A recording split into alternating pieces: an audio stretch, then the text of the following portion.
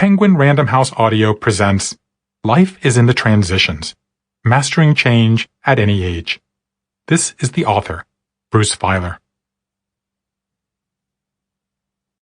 For the next generation, Max, Hallie, Tybee, Eden, Nate, Maya, Judah, and Isaac. Tell the stories.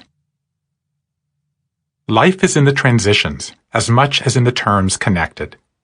William James. Introduction. The Life Story Project. What happens when our fairy tales go awry? I used to believe that phone calls don't change your life, until one day I got a phone call that did. It was from my mother. Your father is trying to kill himself. He's what? Suddenly she was talking and I wasn't really following. Something about a bathroom, a razor, a desperate lunge for relief. Good God. And that wasn't the last time, she said. Later he tried to climb out of a window while I was scrambling eggs. As a writer, I'm often asked whether I learned to write from my dad. The answer is no. My father was uncommonly friendly, even twinkling. We called him a professional Savanian for the seaside city in Georgia where he'd lived for 80 years. But he was more of a listener and a doer than a teller and a scribbler. A Navy veteran, civic leader, Southern Democrat, he was never depressed a minute in his life. Until he got Parkinson's, a disease that affects your mobility and your mood. My dad's father, who also got the disease late in life, shot himself in the head a month before I graduated from high school. My father had promised for years he wouldn't do the same. I know the pain and shame it causes, he said. Then he changed his mind, or at least that part of his mind he could still control. I've lived a full life, he said. I don't want to be mourned. I want to be celebrated. 6 times in the next 12 weeks, my father attempted to end his life. We tried every remedy imaginable, from counseling to electroconvulsive therapy. Yet we couldn't surmount his core challenge. He had lost a reason to live. My family, always a bit hyperfunctional, dove in. My older brother took over the family real estate business. My younger sister helped research medical treatments. But I'm the narrative guy. For 3 decades, I had devoted my life to exploring the stories that give our lives meaning, from the tribal gatherings of the ancient world to the chaotic family dinners of today. I've long been consumed by how stories connect and divide us on a societal level, how they define and deflate us on a personal level. Given this interest, I began to wonder, if my dad was facing a narrative problem, at least in part, maybe it demanded a narrative solution. Maybe what my father needed was a spark to restart his life story. One Monday morning, I sat down and did the simplest, most restorative thing I could imagine. I sent my dad a question. What were your favorite toys as a child? What happened next changed not only him, but everyone around him, and ultimately led me to reevaluate how we all achieve meaning, balance, and joy in our lives. This is the story of what happened next, and what we all can learn from it. This is the story of the Life Story Project. The story of your life. Stop for a second and listen to the story going on in your head. It's there, somewhere, in the background. It's the story you tell others when you first meet them. It's the story you tell yourself when you visit a meaningful place, when you flip through old photographs, when you celebrate an achievement, when you rush to the hospital. It's the story of who you are, where you came from, and where you dream of going in the future. It's the high point of your life, the low point, the turning point. It's what you believe in, what you fight for, what matters most to you. It's the story of your life. And that story isn't just part of you. It is you in a fundamental way. Life is the story you tell yourself. But how you tell that story? Are you a hero, victim, lover, warrior, caretaker, believer? Matters a great deal. How you adapt that story, how you revise, rethink, and rewrite your personal narrative as things change, lurch, or go wrong in your life. matters even more. Recently, something happened to me that made me focus on these issues. I lost control of that story bouncing around in my head. For a while, I didn't know who I was. I didn't know where I was going. I was lost. That's when I began to realize, while storytelling has drawn significant academic and popular interest in recent years, there's an aspect of personal storytelling that hasn't gotten enough attention. What happens when we misplace the plot of our lives? When we get sidetracked by one of the mishaps, foul-ups, or reversals of fortune that appear with uncomfortable frequency these days? What happens when our fairy tales go awry?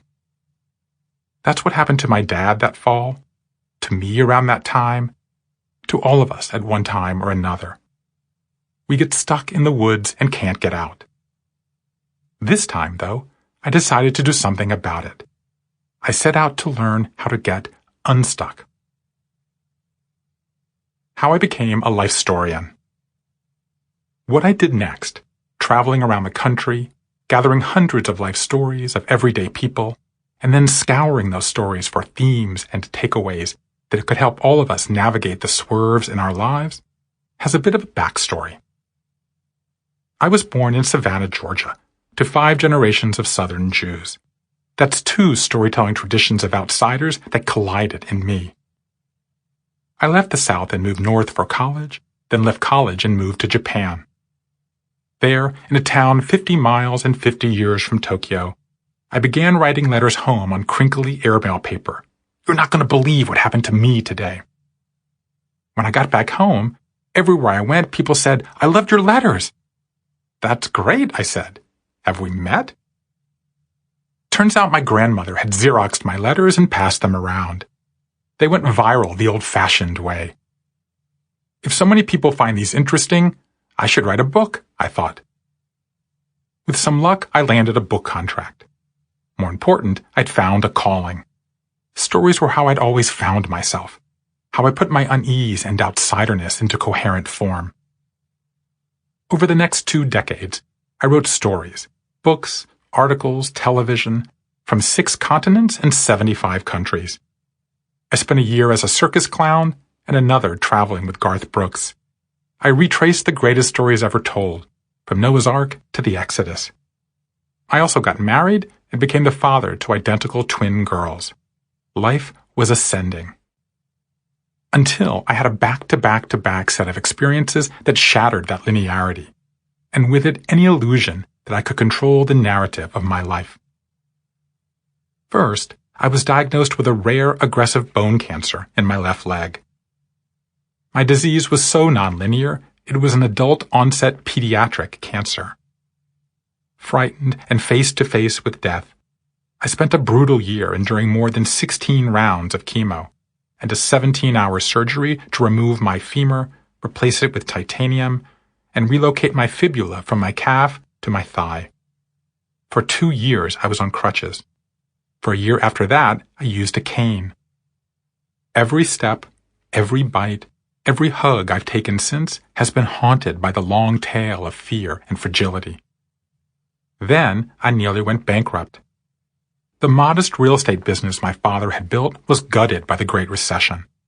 3 generations of dreams were dampened. I emptied my savings. At the same time, the internet decimated the world of print I had worked in for 2 decades. Friend after friend was out on the street. I woke up 3 nights a week in a pale sweat, staring at the ceiling, wondering. Then came my father's suicide spree. The conversations that fall were almost unhavable, the language inadequate for the choices we faced. For me, though, there was something achingly familiar about this period. It drew me back to what had always been my default reaction to a crisis. When in turmoil, turn to narrative. The proper response to a setback is a story. That notion has been gaining currency. A year earlier, while researching a book on high-functioning families, I'd gone to the home of Marshall Duke, a psychologist at Emory University. Marshall and his colleague Robin Fivish had been studying a phenomenon first noticed by Marshall's wife, Sarah. A teacher of students with special needs. Sarah had observed that the children she worked with seemed better able to navigate their lives the more they knew about their family's history. Marshall and Robin devised a set of questions to test this thesis. Do you know where your grandparents met? Do you know an illness or injury your parents experienced when they were younger? Do you know what went on when you were being born? Children who scored highest on this test had a greater belief that they could control the world around them. It was the number one predictor of a child's emotional well-being. Why would knowing your family's story help you navigate your own? All family narratives take on one of three shapes, Marshall explained. First is the ascending family narrative. We came from nothing, we worked hard, we made it big. Next, the descending narrative. We used to have it all, then we lost everything. The most helpful narrative, he continued, is the third one. It's called the oscillating family narrative. We've had ups and downs in our family. Your grandfather was vice president of the bank, but his house burned down. Your aunt was the first girl to go to college, but she got breast cancer. Children who know that lives take all different shapes are much better equipped to face life's inevitable disruptions. I was electrified by this research, and when I wrote about it in the New York Times, readers were too. The article, The Stories That Bind Us, went viral in the modern sense of the word. I heard from parents, scholars, and leaders around the world. All attested to the same thing. Stories stitch us to one another, knit generation to generation, embolden us to take risks to improve our lives when things seem most unhopeful. Facing one of those unhelpful moments that fall, this idea gave me hope. What if I ask my dad to tell his story? Not too long, I thought, just a page or two. The first question I sent about his childhood toys worked, so I followed with another. Are you still friends with any of your friends from high school? Then, what was your house like as a child? As he gained confidence, I started emailing him questions every Monday morning. How'd you become an Eagle Scout? How'd you join the Navy? How'd you meet Mom? My father couldn't move his fingers at this point, so he couldn't type. He would think about the question all week, dictate his story to Siri, then print out a draft and edit it. A lifelong collector, he began adding photographs, newspaper clippings, love letters to my mom. As his writing grew bolder, I made the questions more probing. What's your biggest regret? How'd you survive your first downturn? The process continued for the next 4 years, until my father, a man who had never written anything longer than a memo, backed into writing an autobiography. It was the most remarkable transformation any of us in the family had ever seen. But what exactly explained this transformation? To learn more, I plunged into the neuroscience and biochemistry of storytelling. I interviewed experts on the psychological and emotional benefits of life reminiscence. I tracked down pioneers in the nascent disciplines of narrative gerontology, narrative adolescence, and narrative medicine. What I found was a young but growing field built around the idea that reimagining and reconstructing our personal stories is vital to living a fulfilling life. But I also found something lacking. There was an aspect of what my dad was going through, what I was going through, what nearly everyone I knew was going through, that seemed left out of the conversation. That missing ingredient touched on what Marshall had identified as the key element of family stories: their shape. Our personal narratives, I began to think, have shapes as much as our family ones do. Each of us carries around an unspoken set of assumptions that dictate how we expect our lives will unfold. These expectations come from all corners and influence us more than we admit. We've been led to believe that our lives will always ascend, for example, and are shocked to discover they oscillate instead. Our society tells us we should be basking in progress, but our experience tells us we are beset by slip-ups. Might this gap help explain the anxiety so many of us feel? All these issues came to a head for me one unlikely day. The occasion was my 30th college reunion. I had thrown out my back, and my classmate David offered to drive us from Brooklyn, where we both live. We'll have a chance to catch up, I thought. But David turned out to be closing a multi-million-dollar real estate deal and spent the entire car ride toggling between phone calls with ebullient lawyers on the one hand and distraught colleagues on the other. The day before, the 9-month-old baby of one of David's business partners had gone down for a nap and never woke up. David was both on top of the world and completely flattened. I was moderating a panel of prominent classmates that afternoon. In preparation, I had assembled their resumes, all neatly typed and impressive. But I was so shaken by the story David had shared that by the time I took the stage, I looked out at the auditorium full of people, took the resumes, and ripped them in half. "I don't care about your successes," I said. "Tell them to your mother. I want to hear about your struggles, your challenges, what keeps you awake at night." That evening, the class of '87 gathered under a massive tent. There was a bar on one end and a barbecue on the other.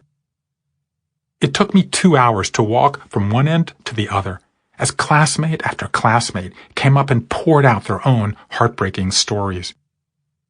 My wife went into the hospital with a routine headache and died the next morning. My 13-year-old slashed her wrists. My mother's an alcoholic. My boss is a crook. I'm being sued for malpractice. I'm being treated for depression. I'm afraid. What everybody said, in one way or the other, was the same thing. My life has been disrupted. My dreams shattered. My confidence punctured. There's a gap between the upward, dependable, every problem can be cured with a pill, an app, or 5 minutes of meditation life I was sold, and the unstable, unpredictable, utterly fluid life I'm forced to contend with. The life I'm living is not the life I expected. I'm living life out of order. That night, I called my wife. Something's going on. No one knows how to tell their story anymore. I've got to figure out how to help. Tell me the story of your life. What I did was create the Life Story Project. I crisscrossed the country, finding people with interesting life stories to tell, interviewed those people for hours about the transitions, disruptions, and reinventions of their lives, and then mined those stories for patterns and clues. I started organically with people I knew, then gradually became more rigorous, seeking out people of all demographics. I did the oldest thing imaginable, go talk to people, and I did it in the most contemporary way. I conducted life stories in living rooms, bedrooms, hospital rooms, boats, bars, airstreams, Native American reservations, Broadway theaters, and Franciscan nunneries. I did them in person, on cell phones, on landlines, and via Zoom, FaceTime, and Skype. 200 years ago, the legendary loner and Danish philosopher Soren Kierkegaard used to interrupt his solitude by going on what he called people baths, plunging into the streets of Copenhagen, buttonholing acquaintances, and engaging strangers in robust, afternoon-long conversations. That's what I felt like. I went on a 3-year-long people bath. And here's where I ended up. I gathered 225 life stories, all ages, backgrounds, and walks of life, all 50 states. The stories included a mind-boggling array of life experiences: lost limbs, lost jobs, lost homes, changed religions, changed careers, changed genders, those who got sober, got divorced, got out of cults, as well as scores who went through everyday transitions of hope, revival, and renewal.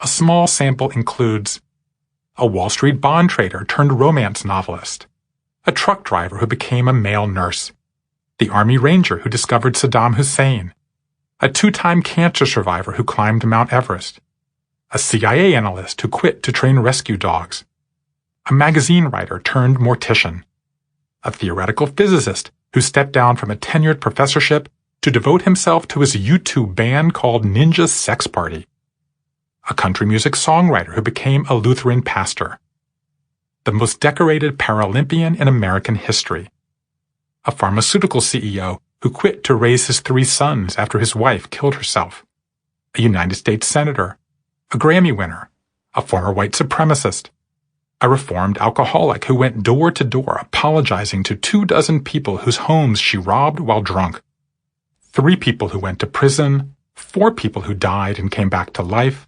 5 people who survived suicide attempts, 6 people who transitioned genders, and, at the very end, the partner of my friend David, whose baby went down for a nap and never woke up. What I did with these people is what I called the life story interview. More than 30 years ago, a little-known Harvard PhD named Dan McAdams designed a process of interviewing people about their lives as a way to understand how they developed and refined their sense of self.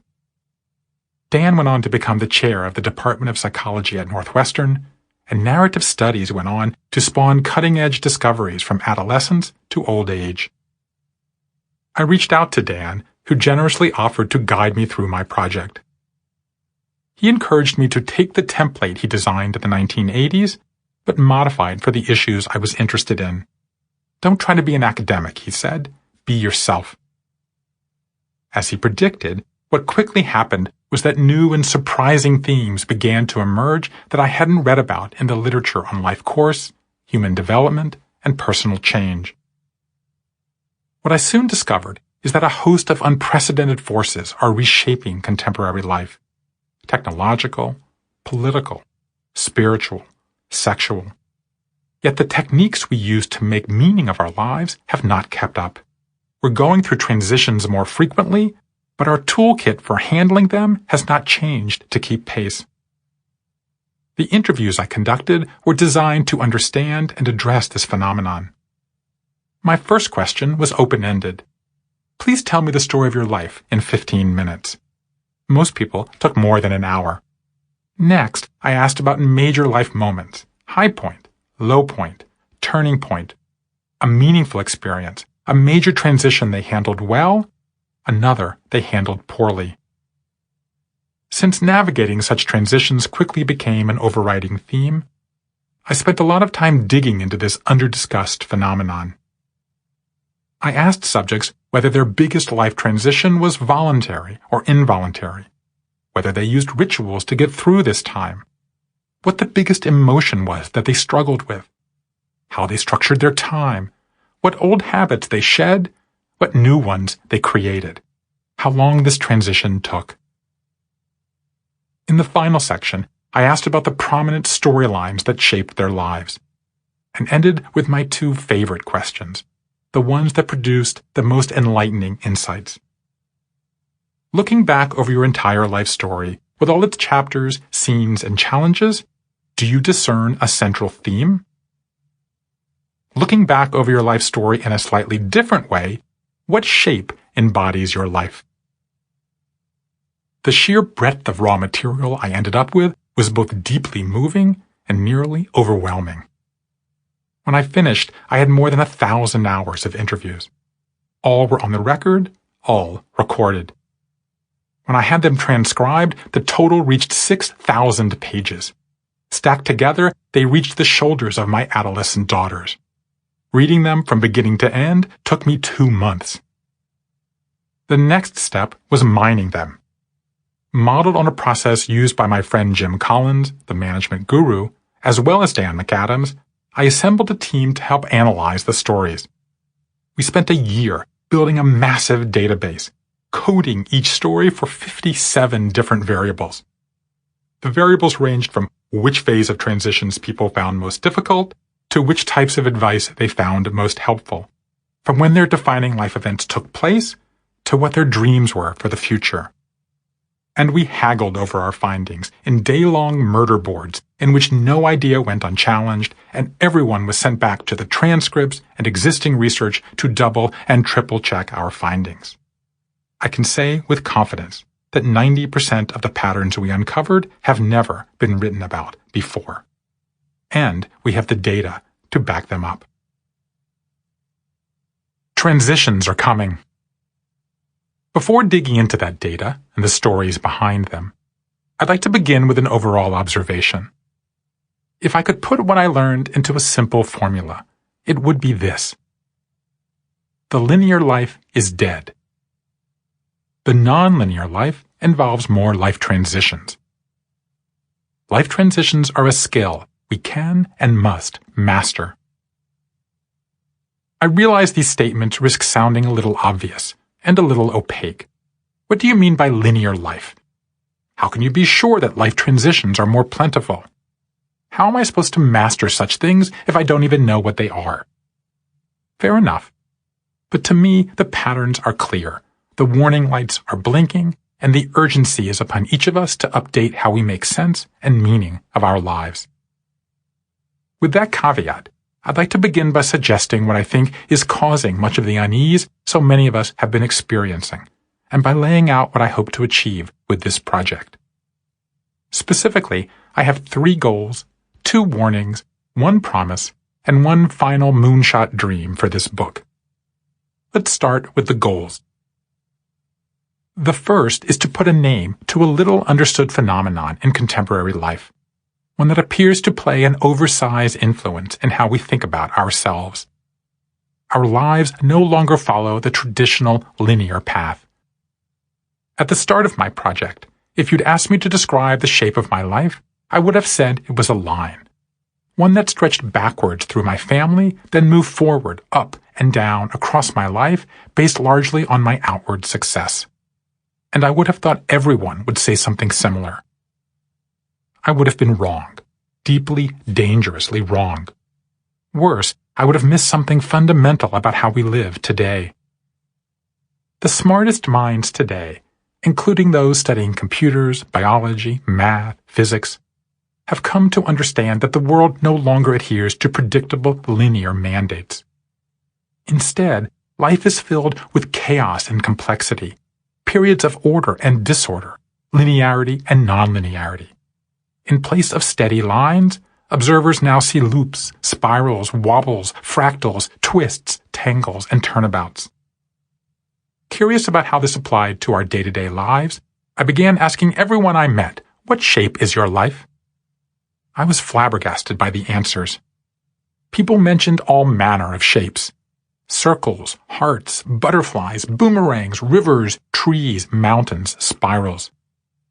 When I asked them to explain, they unfurled a pent-up tangle of desires, defeats, and disappointments, all of which were reflected in the multidimensional shapes of their personal narratives. The idea that life follows a series of carefully calibrated progressions, childhood to young adulthood to middle age to old age, dating to marriage to children to empty nest, low-level job to mid-level job to senior-level job to retirement, seems preposterously outdated. Instead of passing through a series of preordained life stages interrupted by periodic crises on birthdays that end in 0, we experience life as a complex swirl of celebrations, setbacks, triumphs, and rebirths across the full span of our years. What's more, Gen Xers feel this way more than Boomers, and Millennials even more than Xers. The once routine expectation that people will have one job, one relationship, one faith, one home, one body, one sexuality, one identity from adolescence to assisted living is deader than it's ever been. This is what it means to live a nonlinear life, and it has profound consequences for decisions we all make every day. The biggest of those consequences is that for all the benefits of living nonlinearly, personal freedom, self-expression, living your own life rather than the life others want you to live, it obliges us all to navigate an almost overwhelming array of life transitions. That leads to my second goal, understanding this proliferating breed of life event. Conflict is the one precondition of a story. For there to be a narrative at all, something unforeseen must happen. The plot twists in Hollywood lingo, the peripeteia in Aristotle's naming. Everybody agrees that a story begins with some breach in the expected state of things, writes Jerome Bruner, the pioneer of narrative psychology. Something goes awry, otherwise there's nothing to tell about. The story is the tool to resolve this breach. A central finding of my conversations, and for me an unnerving one, is that the frequency with which these disturbances are popping up these days is rapidly increasing. We are facing an epidemic of breaches, disruptors as I call them. Many reasons explain this, see Chapter 2, but for now let me simply say that we tallied up every single variation of unsettling life event I heard. The total came to 52 types. That's 52 different sources of conflict, upheaval, or stress a person can face. These range from the voluntary, losing weight, starting a company, to the involuntary, being fired, discovering your child has special needs. From the personal, getting sober, losing a loved one, to the collective, joining a social movement, being hit by a natural disaster. The number of disruptors a person can expect to experience in an adult life is around 3 dozen. That's an average of 1 every 12 to 18 months. We manage to get through many of these disruptors with only minor upset to our lives. We adjust, draw on our loved ones, recalibrate our life stories. But every now and then, one, or more commonly a pileup of 2, 3, or 4 of these disruptors rises to the level of truly disorienting and destabilizing us. I call these events lifequakes, because the damage they cause can be devastating. They're higher on the Richter scale of consequence, and their aftershocks can last for years. The average person goes through 3 to 5 of these massive reorientations in their adult lives. Their average duration, my data show, is 5 years. When you do the math, that means nearly half our lives are spent responding to one of these episodes. You or someone you love is almost surely going through one now. Few anticipate this volume of life-altering events, which leads to my third goal. Since we face more of these experiences than we expect, and that number is only likely to increase in the coming years, as I'll explain, mastering the skills necessary to pass through them becomes all the more acute. Lifequakes may be voluntary or involuntary, but navigating the transitions that flow from them can only be voluntary. We must choose to deploy the skills. So what exactly are those skills? I believe the most exciting thing I uncovered is a clear, detailed toolkit for navigating these transitions. Many people perform a number of these steps instinctually, but knowing or doing the entire list is quite rare.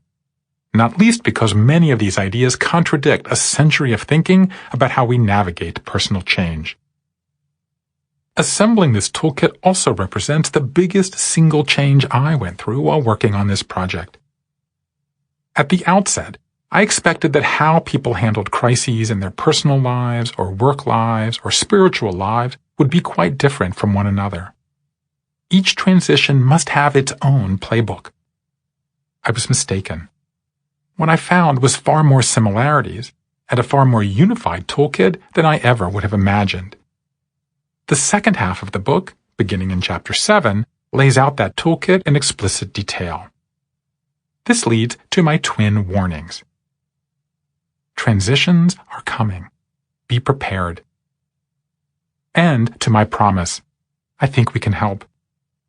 The we in this case is not just me or even the team who helped me quantify these findings. It's the hundreds of people I explored these issues with, who were brave and forthcoming in their honesty, and who shared with me the daring and inventive ways they navigated their personal triumphs and trials. The ideas in this book are mine. If they are misguided or misdirected, I am responsible. But I did not impose them on the people I met. I discovered them. They are not top-down, they are bottom-up. They reflect, I believe, the truth about how people are actually responding to this period of unprecedented change. Which brings me to my moonshot dream, the ultimate windmill I'd like to tilt against. I'd like to redefine what life transitions mean. As long as we all have to go through these tumultuous periods, and not just once or twice, but 3, 4, 5, or even more times in our lives, as long as we have to experience all this stress and distress, heartrending and heart-mending. As long as we have to readjust our personal narratives, realign our priorities, and rebalance the shapes that bring meaning to our lives, why do we insist on talking about these periods as something dire and defeating, as miserable slogs we have to grit, grind, or grovel our way through? As long as life is going to be full of plot twists, why not spend more time learning to master them? William James, the father of modern psychology, said it best nearly a century and a half ago, and his wisdom has been sadly forgotten. Life is in the transitions. His point is even more true today. We can't ignore these central times of life. We can't wish or will them away. We have to accept them, name them, mark them, share them, and eventually convert them into a new and vital fuel for remaking our life stories. The Wolf in the Fairy Tale. The Italians have a wonderful expression for how our lives get upended when we least expect them. Lupus in fabula. Fabula means fairy tale. The fabula is the fantasy of our lives, the ideal version, our lives when everything is going right. Lupus means wolf. The lupus is the trouble, the conflict, the big scary thing that threatens to destroy everything around it. Our actual lives, in other words. Lupus in fabula means the wolf in the fairy tale. Italians use it as the equivalent of speak of the devil. Just when life is going swimmingly, along comes a demon, an ogre, a dragon, a diagnosis, a downsizing, a death. Just when our fairy tales seem poised to come true, a wolf appears. That's what happened to me all those years ago, to my dad in his moment of hopelessness, to everyone I know in one time or another. We get stuck in the woods and can't see a way out. We lose sight of happily ever after. I don't feel that way now. This project was a giant wolf killer for me. It gave me more tools to fight problems, more compassion to help others, more capacity to expand and rewrite my life story than I ever thought possible. Along the way, it helped me make peace with my illness, with my career insecurity, with my own misjudgments and screw-ups. Listening to these stories every day filled me with awe for the breadth of human experience and with appreciation for the range of abject human miseries I've been lucky enough to avoid, at least for now. And it taught me this. We all ache. We all hurt, suffer, and yearn. We all wallow in our bad decisions, mourn our losses, obsess over our flawed body parts, our poor choices, and our missed opportunities. We know we would be happier, richer in satisfaction, maybe even literally richer if we didn't do these things. And yet, we can't help ourselves. We have what appears to be a genetic imperative to retell our life story over and over again, sometimes tarrying a little too long on our poorest performances or weakest moments. We can't get past the wolves. And that's okay. Because if you banish the wolf, you banish the hero. And if there's one thing I learned, we all need to be the hero of our own story. That's why we need fairy tales. They teach us to allay our fears and help us sleep at night. Which is why we keep telling them, year after year, bedtime after bedtime. They turn our nightmares into dreams. Part 1. The Shape of Your Life. Chapter 1. Farewell to the Linear Life. The End of Predictability. Christy Moore always hated school. I hated it from the very first day, she said. I would pretend to vomit at the bus stop. My mom got to the point where she'd make me show her where I'd gotten sick in order for me to stay home. If she couldn't show her, Christy had to get on the bus. But then I'd just make myself sick at school so she'd have to come and get me. A tomboy, Christy had no interest in girly things, from dresses to babies. I took apart my sister's Barbie doll house on Christmas morning. By high school, she was a rebel. I had no idea what I wanted to do in life. I just knew I didn't enjoy learning. She started dating a football player. She became a cheerleader because that's what 16-year-old girls did in South Georgia. She played hooky and hung out at the beach. And then, the summer after her junior year, she became pregnant. I told Roy up front, "I'm having the baby," she said of her boyfriend. "If you're going to be in our lives, I'll keep it. If not, I'll put it up for adoption." Roy was offended. Of course he would stick around, he said. She went to tell her mother. "At the time, I didn't know Mom was an alcoholic," Christy said. "She was literally a closet drunk. She went into her closet every night and drank, then passed out. We always thought she went to bed early." Christy sat next to her on the couch and said they needed to talk.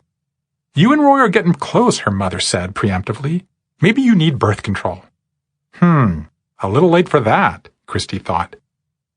Christy's mom proposed they buy some maternity clothes, then picked up a book on grandparenting to give to her dad, who worked late. They left the book on his pillow. "I woke up at midnight to my dad screaming at my sister because she was the bad one. 'It's your other daughter,' my sister said, and that's how he found out." 6 weeks later, Christy and Roy were married. He dropped out of college and got a job at Kentucky Fried Chicken. Christy dropped out of high school. They lived in a duplex. "I thought this not only ruins our lives, this completely changes the trajectory of our lives," she said. "I really had no desire to have kids. I was going to be a really good aunt. But I instantly went from, I'm never going to be a mom, to, I'm going to be the best stay-at-home mom ever and raise good citizens." In the next 8 years, Christy and Roy had 3 children.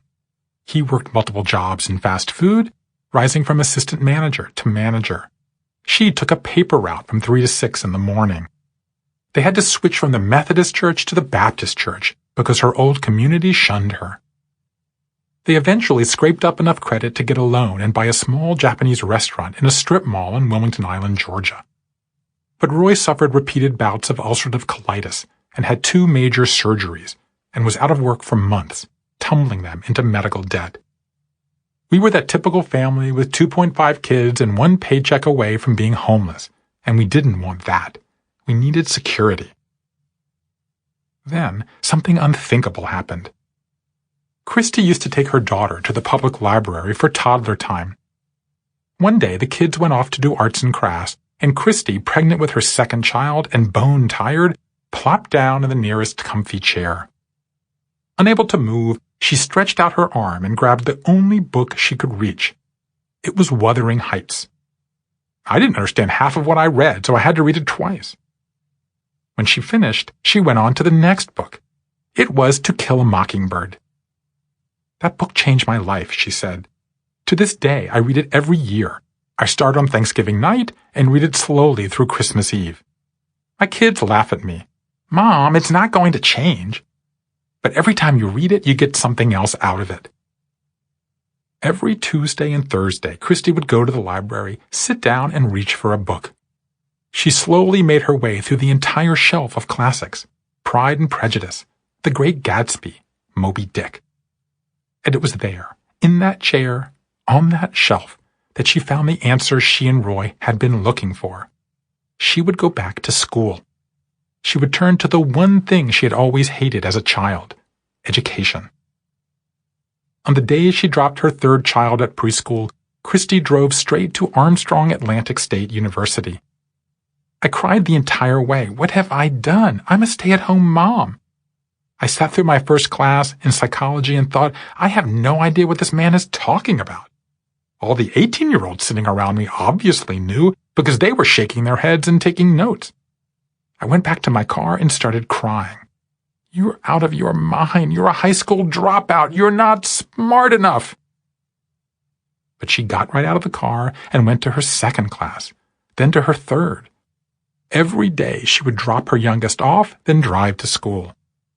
I would pray to God, "I don't know if I can do this. Just put the information in my head." She survived the 1st semester, then signed up for another. Her grades improved. With a full load, 3 children, a sick husband, ballet rehearsals, and baseball games, her life was orchestrated to the second. She entered everything onto a paper calendar in different colors of ink and crammed her life into a blue LL Bean book bag. and she made mountains of flashcards. My kids just learned at the red light the cards would come out. When the light turned green, they'd say, "Mom!" and I'd put them down and drive to the next place. I even studied at Disney World. In 4 years, she earned a bachelor's degree in respiratory therapy. The girl who didn't like babies until she had babies of her own became an expert in keeping premature babies alive. Then she went on to get a master's degree, which took 3 more years. Finally, after a bout of thyroid cancer, she took the biggest leap of all. She enrolled in a doctorate program in adult education. 6 years later, a full 16 years after picking up Wuthering Heights, 24 years after dropping out of high school, and 38 years after purposefully throwing up on the first day of kindergarten, Christy donned a tank top and shorts on a 102-degree day in August, pulled on her royal blue cap and gown, and marched down the aisle. She had pulled off the unimaginable. She had gone from GED to PhD. She called it the happiest day of her life. "Although my life is completely out of order," she said, "if I had done it in the expected order, I wouldn't have the husband I have, the children I have, or the life that I have, which I adore. I would have been on the corner doing drugs or toothless flipping burgers somewhere." Instead, today she has a job counseling non-traditional students, precisely those who don't love school, on the virtues of bucking the traditional path and continuing their education. And she considers the upside-down way she lived her life to be the greatest testament she can make to the value of finding your own life course. The Circle of Life. In her book, A Short History of Myth, Karen Armstrong makes the point that every time humans take a step forward, they revise and update their understanding of the world. This revision usually involves a host of issues, from religious beliefs to sexual taboos. Few would disagree we're in such a moment of transformation today. In what seems like overnight, we've seen whiplashing breakthroughs in technology, a weakening of religious institutions, a realignment of gender roles. Yet few people seem to acknowledge, or even understand, that we're in a similar readjustment in our expectations for what shape our lives should take. I realize the word shape might seem out of context in a discussion of human life. Wait, are you saying my life is a circle, a triangle, or a line?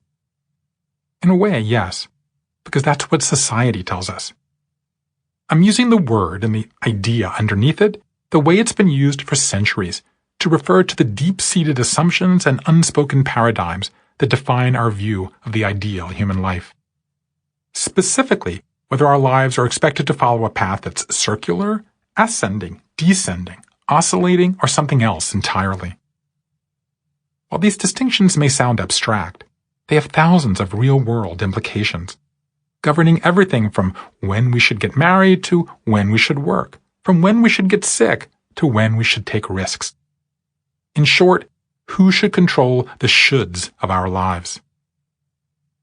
The easiest way to understand this change is to first look back at prior cultures and how they understood these shapes and shoulds.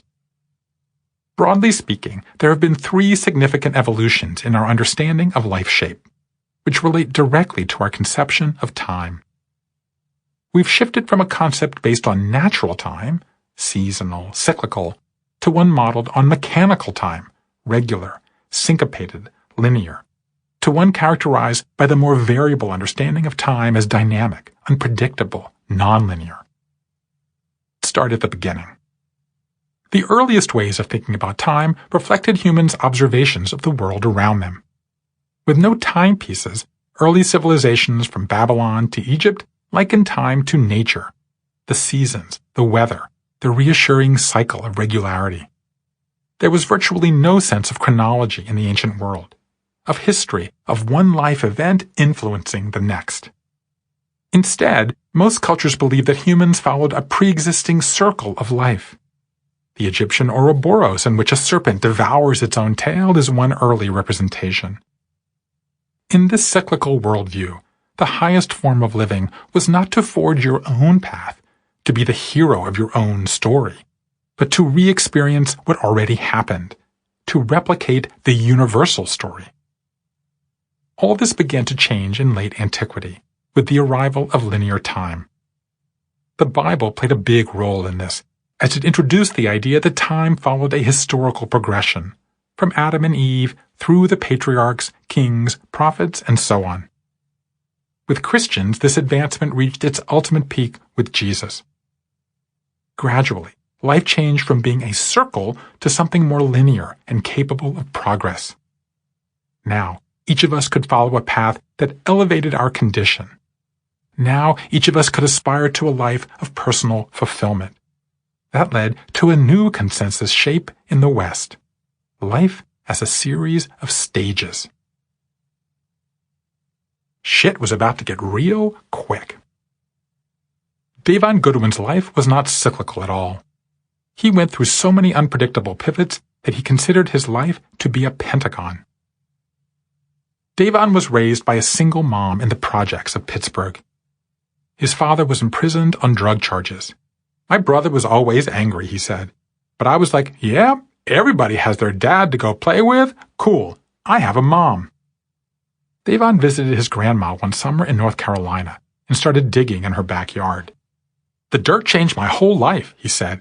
I wanted to be a botanist. I wanted to be playing with flowers. Most people in my world said, you're gay, you gotta be gay.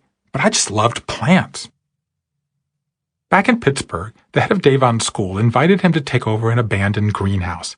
So he spent half of every day building a tropical forest, the rest going to wrestling practice. I started looking for a college that had wrestling and botany, he said. That's not a lot of places. He accepted a scholarship to the University of North Carolina at Pembroke. Halfway through freshman year, he quit the wrestling team. I told the coach, thank you, but I want to party. I want to eat more than one meal a day. I want to experience college. Soon, his grades dropped. He lost his scholarship. He had no way to pay his bills. An Army recruiter offered him $60,000 to cover his tuition, so Davon enlisted. His mother was horrified. Why the hell did you do that? But he was driving trucks in a non-deployable unit, he assured her, and he could stay in school while he served. Then he got deployed. At first, it was just Kuwait, which was relatively safe. But then his sergeant came in and announced, we just got called to Afghanistan. Pack your stuff. We're leaving in an hour. Shit was about to get real quick, Davon thought. I knew it was going to be bad when as soon as the plane landed on the tarmac, they opened the back door and said, jump. For a while, things were stable. Davon even went home on leave. 2 weeks after he returned, he was assigned to drive an Oshkosh M1070 heavy equipment transporter, the largest vehicle in the Army, on a mission in Helmand Province, west of Kandahar. The Taliban were everywhere, he said. The night before, Davon had a bad feeling and couldn't sleep. He told his commanding officer, I don't know what it is, but something tells me not to drive. The officer responded, then at least get your ass in the passenger seat. 15 minutes later, the truck drove over a 500-pound IED, an improvised explosive device, directly under his feet. The vehicle was shredded. The only thing I can remember asking was, God, get me out of this truck. Davon broke his L1 and L2 vertebra that morning and suffered what he calls a hell of a lot of traumatic brain injury. He was flown to Germany, then to Fort Bragg in North Carolina. He suffered from acute back pain, depression, and severe narcolepsy. I started drinking heavily. I had suicidal ideations. One night I went into the bathroom and stared into my medicine cabinet. I said to myself, if I take all these pills, what do I have to lose? Right then, the phone rings. Don't answer it, I thought. But I looked over and saw it was my mom. She told me she was quitting her job in Pittsburgh and moving to North Carolina. I'll be right there if you need my help. The week she arrived, she made Davon go to church. Halfway through the service, the preacher asked new visitors to share their stories. Davon demurred, but his mother insisted. You've got to tell your story, because your story matters, she said. So he told it. I was crying, and she was like, see, it's out now. You don't have to feel ashamed. That was the day I started living again. Davon's rehab officer insisted he could never read again, but Davon didn't believe him. So he checked out of his program and re-enrolled in college.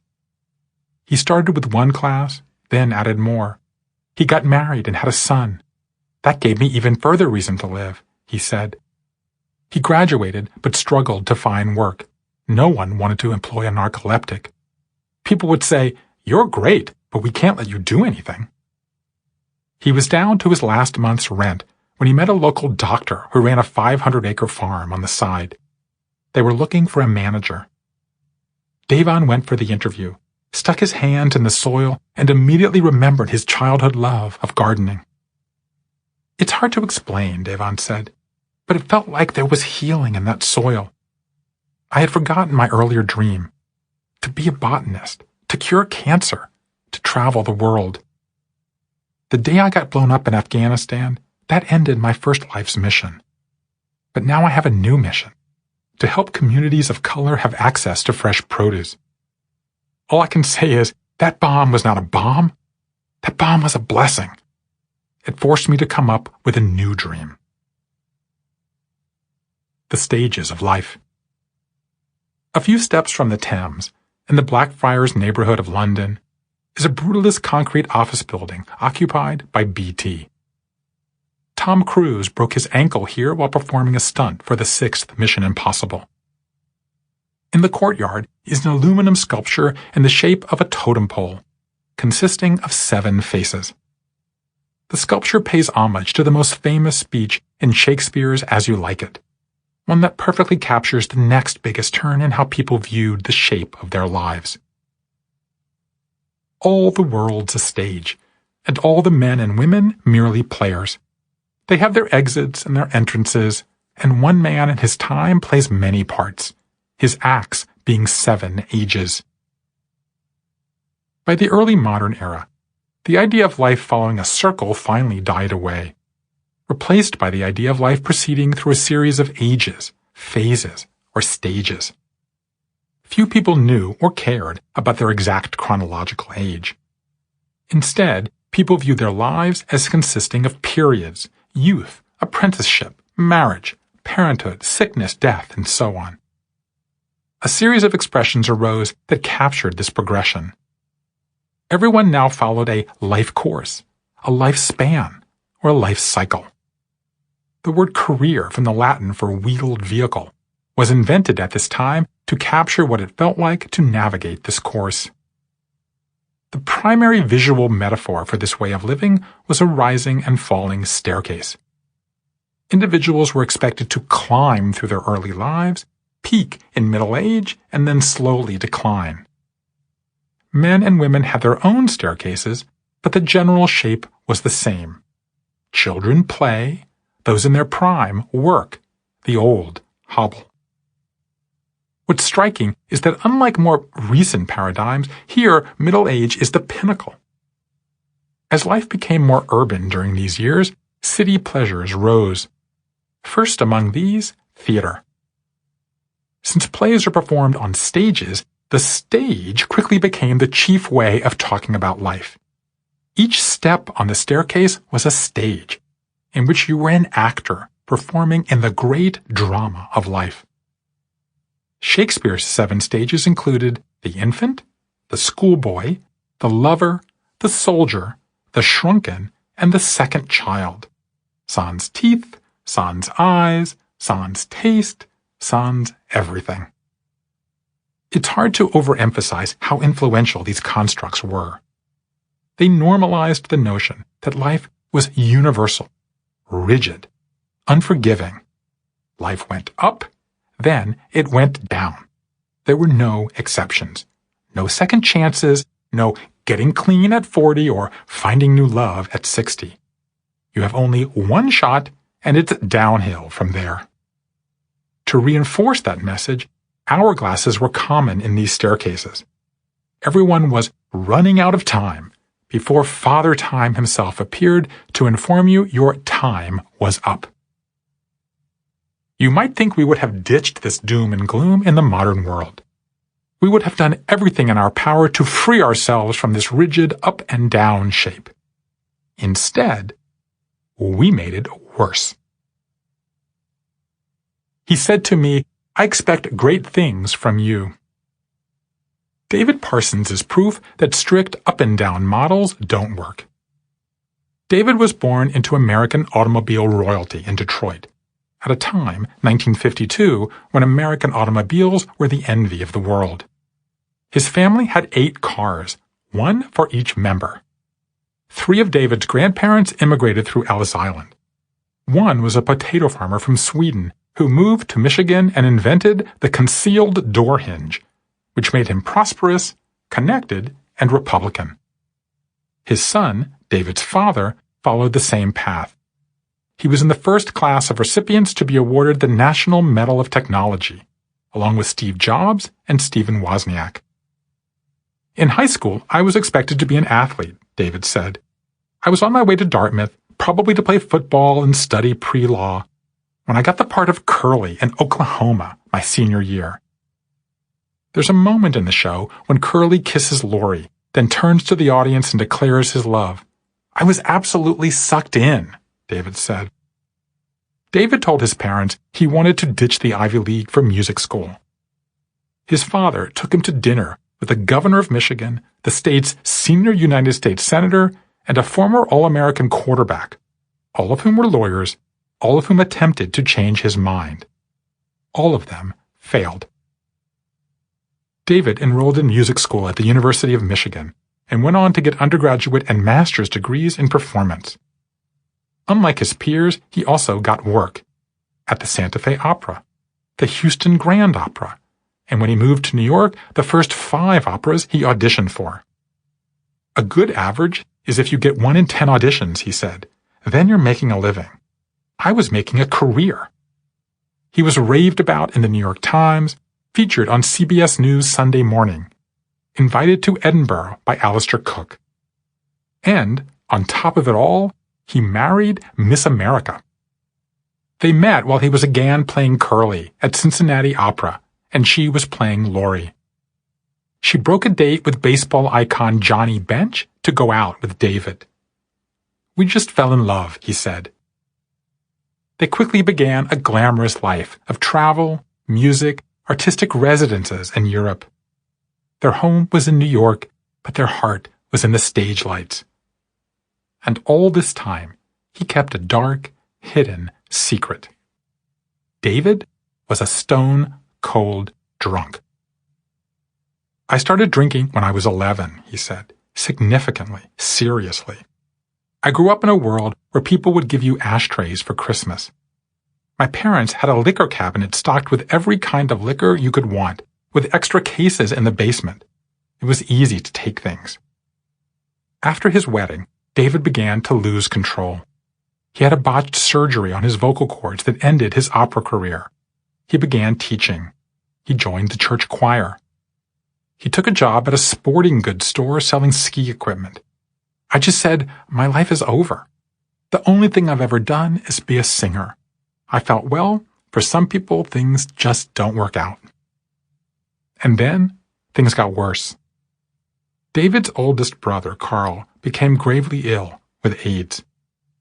Carl had lived in Los Angeles since the late 60s, where he was Zsa Zsa Gabor's secretary and designed homes for stars. He and David remained close. Carl was the one who had flown in for every one of David's openings.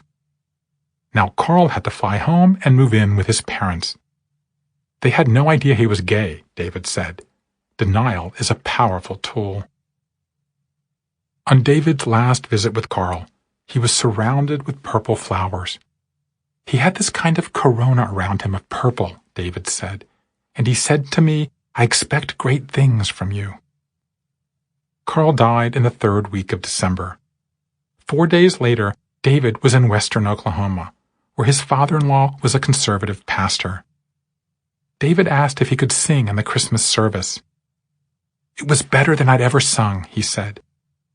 I went home and went through a bottle of scotch with such ferocity and anger, and the next morning, I woke up, got down on my knees and said, I can't do this another day.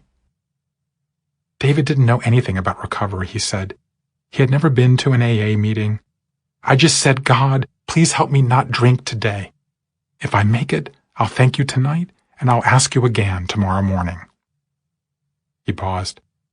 I haven't had a drink since that day. Soon after, David told his wife that he was called to join the Lutheran ministry. He had been spending more time in church, he said. He saw the resistance to gays and lesbians like his brother and wanted to expand the mission of the church. I'll pay for you to go to law school, she said, but I won't be a preacher's wife. David couldn't resist. He enrolled in Union Theological Seminary in New York.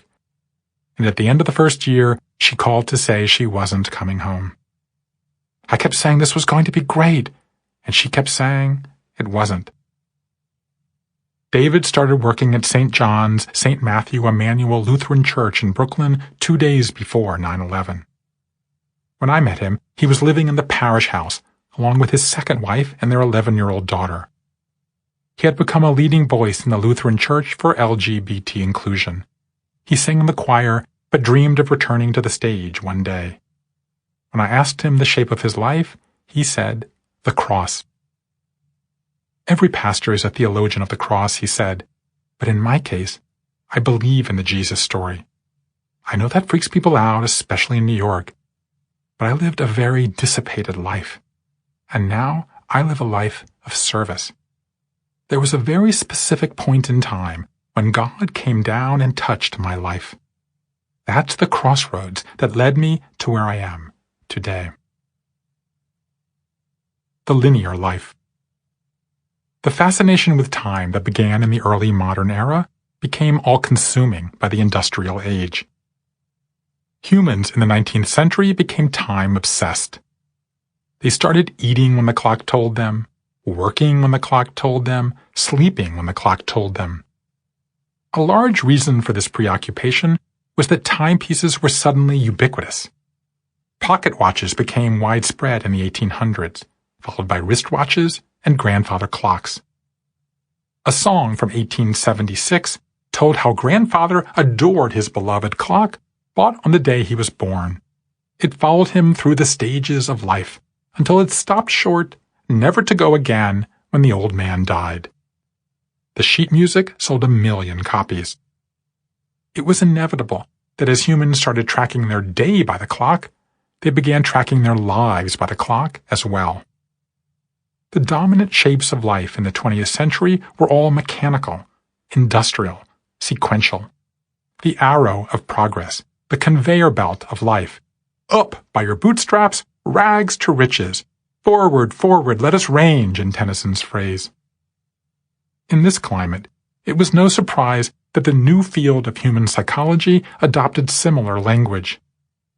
The regimentation of the human day led to the regimentation of the human life. Beginning around 1900, a plethora of new time periods became popular. Adolescence, midlife, retirement, geriatrics.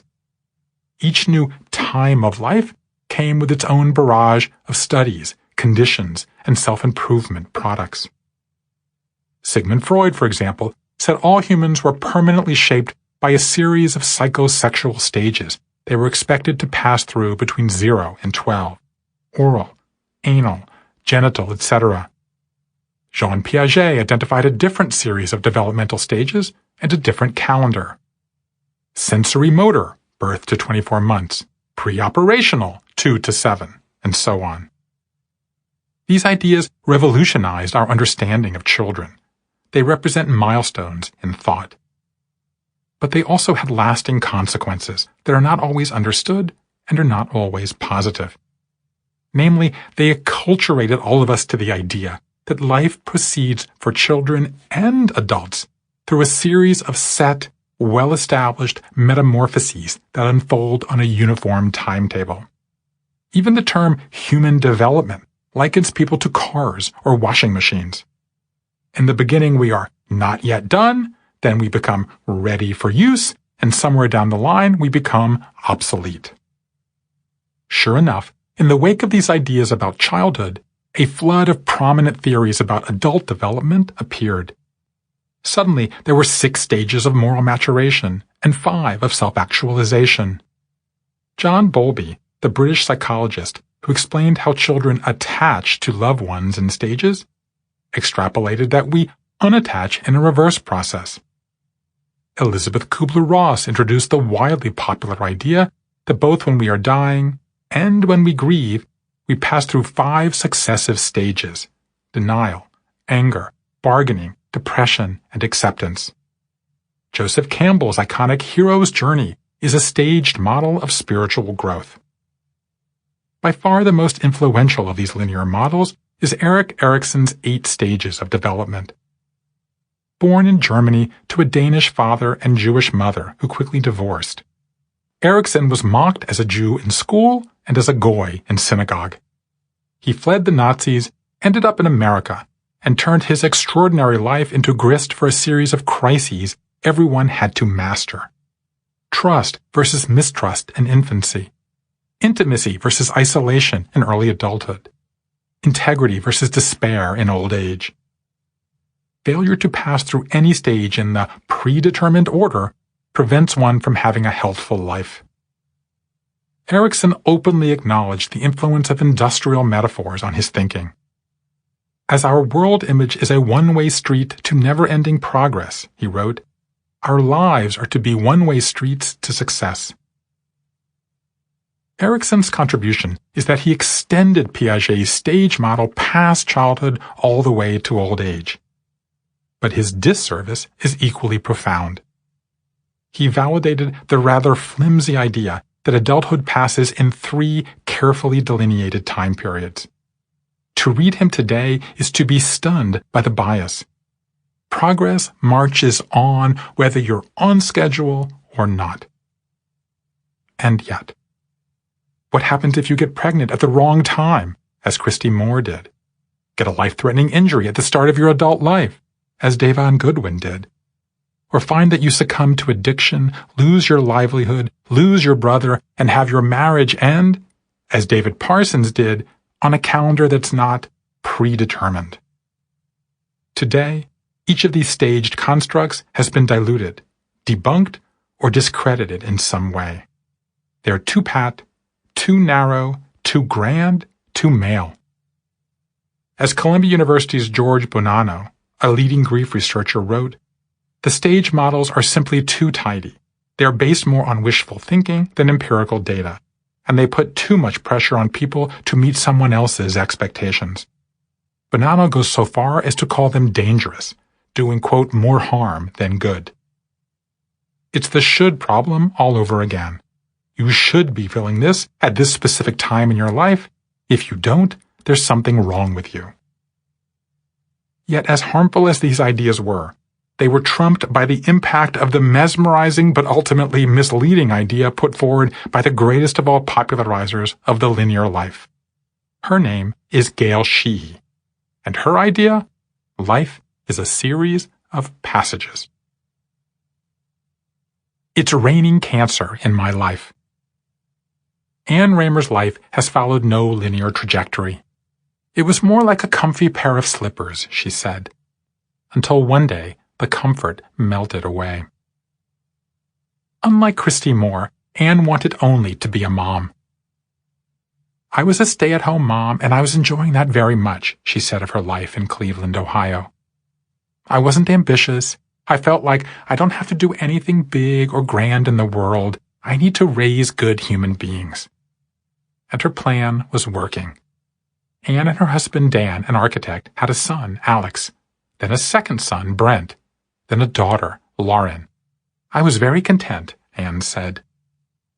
At 17 months, though, Lauren began growing pubic hair. My pediatrician told me it's because I started taking birth control pills while I was breastfeeding. Anne was skeptical, so she called her OB. No, this is not from that. You bring her to see me today. Lauren was diagnosed with adrenal cancer. It's hideously rare, Anne said.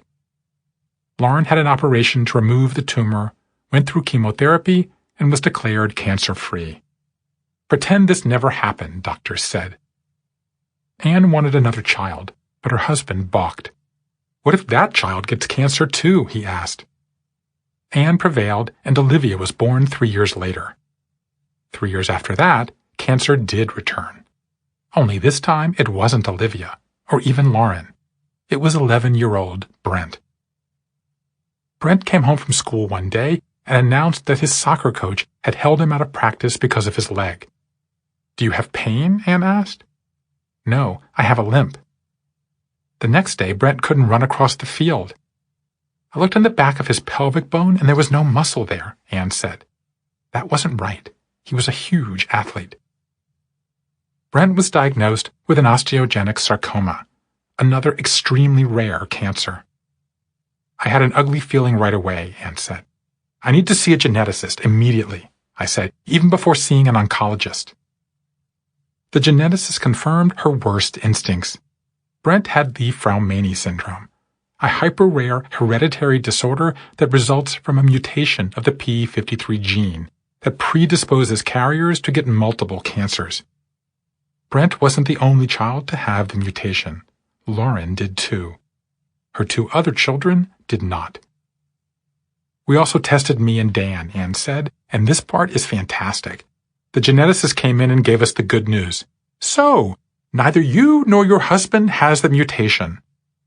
Then she said, "I have to ask you, are we sure about the paternity of these children?" "Really?" I said. "Oh, it was an awesome day," Anne said. I told her, "Well, it's not like I've been cruising the cancer ward to step out on my husband." Every doctor the family consulted said that Brent needed to have his leg amputated, except one, John Healy, an orthopedist at Memorial Sloan Kettering in New York City, the same surgeon, as it happened, who saved my leg. Brent began chemotherapy. His surgery was scheduled for early January. The family decided to celebrate Christmas early, on December 23rd. That morning, the telephone rang, Anne said. It was Lauren's doctor, saying they'd found a golf ball-sized tumor in her brain. 9-year-old Lauren had brain surgery on December 28th. While she was still in the hospital recovering in Ohio, 11-year-old Brent had surgery in New York. "I mean, this is not how this is supposed to go," Anne said. "This being life?" I said. "Just think, it's raining cancer in my life. Nobody expects that." That rain soon became a full-blown storm. Brent had 3 follow-up surgeries in the coming months, then 3 more procedures the summer after that. He was able to walk, went back to school, was doing great, Anne said. Then I got a phone call that he had metastatic melanoma and had to do a year of interferon. There were a good 3 hours when we were in the clear. The treatment did not work. Brent soon came down with acute myeloid leukemia. The only option was a bone marrow transplant.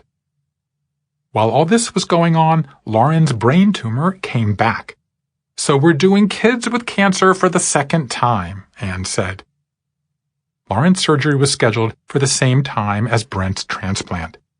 Alex, their older brother, agreed to be Brent's donor.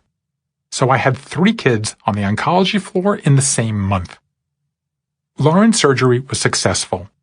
Brent, too, did well for a while and was able to resume school. But the following year, he developed necrotizing fasciitis, a flesh-eating bacterium. He was a good candidate for a drug trial, but was ineligible because he was a minor. A skin graft from his brother helped for a time, but his body was weakening. Lauren, meanwhile, got an osteosarcoma herself. Once again, Lauren and Brent were in the same treatment center in Houston on the 9th and 7th floors. This time, though, the situation did not last. Brent Raymer died on December 30th, 2 months before his 18th birthday, which would have made him eligible for the trial. Our whole family was there, Anne said. I grabbed Lauren off her floor so we could all be together.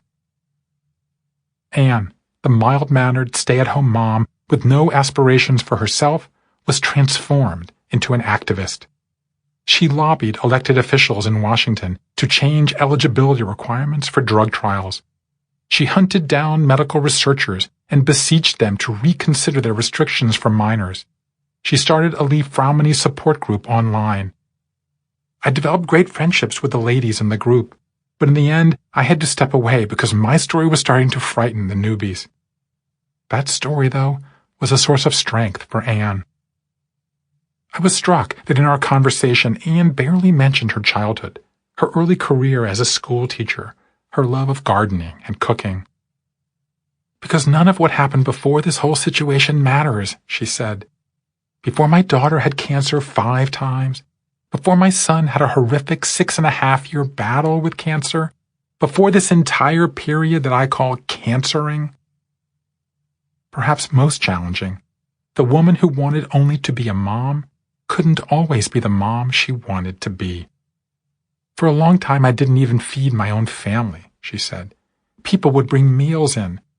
As you might imagine, I'm in New York for 2 months. Alex needed to get to practice, Olivia needed to get to preschool, and people stepped in. As a stay-at-home mom and a person whose identity was taking care of my family, that was a huge change for me. To give up that control, to accept that charity. But she did accept it, and came to embrace this new narrative of herself. I learned things about life I didn't think I could understand, Anne said. I challenged myself in ways I didn't think possible. I learned to seek out answers, to speak up, to do things I wasn't comfortable doing. This wasn't the life I expected, but it was the life I got. My work used to be my children. Now my work is cancer and my children. And I'm still content with that. Gail Sheehy and the Delusion of Predictability. The man who invented the midlife crisis had a midlife crisis of his own. His idea bombed. In 1957, a Canadian psychoanalyst named Elliot Jacques gave a speech before a distinguished audience in London in which he claimed people in their mid-30s went through a depressive period. Reactions to this time of life included concern over health, compulsive vanity, promiscuity, and religious awakening. The audience hated the idea, so he dropped it. Nearly a decade later, he revisited it, this time in a paper called Death and the Midlife Crisis. Jacques was inspired, he said, by the oversimplification of how we talked about life's shape. Up till now, life has seemed an endless upward slope, with nothing but the distant horizon in view, he wrote. Now, he went on, he'd reached the crest of the hill, and there, stretching ahead, is the downward slope. It ends, inevitably, in death. The most common age for this crisis, he said, 37. Jacques' idea, while tantalizing, was not grounded in research. It was based on his reading of biographies of 310 famous men, from Michelangelo to Bach. He didn't include women in his study, he said, because menopause, quote, obscured their midlife transition. No wonder the London audience scoffed at his theory. But others ran with it. In the early 70s, Roger Gould of UCLA sent questionnaires on midlife to several hundred subjects. Daniel Levinson of Yale interviewed 40 people, also all male, and identified what he called 4 seasons of a man's life. There is a single, most frequent age at which each period begins, he went on. 17, 40, 60, and 80. Everyone lives through the same developmental periods at the same time. Again, the rigidity is stunning. Levinson was so precise and doctrinaire that he insisted the midlife crisis must start in the 40th year and will end at 45 and a half. 80% of men go through one of these crises, he said. Rather than question this idea, Americans embraced it, largely because of the brilliance of one woman. Gail Sheehy was a former home ec major turned freelance journalist and a divorced single mom when, in 1972, while in Northern Ireland, a young boy she was interviewing was shot in the face. The shock produced an existential crisis about how she felt on reaching her mid-30s. Sheehy picked up on the research of Gould and Levinson and used them for a basis of an article in New York Magazine.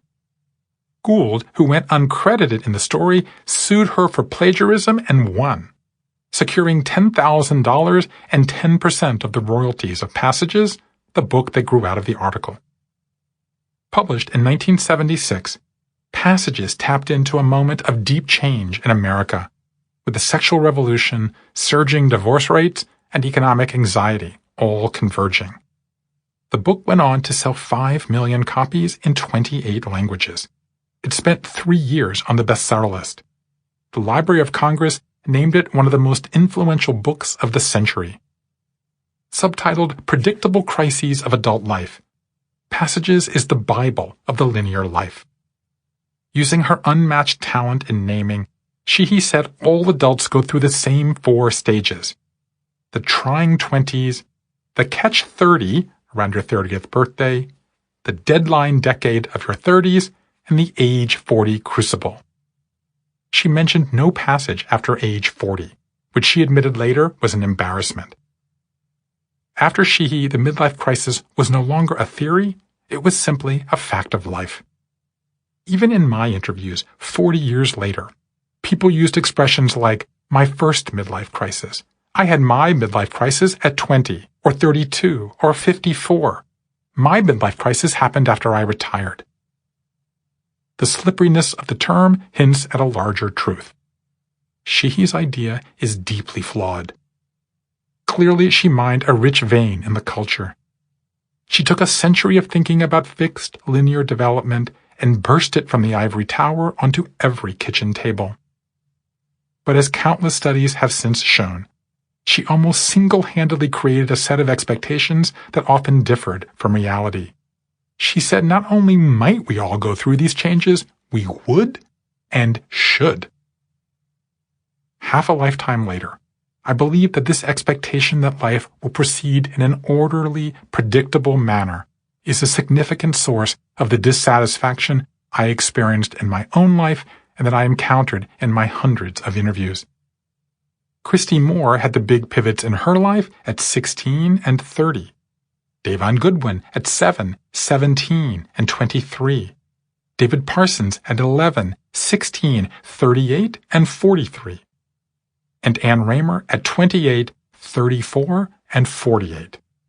And they're not alone. Most lives simply do not follow the tidy templates of linearity. They follow a different shape entirely. Chapter 2. Embracing the Nonlinear Life. What it means to live life out of order. A hallmark of our time is that life is not predictable. It does not unfold in passages, stages, phases, or cycles. It is nonlinear and getting more so every day. It's also more manageable, more forgiving of missteps, and more open to personalization, if you know how to navigate the new outbreak of twists and turns. I feel like the theme of my life has been change. Take J.R. McLean. J.R. was born in a small hospital in West Point, Mississippi. His parents moved a lot, first to Alabama and then Louisiana. So he went to 9 different schools in his first 12 years. My mom said I had a new friend every time before the truck was unpacked. When J.R. was in junior high, the family lived in a nice house with a pool.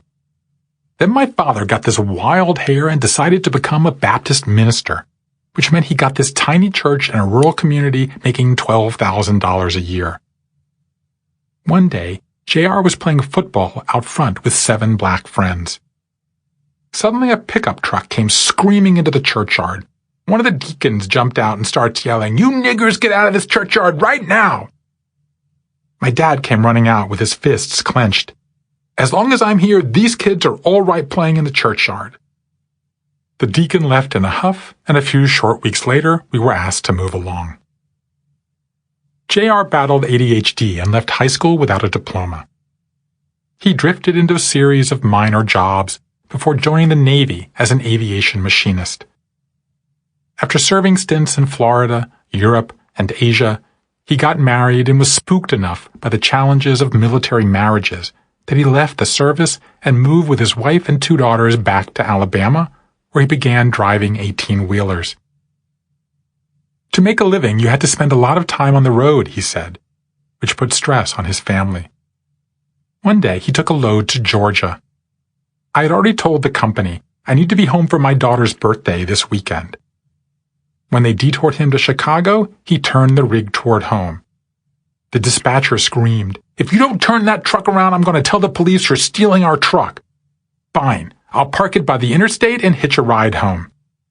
The boss called, "Don't ditch the truck. We'll talk on Monday."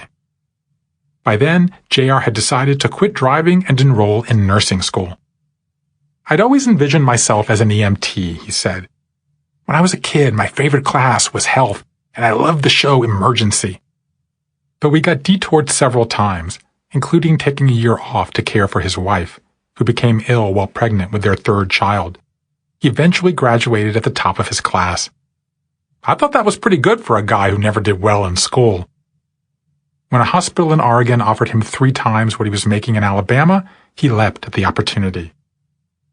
"Honestly, it didn't have anything to do with any midlife crisis," he said.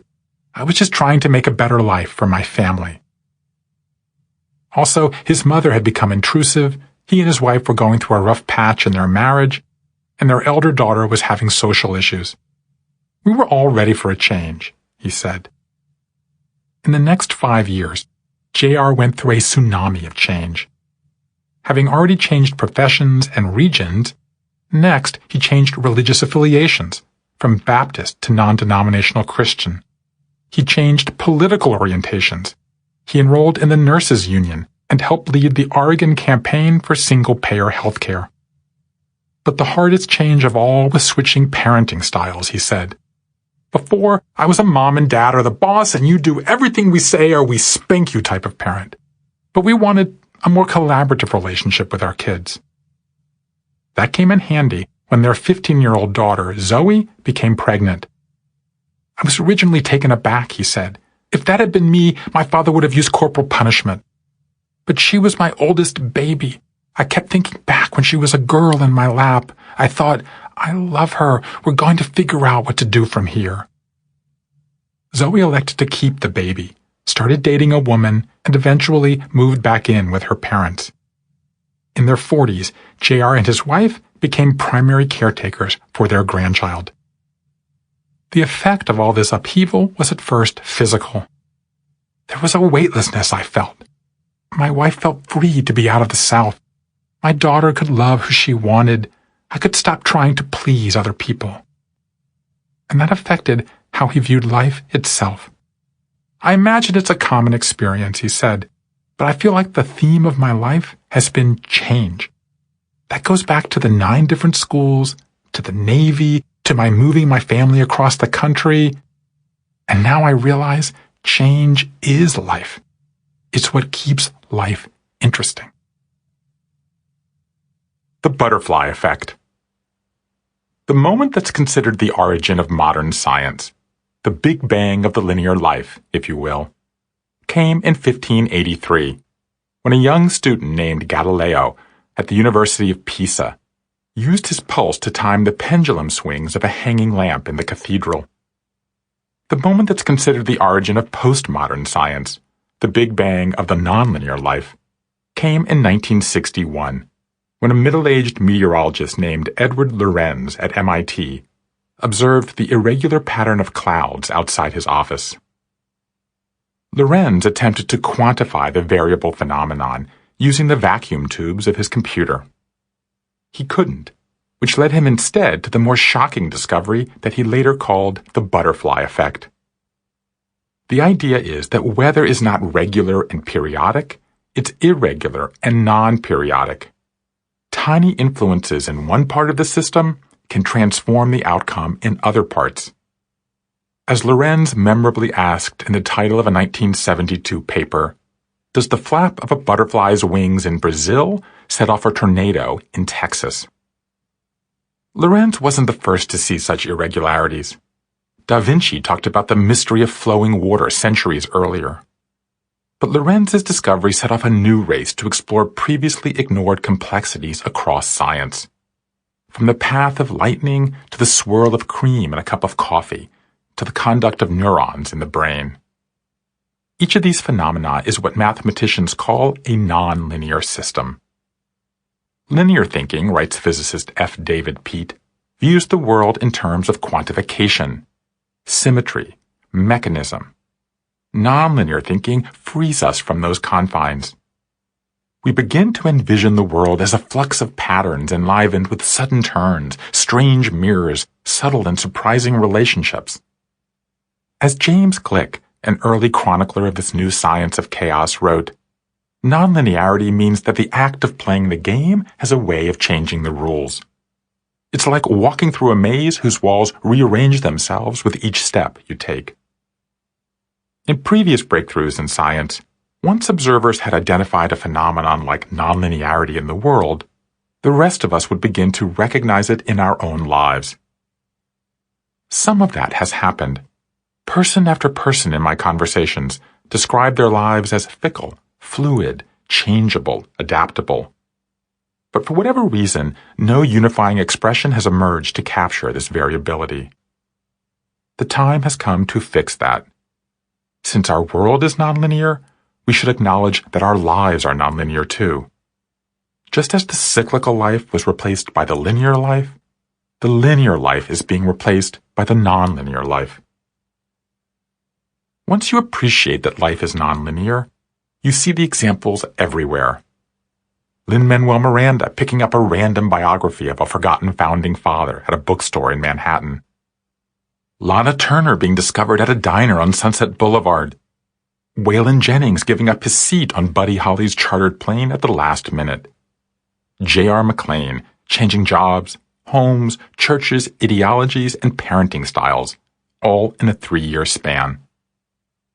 Nonlinearity suggests that instead of resisting upheavals and uncertainties like these, we should accept them. Yours is not the only life that seems to be following its own inscrutable path. Everyone else's is too. More to the point, nonlinearity helps explain why we all feel so overwhelmed all the time. Trained to expect that our lives will unfold in a predictable series of stately life chapters, we're confused when those chapters come faster and faster, frequently out of order, often one on top of the other. But the reality is, we're all the clouds floating over the horizon, the swirl of cream in the coffee, the jagged dash of lightning. And we're not aberrations because of this. We're just like everything else. Acknowledging this reality is both a rebuke to centuries of conventional thinking that imposed order on our life stories where there was none, and an invitation to see in the seeming randomness of our everyday lives patterns that are far more thrilling than we could ever imagine. The fundamental ingredient of those patterns, the base unit of the nonlinear life, is the everyday events that reshape our lives.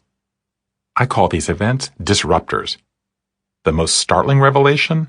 They're far more prevalent than anyone expects. The deck of disruptors. Let's start with a definition. A disruptor is an event or experience that interrupts the everyday flow of one's life. I chose disruptors as opposed to stressors, crises, problems, or any other label they've been given over the years, because the term is more value neutral. Many disruptors, like adopting a child, say, or starting a new job, would not traditionally be defined as negative, yet they're still disruptive. Even the most customarily negative life events, like losing a spouse or being fired, sometimes become catalysts for reinvention. Disruptors are simply deviations from daily life. I combed all 225 life stories to generate a master list of the events that meaningfully redirected people's lives. These events ranged from getting married to caring for an aging parent, from being fired to being sexually harassed, from overnight fame to public humiliation. The total number of disruptors was 52. The parallel to a deck of cards is irresistible, so I named the list Life's Deck of Disruptors. I further divided the list into the 5 storylines that emerged in my conversations as the shared fabric of personal identity. In order of number of disruptors, the storylines are love, identity, beliefs, work, and body. At 35%, love, defined as the larger realm of family and relationships, has the clear plurality of disruptions. All the others are bunched in the teens. The closest analogy to this list is the Holmes-Ray Life Stressor Inventory, created in 1967 by psychiatrists Thomas Holmes and Richard Ray. They identified 43 life change units and weighed each one for the stress it caused. The highest were death of a spouse, 100, and divorce, 73. The lowest were major holidays, 12, and minor violations of the law, 11. The differences between their list and mine, made 50 years apart, are fascinating. Most items are similar, but they have some everyday annoyances, major holidays, family get-togethers, that rarely came up in my conversations. They have only one category relating to religion, change in church activity, while I have 3, change in religious observance, change in religious affiliation, personal calling, which I suspect reflects the fluidity of spiritual identity today. In a measure of the rise of entrepreneurship, Holmes and Ray have 8 categories about work, all of which I cover, but none about starting your own business or nonprofit. They have divorce, but no custody battles, which of course have become more common.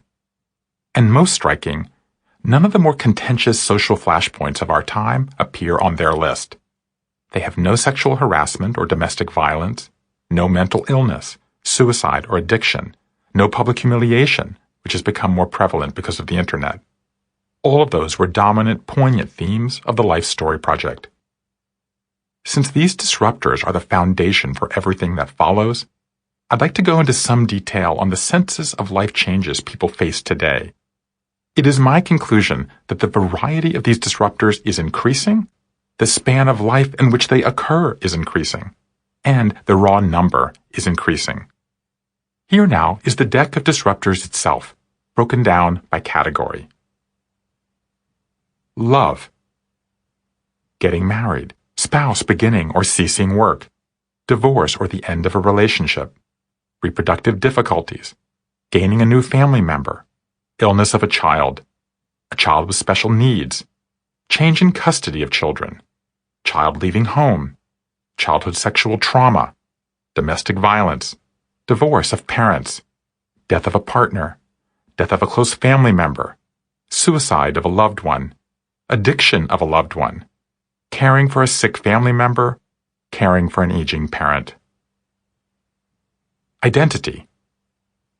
A change in your living situation, moving between countries, change in sexual practices, change in gender identity, a major change in finances, attempted suicide, homelessness, public humiliation, being the victim of a crime, imprisonment. Beliefs. Beginning or ending school, adult education, political or social awakening, a personal calling, change in religious observance, change in religion or spirituality, extended personal travel, change in community service habits, a collective event like a war, storm, or protest. Work. Change in work responsibility, changing jobs, losing or quitting a job, changing careers, starting a company or nonprofit, sexual harassment or discrimination at work, public recognition like a TED Talk or a big award, retirement. And finally, body. An accident or personal injury, chronic illness, mental illness, personal addiction, recovery from addiction, weight issues, change in personal health habits. Now let's talk about these categories in more detail. Love. The range of ways our interpersonal relationships are disrupted is vast. Tiffany Grimes was born into a deeply religious family in an old gold rush town in the foothills of California. Both her parents had 7 brothers and sisters. I have 36 immediate first cousins, so Christmases, holidays, and birthdays were all just big, she said. Tiffany enrolled in Southern Oregon State College. In my first month, I met a guy and fell deeply in love, she said. After graduating, Tiffany and her boyfriend, Eric, backpacked through South America, then returned to Oregon, got married, and started building an eco-friendly home with straw bale insulation. Tiffany never moved into the house. During the construction, I realized I was feeling attraction to women, she said. I had grown up in a Christian household, so I didn't know a single gay person. We thought about staying together and never having sex again because we loved each other, but in the end, Eric moved into the new house and I stayed in our old house. Tiffany embraced her new status. I dated all 5 lesbians in Southern Oregon, she said. One day, she went to an event called Let's Get Together at the bowling alley and met an electrician. She was very butch dyke, so no fingernail polish, but very feminine too. She also had a deeply religious family and was fresh out of a divorce. They even shared a name, Tiffany. We had a good laugh about that. 2 years later, the 2 Tiffany's were married in Thailand. Tiffany 2 changed her name to Dade to reduce the confusion. Tiffany 1 started trying to get pregnant. We were in love, Tiffany said. We wanted to pop out kids. A few weeks after the honeymoon, the couple was watching a documentary that contained a transgender character.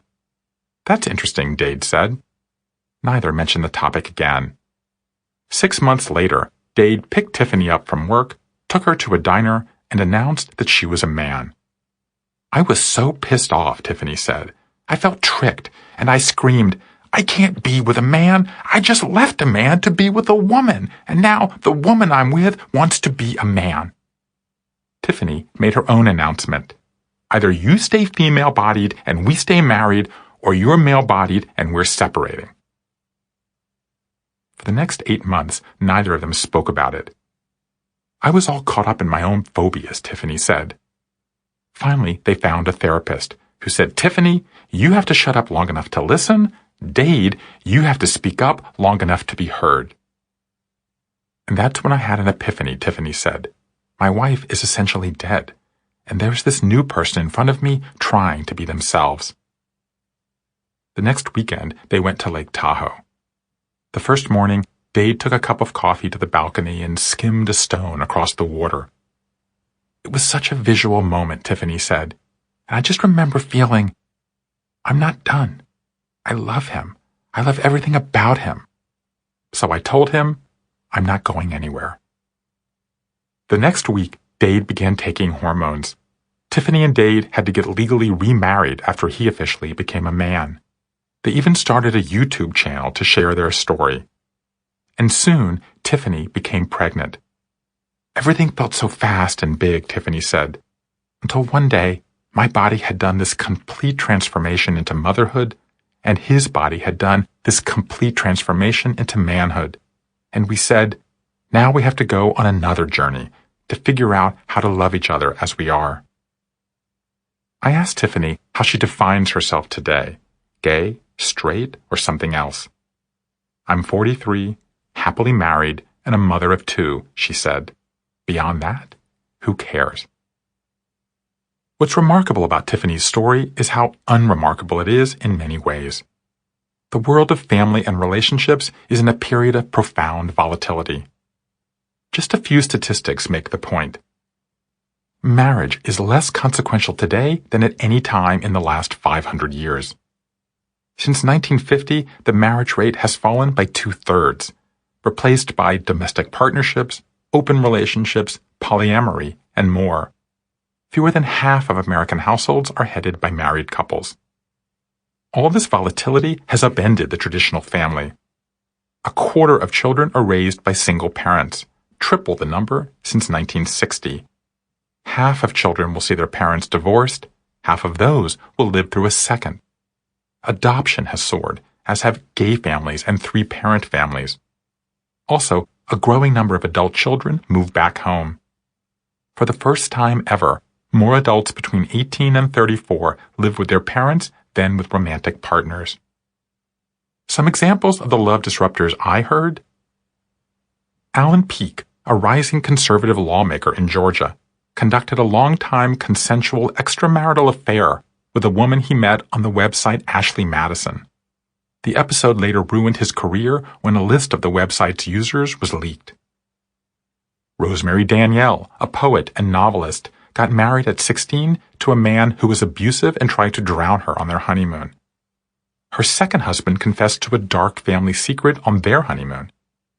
Her third husband asked for an open relationship. Her fourth marriage has lasted 30 years. Casey Case, a ninth-generation Mexican Texan school teacher, learned that her oldest child had a blood disorder that would make school difficult. So she and her husband sold their house, moved into an Airstream, and homeschooled their children on the road. Identity. The stories of identity disruption are equally diverse and multiplying. Lev Sviridov was born in the Soviet Union in the height of the Cold War to a blacklisted journalist and single mom who had grown up under Joseph Stalin. My mother doesn't like it when I say it, but I was very much a bastard. When Lev was 5, the food system collapsed. When he was 10, the country collapsed. When he was 11, he and his mother came to New York with 2 suitcases and a toy for a 6-month fellowship. On the day they were scheduled to return to Moscow, a coup broke out. En route to the airport, Lev begged his mother to stay. She agreed. That meant we became undocumented, he said, which also meant we became homeless. For the next year and a half, Lev and his mother lived on the streets of Manhattan. She would say, "We're tourists. We're seeing the city at night." In the morning, they would go to a library or a bus station to wash up, try to take a nap, and find a quiet corner or a couch. I had pneumonia, so we walked to Cornell Hospital because we were too afraid to call for an ambulance. I had a total of 7 different pneumonias. Eventually, his mother found a human rights organization that helped her get a grant as a journalist. They moved into an apartment in the Bronx, and he enrolled in public school. At first, Lev didn't fit into his new life at all. I had absolutely no foundational relationships with any of my peers, he said. I was raised on 2 things, The Simpsons and The Price is Right. Yet he also developed a deep love for America. My entire concept of life is that this country is a huge privilege. We were completely destitute, yet we got access to health care, to a great education. You just begin to understand how incredible the whole idea of America is. Lev has devoted his life to repaying that debt. He turned down the Ivy League to enroll at the City College of New York, where he was elected student body president. He won a Rhodes Scholarship, earned a PhD in chemistry, and returned to his alma mater to run a program that helps first-generation students get a foothold in the American dream. The highlight of his life? Buying his mother her first apartment near Yankee Stadium. Until relatively recently, most people accepted the identities they were born with. Their community, religion, sexuality, gender, and class were largely fixed. Today, all of those are up for grabs. Most people change at least one, many change more than one. I count 4 of those under identity, religion falls under beliefs. On community, the average person moves 11.7 times in their lives. 2/3 of us live in a community other than where we were born.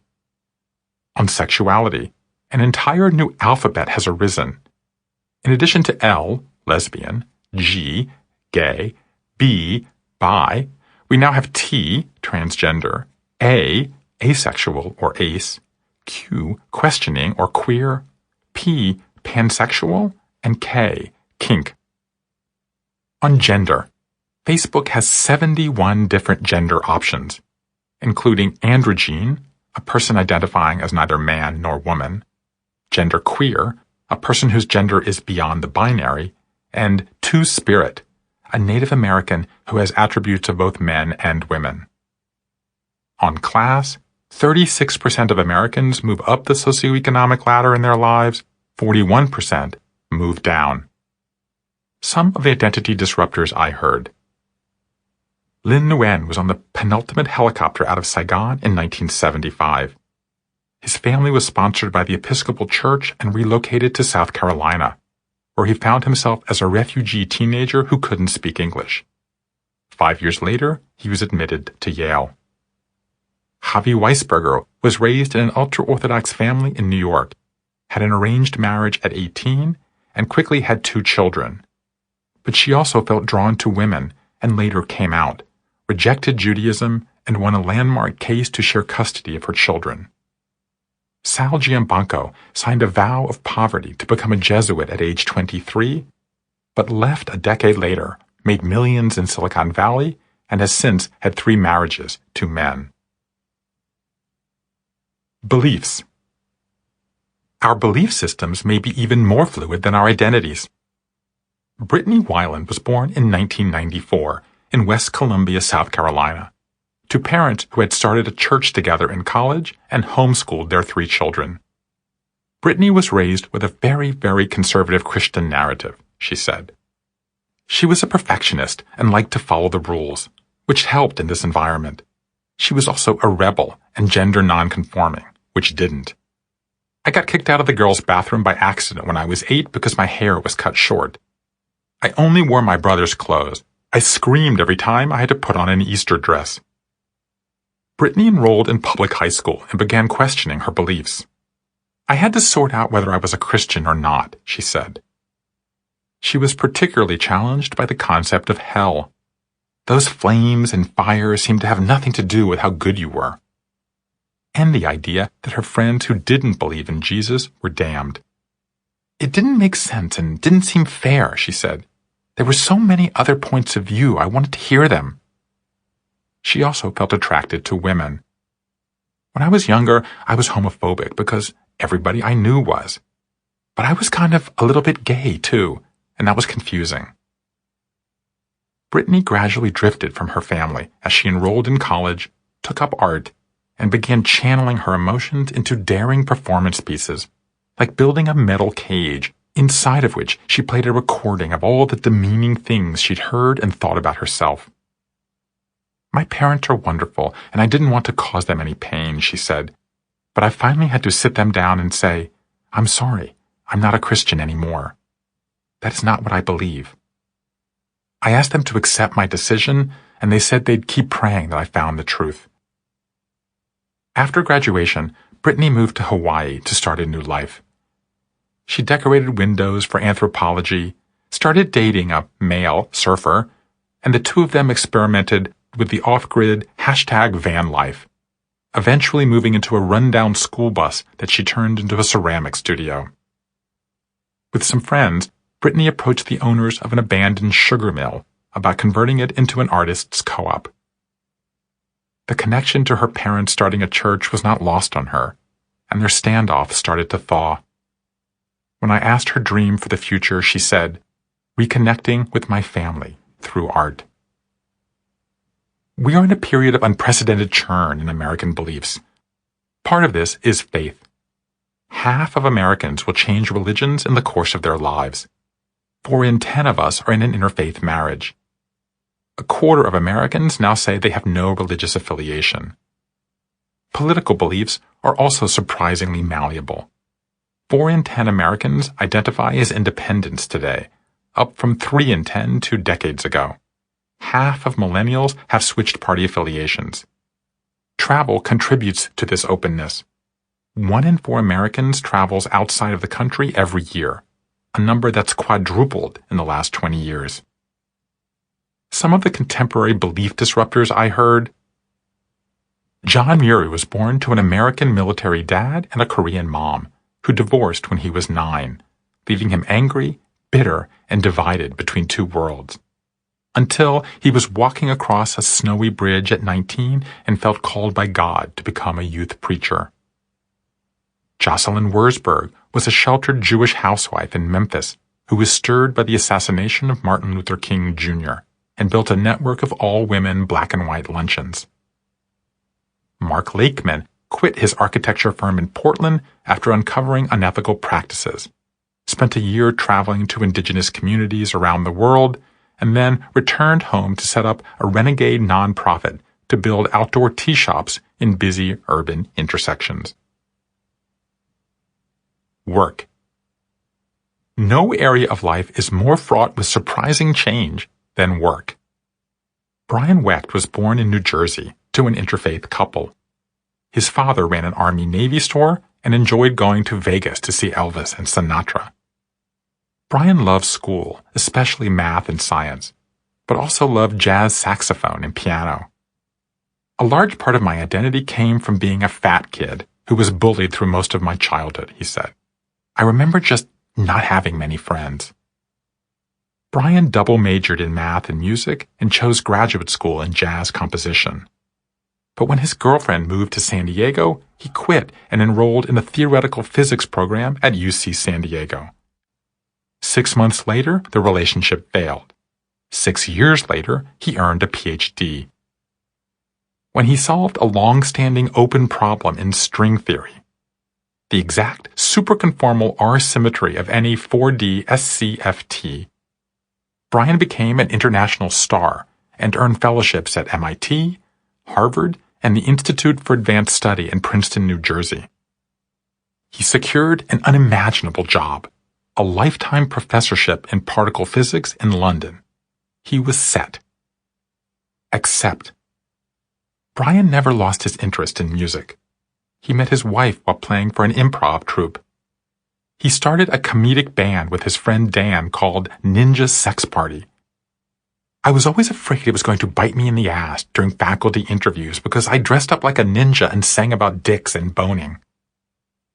By the time Brian got to London, the band's videos were viral sensations. He cried on the phone with Dan. Should they try to turn their side gig into a living? Brian and his wife had a daughter by this point. The choice seemed absurd. You can't quit, his physics advisor said. You're the only one of my students who got a job. Brian's wife was supportive, but said she couldn't decide for him. If I take the leap and it fails, he thought, I may be fucking up my entire future for this weird YouTube career. He also thought, if I don't jump, I'll look back when I'm 70 and say, fuck, I should have tried. Finally, he decided, I'd rather live with fear and failure than safety and regret, he said. Brian and his family moved to Los Angeles. When the band's next album was released, Ninja Sex Party was featured on Conan, profiled in the Washington Post, and reached the top 25 on the Billboard charts. They went on a sold-out tour across the country, including the Brooklyn Bowl in Las Vegas. The world of work is in a sustained period of upheaval. The average worker today holds 12 different jobs before the age of 50. Those with higher education can expect to change jobs 15 times and alter their skill set 3. The typical job now lasts 4 years. Among those under 35, it drops to 3. Half of American workers are said to be at risk of losing their jobs to automation.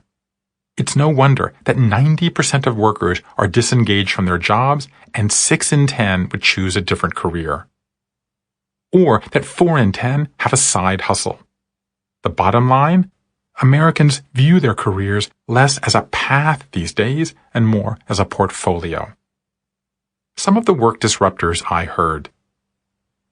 Amy Cunningham was a freelance women's magazine writer and the mom of teen boys in Brooklyn when her father's funeral in South Carolina so moved her that she enrolled in mortuary school and became an environmentally friendly funeral director. Gina Zach, a Coast Guard veteran and one-time saleswoman for 1-800-Flowers, quit her safe job at Verizon in her 50s to open a lifestyle business in Maine caring for second homes. Michael Mitchell had such difficulty adjusting to retirement after stepping down from a distinguished career in pediatric urology that he took up teaching, mentored young doctors, and asked his wife to give him long to-do lists to make up for his absence when their children were young. Body. The last category of disruptors, the human body, shows equal flux. Randy Riley was born on Friday the 13th, which somewhat shapes my life, she said. I grew up blue collar. I was a smart kid. I made my way through school. No health problems, nothing. She played for the Indiana State champion softball team and was homecoming queen. I was very happy. After her freshman year at Purdue, she started gaining weight. I thought I was just the freshman 15, but I was running a lot of 5Ks that summer, bruising really easy with a lot of stomach pain. One weekend, she threw up blood. A friend said, "Do you have liver problems? Your eyes are really yellow." Her boyfriend drove her to the hospital. Tests showed an uncommonly high liver enzyme, but the local doctors didn't know why. When her body started crashing, they airlifted her to the University of Chicago, where she was diagnosed with Wilson's disease, a rare autoimmune blood disorder that causes copper to accumulate in the body. Her liver was destroyed, her lungs filled with fluid. She was hours from death. "I felt like my heart was drowning," she said. Randy had her first liver transplant 3 months later. She returned to school, graduated with a degree in nursing, and got married. She also had 8 pancreatic stents over the next 2 years. "They prescribed enough painkillers to kill a donkey," she said. On the surface, Randy was completely normal. She worked in a blood lab, was happily married, raised her young daughter and son. "I was totally functioning," she said. "It was almost creepy." Because along with all that chronic pain came a dependency on pain medicine. I was completely addicted to opioids. Randy struggled to reduce her dependency, but when she needed a second liver transplant, then a third, she got hooked again. It ultimately took her 3 years and a maintenance drug to get clean. "Look, if you didn't know me, you would never think I was an addict," she said. "I'm very well spoken, I've got 2 little kids, I go to church on Sunday, I'm a typical Midwesterner." She's also not a thug, she added. "People don't understand that doctors sometimes overprescribe, and it's very easy to get hooked. It hits you or someone you know, and then it gets real, very quick." You might think that modern medicine would make the body less ripe for disruption. Yet every advance seems to be met with a host of new worries. Americans today experience puberty earlier, menopause later, and a more drawn-out end of life.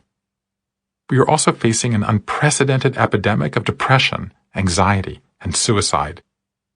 For the first time since World War I, American longevity began a prolonged dip in the late 2010s. 6 in 10 Americans suffer from at least one chronic condition like heart disease, high cholesterol, arthritis, or diabetes. 4 in 10 have more than one. A third of us will get cancer, a quarter of us an anxiety disorder, a fifth of us chronic pain.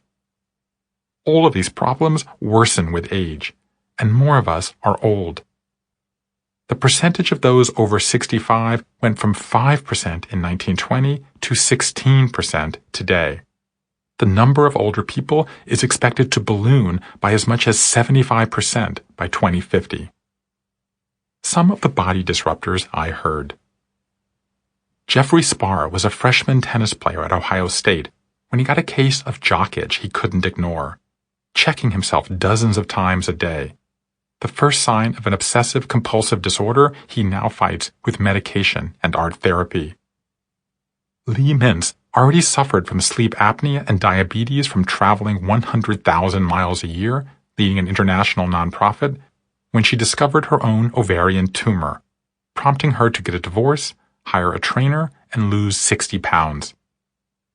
Carolyn Graham, a survivor of sexual abuse from a female scout leader, was so debilitated by Lyme disease she mixed a lethal dosage of an antidepressant into a McDonald's shake and walked into the Atlantic Ocean off Cape Canaveral.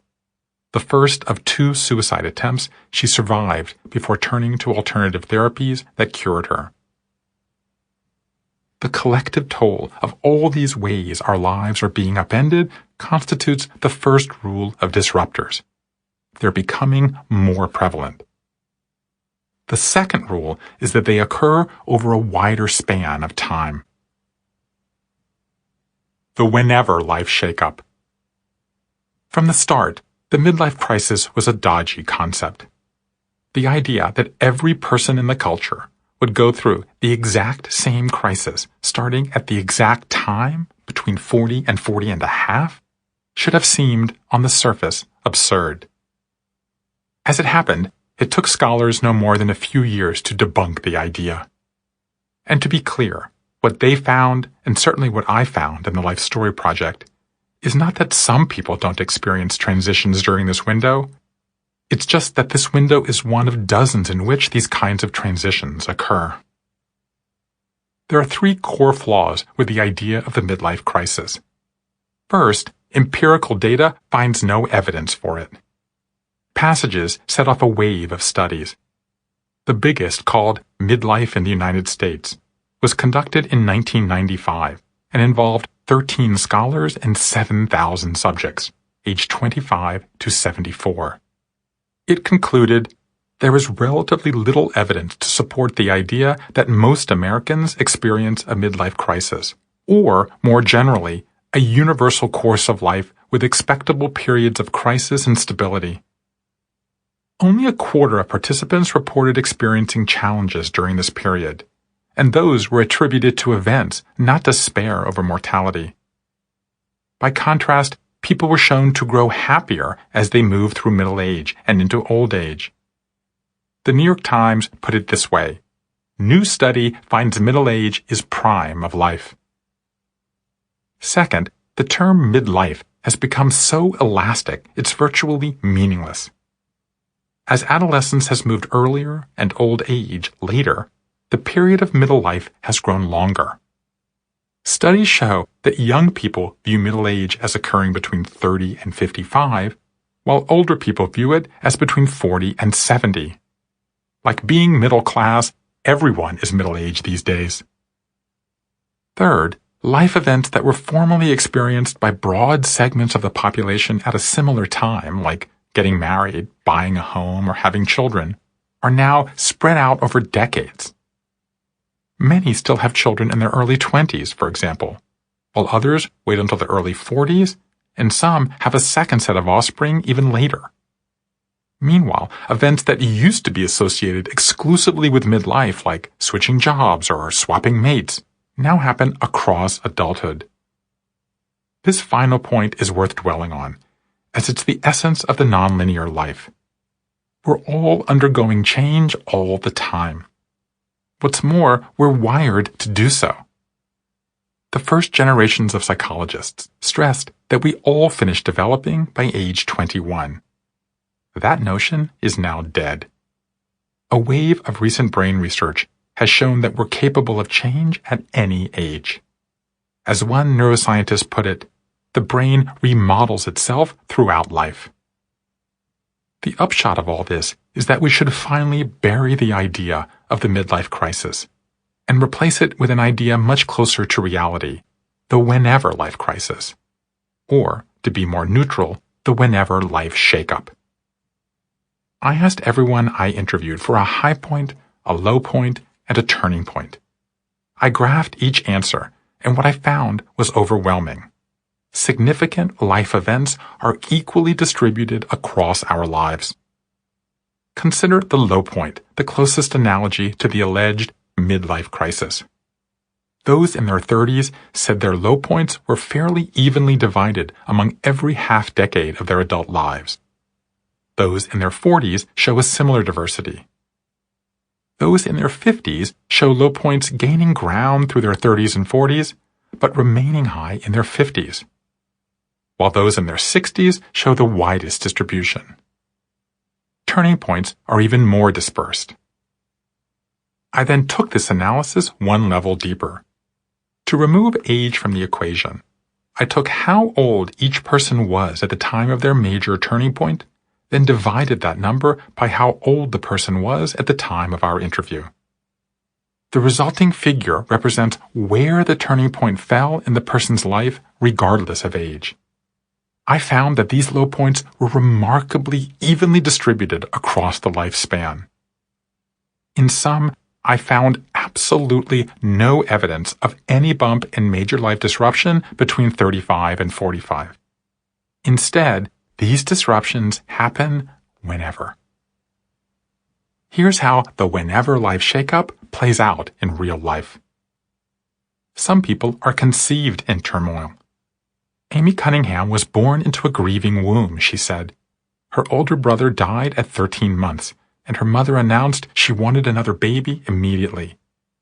Will Dana was the fourth of 4 children born to an already feuding couple who soon divorced. I was born in the midst of this turmoil that I had no awareness of, he said. Others experience a defining trauma in childhood. Liz McGuire's mother became seriously ill when Liz was an adolescent, forcing Liz into a spiral of loneliness as she had to mother her wheelchair-bound mom. Buddy Casey grew up at the end of a dirt road in North Carolina, in a house that had no running water and with parents who had no education. He was raped by another boy when he was 6. Lots of people have ordeals in their 20s. Seth Mnookin started using drugs in high school, graduated from Harvard, but cratered so far into heroin use in his 20s that he was estranged from his family and living in his car.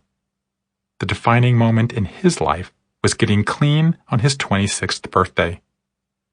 Jill Cameron Michael was called to ministry as a teenager, pastored a church in Missouri while in college, and got married at 24.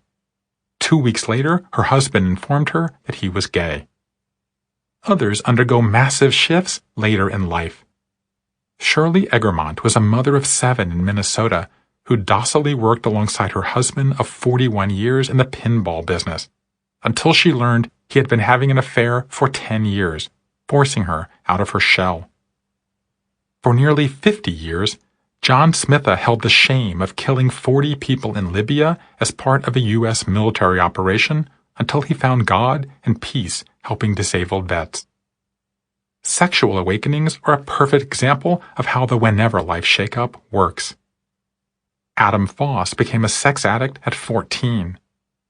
Janae Palett felt so disconnected from her body following the death of her father and the mental breakdown of her mother when Janae was age 3 that she didn't have a meaningful sexual relationship, including with her husband, until her 50s. Now she's a tantric sex coach. Sean Collins was aware of being gay at age 5, but joined a Benedictine monastery at 18 to mask his sexuality. 5 years later, he left, after realizing celibacy was not the answer. Disruptors are a fact of life, and a fact of all decades of life. They adhere to no biological clock, no social clock, and no artificial clock. They toll on their own schedule. How many disruptors will I face?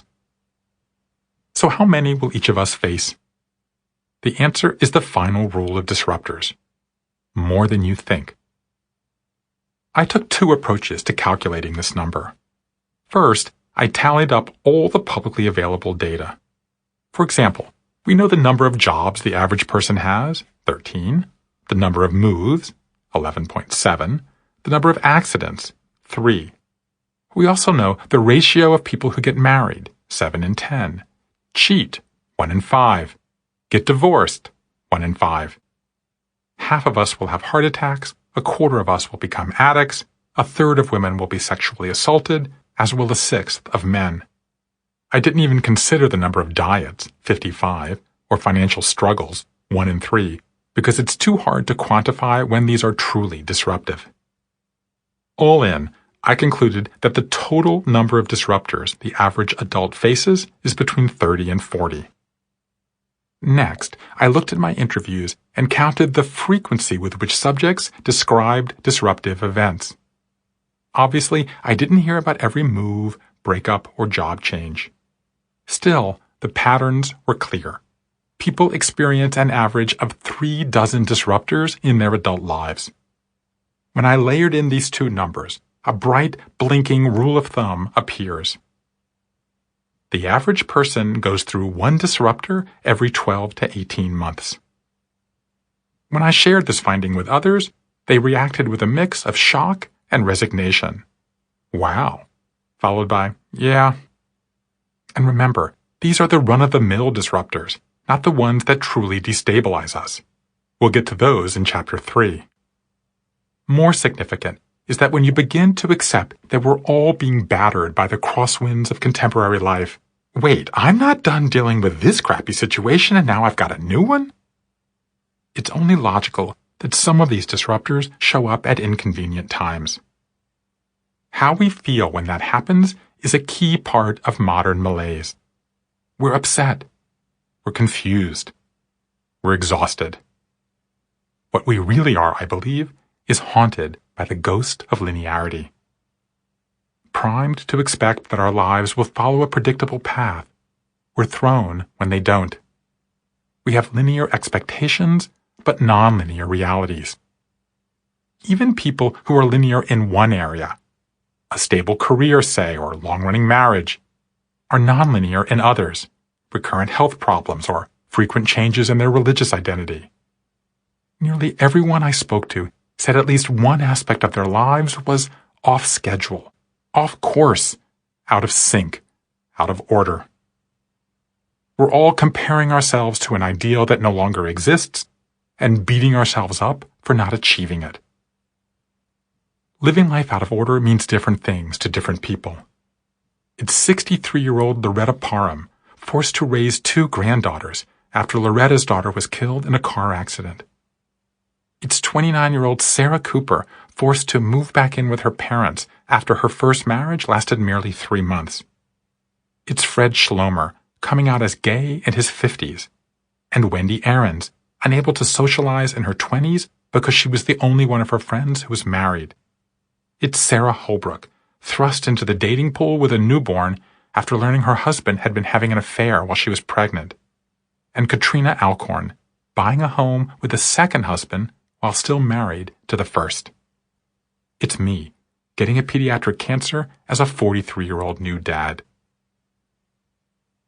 The good news of living life out of order, of surviving the 52-card pickup craziness of the deck of disruptors, is that we're freed from the shackles of expectations, whether they come from our parents, our neighbors, or ourselves. The should train has slowed. Each of us can make our choices and decide what brings us peace. The bad news is that it can be more difficult. Faced with limitless choice, we choose none. We get writer's block trying to write our own story. The difference between success and failure, between a life of fulfillment and a life of frustration, is how well you manage the challenge of making meaning in your life. Fortunately, there's a growing body of know-how to make that process easier. Chapter 3. Lifequakes. What happens when the big one hits? The idea that dozens of disruptors are lurking around every corner of our existence is an unnerving enough feature of the nonlinear life. But there's another feature that's even more unsettling. Every now and then, and for many of us more frequently than that, we get hit by a blunter, more explosive force of change. These are the signature events that shape, or more accurately, reshape our lives, often in ways we can't imagine and with an intensity we can't control. These are the wolves that upend our fairy tales.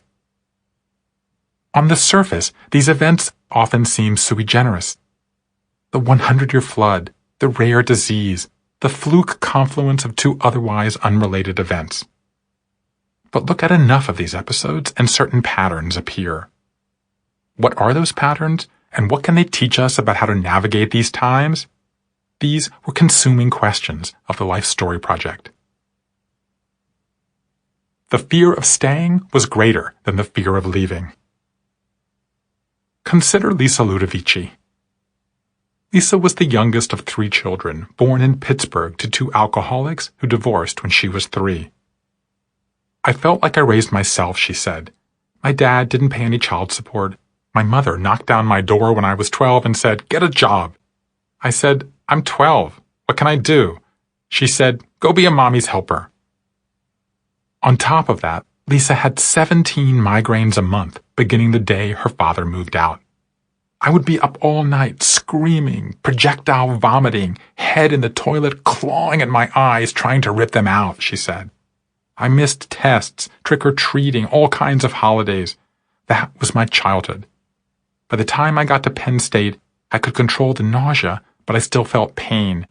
I'd read a paragraph, then get a migraine and have to stop. She graduated with a C average. No one in her family bothered to show up for the ceremony. She worked as a part-time location scout in Pittsburgh and, drowning in student and medical debt, lived in her Mazda protege. She eventually landed a job in radio advertising, which led to an interview at a little-known startup called America Online. 11 reorgs, 9 bosses, 3 moves, 1 failed marriage, and 17 years later, Lisa was a powerhouse internet ad executive in Manhattan.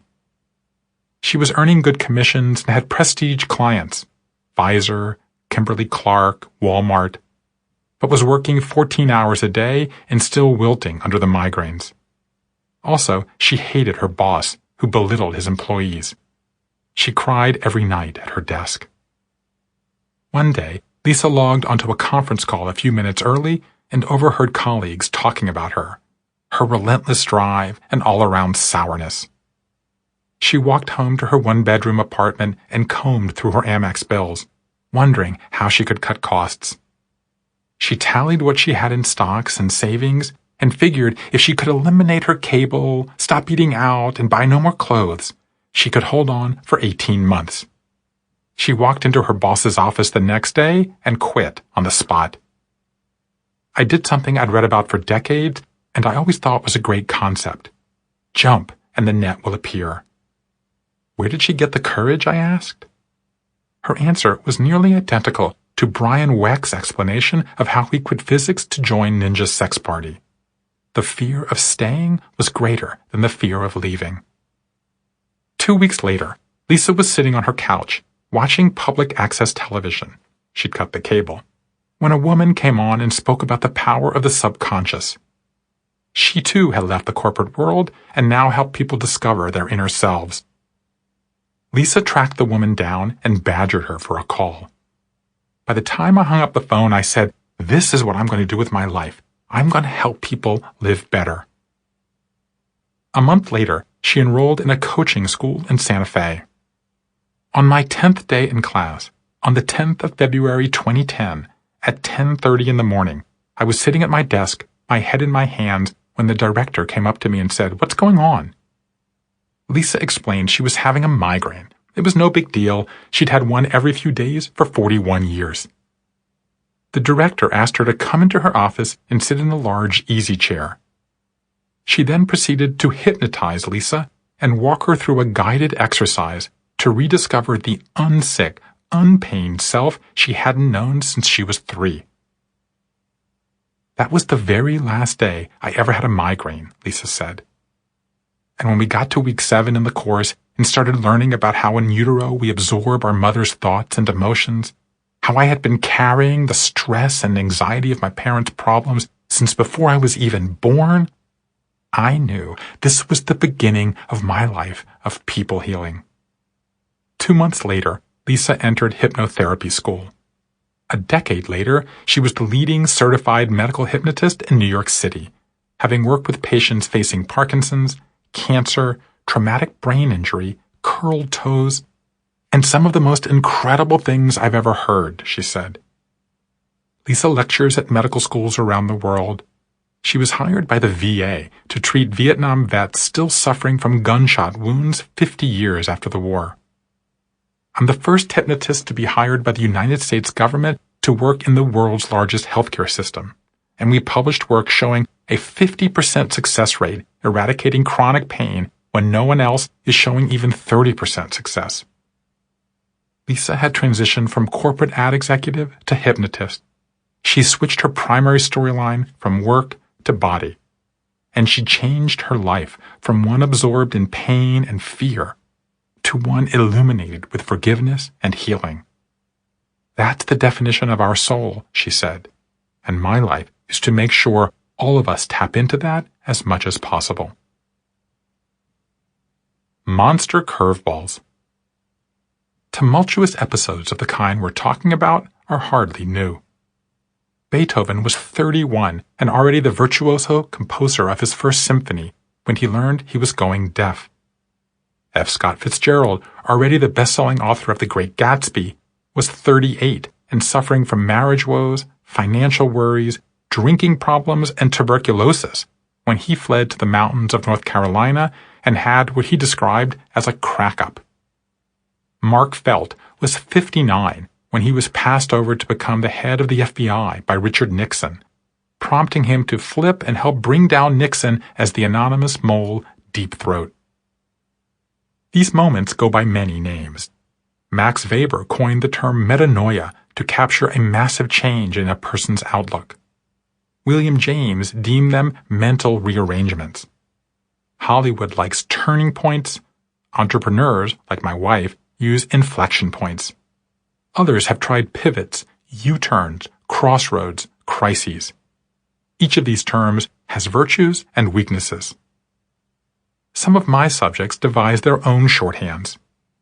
The comic book artist Bob Hall, who co-created the West Coast Avengers and drew Spider-Man for a while, likened them to the boom in a comic strip. It's a change from one action to another, not in a gradual sense, but in the sense of poof. Kate Milliken, who grew up in a prominent family of Connecticut WASPs and has had 3 such experiences, her failure to get into Dartmouth, the breakup of her engagement, and her diagnosis at 34 with multiple sclerosis, called them monster curveballs. Lev Sviridov called them ampersands. You enter in one place, go through an elaborate squiggle, then come out in another. I call them lifequakes, because the magnitude with which they upend our lives is exponentially worse than everyday disruptors. Lifequakes involve a fundamental shift in the meaning, purpose, or direction of a person's life. I think of them as BCE-CE moments, or BCAD in the old vernacular, in which a person's life story gets divided into a before and an after. A full decade following my cancer diagnosis, I still use the experience to demarcate time. I haven't been to that restaurant since I got sick. My wife does the same with the birth of our daughters. My brother with the Great Recession. Yet just going through such an experience is not enough to make it a lifequake. You must assign it meaning it might not otherwise have. You must be aware that a change is happening and accept that it will lead to some kind of transition. I interviewed countless people who underwent what others might consider a cataclysm, a divorce, a job loss, the death of a loved one, and were not thunderstruck. My mother had breast cancer twice, but unlike those who don pink ribbons, march, and lobby, she went through treatment, returned to her routine, and made it clear to everyone she'd be happy never to talk about it again. My definition? A lifequake is a forceful burst of change in one's life that leads to a period of upheaval, transition, and renewal. How many will you face? Everyone I spoke with, even those in their 20s, had been through 1 or 2. No one over 40 had been through fewer than 3. Some people had been through 6 or 7. We calculated the average to be between 3 and 5 in a lifetime. That sets up an interesting formula. 1 out of every 10 disruptors becomes a lifequake. What do these events have in common? I identified 2 essential variables: personal versus collective, and voluntary versus involuntary. Personal means something that happens to you individually, a career change, a health crisis, losing your home. While collective is an event that happens to you along with many others. It could be your neighborhood, your community, your country, or larger. Something like a recession, a war, a natural disaster.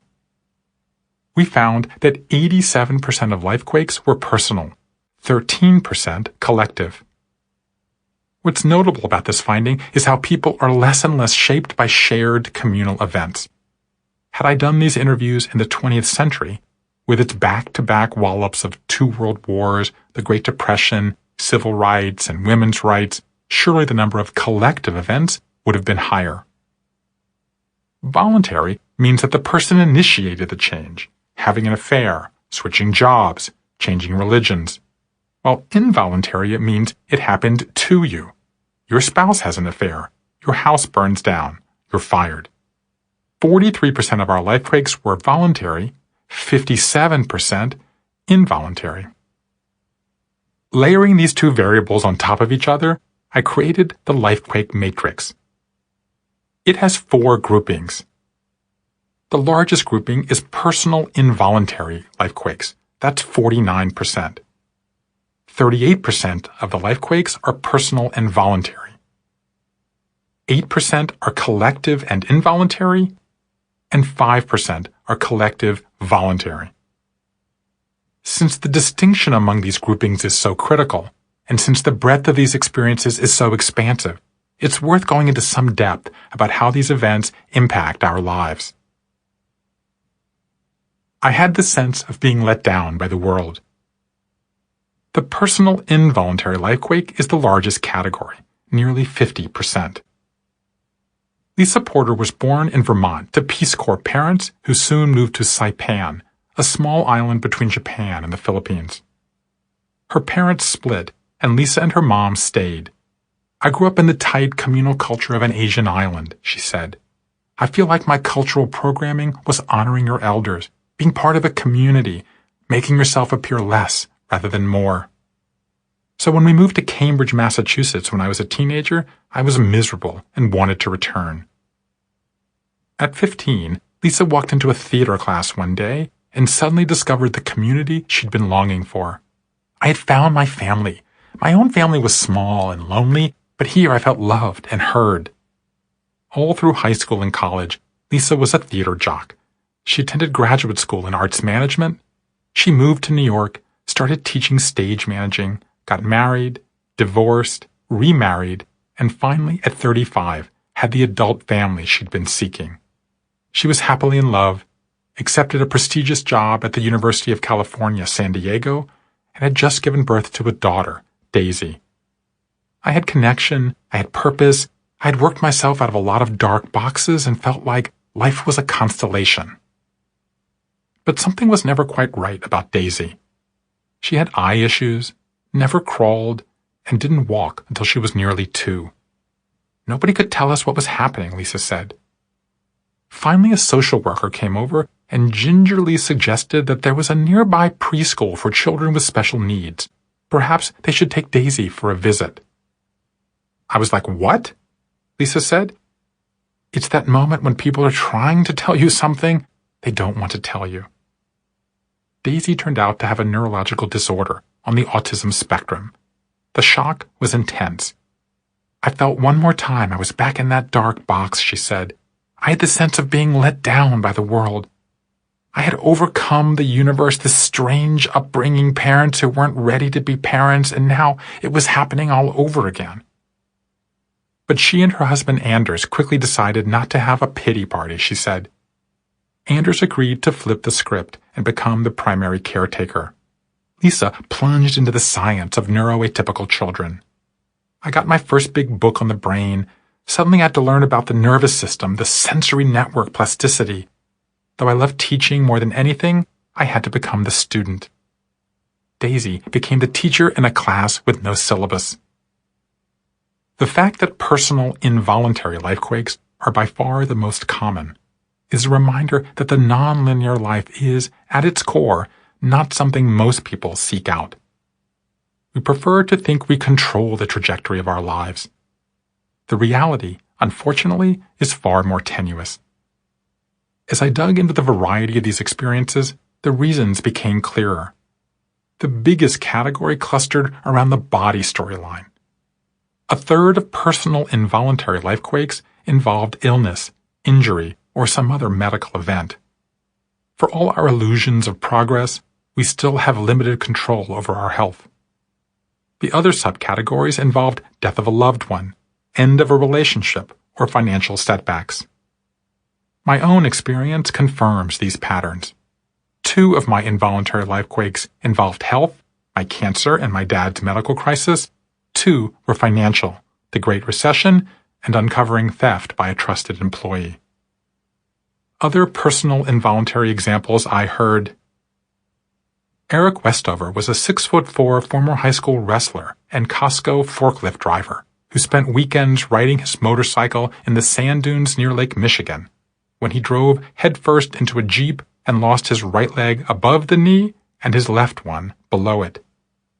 Nisha Zenoff was home by herself in Northern California on a Saturday night when the doorbell kept ringing and ringing, revealing two policemen who informed her that her teenage son Victor had fallen off a mountaintop in Yosemite that afternoon and died. Gina Bianchini, a California native with 2 Stanford degrees and stints in Congress and at Goldman Sachs, was the rare female CEO of a tech startup in the all-male bastion of Silicon Valley, when her co-founder, the iconic Mark Andreessen, fired her, making her an unperson in her own community. Bob Dylan wrote a bunch of great songs that only had 3 chords. The second biggest category was personal and voluntary. Nearly 4 in 10 fit this description. Elisa Korintayer was born on Long Island to Israeli-American parents who moved around a lot. She attended 6 elementary schools from Pennsylvania to New Zealand. That kind of shaped the rest of my life, she said, in terms of my love for cultural overlap, my strong feelings about building empathy, my desire to respect differences. Elisa repeated her mix-and-match lifestyle in college, where she tried multiple majors, and in her 20s, during which she moved to Israel to promote coexistence with the Palestinians, to London to work at a hedge fund, and then to Massachusetts to start Geek Corps, Peace Corps for geeks. By 25, she was burned out and feuding with her co-founders, when a friend from high school gave her a copy of Julia Cameron's The Artist's Way, a step-by-step guide to discovering your inner creativity. There's an exercise where you have to say, if you could be anything right now, what would you be? And the 2 things that came up for me were singer-songwriter and theater director. I taped my answers on the wall and said, well, I've never written my own songs. I only know how to play a few chords on the guitar. But hey, Bob Dylan wrote a bunch of great songs that only had 3 chords. At least I know 3. Elisa wrote a song, and a few weeks later performed it at an open mic night in New York City. The crowd loved it. I thought, this is incredible. I'm going to leave my job and pursue being a singer-songwriter. She applied to 19 artist-in-residence programs. All rejected her. Her 20th application was to the New York Mills Regional Cultural Center in Otter Tail County, Minnesota. I'm like opening the atlas, trying to find this place in the middle of nowhere, she said. Elisa was accepted. After learning that the best thing to do in northeast Minnesota was go canoe camping in the Boundary Waters, she reached out to the center for a guide recommendation. When she arrived, however, the guide, Christopher, informed her that the other participants had dropped out. Are you sure you want to go? I did this mental calculus in my head, Elisa said. Was he an axe murderer? A year later, they were married. She packed up all her belongings and cat, drove across the country, and set out to become a Midwesterner. I assumed I would have absolutely no difficulty, she said. I had studied in London, lived in Tel Aviv, worked in Ghana. I mean, no problem, right? But it became clear to me right away that the most boring place I had ever been was rural Minnesota. I would have to make all the most difficult transitions, changing jobs, losing friends, starting a relationship, all at the same time. The fact that 4 in 10 people say they initiated their own lifequakes shows how intimate and urgent the nonlinear life has become. The majority of life changes may happen to us, but we still like to upend the status quo ourselves. A plurality of personal voluntary lifequakes, 37%, involve work, switching careers, quitting a job, or retiring. 16% involve leaving a marriage. The rest of this category are divided among changing religions or political parties, moving, recovering from addiction, and transitioning genders. A whopping 87% of these lifequakes involve leaving or rejecting a stable condition, whether a career, family, worldview, or home. This strongly suggests that the larger atmosphere of nonlinearity has given people greater permission to turn their backs on something safe in the service of striving for greater personal fulfillment. Other personal voluntary examples I heard: Eric Haney came from a long line of Appalachian hillbillies mixed with Cherokee fighters, was a member of the first ever class of Delta Force. He participated in the aborted Iranian hostage rescue mission and the invasions of Grenada and Panama, and then left to start a paramilitary security company. Clients included Saudi princes, the Haitian president, and oil executives held hostage in Latin America. But in his 40s, Eric switched from being a man of action to a man of letters and wrote a memoir inside Delta Force that sold 1 million copies, followed by a string of spy novels. Coco Pappy couldn't wait to escape her oppressive childhood in Savannah, which didn't take well to her cursing, body art, and liberalism. She fled to art school in Atlanta and later Manhattan, then starving artisthood in Brooklyn, until her boyfriend's mother trashed the South one night and she realized she missed the place, prompting her to move back home. Lester Johnson was born into a family of middle-class African-American Catholics in the Civil Rights-era South, became enamored of the Nation of Islam in high school, rejected that, but in college became a devout Sunni Muslim, grew a beard, changed his diet, and became a lawyer who worked for social justice. There goes the house. The collective involuntary lifequake is the next biggest category, though it affected fewer than 10% of participants. Kate Hoag considered her life linear and straightforward. Her parents were high school sweethearts in Joplin, Missouri. Kate was a tomboyish soccer player at 8 who went on to participate in beauty pageants at 10. At 13, she felt called to the pastorate. I was a cradle Presbyterian, and we had a youth pastor who encouraged us to listen to God. She delivered her first sermon on love while still in middle school. Kate enrolled in Missouri State, where she worked in campus ministry and met her future husband in her first week. They planned to get married over Christmas her senior year.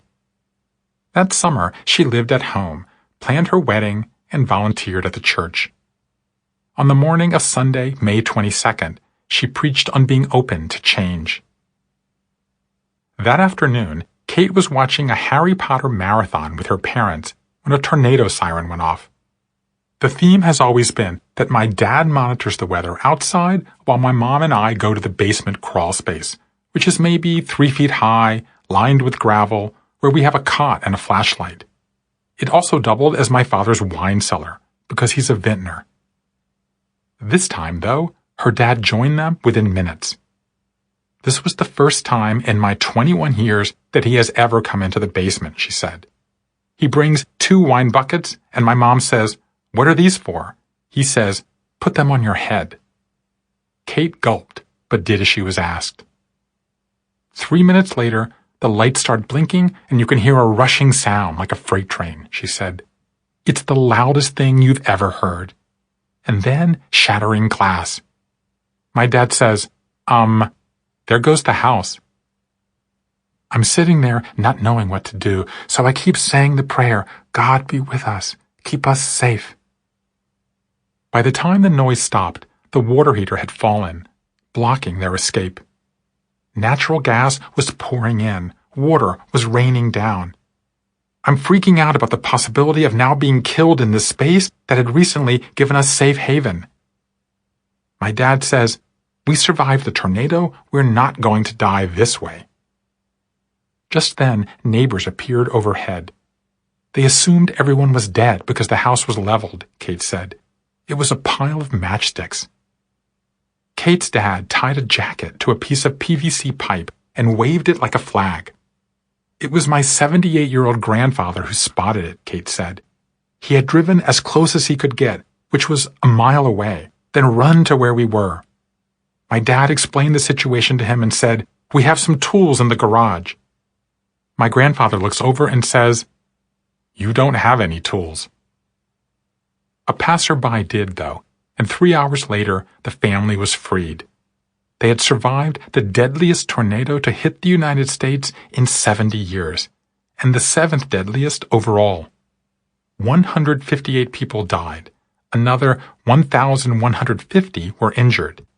Damages reached $2.8 billion. In the subsequent decade, Kate would become obsessed with weather, suffering recurring nightmares and PTSD. She used her platform as an ordained pastor to turn her experience into touching rituals to help others adapt to trauma. But on that Sunday afternoon, she had something else on her mind.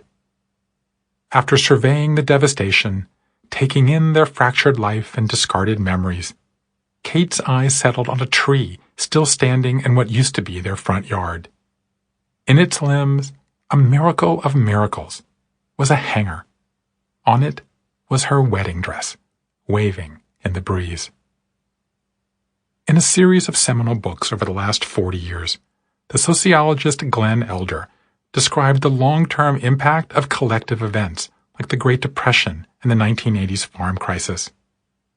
My data suggest these types of shared events may no longer hold similar sway over people's lives.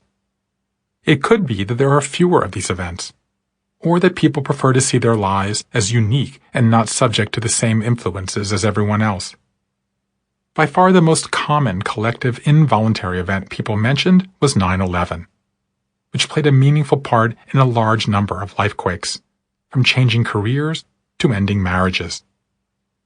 Others included the Great Recession, the Civil Rights Movement, Vietnam, Me Too, and, in the case of Alan Peake, the Republican state rep from Georgia, the release of the Ashley Madison list of adulterers.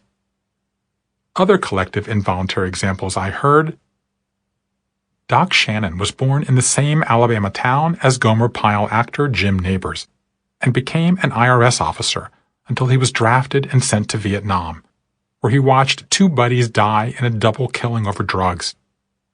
He was so traumatized he became an international narcotics agent and spent the rest of his life avenging their deaths.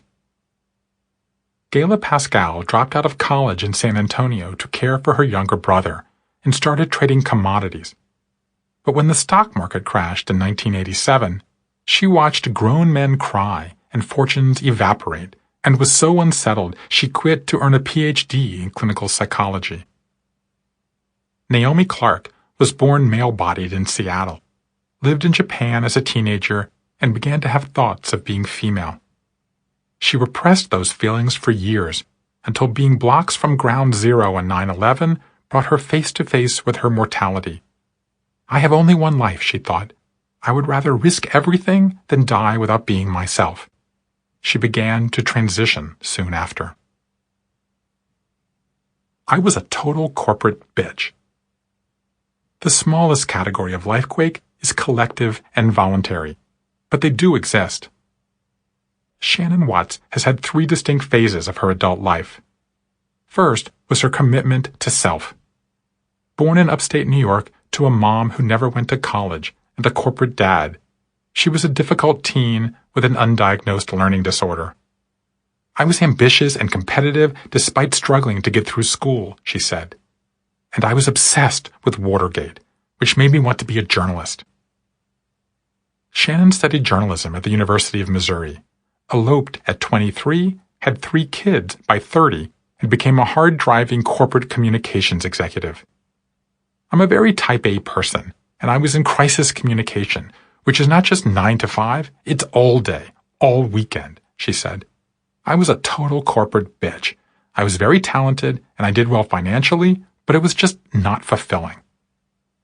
Neither was her marriage, and in a classic voluntary personal lifequake, in a 2-year span in her mid-30s, she quit her job, left her marriage, and became a stay-at-home mom. She remarried a few years later and became a stepmom to 2 more daughters. Those were the years she focused on family, and it was a struggle. She was a doting, slightly frantic mother, a loving, mostly supportive wife, and an enthusiastic, mildly frustrated volunteer. This was a complete role reversal, she said. I had been the primary breadwinner. I tried to do all these things well, but there were a lot of tears. I wasn't really sure what to do with myself. Then came the shooting at Sandy Hook Elementary School, in which 28 people were killed and 2 injured. It was the deadliest elementary school shooting in U.S. history. I remember being so upset and agitated by the news, but also just sad and devastated, Shannon said. I had been at yoga teacher training class. I was really horrible at it, and I said to my husband and stepdaughter in the kitchen, "I think I'll start a Facebook page." He said, "Are you sure?" I think he sensed what might happen. He was right.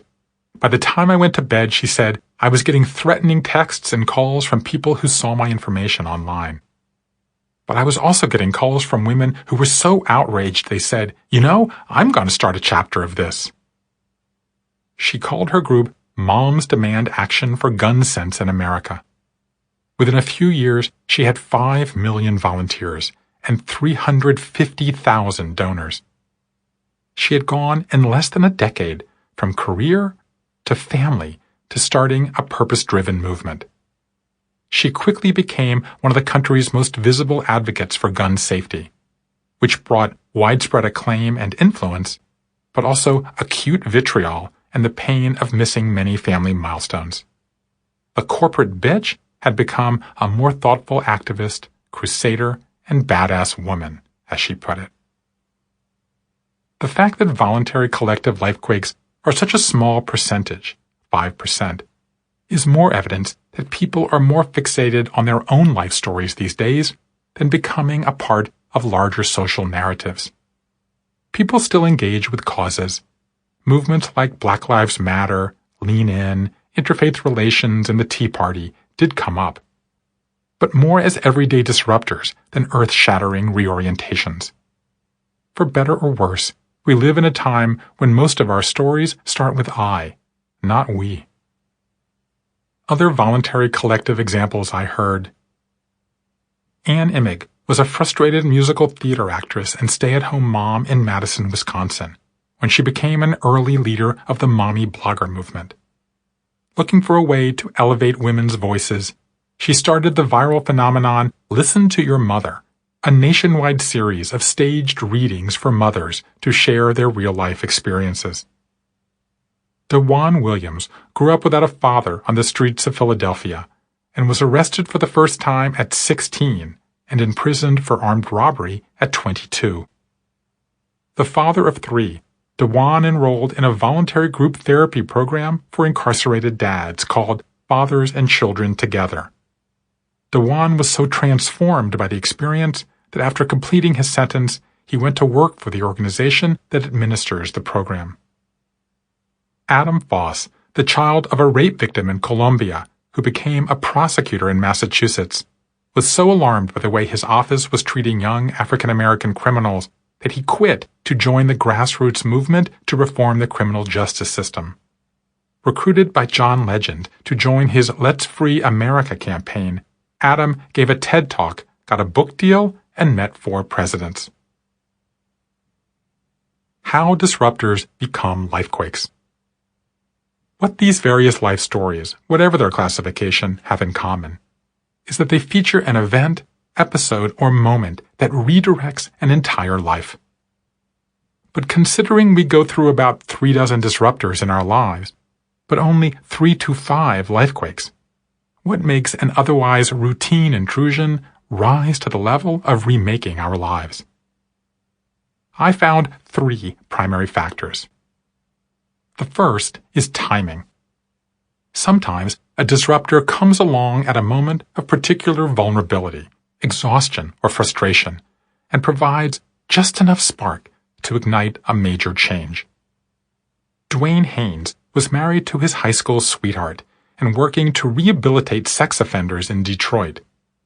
But when he got passed over for a promotion, he became so angry he cheated on his wife and sunk his marriage. Lee Mintz had been yo-yo dieting for years to mask her unhappiness, but a health scare finally jolted her into action, prompting her to drop 60 pounds, which gave her the confidence to get divorced, change careers, and remarry.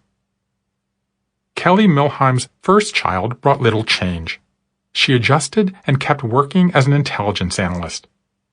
But after 3 miscarriages while trying to have a second, she broke down in tears one morning in the CIA parking lot. I remember thinking, all right, God, I can't take it anymore. I put myself in your hands. She joined a Bible study group, got pregnant, and then quit to follow her passion, training rescue dogs. The second factor is that the disruptor falls at the end of a long string of disruptors. It's the last straw. Deb Kopeikin had been sagging under family financial tensions and frustrating communication with her husband for some time, until she had a piercing pain in her abdomen and needed an appendectomy. When a colleague she was speaking with on the phone asked who was taking her to the hospital, she said, "Nobody." "What about your husband?" "It never occurred to me to call him," she said. The next year, they were divorced. Richard Servati suppressed his dream of being a stand-up comedian for years, working instead at a soul-draining voicemail company to please his strict Indian-American father, until he got caught in a riptide in Puerto Rico and almost drowned. "I cannot die having not gone on stage," he thought. The next week, he performed at his first open mic. His opening joke? "Oh, can you guys imagine Gandhi as a boxing instructor?" The next year, he moved to Hollywood. But the third factor in why some disruptors become lifequakes was not something I expected. Disruptors seem to clump together. There's a confluence of destabilizing events that collectively create even more instability. Just when you get fired, your mother-in-law gets cancer. No sooner do you question your faith than your car gets totaled and your daughter is found to be anorexic. I struggled over what to call this phenomenon, until one day I saw a clip of an old movie in which one wobbly Model T crashed into another, then another car careened into the wreckage, then another. That's exactly what it feels like, I thought. It's a pileup. As in the movies, there are 2-car pileups. Amy Cunningham's grief over her father's death led her to quit journalism and become a mortician. Jan Boyer and his wife were fighting so much over how to treat their teen daughter's drug and alcohol addiction that it led to the end of their marriage. Henry Ferris had 2-car pileups in his life. In his 20s, he learned he needed a kidney transplant while his wife was pregnant with twins. In his 50s, he was fired from his job as a book editor just before his wife left him for another man. There are 3-car pileups. Amber Alexander lost her boyfriend in a car wreck, her grandfather to a stroke, and her aunt in an overdose, all within 6 months. Ivy Wolf Turk was tending to her father in the hospital after a massive heart attack and caring for her mother, who was emotionally walloped by the event, when she came home to find that her husband had emptied their house of all its belongings in a rampage. Bob Hall was in his late 40s and drawing comic strips in New York. When his marriage failed, he moved home to Nebraska, and he learned he was adopted. There are even 4-car pileups and more. Kalika Baki, a hospice chaplain in Oregon, went through menopause, got divorced, returned to school, and started a new job, all within a few years. Eric Smith, a young minister in Virginia, preached his mother's funeral, his father's funeral, left the church to become a special needs teacher, had suicidal thoughts, got addicted to painkillers, and lost 60 pounds, all within 2 years. Some of these concurrences are accidental. The diagnosis, the death, the tornado just happened to occur at a moment of vulnerability. But more, I've come to believe, are connected. It's as if our immune system becomes compromised by one disruptor, so that when another 1, 2, or 3 come along, our entire identity gets the flu. Sometimes we even initiate the pileup ourselves. Will Dana was in a loveless, sexless marriage for a dozen years, when he lost his job as the managing editor of Rolling Stone, after an article the magazine published about a rape scandal at the University of Virginia proved inaccurate. A month later, he met a woman at a conference and began what he described as a mad affair. I had this thought of, why not blow it all up at once? His marriage finally ended, and his teenage son blamed him, leading to a painful estrangement. Lifequakes are massive, messy, and often miserable. They come at inconvenient times that usually make them more inconvenient. They aggregate. But they also do something else. they initiate a period of self-reflection and personal reevaluation. They set in motion a series of reverberations that lead us to revisit our very identity. They force us to ask what we don't ask often enough. What is it that gives me meaning, and how does that influence the story of my life? Chapter 4. The ABCs of Meaning. What shape is your life? While the chief promise of the linear life was regularity, the chief upshot of the nonlinear life is irregularity. Instead of ticking off a predetermined series of life events, each of us is bombarded by our own idiosyncratic fingerprint of booms, busts, ampersands, exclamation points, monster curveballs, lucky breaks, and every other conceivable life detour and twist.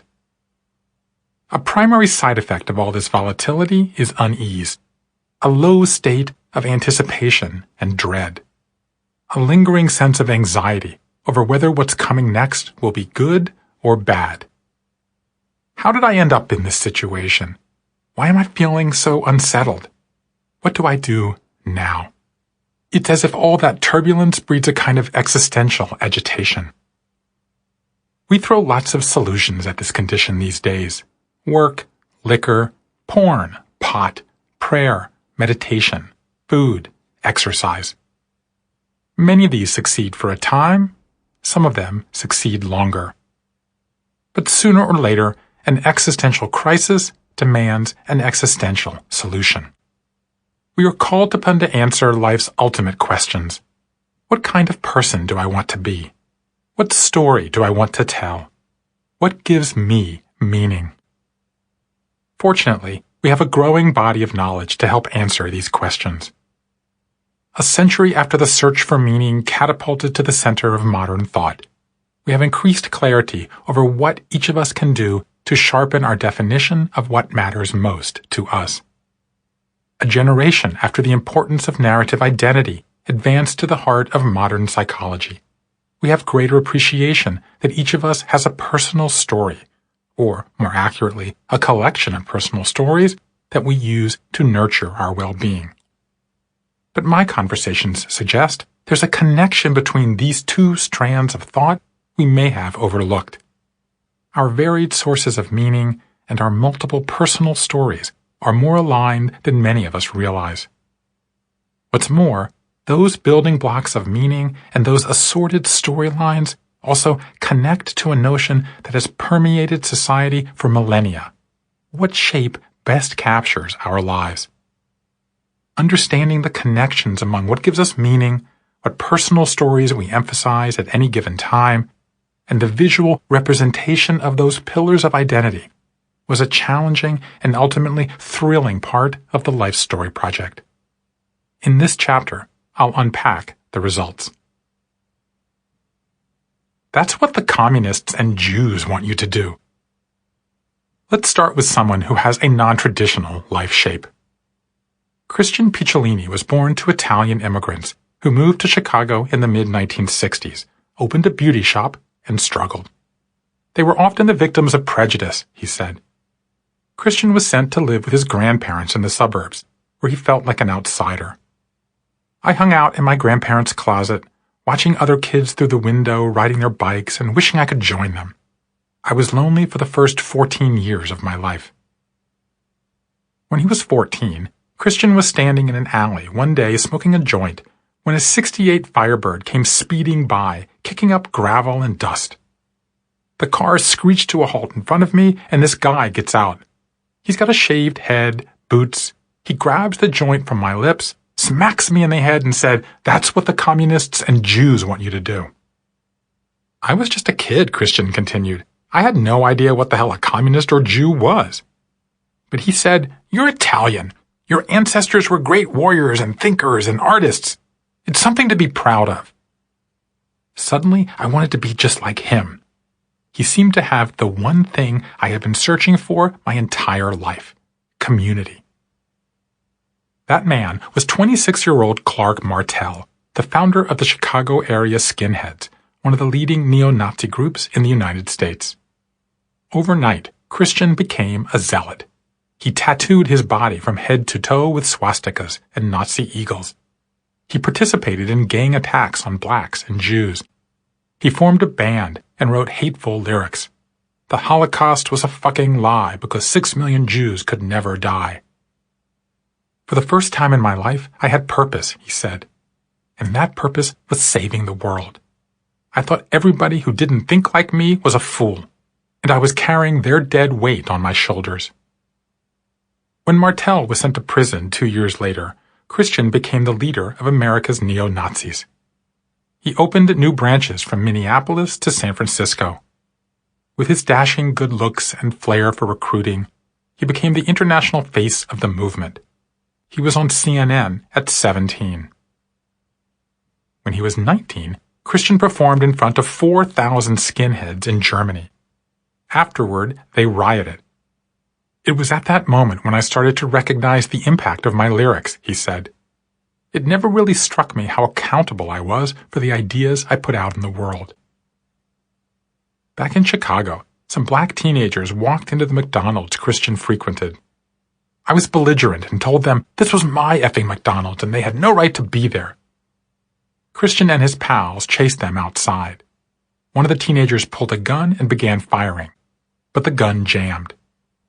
I proceeded to beat him up, Christian said. I was kicking him in the face. It was swollen and bloody. He opened one of his eyes, and I connected with it. And I thought, this could have been my brother, my mother, my father. It was my first moment of empathy. Christian was running a record store that specialized in white power music, but also sold hip-hop and punk. People started coming in who were African American. They were Jewish. They were gay. I didn't want them at first, but I was happy to take their money. But they kept coming back, and the conversation would grow, become personal. Christian also fell in love. My girlfriend hated the movement, he said. I had to beg her to go on a date with me. They married and had a baby. I was in the delivery room holding my son for the first time, and he was so innocent. I realized he could be manipulated, and maybe I had been too. Suddenly I began to have another identity, another community, another purpose. Christian began to withdraw from the movement. He closed his record store. He had another son. His wife thought he was moving too slowly, so she left him, taking their boys with her. By the time he stepped away for good, 7 years after he first entered, Christian had lost his livelihood, his family, his community. For the next 5 years, he sank into depression, drank heavily, did cocaine. He rarely left the house except to see his children. Finally, one of his friends pushed him to apply for a tech support job at IBM. This was before the internet, so his identity was easier to conceal. He got the job. His first assignment was to install computers at the high school he'd been kicked out of twice. The last time he was there, he was dragged out in handcuffs and given a restraining order for attacking the African American security guard. On his first day on the job, Christian recognized the guard, Mr. Holmes. Christian followed him to the parking lot and tapped him on the shoulder. He turned around, took a step back, and was horrified. All I could think to say at that moment was, "I'm sorry." We talked. I found some more words eventually, explained to him what I had been through in the last 5 years, and he embraced me. He told me he forgave me and asked me to forgive myself, and he encouraged me to tell my story. Christian went on to generate $250 million in sales revenue for IBM. He married his supervisor. He started giving speeches about his past. And eventually, he helped found an organization called Life After Hate that helps former extremists, from white supremacists to Islamic fundamentalists, transition out of violence. It starts with compassion, he said. Everyone is looking for an identity community, and they hit potholes somewhere along the road. Those potholes can be trauma, they can be abandonment, they can be witnessing your father commit suicide. The people have misery, but they don't have company. and sometimes they find acceptance in pretty negative places. My job is to fill potholes. My motto is, I treat the child, not the monster. After all these years, Christian was still that vulnerable boy, staring out the window, hungering for love. And that yearning for connection is what defines who he is. When I asked him to pick a shape that represents his life, he chose a bowl. A bowl is a place for people to spill their guts into. It's a place to fill with your thoughts, your demons, your dreams. It's the place I was looking for as a boy sitting in my grandparents' closet. And it's the place I help provide today, where you hold people in your hands and help them feel like they belong. The Meaning Movement. The father of the modern meaning movement, Viktor Frankl, was 4 years old in 1909, living at number 6 Czerny Street, Vienna, a few blocks from where Johann Strauss composed the Blue Danube. One night before sleep, he was startled by a piercing thought, I too will have to die. What troubled me then, Frankl later wrote, as it has done throughout my life, was not the fear of dying, but the question of whether the transitory nature of life might destroy its meaning. His answer would guide his life and that of tens of millions of others in the coming century. In some respects, it is death itself that makes life meaningful. Vienna was the hometown of meaning. Freud gave birth to psychotherapy there, Hitler was born there, Frankl grew up there and went on to launch a revolution. At 16, Frankl gave his first lecture on the meaning of life. At 28, he formed the Third Viennese School of Psychotherapy. His core idea, we should not ask what the meaning of life is, because it is we who are being asked. Each of us is responsible for finding our own reason to live. In many ways, Frankl was the latest iteration of the centuries-long conversation about what it means to live a fulfilling life. Aristotle described the tension between hedonism, the pursuit of happiness, and eudaimonia, the search for dignity, authenticity, and what came to be called meaning. Frankl became the preeminent modern champion of the idea that seeking meaning is the core motivation of humans and the key to our very survival. In 1941, Frankl was just finishing a book on his ideas when the Nazis began systematically implementing the final solution. As a doctor, Frankl was able to secure entree to the United States, but he anguished about leaving his parents. Returning from picking up his visa, Frankl covered the Jewish star on his coat and ducked into a cathedral, praying for a sign from God. "What's this?" Frankl asked. "The Nazis burned our synagogue today," he said. The chunk of marble was the only remains from the 10 Commandments above the bema. "I can tell you what commandment it's from," his father said. "Only one uses these letters." "And what's that?" Frankl asked. "Honor thy father and mother." Frankl ripped up the visa on the spot. The following year, the entire family was sent to a concentration camp, where Frankl's father died in his arms. 2 years later, Frankl, his wife, and his mother were sent to Auschwitz. His mother and wife were gassed. Frankl was forced into hard labor, slept 10 to a bed, and ate only crumbs a day. One night, he witnessed a man having a nightmare, but resisted waking him. No dream, no matter how bad, could be as horrible as the reality of the camp. And yet, what allowed him to survive was his commitment to meaning, he said. Frankl had stitched the only copy of his book into his jacket, but it was confiscated and destroyed. At night, he kept himself occupied by repeating passages to himself. When he was liberated in 1945, Frankl sat down and wrote an account of his experience. It took him 9 days. He wrote it anonymously at first, but friends urged him to attach his name. The book was published in 1946 and instantly became a defining book of the century. Man's Search for Meaning has gone on to sell over 12 million copies. Frankl's message was that even in the face of unimaginable bleakness, humans can find hope. You do not have to suffer to learn, but if you don't learn from suffering, then your life becomes truly meaningless, he wrote. The key, he said, is to imagine a better time, to have a reason to live. He quotes Nietzsche, "He who has a why to live for can bear almost any how." Frankl's book arrived amid the smoldering ruins of Hiroshima and the Holocaust, during what was widely considered an epidemic of meaninglessness. Frankl called it the sickness of the century. Carl Jung called it an illness. Meaninglessness inhibits fullness of life, Jung wrote. Meaning makes a great many things endurable, perhaps everything. From this ground zero, a modern meaning movement began to rise, eventually growing to include philosophy, psychology, and neuroscience.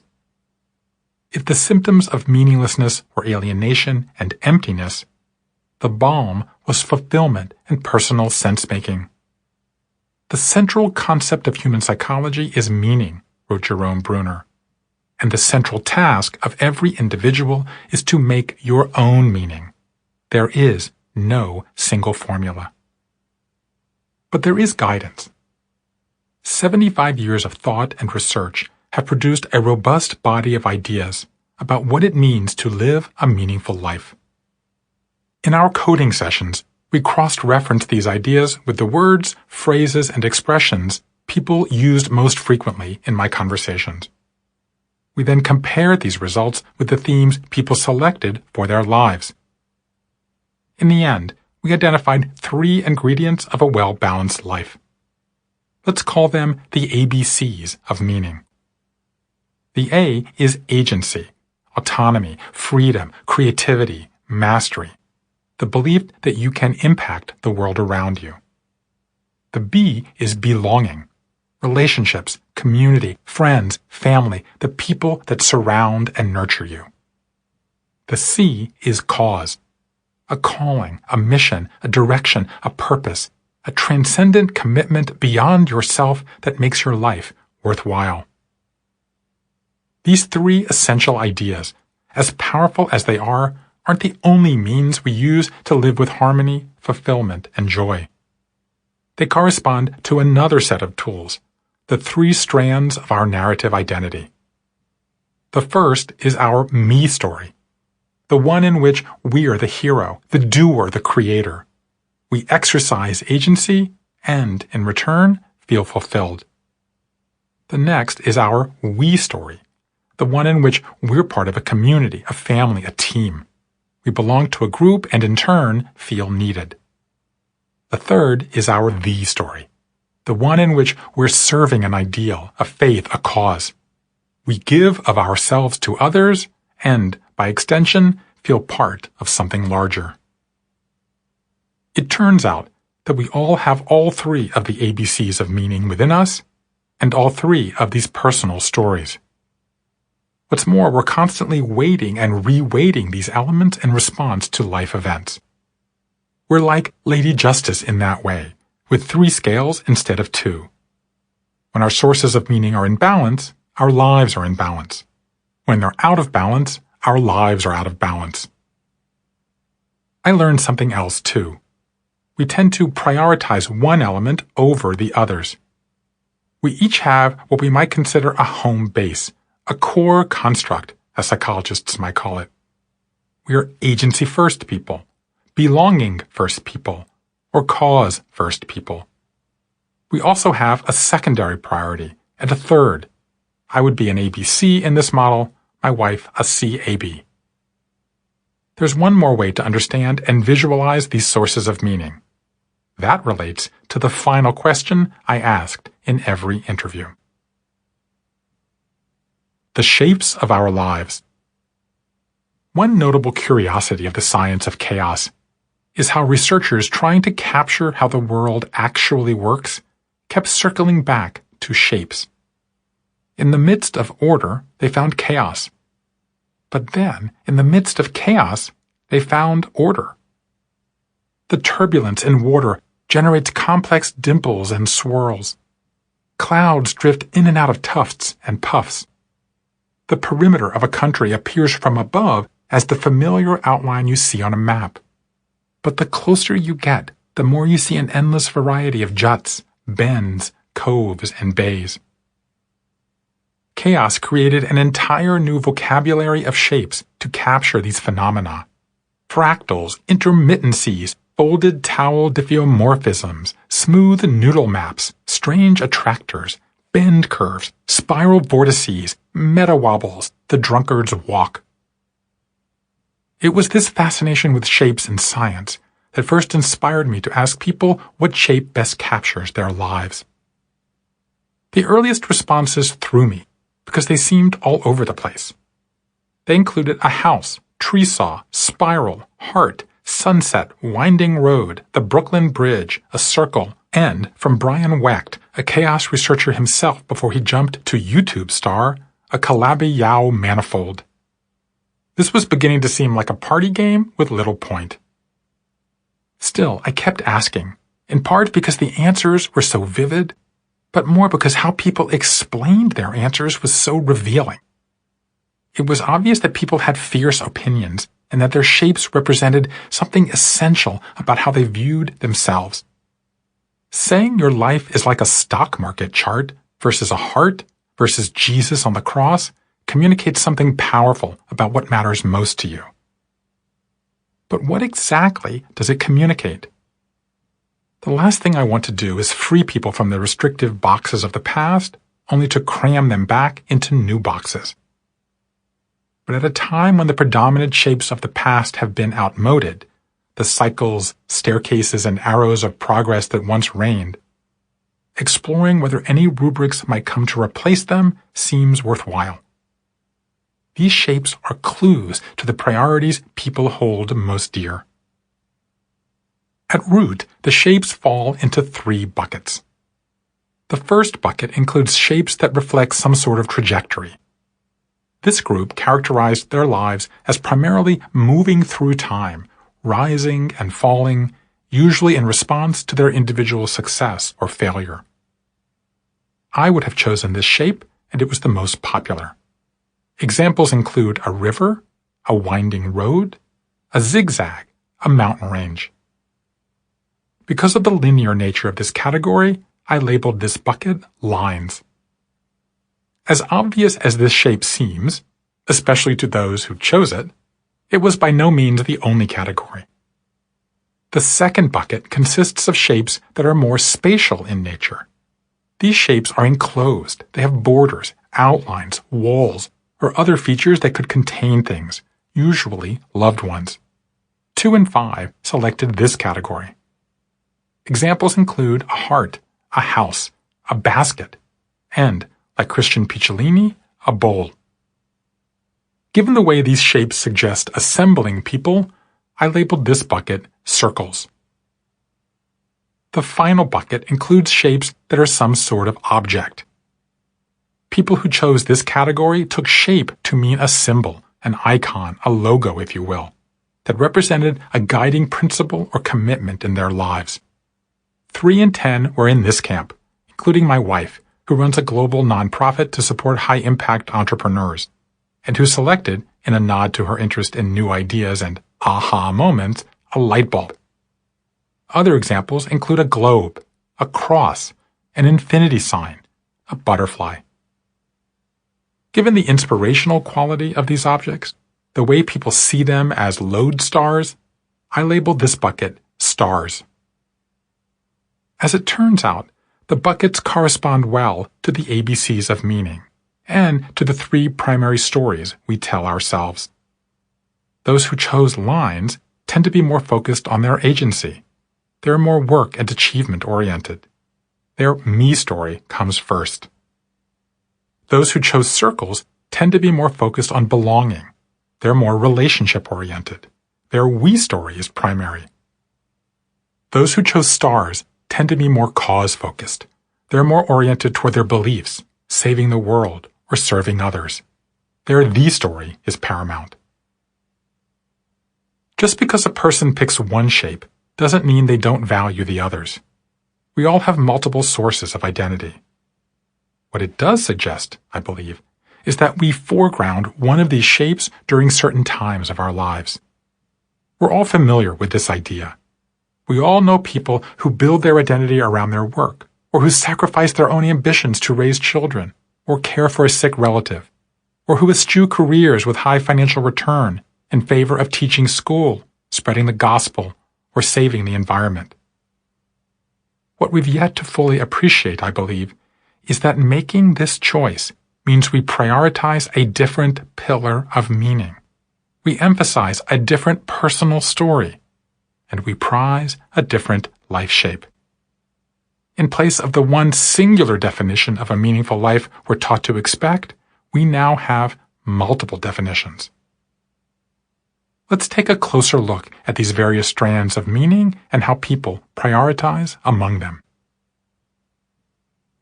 A is for agency.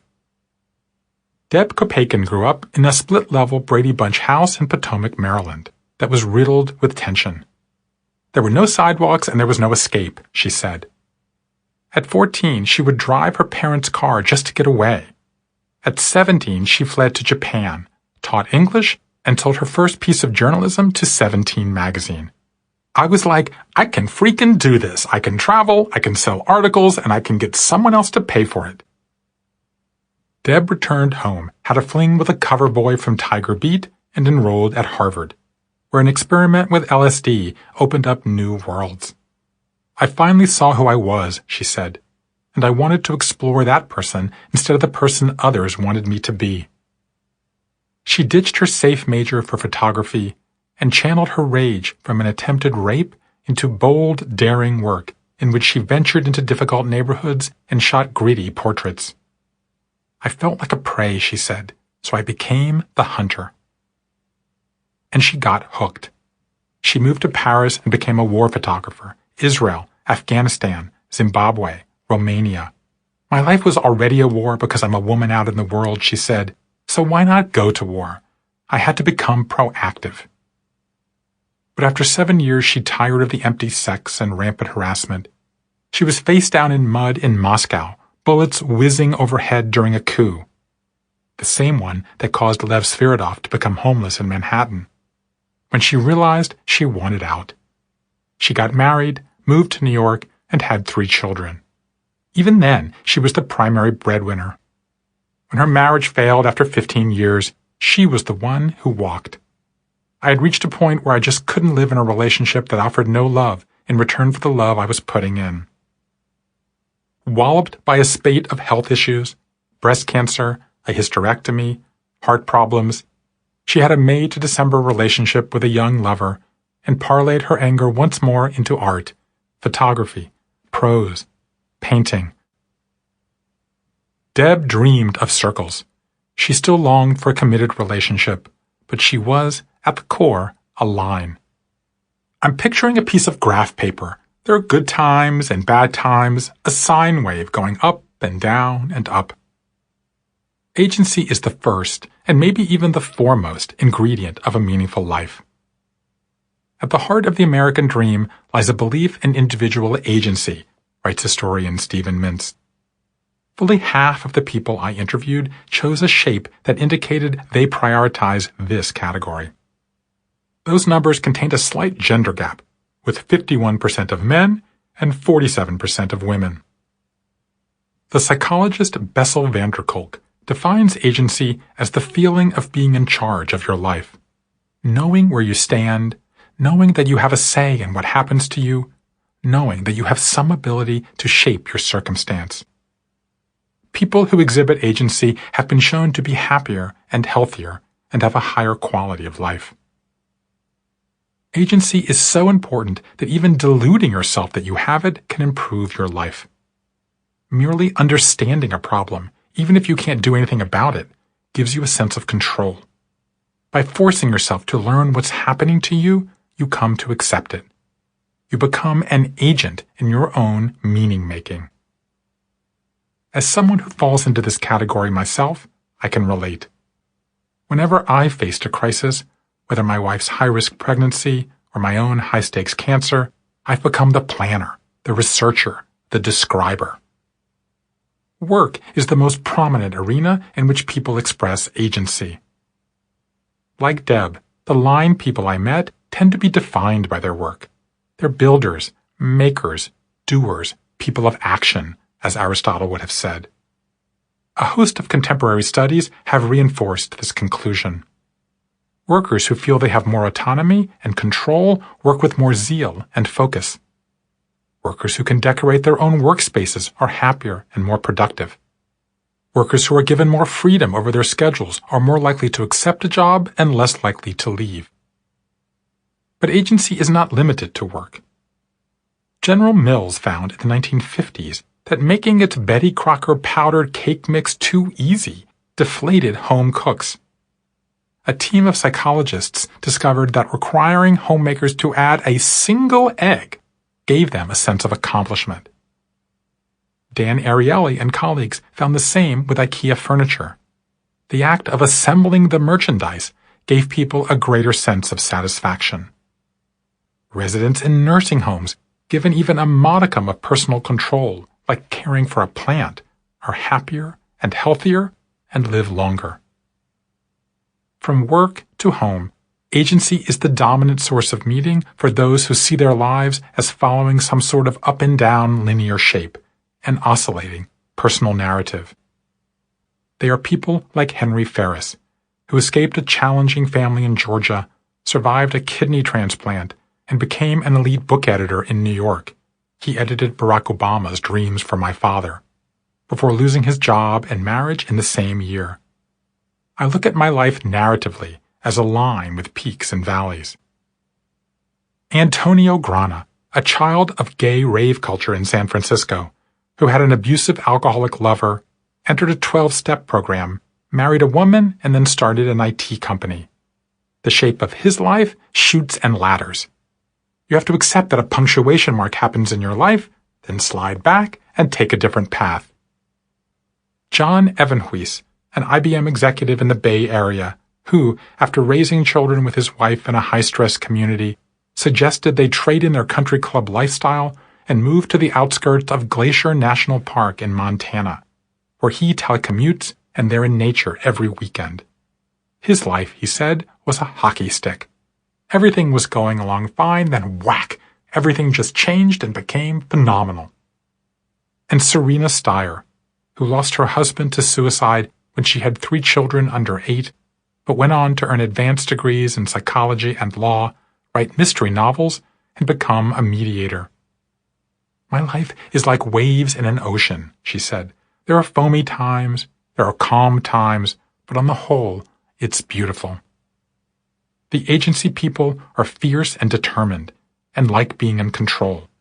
They have a clear grasp of their me story. But they're not always the most focused on their relationships. That distinction belongs to the second group. B is for belonging. Michelle Swaim never had a family. Her father left while her mother was pregnant. Her mother showed very little interest in her. Growing up in Massachusetts, Michelle sometimes waited hours after school to be picked up. I think that defined my life a lot, she said, which caused me to jump into marriage early and not be a complete individual. Michelle met her future husband, Dave, when she was 15. I think I was just looking for a parent because I was never parented, she said. He was definitely the hero of our relationship. They attended William and Mary together and got married when Michelle was 21. My mother didn't speak to me at my wedding because she didn't want me to leave her, Michelle said. Also, intimacy was really hard for me. The honeymoon was miserable. Over the next decade, Dave's career took off. He became senior pastor of a fast-growing church outside Boston. Michelle, meanwhile, spiraled into self-absorption. She became an obsessive runner and an anorexic. For 9 years, she barely ate. When you have an inability to connect with people and you feel shameful about yourself, the only power you have is over your own body, she said. I couldn't speak up for myself, so this was the only way I could actually exert any influence over myself. She was down to half an apple a day. Michelle's anorexia also made her infertile. For 7 years she tried and failed to get pregnant. Then one day she slipped on the ice while jogging, flew into the air, and landed on her back. In the hospital, she had a vision from God. "I did this to you," he said. Her husband walked in the next day and said he'd had a vision from God. "He told me he did this to you for a purpose." In that moment, tearful and finally aligned, they agreed to change their lives. The following year, they adopted a boy from Korea. In the next decade, they adopted 10 more children. They eventually reached 8 boys and 3 girls. Some were American, others refugees. They were black, white, brown, Ugandan, Irish, Mexican. The girl who waited hours for her mom to pick her up after school now drives back and forth to school 3 hours a day. The shape of her life? A dented minivan. It's the object that most embodies her life as a mom. "I felt lonely as a child, and that's been a huge driver in my life," Michelle said. "All I ever wanted was to feel loved, and all I want today is for these children to feel loved." Belonging, the feeling that emerges from developing and maintaining close personal relationships, is the pillar of meaning that's been most reinforced by recent research. In one study of what gives us meaning, 89% cited an interpersonal relationship. The 80-year Stanford study of 1,500 school children found that those with deeper social connections lived longer. George Valiant, who led the 70-year Harvard study of 268 men, John F. Kennedy was a participant, concluded, "The only thing that really matters in your life are your relationships to other people."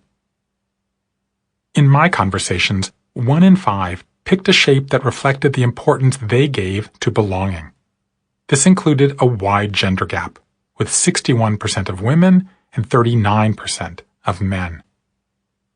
The reason belonging is so central to meaning is that our brains are cultural organs. The essence of being human is shared emotions, connections, and ideas. Findings going back decades suggest that positive social networks increase mental and physical health. Cancer patients do better in supportive communities, as do Alzheimer's caregivers, alcoholics, trauma victims, and PTSD patients.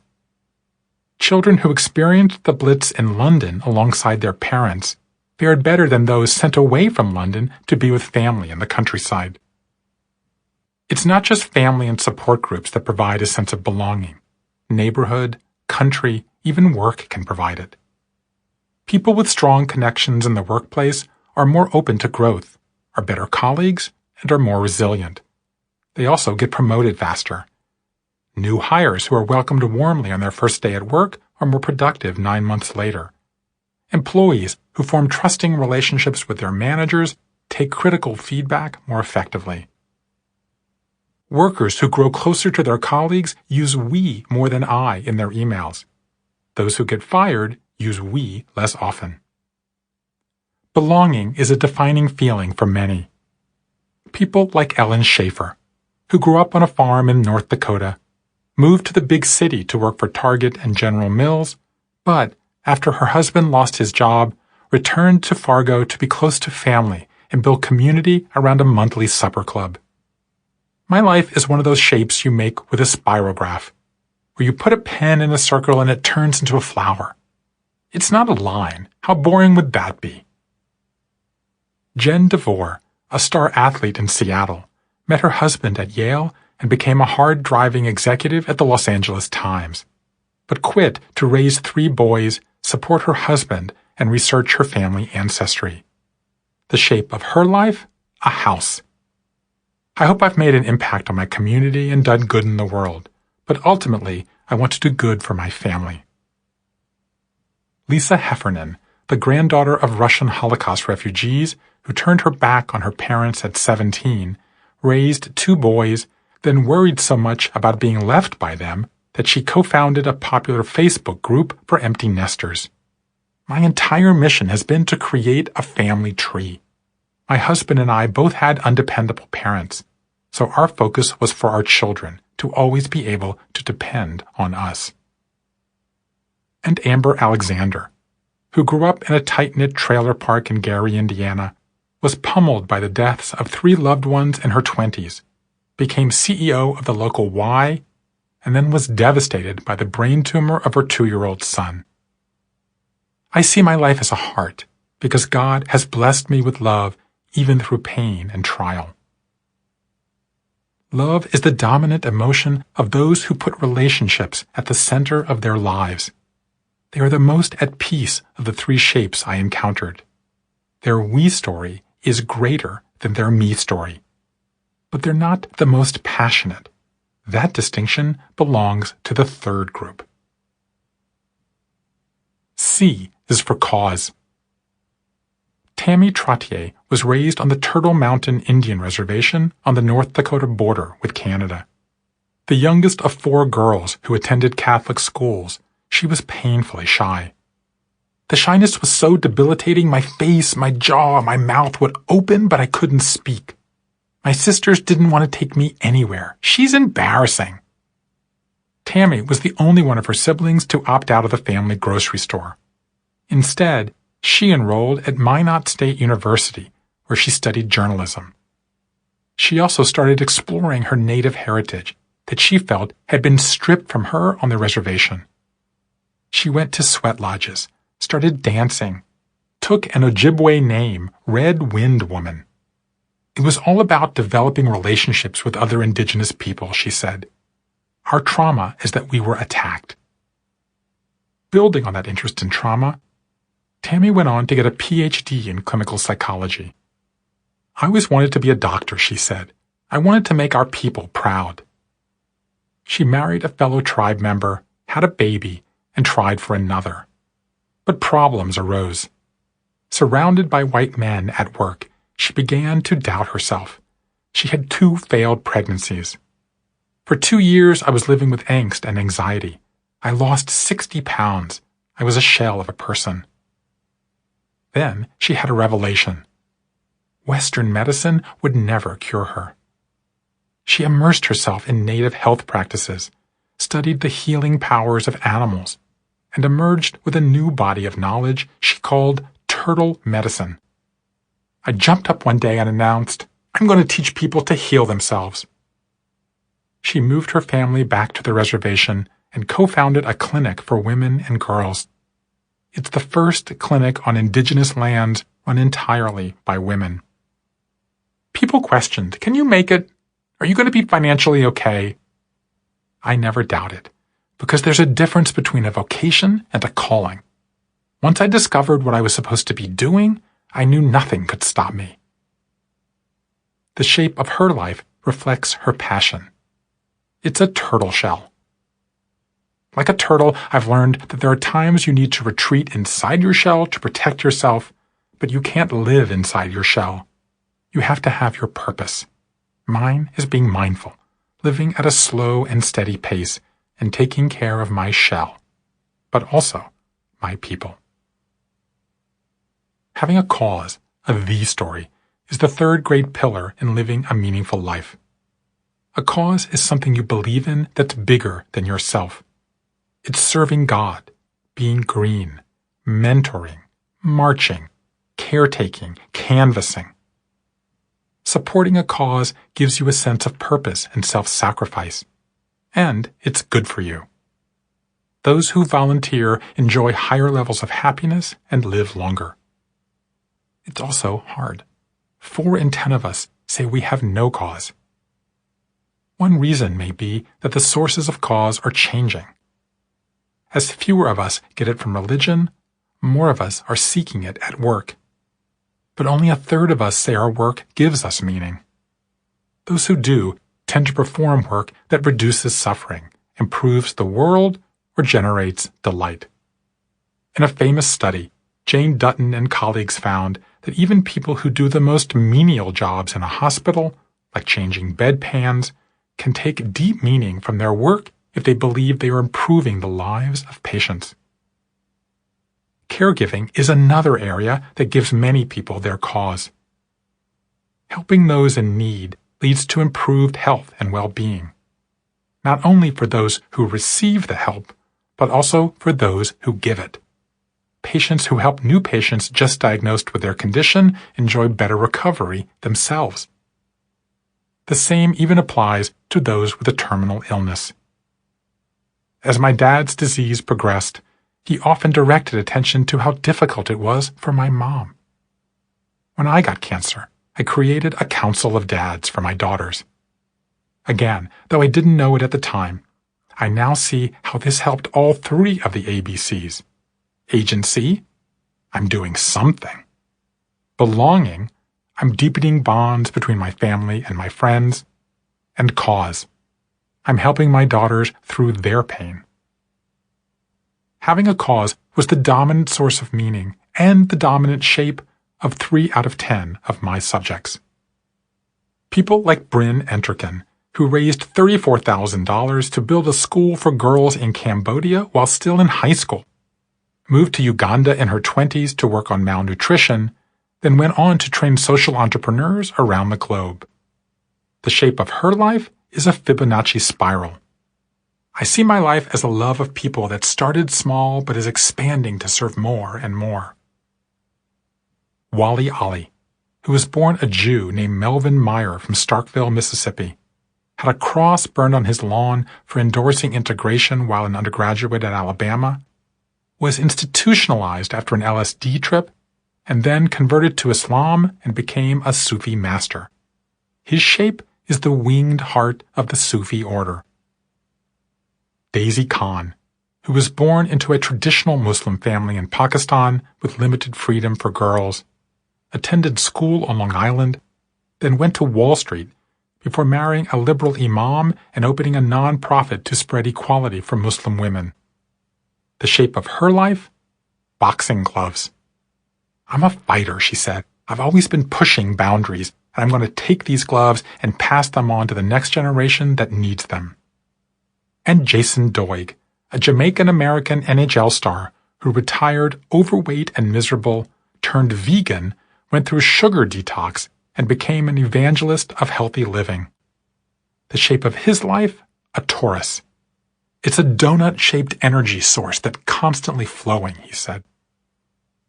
A century after Viktor Frankl placed the burden on each of us to determine what gives us meaning, we have more tools than ever to answer that call.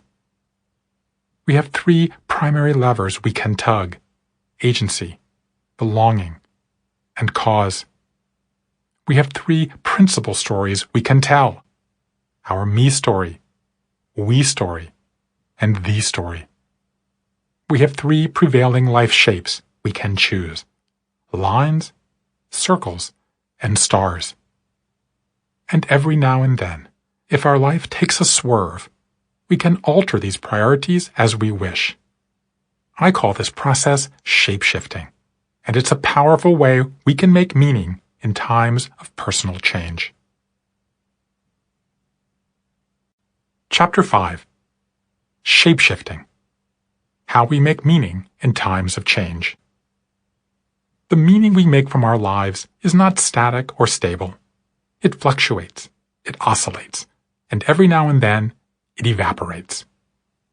This feeling of being directionless often happens in the wake of a lifequake.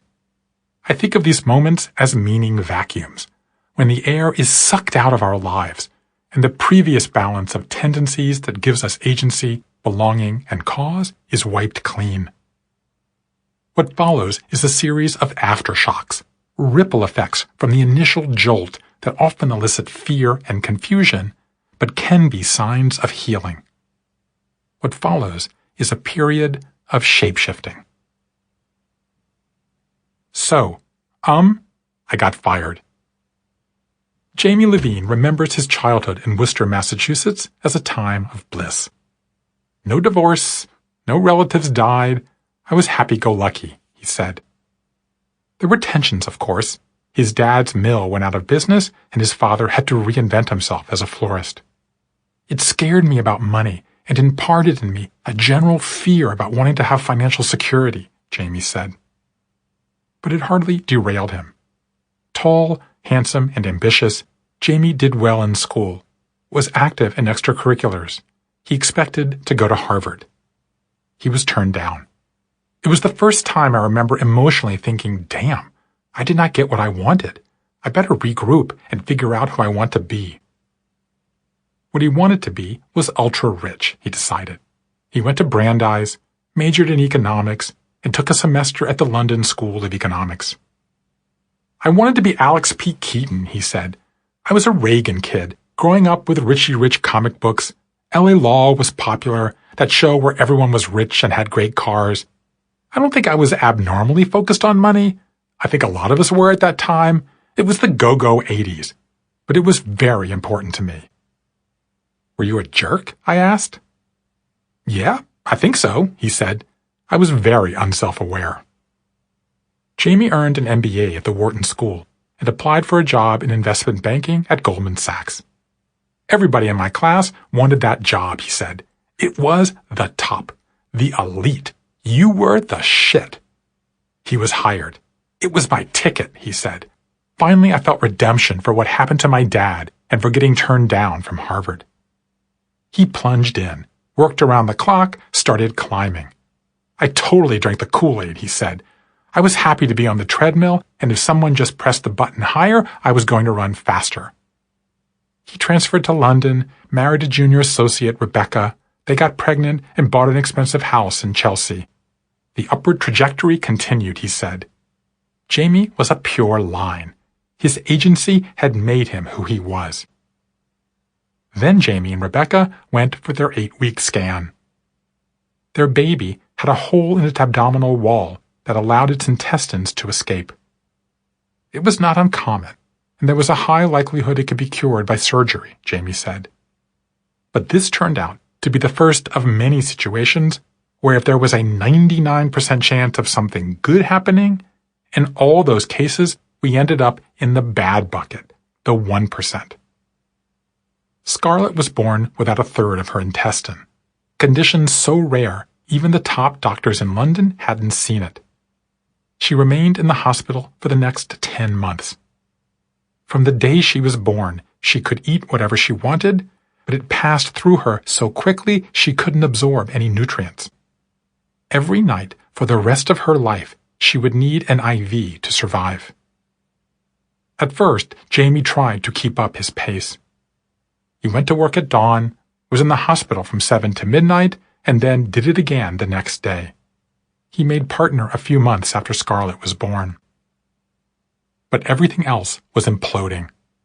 Rebecca was overwhelmed by the stress. Their marriage began falling apart. Scarlett's bilirubin number started to collapse, meaning her liver was failing. The only option was to wean her off the IV, but if they did that, she'd starve to death. We were just waiting for her to die, Jamie said. Then one day, an email came from America. My dad's brother's wife's brother's wife read an article in the Boston Globe about this doctor who had found a way to give kids intravenous nutrition without destroying their livers. A week later, Jamie was in Boston meeting with the doctor. 2 weeks later, Scarlett was on a plane to the United States. The cocktail worked. The family moved to Boston. Jamie and Rebecca had another baby, a son. All this time, Jamie was commuting back and forth to the Goldman office in New York. Life seemed to be on the upswing. But the strain proved too great. When the company said they needed to downsize, Jamie knew what that meant. So, I got fired, he said. Suddenly, the treadmill stopped. And with it, the money, the momentum, and the meaning he took from it all. It really forced me to re-examine myself, he said, to reevaluate myself. He was out of work for a year, and when he finally took his next job, it was not on Wall Street, but at a smaller biotech firm. He changed his leadership style, working closely with employees, being sensitive to their personal lives, encouraging family time. As for his own family, he and Rebecca went to counseling. "I think the Scarlet thing really kicked us in the teeth," he said. "All of a sudden I had to strip away all the MBA stuff and become much rawer. We had to decide, were we going to separate or stay together? And staying together meant making our relationship a bigger priority. We got fucked up together, we had to get unfucked together. We had a bit of an arranged marriage, now we had to fall in love." And they did. By the time I met Jamie 13 years after that 8-week scan, he and his family were living in San Diego. Scarlett had a normal life during the day, going to school, being with friends, playing sports, but every night she came home and hooked up to an IV for 9 hours. Every single night. Jamie and Rebecca adjusted their lives accordingly. She was on the board of her son's school. He was running a nutritional company. His life, once tilted toward his own achievement, was much more balanced. He was less focused on the agency part of his identity, his line, and more focused on the relationships around him, his circle. He summed up the change this way: "Am I a jerk today? I don't think so." In a Dark Wood. In 1302, the Italian poet Dante Alighieri was exiled from his hometown of Florence in a political feud. He wandered for years around Tuscany, heartsick and bereft, before accepting that he would never return home. It was then that he turned back to his first love and composed one of the towering achievements of Western literature, the Divine Comedy. The poem opens with one of the more famous descriptions of a lifequake. "Midway in our life's journey, I went astray from the straight road and woke to find myself alone in a dark wood." The narrator goes on to lament how hard it is to describe in this thick of thickets, in a wood so dense and gnarled it evokes panic, a feeling so bitter as death itself is bitter. Dante compares his state of mind to not just a crooked road, but death itself. And he's not alone. The first and to me most chilling aftershock of a lifequake is how many people experience their upheaval as a death. A startlingly high number of people in my conversations, I'd put the total close to 50%, used expressions like, "A part of me died that day. I was dead and came back to life. I was reborn." What could this possibly mean? Fear of death has been a theme of storytelling since the birth of the campfire, and it's been a focus of social science since the birth of the research method. Viktor Frankl identified confronting one's mortality as the primary reason we search for meaning. Ernest Becker, the author of the Pulitzer Prize-winning The Denial of Death, published in 1973, said humans are driven largely by an unconscious effort to escape and transcend mortality. Since then, scores of scholars have focused on death avoidance, death anxiety, terror management, and other ways we awkwardly confront our demise. My conversations suggest there's something else going on that has received far less scrutiny. The language of death has become so ubiquitous that people are adopting it to characterize other critical junctures in their lives, from spiritual crises to professional setbacks. While obviously different from actual deaths, these disturbances are still so life-altering that the closest analogy people come up with is dying and being reborn. This stark comparison is further evidence of how profound the nonlinear life has become. We see our turning points as a matter of life and death.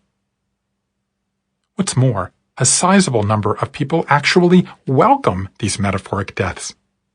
They accept, even embrace the idea that one person they used to be has died and another has been born. The deceased person may have been Catholic, while the new one is a follower of Yogananda. The dead self may have been unhappily married, while the new self is proudly single. The old you may have been unable to stand up for herself, while the new you is fierce. The discarded person may have been a drunk, a criminal, a carnivore, a workaholic.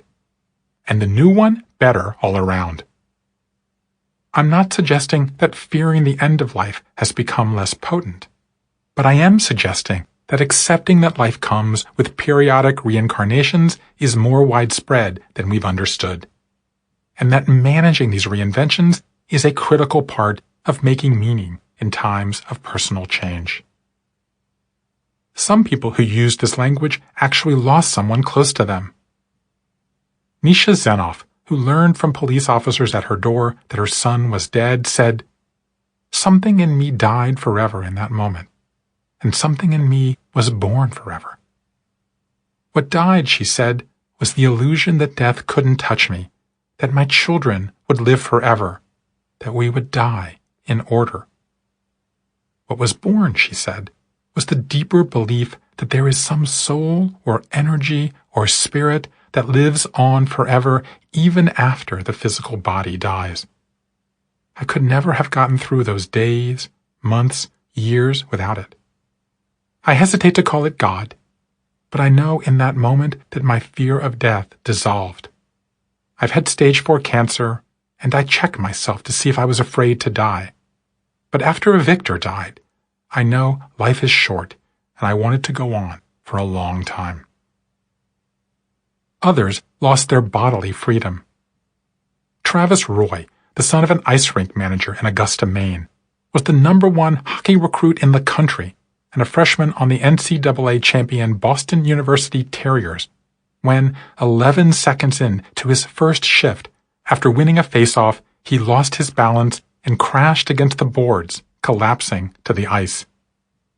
I was lying face down. I could feel the cold against my face, and it was surreal, he said.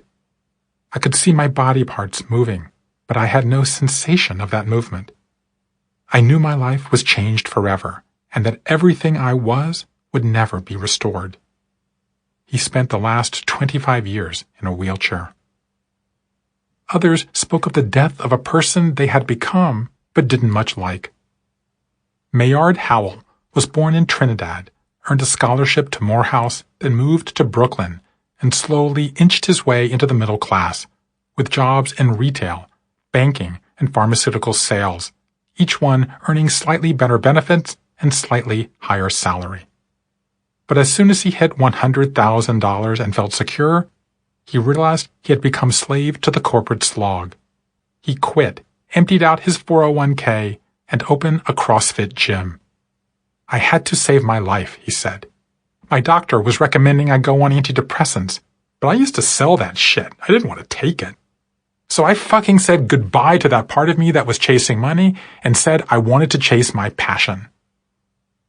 And perhaps most important of all, nearly everyone who said they'd experience intra-life dying mentioned that it left them less afraid of actually dying, and thus more willing to take risks to live robustly.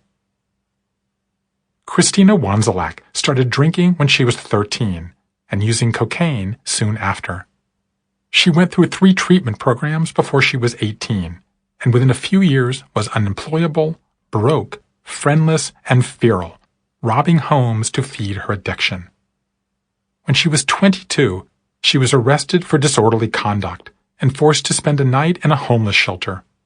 She awoke the next morning on the floor and had what she describes as a near-death experience. I don't talk about it much. It makes me so emotional.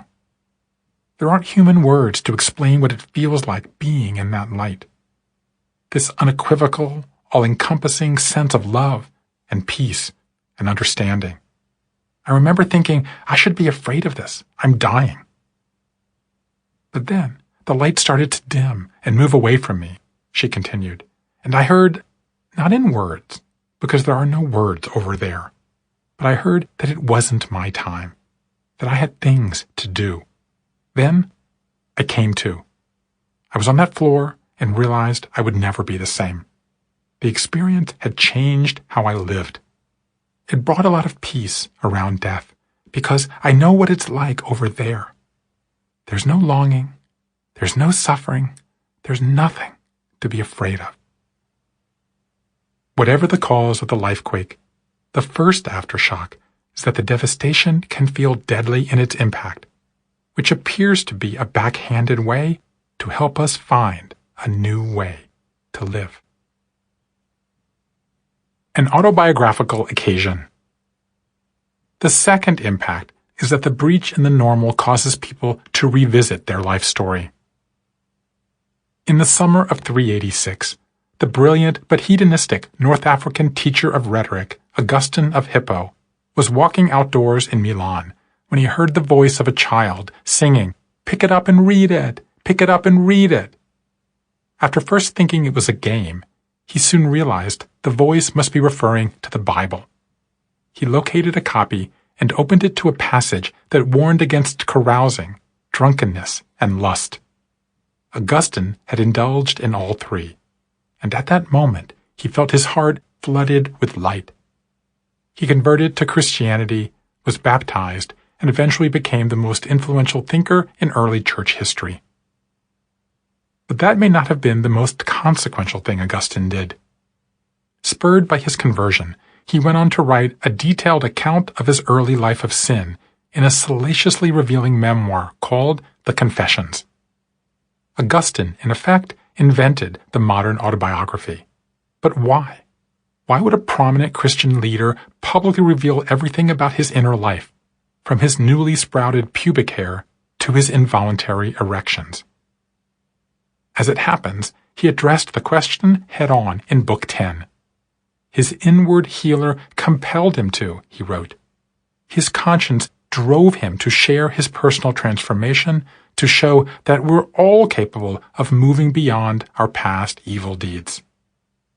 Augustine's conversion was more than just a lifequake, in other words. It was also an autobiographical occasion. The term autobiographical occasion was coined by sociologist Robert Zussman to describe the moments in our lives when we are summoned or required to provide accounts of ourselves. He mentioned job, school, and credit applications, confessions, both religious and criminal, reunions of various sorts, therapies of various sorts, and diaries. He might have added doctor's appointments, first dates, even long plane rides with strangers.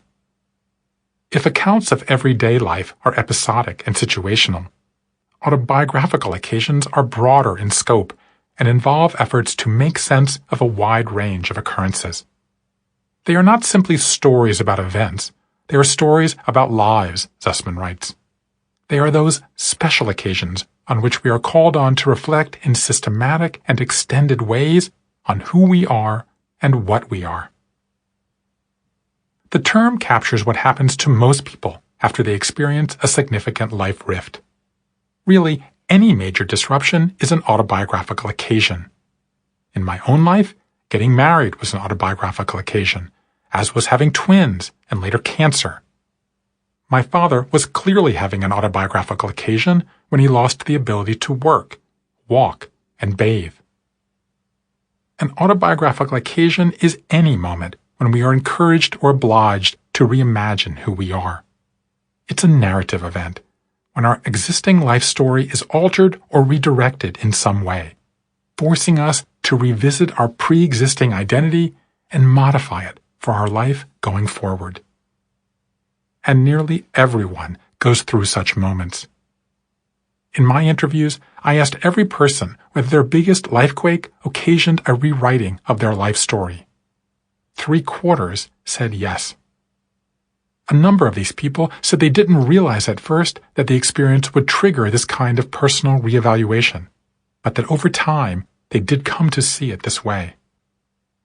This suggests that while academics have come to understand that a big part of meaning-making is adjusting our life stories to accommodate a new life reality, that critical part of the process is not widely known. It should be, as it's one of the primary aftershocks that is most helpful to recovery. Some of the autobiographical occasions I heard about came from people who were forced to start sharing their stories publicly. Carl Bass was an early tech entrepreneur and inventor whose company in Ithaca, New York, was bought by Silicon Valley behemoth Autodesk. Carl eventually became CEO of the $30 billion software firm, a a change he found challenging. The natural thing when you become CEO of a public company is the press want to write about you, he said. They want to know, "Sir, who are you?" At first I just said, "I'm just a guy who builds boats." But I quickly found I had to have a fuller story, one that was interesting and turned heads.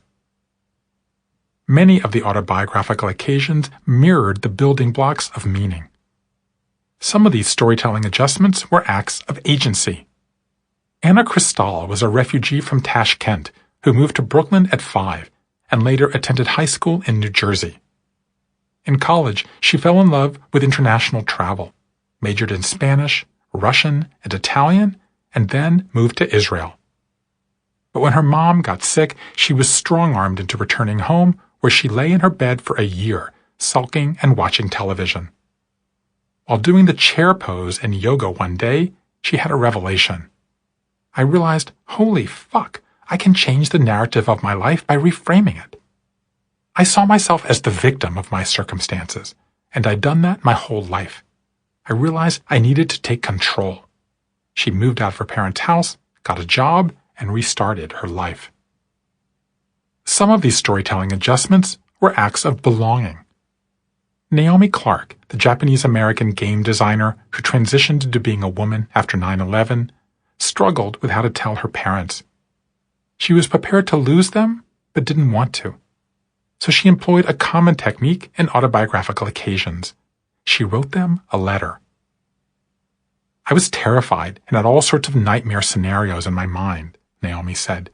I spent forever writing a serious, long, handwritten letter explaining all my feelings. Then I sent it to them. How did they react? I think they both felt very guilty, like they had screwed up, which I had to disabuse them of. But they both ended up saying, "Oh, I don't know how we missed this for so long. Like we always knew you were different as a kid, but we thought you were just sensitive and nice." Some of these storytelling adjustments were acts of cause. Melanie Krause was blessed, she said, with super cool parents in Boise, Idaho, who were hobby farmers with 45 different varieties of grapes.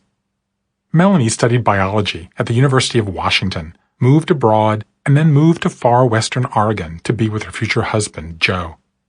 The only jobs were in nuclear reactors or vineyards, so she went to work in the wine industry. 5 years later, Melanie and Joe moved back to Idaho and opened Cinder Wines. The change was more than just professional. As mom and pop entrepreneurs, they needed an entire narrative to sell what they were doing. I mean, we really had to examine ourselves and ask questions like, do we want our wine to be pretentious? Do we want it to be playful? We had to figure out, how do we take the story of our life and make it the story of our wine? I would say before we started our own company, we never really worried about storytelling. Now it's a humongous part of our lives. They elected to connect themselves to the little-known heritage of winemakers in the Snake River Valley. The occasion of a lifequake is an occasion to reimagine your life story. It is an autobiographical occasion, the second of the major aftershocks. Shapeshifting. The final aftershock may be the most powerful of all. It's called shapeshifting. In 1855, 36-year-old salt-and-pepper-bearded Walt Whitman published the first edition of his masterpiece, Leaves of Grass, in a small print shop on Cranberry Street in Brooklyn Heights, not far from where I live today. A sprawling tribute to humanity and sexuality, Leaves of Grass contains many notable passages, none more so than a trio of lines in section 51. Do I contradict myself? Very well then, I contradict myself. I am large. I contain multitudes. Whitman's message would become a major theme of 20th century psychology and a central tenet of positive psychology a century after that. We contain many dimensions, and we have the power to shift among these dimensions to recalibrate what gives us meaning. Lifequakes are a prime instigator in jolting people to reevaluate what weight they attribute to each item in the ABCs of meaning. People may dial back their emphasis on agency. ramp up their interest in belonging, pay more attention to cause for the first time, or sometimes reweight all three, all in direct response to a dramatic change in their life. In this way, humans are just like the rest of nature in how we react to the nonlinear world. The essence of chaos is self-organizing. It's what a river current does when it eddies around a boulder and then reforms. It's what a flock of birds does when it takes off from a tree and then glides into formation. It's what a weather system does when it collides into a different system, merges, and then keeps moving. The same with sand dunes, snow squalls, clouds. In all these cases, the original entity begins in one shape, goes through a period of turbulence, a kind of mini state of chaos, and then emerges with a new shape, both substantially similar to the prior state and wholly different at the same time. Chaos is nature's creativity in the face of constant change. The human equivalent of this is the process of psychic adaptation. Just as the body has the ability to correct imbalances, so does the mind. Jung called this practice counterbalancing one-sidedness. Our lives become too tilted toward one aspect of our identity and too tilted away from the others. We're all familiar with these scenarios. We become so obsessed with our work, we neglect our family. We become so consumed with caring for children, we overlook ourselves. We become so focused on serving others, we ignore our loved ones. The more purely one thing we are, the more in danger we are of overlooking other things. But as Whitman said, we're not just one thing. We're multitudes. Recent research confirms this observation. Scholars of core constructs originally thought that each of us has an innate slate of traits. We are introverted or extroverted, passive or assertive, open or closed. But thinking on this topic has evolved over time, and today such traits are considered partly fixed and partly in flux. In the words of leading personality researcher Brian Little, the goggles through which you viewed life in April may no longer be helpful to you in May. You revise your predictions about the world, you test new ideas, and in the process consolidate a new set of personal constructs that works for you. This fluidity is especially true during a searing life rupture.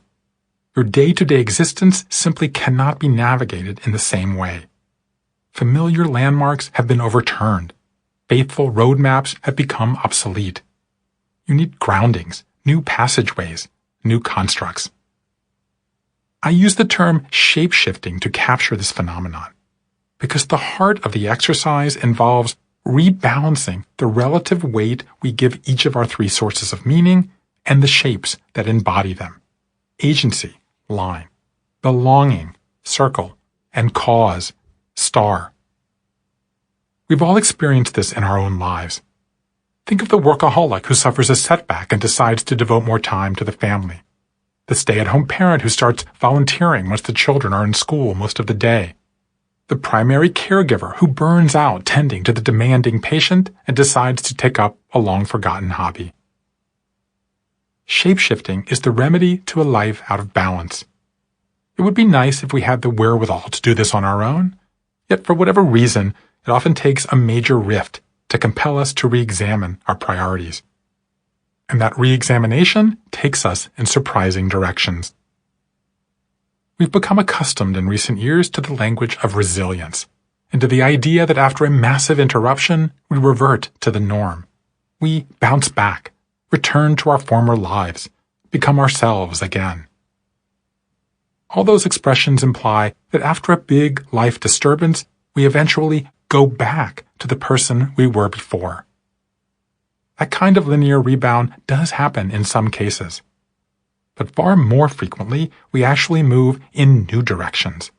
Instead of going back to what we were before, we go sideways, forward, or some unforeseen place entirely.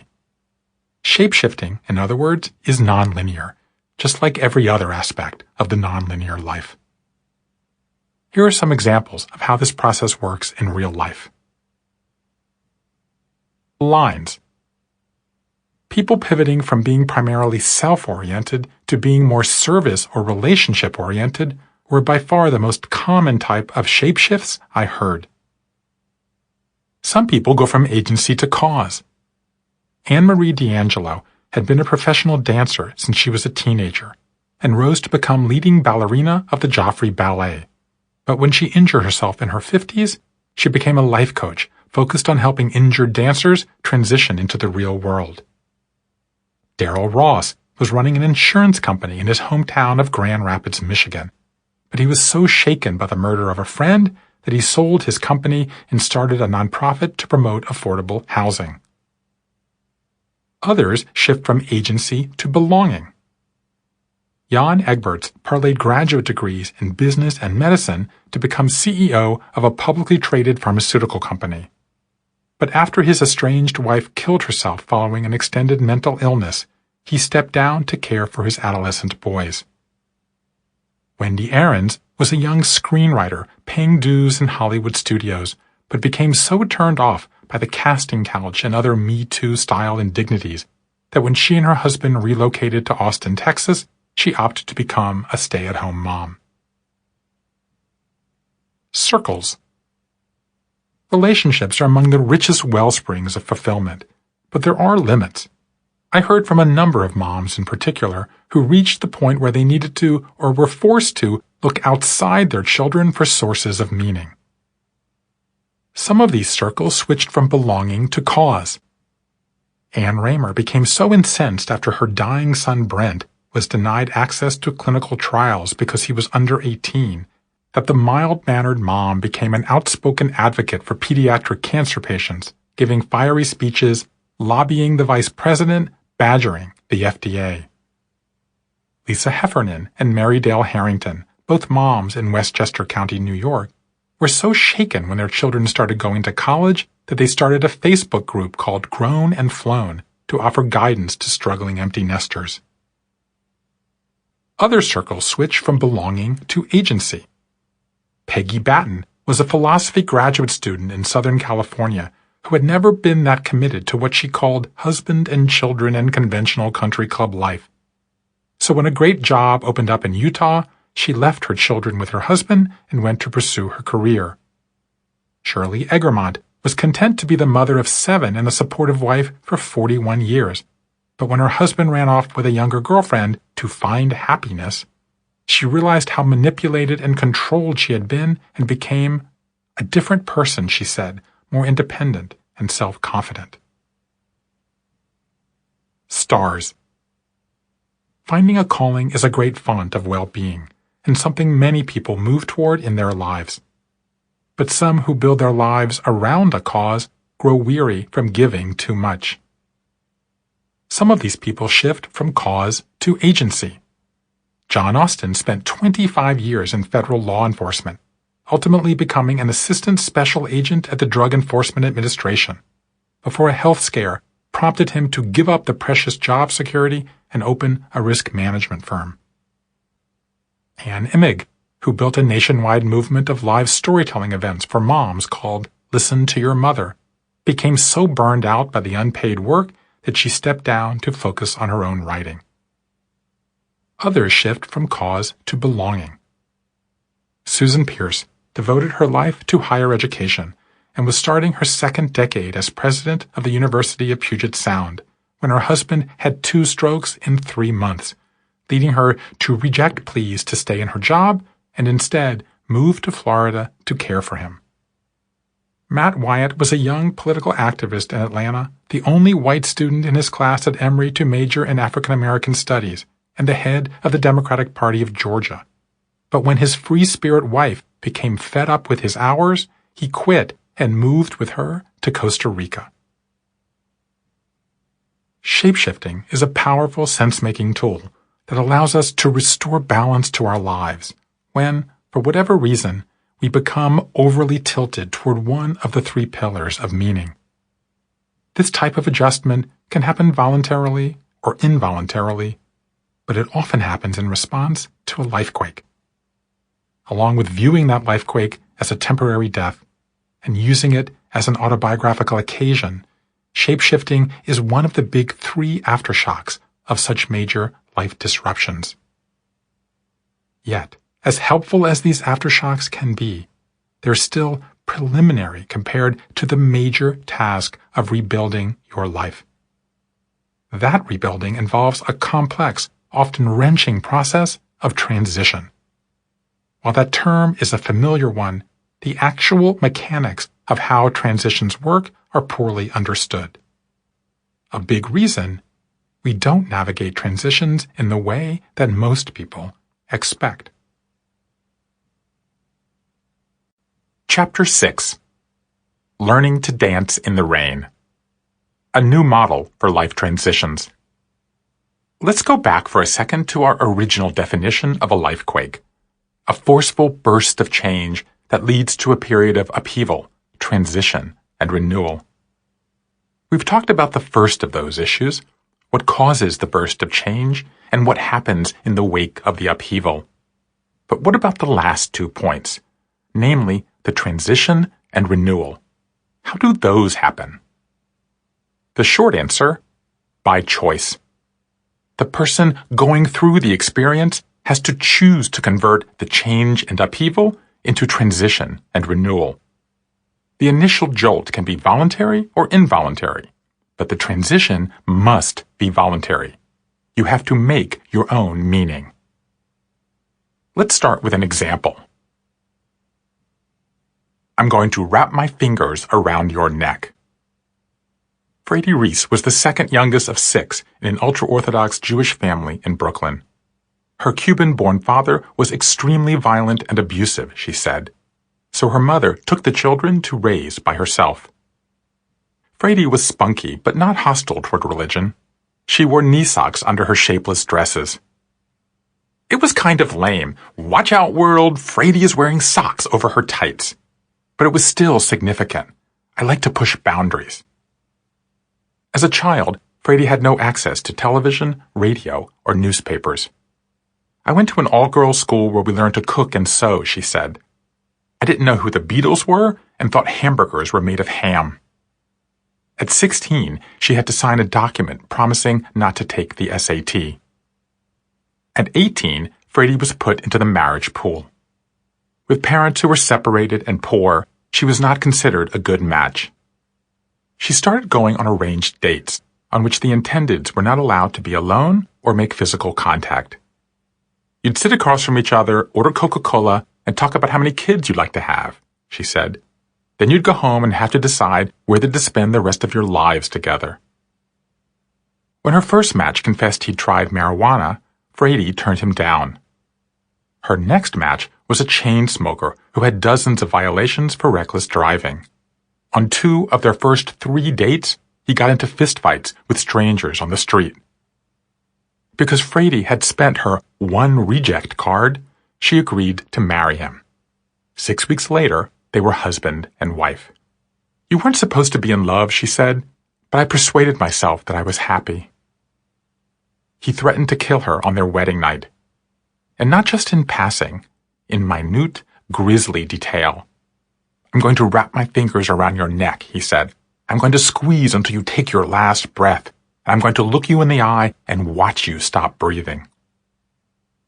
Another time, he told her with graphic specificity how he would use a knife to dismember her. He would break dishes, furniture, windows, and if we were driving in a car, he'd speed up to 100 miles an hour, then slam on the brakes so I'd go flying. He also made her keep the bathroom door open to make sure she had nothing to hide. Frady had no idea what to do. Though he never actually harmed her, the threats and menace were nonstop. She spoke to his father, who was offended that anything might be wrong with his son. She spoke to her mother, who turned and walked out of the room. She thought it might get better when they moved to New Jersey and had children. She was wrong. I was a 20-year-old stay-at-home mom and housewife, and I hated my life, she said. I hated every minute of it. I took no joy in being a mother or cooking and cleaning for this guy who would come home and, best-case scenario, not smash a window. Sometimes I would go across the street to this playground, sit on a swing, and cry for hours. When Frady was 27, nearly a decade into this life, a friend slipped her the name of a therapist outside the community. In their first meeting, the therapist used the expression domestic violence and said Frady might be eligible for a restraining order. It was a mind-boggling experience, Frady said. I went home and thought, at least I'm not crazy. A few days later, she was caring for their newborn when her husband came home and kicked open the front door. Frady grabbed the baby, hopped in the car, and headed for a friend's house. He got in his truck and tailgated her, shouting, I'm going to kill you! Her friend's house was in a cul-de-sac, and when Frady parked out front, her husband blocked her in. It was the stupidest place for me to go, she said. But this time, I had an out. I called 911. Frady was the first person in the history of the Orthodox Jewish community in Lakewood, New Jersey, to get a restraining order. Her husband was removed from her home. In any other community, this might have meant freedom, she said. But in my community, this was a sin. The next day, the rabbi sent a male lawyer to her house, and she was hauled before a judge to retract her claim. The lawyer warned that if she didn't comply, she would never see her children again. I had no choice, she said. Then she added, but that was the beginning of the end. Frady stayed with her husband for the next 5 years. During that time, she secretly squirreled away cash in a total whole-grain cereal box in the pantry. He'd give her money for a new wig, she'd wash the old one and keep the cash. When she'd saved up $40,000, she enrolled at Rutgers University. You're not going to college, her husband told her. What exactly are you going to do to stop me? She said. School was not easy with Frady's background. In her first semester, she studied Greek civilization and was stunned to learn there were other gods. Soon, she stopped wearing her wig. Appalled by her brazenness, her mother sat Shiva for her, the Jewish ritual of mourning the dead. When her husband threw tantrums, Frady would lock herself and her children in their bedroom. One Shabbat, when he threatened to break in, she drove the children to the mall and watched a movie. The neighbors were horrified. When Frady and the children returned, her husband was gone. I realized this was my chance, so I changed the locks, she said. When he came back a week later, I told him, I've inhaled and tasted life without you, and it's sweet. You're not coming back. Frady filed for divorce. She graduated from Rutgers with a 4.0 average. Her class of 10,000 students elected her valedictorian. She got a job as a reporter with the Asbury Park Press. In her first assignment, she had to ask how to spell the name of the town's most famous son, Springsteen. She bought her own house. And a few years later, she founded an organization that helps women escape forced marriages. She called it Unchained at Last, after what she considers the shape of her life, a broken chain. Frady had clearly been through a massive shock and a stirring recovery. I asked her whether these changes were voluntary or involuntary. It started off involuntary, she said, in that I had no choice but to leave my marriage. My life was in danger, my kids' lives were in danger. But everything that came after was voluntary. Going to school, leaving the religion, becoming an advocate for other women. I took an involuntary situation and turned it into a voluntary one. Since it was my choice, I had to act like it. Considering how ubiquitous the idea of transitions is in contemporary life, there's been surprisingly little academic research into how they work. The person who did more than any other to focus attention on these times of life was Arnold van Gennep. Born in Germany in 1873 to Dutch parents who never married, van Gennep moved to France when he was 6.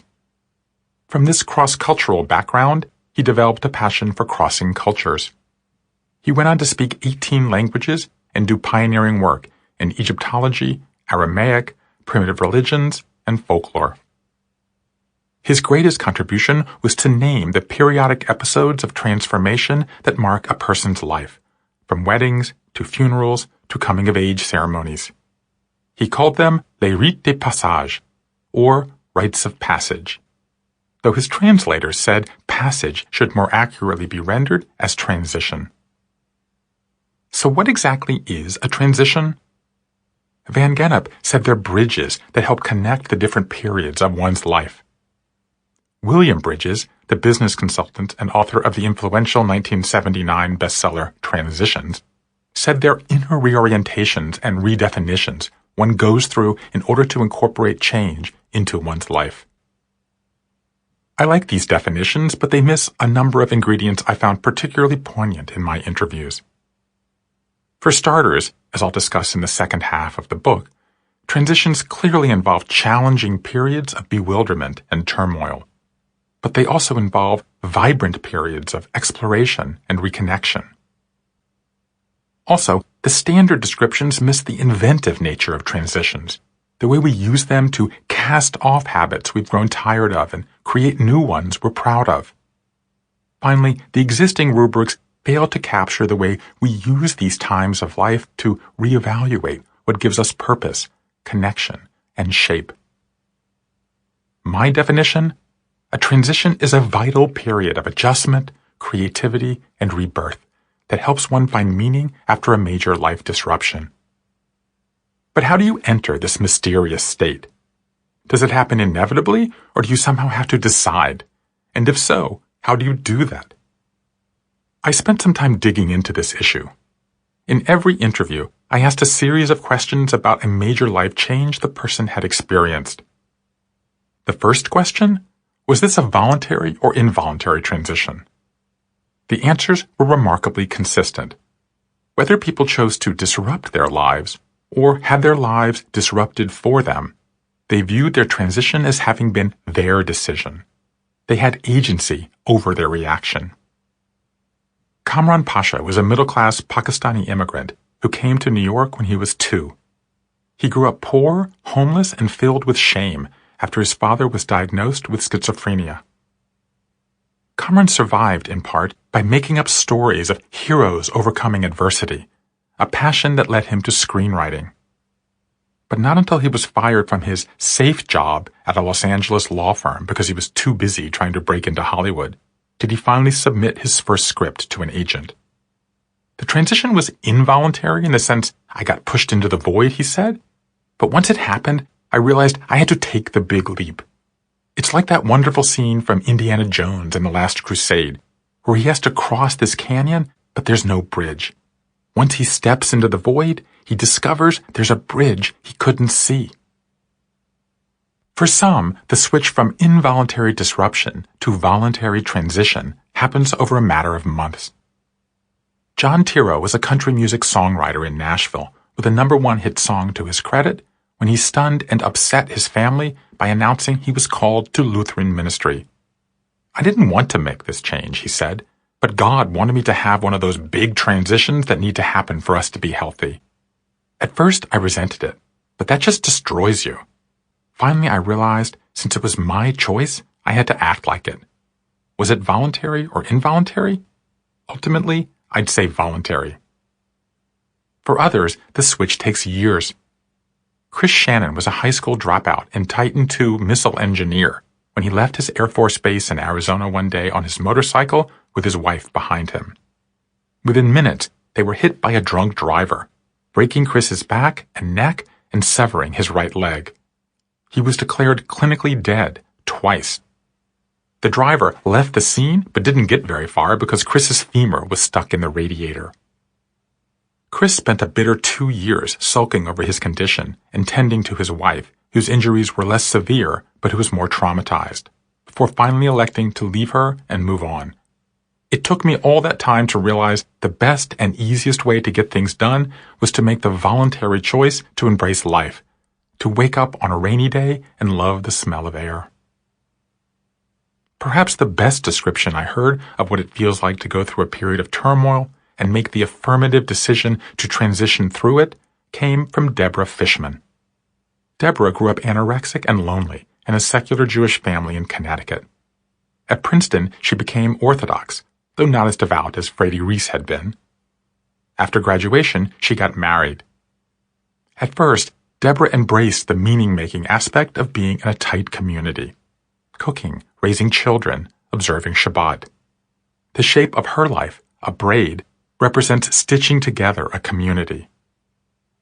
But over time, she began to chafe at all the regulations and wanted to spend more time building a dining cooperative she founded.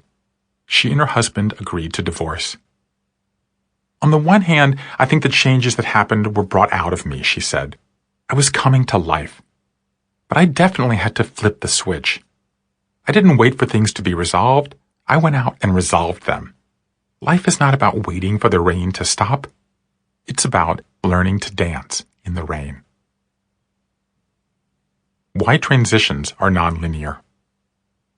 Once you make the decision to undergo a transition, you enter into a maelstrom that often seems chaotic and out of control.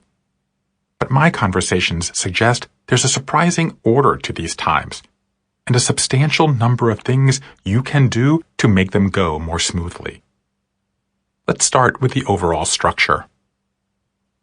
Van Gennep introduced a structure for transitions that quickly became the consensus view. His metaphor was place. The person going through the transition leaves one world, passes through a hinterland, and then enters a new world. He likened it to walking out of one room, proceeding down a hallway, and then entering another room. The actual crossing of thresholds is critical, he said, which is why many rites of passage involve doorways, portals, and gateways, and many thresholds are populated by dragons, ogres, and trolls. We sacralize what's scary. Carrying through with this analogy, Van Gennep said transitions can be divided into 3 phases. Separation, when you leave the comfort of the old place. Margin, when you isolate yourself in the neutral zone. And incorporation, when you rejoin civilized life by entering the new space. He cited scores of examples from traditional coming-of-age ceremonies, in which teenagers are taken from home and sent into the wilderness, weddings in which the betrothed are isolated from their families before being welcomed back as a new family, and childbirth, in which pregnant women are removed from the community, then reintegrated once they give birth. Van Gennep's model has proven profoundly influential, being repeated virtually unchallenged for more than a century. The anthropologist Victor Turner reaffirmed the 3 phases in the 1960s and memorably named the middle phase betwixt and between. William Bridges, an English professor by training who relied on no empirical data, used the idea as the foundation of his extremely popular 3-stage model. Transitions, Bridges said, begin with endings, continue with the neutral zone, and conclude with the new beginning. Bridges echoed Van Gennep in another crucial way. Reflecting the influence of the linear model of life during these years, Bridges insisted the 3 stages must happen in chronological sequence. You need all 3 phases and in that order for a transition to work, he wrote. Endings must go first, the neutral zone must go second, the new beginning must go last. One of the clearest findings of the Life Story Project is that this linear model of life transitions is wrong. Even worse, it is dangerous to those who believe they are expected to go through a set of emotions in a prearranged order on a predetermined timeline. Simply put, there is no one single way to go through a life transition. To be fair, the tripartite structure is helpful. There are absolutely different emotional steps involved in a transition that correspond to leaving the past behind, stumbling toward a fresh identity, embracing the new you. My names for these 3 phases are the long goodbye, the messy middle, and the new beginning. But the reality that came through loud and clear in my conversations is that these steps do not happen in a straight line. Just as life is nonlinear, transitions themselves are nonlinear. Just as people live life out of order, they go through transitions out of order. While some people experience these phases sequentially, others experience them in reverse. Others start in the middle and work their way out. Some finish one stage before going on to a new one. Others move to a new phase, then double back to the one they thought they had finished. Many get stuck in one phase for a very long time. Once you stop and think about it, this varied approach makes sense. If you lose your husband in a plane crash, then remarry a few years later, that doesn't mean you stop mourning your first husband. If you're having an affair, that usually means you're starting a new relationship before saying goodbye to the old one. If you're a divorced parent who remarries, you might think you get a fresh start, but you probably spend a lot of time in the messy middle as you haggle with your former spouse over custody, money, and parenting decisions. The point is, stages rarely begin and end in a clean way, and that's perfectly normal. People go in and out of them in highly idiosyncratic patterns. What dictates the order people take? As a rule, I found that each person is especially good at one of these three phases and especially bad at one. Each of us has a transition superpower, if you will, and a transition kryptonite. Our research suggests that people gravitate to the phase they're naturally adept at and bog down in the one they're weakest at. If you're comfortable saying goodbye, you might knock that off quickly and move on to the next challenge. But if you're conflict averse and don't like to disappoint people, you might remain in a situation that's toxic far longer than you should. The same applies to the messy middle. Some people thrive in chaos. Others are paralyzed by it. As for new beginnings, some people embrace the novelty. Others dread it. They like things the way they were. The percentage of people who disliked each phase surprised me. I asked all my subjects which of the three phases they found most difficult. I expected the messy middle to be far and away the dominant. I was mistaken. The largest block, 47%, did say the middle was the hardest. But 39%, not that far off, said saying goodbye was the hardest. 14% named the new beginning. On the surface, these data are a reminder that all three of these dimensions of navigating a big life change are hard. You're not alone in finding the whole process daunting. But on a granular level, our findings point to the fact that saying goodbye remains deeply challenging for most of us, and that what comes next is even harder. If there's encouraging news, it's that most of us find starting over to be relatively easy by comparison. Here's how these superpowers and kryptonites play out in real life. At least I know he will be safe in God's arms. 4 in 10 in my study found saying goodbye to be most difficult. Psychologists have identified a host of conditions, from loss aversion to the paradox of choice, that might explain why. We found certain commonalities among those in this group. Some are weighed down by emotional baggage from the past. Gina Bianchini, who lost her dad when she was 12 and her job as the head of the social network Ning at 37, said, "I am the worst at breakups. Every important boyfriend in my life that I broke up with or he broke up with me, I couldn't get over it for like 2 years. You don't need a psychology degree to know why. I was never sad about my dad. I never fully processed it." Others have anxiety about what's to come. Lisa Ludovici felt the urge to leave her job in internet sales for years before she actually did. "Oh, the long goodbye is really long for me," she said. "I was terrified. What are people going to think of me? How am I going to eat? What happens when my mom calls and needs $800 for rent?" I've always been that person, fear of letting people down, fear of doing something for myself. I never put myself first, ever, until I quit and said, I'm going to live my life.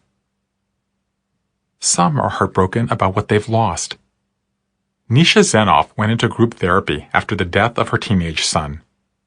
Frustrated by Nisha's inability to move on, the therapist threw a pillow at her one day. "Here, say goodbye to your son," he said. I looked at him and said, "I won't even tell you what, but it began with an F. I told him, don't ever tell a parent to say goodbye to her son or daughter. That is absolutely inappropriate. I will never say goodbye. I will always say hello." Even then I knew what the research has come to show, she continued. Sometimes keeping continuing bonds with what's lost helps us all get on with life. Others are simply sad to say goodbye to a time of life they cherished. Evan Walker Wells was a star pupil at his elite Brooklyn high school, left to volunteer for the Obama campaign, and then enrolled at Yale. Halfway through his freshman year, doctors found a grapefruit-sized mass in his chest. It was stage 4 non-Hodgkin's lymphoma. He returned home for 6 months of chemotherapy. About 13 months after treatment, I started having weird sensations in my chest, he said. It turned out to be nothing, but that's when I realized, oh my God, I'm just not going to escape this shit, am I? I have to say goodbye to the idea that I'm totally invulnerable, that I can do whatever I want. I have to accept that I'm always going to be dealing with the healthcare system that my friends won't have to touch until their 60s or 70s, and I hated that. While the plurality finds saying goodbye to be their kryptonite, others find it to be their superpower. Amber Alexander had become so accustomed to burying friends and relatives after a string of losses in her early 20s that by the time her son was diagnosed with a brain tumor a few years later, she did not dwell on what she had lost. I came to the realization when Eli was first diagnosed that I'm not in control of anything, which is kind of hard for a control freak. But I was used to it by then. As someone who is wiser than me said, at the end of the day, my belief is that Eli is a son of God. I love being his earthly mother, but if he does transition from this life to the next, then at least I know he will be safe in God's arms. Nina Collins was always precocious. Born in New York City to mixed-race hippie parents, she got her first job at 13, graduated from high school at 16, moved to Europe at 18, and then returned home at 19 in order to raise her younger brother when her mother died of cancer. Nina went on to have multiple careers, multiple marriages, and multiple homes. I'm very decisive in saying goodbye, she said. I remember my mother dying. I was like, okay, this is happening. Now I have to deal. It's the same with moving or opening up and closing businesses. I do it all the time, and I really enjoy it. My therapist once said I underattach to things. I think it's because my mother died young. But I have a strong sense of how short life is, so I want new experiences. The first thing I did was drop an F-bomb. The messy middle is messy for many, though everyone seems to find a different aspect of it messy. For some, the most difficult part is being thrust into a situation you fear you're not ready for. Jenny Wynn is a native of rural Oklahoma who survived 2 near-death experiences. One when she was 6 and went into respiratory arrest from asthma, the other when she was 20 and with 4 family members ate poisoned frog's legs they caught while noodling catfish. Doctors were so concerned that they gathered the family and told them to say goodbye to one another. Jenny went on to become associate minister at a church in Oklahoma City. But when her boss dropped dead, she suddenly felt a barrage of challenges all at once, including whether to seek his job. The first thing I did was drop an F-bomb, she said. Then I told the congregation, I can't lead right now. I'm trying to grieve myself. But they needed me to lead, so I found myself going from associate to senior pastor, and the first female one at that. The whole process took 2 years. Right before I took the job, I was scared shitless, so I took a 2-month sabbatical. I needed time to transition my own thinking, and I needed the congregation to transition how they thought of me. For others, the messy middle is filled with perilous emotional lurches. Kirsty Spraggan grew up in the outback of Western Australia, where she was bullied for being skinny. Ambitious and eager to escape, she became a real estate agent, moved to Sydney, and rose to become one of RE/MAX's top 100 agents worldwide. But all the time, she was hiding a shameful secret. She got a sexually transmitted disease when she was 19, which decimated her confidence, prevented her from getting close to men, and drove her into a series of unhealthy relationships. So she quit and moved to Los Angeles to pursue a career in corporate speaking and finally confront her past. You go through this dark night of the soul, she said. I had no friends when I moved to America. I had no mentors. You can't pick up the phone and be like, Oprah, can you give me advice? And what happens if AT&T or Pfizer found out? I mean, I get that the chrysalis is important for making a butterfly, but it's no fun for the caterpillar. But a shocking number of people told me they thrived in the messy middle. Rosemary Danielle, a scarlet-haired poet from Atlanta whom we met briefly in Chapter 2, was the daughter of an alcoholic father and a mother who died by suicide. Married at 16, Rosemary divorced her first 2 husbands, but was divorced by her third, a lefty intellectual from New York.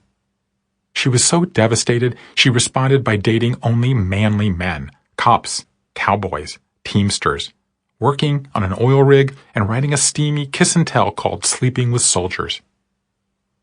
When I asked Rosemary about that muddled period when she was searching for Mr. Wrong, she eventually married the winner of that search, an Army paratrooper, and they've been together for 3 decades. She looked at me with bemused scorn. "You can call it muddled. I call it a vacation from life, and I loved it." She cackled and went on. "I see it as a period of fun, new experiences, creativity, and meeting all kinds of people I had never met before. There's a paragraph in Sleeping with Soldiers about a dream I had during that period. It was about how sex with all those different people was good for me. I mean, there were a few scary moments when I thought I might be raped, but overall, I would say it was exciting. I felt independent for the first time, and like I didn't have to follow the rules I'd been brought up with." Rob Adams also found the messy middle exhilarating. Rob was born into an all-American family in Cincinnati, lived in Mexico City and Geneva for spells as a child, and then went to Dartmouth and on to Northwestern's Kellogg School of Management. He held a series of lucrative consulting jobs in Chicago before moving his wife and children back to New England to become the president of the family-owned Simon Pierce Glassware Company. He started work 10 days before the Great Recession hit. Sales dropped by 1/3 the first month. After a protracted negotiation, he was asked to step down. "Saying goodbye was hard for me," he said. "I loved the people, the mentoring, the coaching. The whole parting of ways probably took longer than it should have. But once that was done, I relished the messy middle. I loved the analysis, the research, the thinking it through. I talked to 40 different people about what I should do next. I'm a consultant. Fixing problems is my expertise." He and his wife decided to move their family to Africa for a few years, where he ran a soccer nonprofit and they adopted a 3rd child. The messiness led him to revisit a part of his childhood he most appreciated and give his children exposure to another side of the world. "I was glad I was sober, but what the hell do I do now?" After the marathon of the long goodbye and the messy middle, you might think the new beginning would be a welcome relief. But 1 in 6 finds this stage the hardest. Peggy Fletcher Stack was a reporter at the Salt Lake City Tribune. Not bad, considering my mother told me I was the 2nd dumbest in the family. And married to Mike, the very handsome man with wildly curly hair she hired at her first job. They had 2 children under 2 and were happy. Then Peggy got pregnant with twin girls, one of whom, Camille, had a heart condition and was not expected to live a week. Mike quit his job and for the next 2 years navigated tubes, tests, and prayer, until early one morning, Camille stopped breathing. I heard this little voice in my head say, "Mom, do I have to be super baby? Please let me go. Please, please." Mike let out a scream, like a wounded animal, and I was in shock, Peggy said. It was horrifying, agonizing, but also kind of peaceful. We turned the oxygen off and sat there watching the sun come up. Surely that time would be the low point of their lives, right? Basically, we still look at those years as the best years of our marriage, Peggy said, which is weird because they were also the hardest. We never got a full night's sleep. We never took a vacation. I had no sick days. But what happened, she continued, is that our best selves emerged. We were our very, very best marriage partners. We were our best at parenting. We were not grumpy or crabby or snapping or fighting. But when that messy middle ended, she said, they were lost. We had to figure out, now what kind of people do we want to be? We've fallen out of sacred space and time. We're just another couple with 3 kids. We're judgmental and fighting and have $60,000 in unpaid bills. We're still together, but we're very different in how we process emotion. Now what? Janelle Hanchett, also found meaning in the chaos and emptiness and was somewhat lost when it was over. Janelle grew up in Central California as the daughter of an absent alcoholic dad and a Mormon mom who sold knives and art. Janelle was Captain Responsible until she started drinking and using cocaine, acid, and mushrooms in college. She got pregnant at 21, married the 19-year-old father, sank into depression, and then had another baby. By 28, I was unemployed, addicted to cocaine, on 7 different psychotropic meds, and suffering from schizophrenia. Her mother had to take her children. Her husband left her, and she spent time in a mental institution. Finally, on a Sunday 2 weeks before my 30th birthday, I rolled over one morning after a 3-day binge, shaking and body aches, and realized I didn't want to be a slave to alcohol anymore. I wanted to live as a free person on this planet. She went to an AA meeting that afternoon. A year later, she moved back in with her mom and children. She reunited with her husband. They bought a house and resumed being a family. But as messy as that period was, again, there was structure. The 12 steps, the goal to stay sober a day, another day, a week, a month. Like Peggy and all of us who faced issues of life and death, there is an odd safety in this time. There is purpose. There is meaning. And then, suddenly, there is none. That new beginning was by far the hardest for me, Janelle said. I was glad I was sober, but what the hell do I do now? I had another kid by then. I was feeling incredibly bored by motherhood, unfulfilled, erased every day by the monotony, the brainless rhythm. And now I don't have alcohol, so I had no choice but to figure out my life sober, and that was tough. Transitions are not simple or smooth. They are not straightforward or straight ahead. They are not predictable. Transitions take longer than you think. And one more surprise, they take longer than you'd think. I followed my question about which stage was hardest by asking how long the transition took.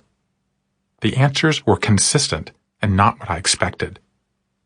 A few people were on the margins. 8%, for example, said they were done in a year. 9% said their transition was ongoing. 1 in 5 said their transition took 2 or 3 years. A similar number said 6 to 9. But the most common answer, and the average answer, was 4 to 5 years. These data, I should say, are somewhat cloudy. Sometimes the person I was speaking with was not 5 years removed from the original disruption. As for those who said the transition was ongoing, some did so because they believed life is one long transition. Others because they had yet to reach the end. But the larger message of these exchanges was undeniable. The lifespan of a transition is around 5 years. My initial reaction was, whoa, that's intimidating. I would not like to be the person to tell a loved one who just went through a major life change, don't worry, you'll be over it in half a decade. But on reflection, I began to see a different message in these numbers. First, our lack of general discussions about life transitions has left a lot of us unprepared for what they mean. The simple fact is, 3/4 of the hundreds of people I spoke with said their life transition took 4 years or longer. And many people use these figures apologetically, as if to suggest they were somehow outliers. The opposite is true. Also, once they learned that they were in good company, they felt relieved. To me, the issue is not how long transitions take, it's how long we expect them to take. The burden is on us to adjust our expectations. Second, we spend a huge percentage of our lives in transition.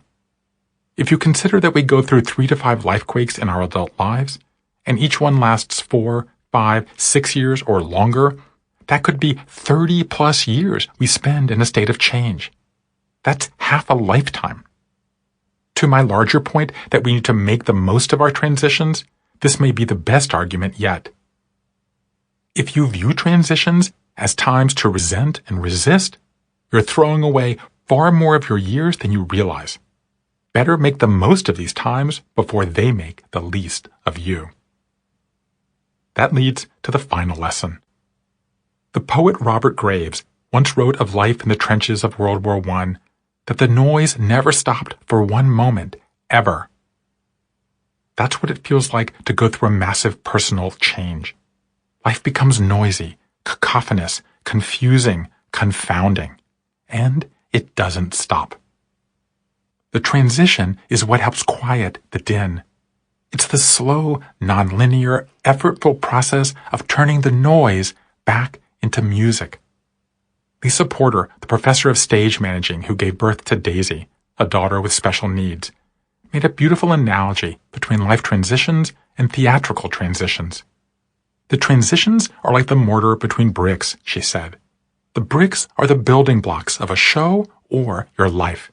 The mortar is what holds them together. If the mortar doesn't work, the building comes crumbling down. A transition is an adhesive and a healer. It takes something broken and begins to repair it. It takes something shaken and helps to steady it. It takes something shapeless and starts to give it shape. That process, as intimidating as it seems, actually can be broken down into a series of tools that help make the transition easier to navigate and more likely to succeed. The second half of this book explores in detail what those tools are and how to use them most effectively. Part 2. Reshaping Your Life. Chapter 7. Accept it. Identify your emotions. The iconic expression "in the beginning," from the King James translation of Genesis 1, is among the most recognizable phrases ever rendered into English. But there's a phrase in Genesis 2 that gets far less attention, that may be even more relevant to the periodic disruptions of our nonlinear lives. That expression is tohu vavohu, which describes the unformed void, the disorder and emptiness that covered the world before creation. The Hebrew Bible is not alone in this idea. Religions from Mesopotamia to Africa to China all describe a state of disarray in the world before there was order. Long before there was chaos in science, there was chaos in religion. And these religions all share another idea too. At various times in our lives, we return to that chaos. We touch back on a state of disorder and confusion. And we do so in order to create ourselves again. As the great scholar of religion Mircea Eliade wrote, the symbolic return to chaos is indispensable to any new creation. A lifequake represents that period of chaos. A life transition represents the way forward. The bulk of every conversation I had in the Life Story Project, all 225 of them, focused on how people navigate these life transitions. As I soon discovered, the chief side effect of the nonlinear life is that these transitions are becoming more plentiful. Half our lives are spent in a state of in-between. But I also discovered something else. Life transitions are a skill. Specifically, they're a skill we can and must master. Research into everything from habits to happiness has found that if you break familiar processes down into their components, you can engage with these components to achieve a better outcome. Understanding each element is a precursor to performing it better. The same applies to transitions. So what are the elements? In my conversations, fascinating clues began to appear. A woman who left a strict religious order told me a stranger in a Shake Shack gave her a piece of advice that changed her life. A former alcoholic told me a stranger in a coffee shop gave her a job when no one else would. A cancer survivor described getting a tattoo to mark the end of her treatment. A divorcee described going to a sweat lodge to mark the end of his marriage. Dozens of people told me that in the nadir of their transitions, they took up singing or quilting or dancing or cooking. They turned to creativity to help create themselves anew. Ultimately, I found there are 7 groupings of tools for navigating life transitions.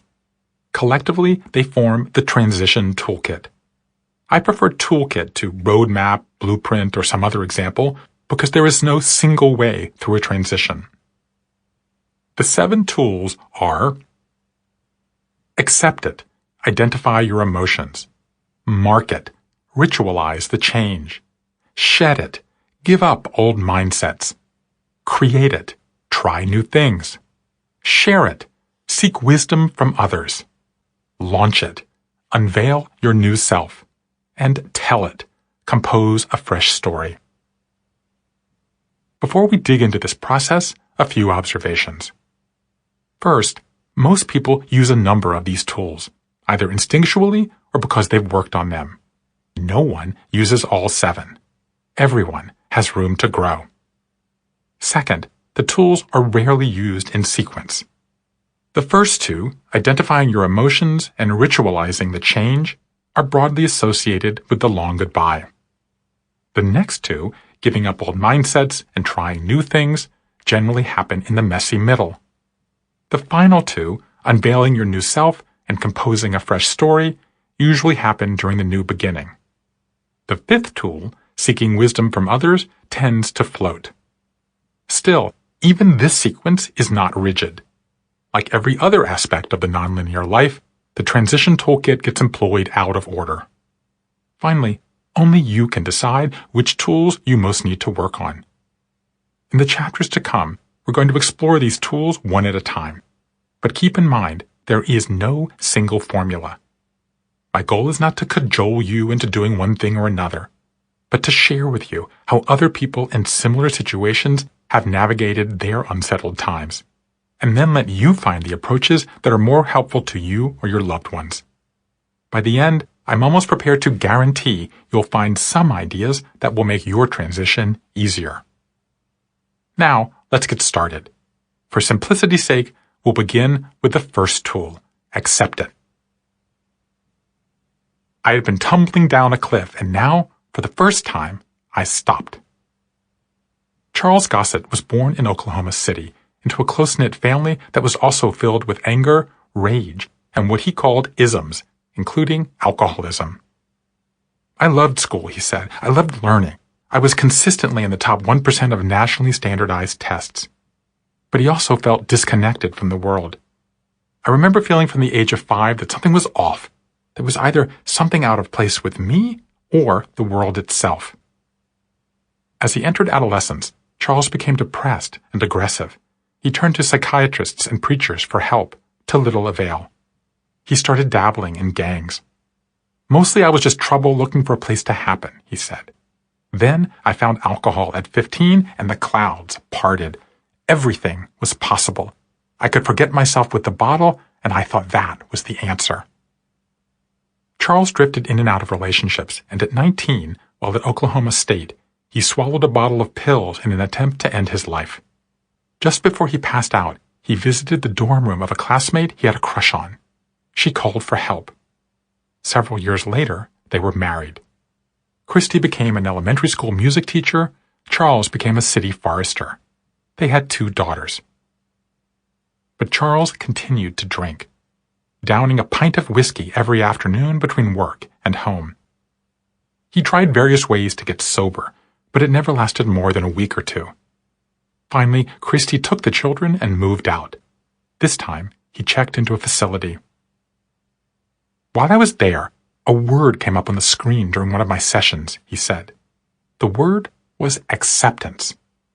I'd heard the word so many times in meetings before, but this time, I really thought about it. I had been tumbling down a cliff, and now, for the first time, I stopped. I had to accept, at that moment, that my life had become unmanageable, that I was an alcoholic, and lo and behold, that an alcoholic can't drink successfully. Alcohol was not my solution, it was my problem. Charles completed the program, but Christy remained skeptical, so he was banned from seeing his children. Rightfully so, he said. He lived in a sober house, mowed lawns, and started the painful process of finding his true self. I was looking for an authentic connection to who I am, he said. I'm very much a poet, a seer, a hearer of reality. I wanted to serve. He made a classic shapeshift from agency to cause. He started volunteering with at-risk youth, counseling people in recovery, helping schools identify budding addicts. He became a certified life coach. I was sick and tired of doing jobs I didn't want to be doing, he said. I wanted to be a positive influence on the world. The shape of his life, he said, was a bonsai tree. He likes helping people who feel damaged and small discover their inner beauty and pride. As for his home life, Christy eventually forgave Charles and welcomed him back to their family. He became an active father. He went on church missions. When I asked for the high point of his life, he mentioned the births of his daughters. The low point was missing his younger daughter's first birthday because he was in treatment. The turning point? When the counselor projected that word acceptance onto the screen. I would love to be able to explain how I resisted making this change for so long, he said. I was in denial. I was an escape artist, always finding a way to escape responsibility. But in that moment, he went on, I began to crumble away that fabric of resistance. I began to accept that there are ways to navigate pain, loss, and sorrow with more effectiveness. To do that, he said, he needed the inherent architecture of a transition, the pain of bottoming out, the bracing reality of being alone, the gratitude of returning home. For me, at least, that disruption was required, Charles said, because once I had that moment of clarity, I began to think, I'm at the bottom of the cliff looking up. And you know, maybe there is a foothold here, and I can finally start to climb. The Moses moment. The simple fact is, most people resist transitions. We deny, avoid, wallow, resent. Perhaps we like the way things were, or are afraid of what might come. Maybe we just don't like change. Whatever the reason, faced with a defining moment, we balk. I think of this reaction as the Moses moment, because in the book of Exodus, when God appears to Moses in the burning bush and recruits him to free the Israelites, Moses' reaction is, who, me? Offered the chance to make history, he hesitates. Moses is hardly the last to have this reaction. Many people have a hard time accepting what Jean-Paul Sartre called the facticity of their situation. When Beethoven first learned he was going deaf, he resisted mightily. I will seize fate by the throat, he wrote a confidant. It shall certainly not bend and crush me completely. Sure enough, a few years later, he succumbed to the inevitable. Resignation, what a wretched resource, yet it is all that is left to me. The food writer, M.F.K. Fisher, was years into battling Parkinson's when she realized she had to give up her lifetime joy of sleeping naked because she could no longer stand the image of the strange, uncouth, ugly kind of toad-like woman staring back at her in the mirror every morning. She broke down and bought some nightgowns. I don't think I'm a compromising person, she wrote, but I certainly do know that there are certain facts of life that you've got to accept. I know some women who refuse to be old, and they are like zombies walking around. Moving from resistance to acceptance is the first tool of a life transition. How do we do that? 12-step programs have long stressed that the key is giving up any illusion of control. To admit that we're wrong, weak, or full of it, and then relinquish authority to a higher power. Many religions make a similar point. We can't understand everything that happens to us, so we must accept the mysteries of the divine. Lots of people find this approach helpful. But my conversations point to another approach that many find more self-affirming. Instead of turning to a higher power, they turn inward. Even if they didn't cause the situation they're in, they assume the burden for making it better. They take agency over their own transition. And what I found to be an unexpected twist, many people described how this act of agency meant acknowledging that their bodies understood change was coming before their minds did. Charles Gossett knew something was wrong with his life long before he started drinking, and knew something was wrong with drinking long before he was able to quit. Naomi Clark perceived something was askew in her body for years before she even heard the concept of transgender. Nisha Zenoff felt sick and started dry heaving over lunch at what she later learned was the exact hour her son fell off a mountain in Yosemite. The Nobel laureate Pearl Buck describes a similar sequence in her memoir about her husband's death. Years ago, I had learned the technique of acceptance. The first step is simply to yield oneself to the situation. It is a process of the spirit, but it begins with the body. Psychologists call this the James Lang theory, after William James and Carl Lang, who stumbled upon it independently in the 1880s. They found that in matters of emotion, the body acts before the mind fully identifies what's happening. James came upon this insight while hiking in Alaska. His aha moment? I am running from this bear, therefore I must be afraid. Recently, this body-first mentality has gained currency as scientists have been able to show how the body becomes both a vessel for registering crises and a starting point for overcoming them. A number of people I spoke with described feeling they were undergoing a massive change even before they had vocalized it to themselves. They had a gut feeling, heard an inner voice, felt something in their heart of hearts. Somehow, I just knew. The neuroscientist Antonio Damasio says such feelings are our wake-up call to a problem that the body has already begun to solve. The point is, we may already have entered the transition before our mind even realizes it. Here are some ways people overcame their resistance and accepted their new reality. For some, the switch was instant, like an epiphany. David Figura, a sports writer from Syracuse, had grown so unhappy in his marriage that he was in the middle of driving to a nearby hotel to sleep with an old flame when he realized he was about to destroy his life. I actually broke down in tears, he said. I started thinking, what am I going to tell my son when I get home? That was the moment when I said, I cannot do this, and turned the car toward home. Lisa Ray Rosenberg, who struggled with addiction, was confronted by her sponsor who said, look down at your feet, see where you are, and start there. There was something about the specificity of the language that made the difference, Lisa said. Those are my feet. These are the shoes I happen to be wearing. This is the floor I'm on.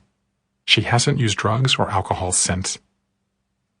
For others, acceptance comes in the form of a mental calculation. When I first learned I had a malignant tumor in my left femur, I quickly created a formula, in part to put myself at ease. I'd have a lost limb, a lost year, or a lost life.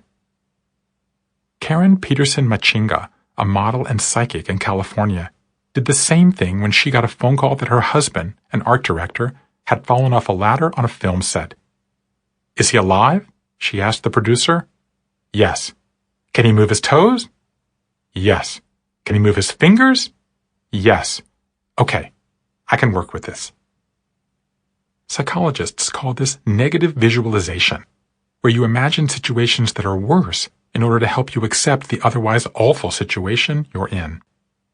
In option B, Sheryl Sandberg relates that after the sudden death of her husband, Dave Goldberg, her friend Adam Grant asked Sandberg how the situation might have been worse.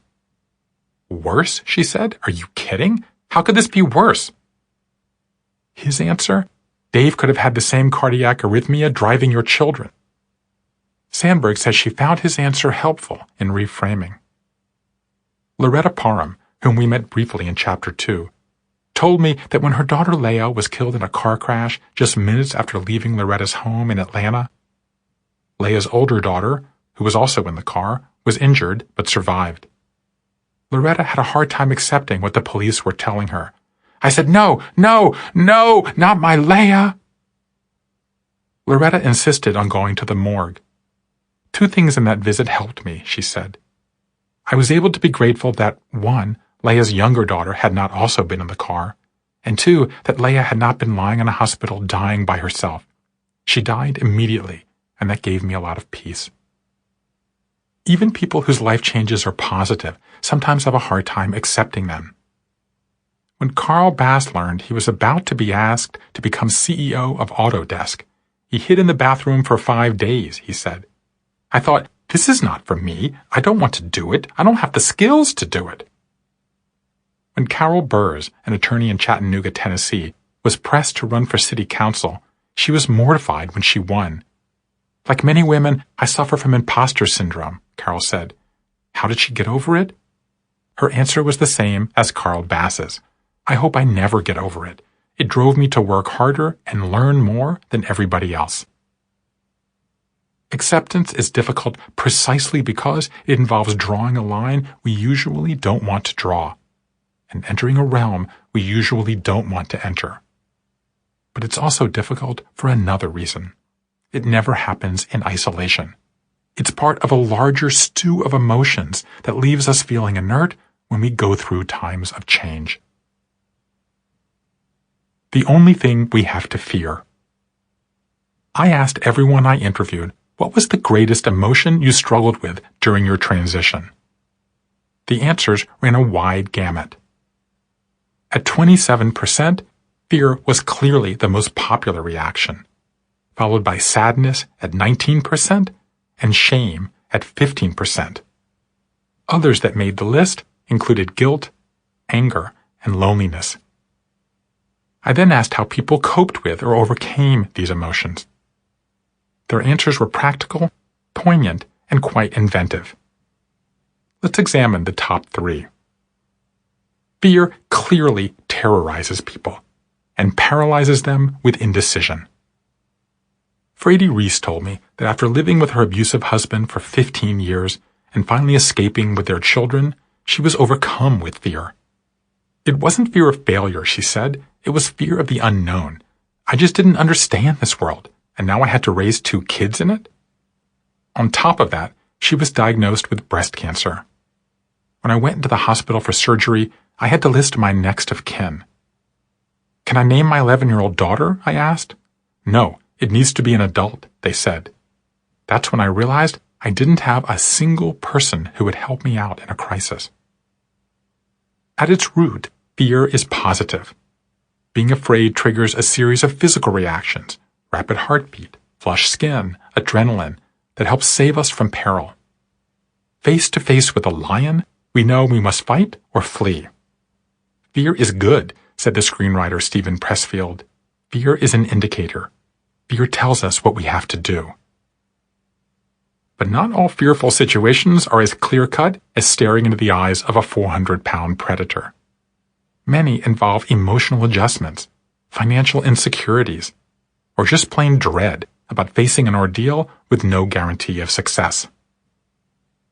Fear escalates during transitions precisely because it nags at these kinds of doubts.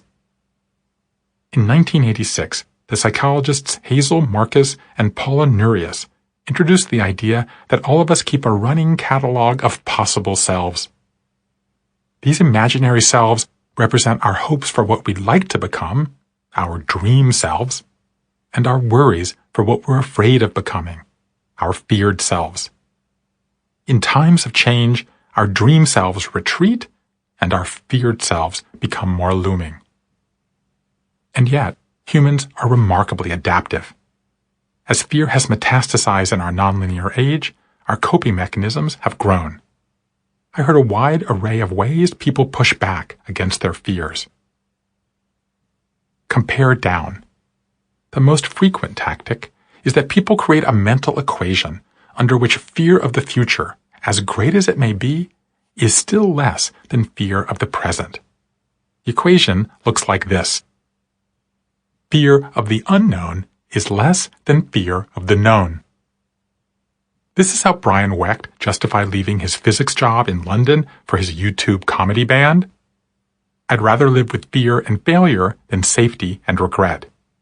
How Lisa Ludovici described giving up her ad exec lifestyle to become a hypnotherapist. The fear of staying was greater than the fear of leaving. How Katrina Alcorn described leaving her husband for her boss. The unpleasantness of doing the normal was so great, I was prepared to do the non-normal. We tame our fears of the future by making them milder than our knowledge of the present. Write down. The next most popular explanation is to write down your fears. A number of people described actually listing out their anxieties and their corresponding hopes as a way of taking some control over them. Gina Zach was so fearful of leaving her corporate job and starting her own business in Maine that she made a list of everything she wanted out of life. Have more friends, be closer to family, spend more time in nature. Then put it by her bed so she'd see it first thing every morning. Travis Roy was so directionless after becoming a paraplegic and ending his lifelong dream of joining the NHL that he wrote out everything he could still hope to get out of life. Graduate in 4 years, take classes in public speaking, start a foundation to raise disability awareness. When he achieved everything on the list, he made another, and has continued the practice for decades. Buckle down. Many people took an approach I often use when I feel myself succumbing to career stress. Shut up and go to work. John Austin told me he felt gripped by fear upon leaving the DEA after 25 years and opening his own security firm. The antidote? Diving right in. Eric Maddox was petrified when, as a rookie Army interrogator trained in Mandarin, he was sent to Iraq to help find high-value targets. My biggest fear was being sent home, so I thought, I can be scared, or I can go to work, keep my head down, and get to stay another day. Eric soon realized he needed to scrap the browbeating techniques he'd been taught and just start listening to the captives. His new technique eventually led him to identify the hiding place of the highest value target of all, Saddam Hussein. When Eric's Joint Task Force used his information to unearth the former dictator, Eric earned a Legion of Merit, a Bronze Star, and a personal invitation from then Secretary of Defense Donald Rumsfeld to help retrain the entire Army in listening skills. Face down. The final way people overcome their fears is by confronting them head-on. The renowned Buddhist nun Pema Chodron observes that we think the brave have no fear, but they actually push through their fear. When I was first married, she writes, my husband said I was one of the bravest people he knew. When I asked him why, he said, because I was a complete coward, but went ahead and did things anyway. When Richard Cervate moved to Hollywood from Silicon Valley to break into stand-up, he had to get over a lifetime fear of talking to strangers. My entire life has been about avoiding social interaction, he said. Just the other day, I got up the nerve to message a comedic idol that I'd wanted to see his show. Come on in, he said. As soon as his set was over, I got in my car and drove away. Then I was like, what are you doing? No. So I drove back and forced myself to stand at the bar and have a conversation with another struggling comic. We had a lot to talk about. When Susan Kepek graduated from Texas A&M and moved to New York to try to get into theater, she was intimidated and full of fear. Having just lost my dad, I had a fear of losing my mom, she said. I had a fear of the big city. I had a fear of walking off a curb and being hit by a bus. I realized I just had to face all of them. You have to pretend you don't feel it. Fake it till you make it. Then, without even realizing it, you just learn to be fearless. The moral of these stories? Fear is innate. Fearlessness can be learned. Hopelessness is a thing with feathers. Sadness was the second most common emotion, with nearly 1 in 5 saying it was their primary source of struggle. Nancy Davis Coe believes she won the jackpot with her family in Rochester, New York, with loving parents and a dad who taught her to horseback ride every summer in the Adirondacks. Eager to see the world, she earned a degree in international business, moved to Germany, and married an Indonesian American. They settled in the Bay Area. She got a job in tech and had 2 children. Her life was linear. But in her 40s, Nancy ricocheted through an obstacle course of change. Bored and burned out, she quit her high-voltage career and started a music blog. The move unnerved her husband and strained their marriage. Then, in a stretch of 12 months, her beloved German short-haired pointer died. Her first child went to college, and her father succumbed within weeks to a brain tumor. It was a giant hole of grief, she said. I hate to compare my dad to my dog, but these 2 presences in my life were just so steady and reliable. You don't even know until you start going through loss how lucky you are. You value things you didn't have the experience to value before. There's beauty in that, but boy, was it hard to live through. If fear is the feeling that stalks you in times of change, sadness is what weighs you down. Fear is relentless, sadness is enervating. At its core, sadness is the emotion that occurs when we've lost someone or something that we know is not coming back. That someone might be a friend, a loved one, a pet. That something might be a home, a job, a time in our life that is past. The downside of sadness is that it's heavy, physical, wearying, isolating. Pearl Buck wrote on learning of her husband's death how quickly, in one instant, years of happy life become only memories. The day I had dreaded had come. The final loneliness was here. That loss often leads to longing. In The Fault in Our Stars, John Green captures the yearning this way. The pleasure of remembering had been taken from me because there was no longer anyone to remember with. It felt like losing your co-rememberer meant losing the memory itself, as if the things we'd done were less real and important than they had been hours before. But I was surprised to learn that there is an array of positive side effects of sadness. George Bonanno, the resilient researcher who did so much to debunk the 5 stages of grief, has found that sadness compels us to turn our attention inward, which is exactly what we need in times of grief. We become more reflective and self-protective. We double and triple check that we're doing okay. We focus more on details. In this way, sadness is almost the opposite of anger. While anger prepares us to fight, sadness prepares us to protect. Anger speeds the world up. Sadness slows it down.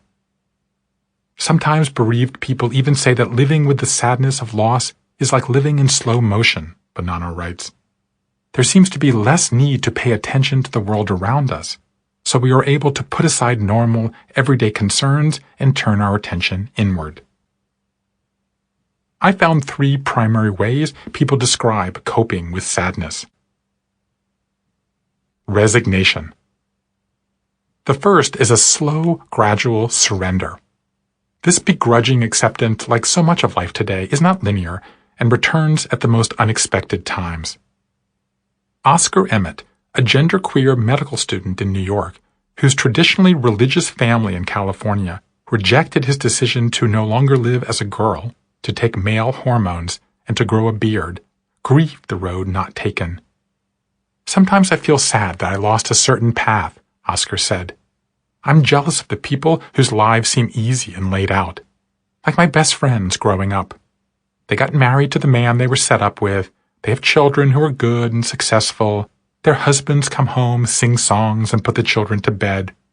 As much as I like who I am now, there are times when I long to be one of those people who don't have to deal with a real world that's messy and scary.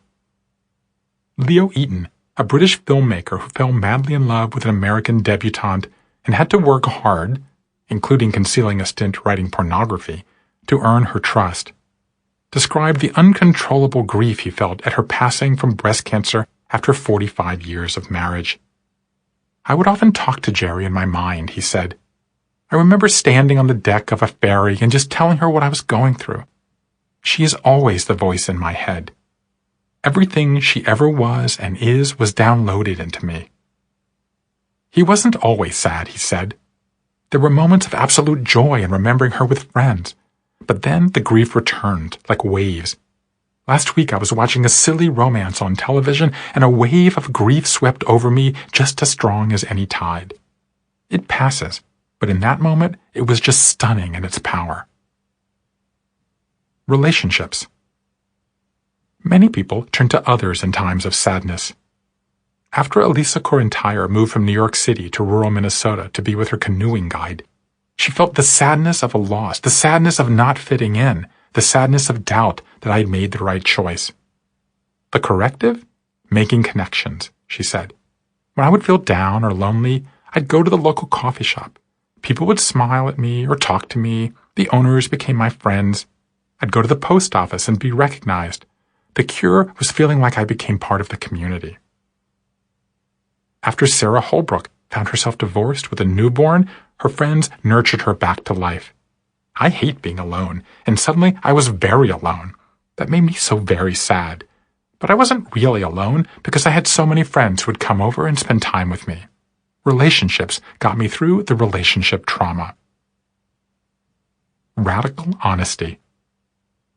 The last way people deal with sadness is to finally fully admit their feelings, to themselves and to others.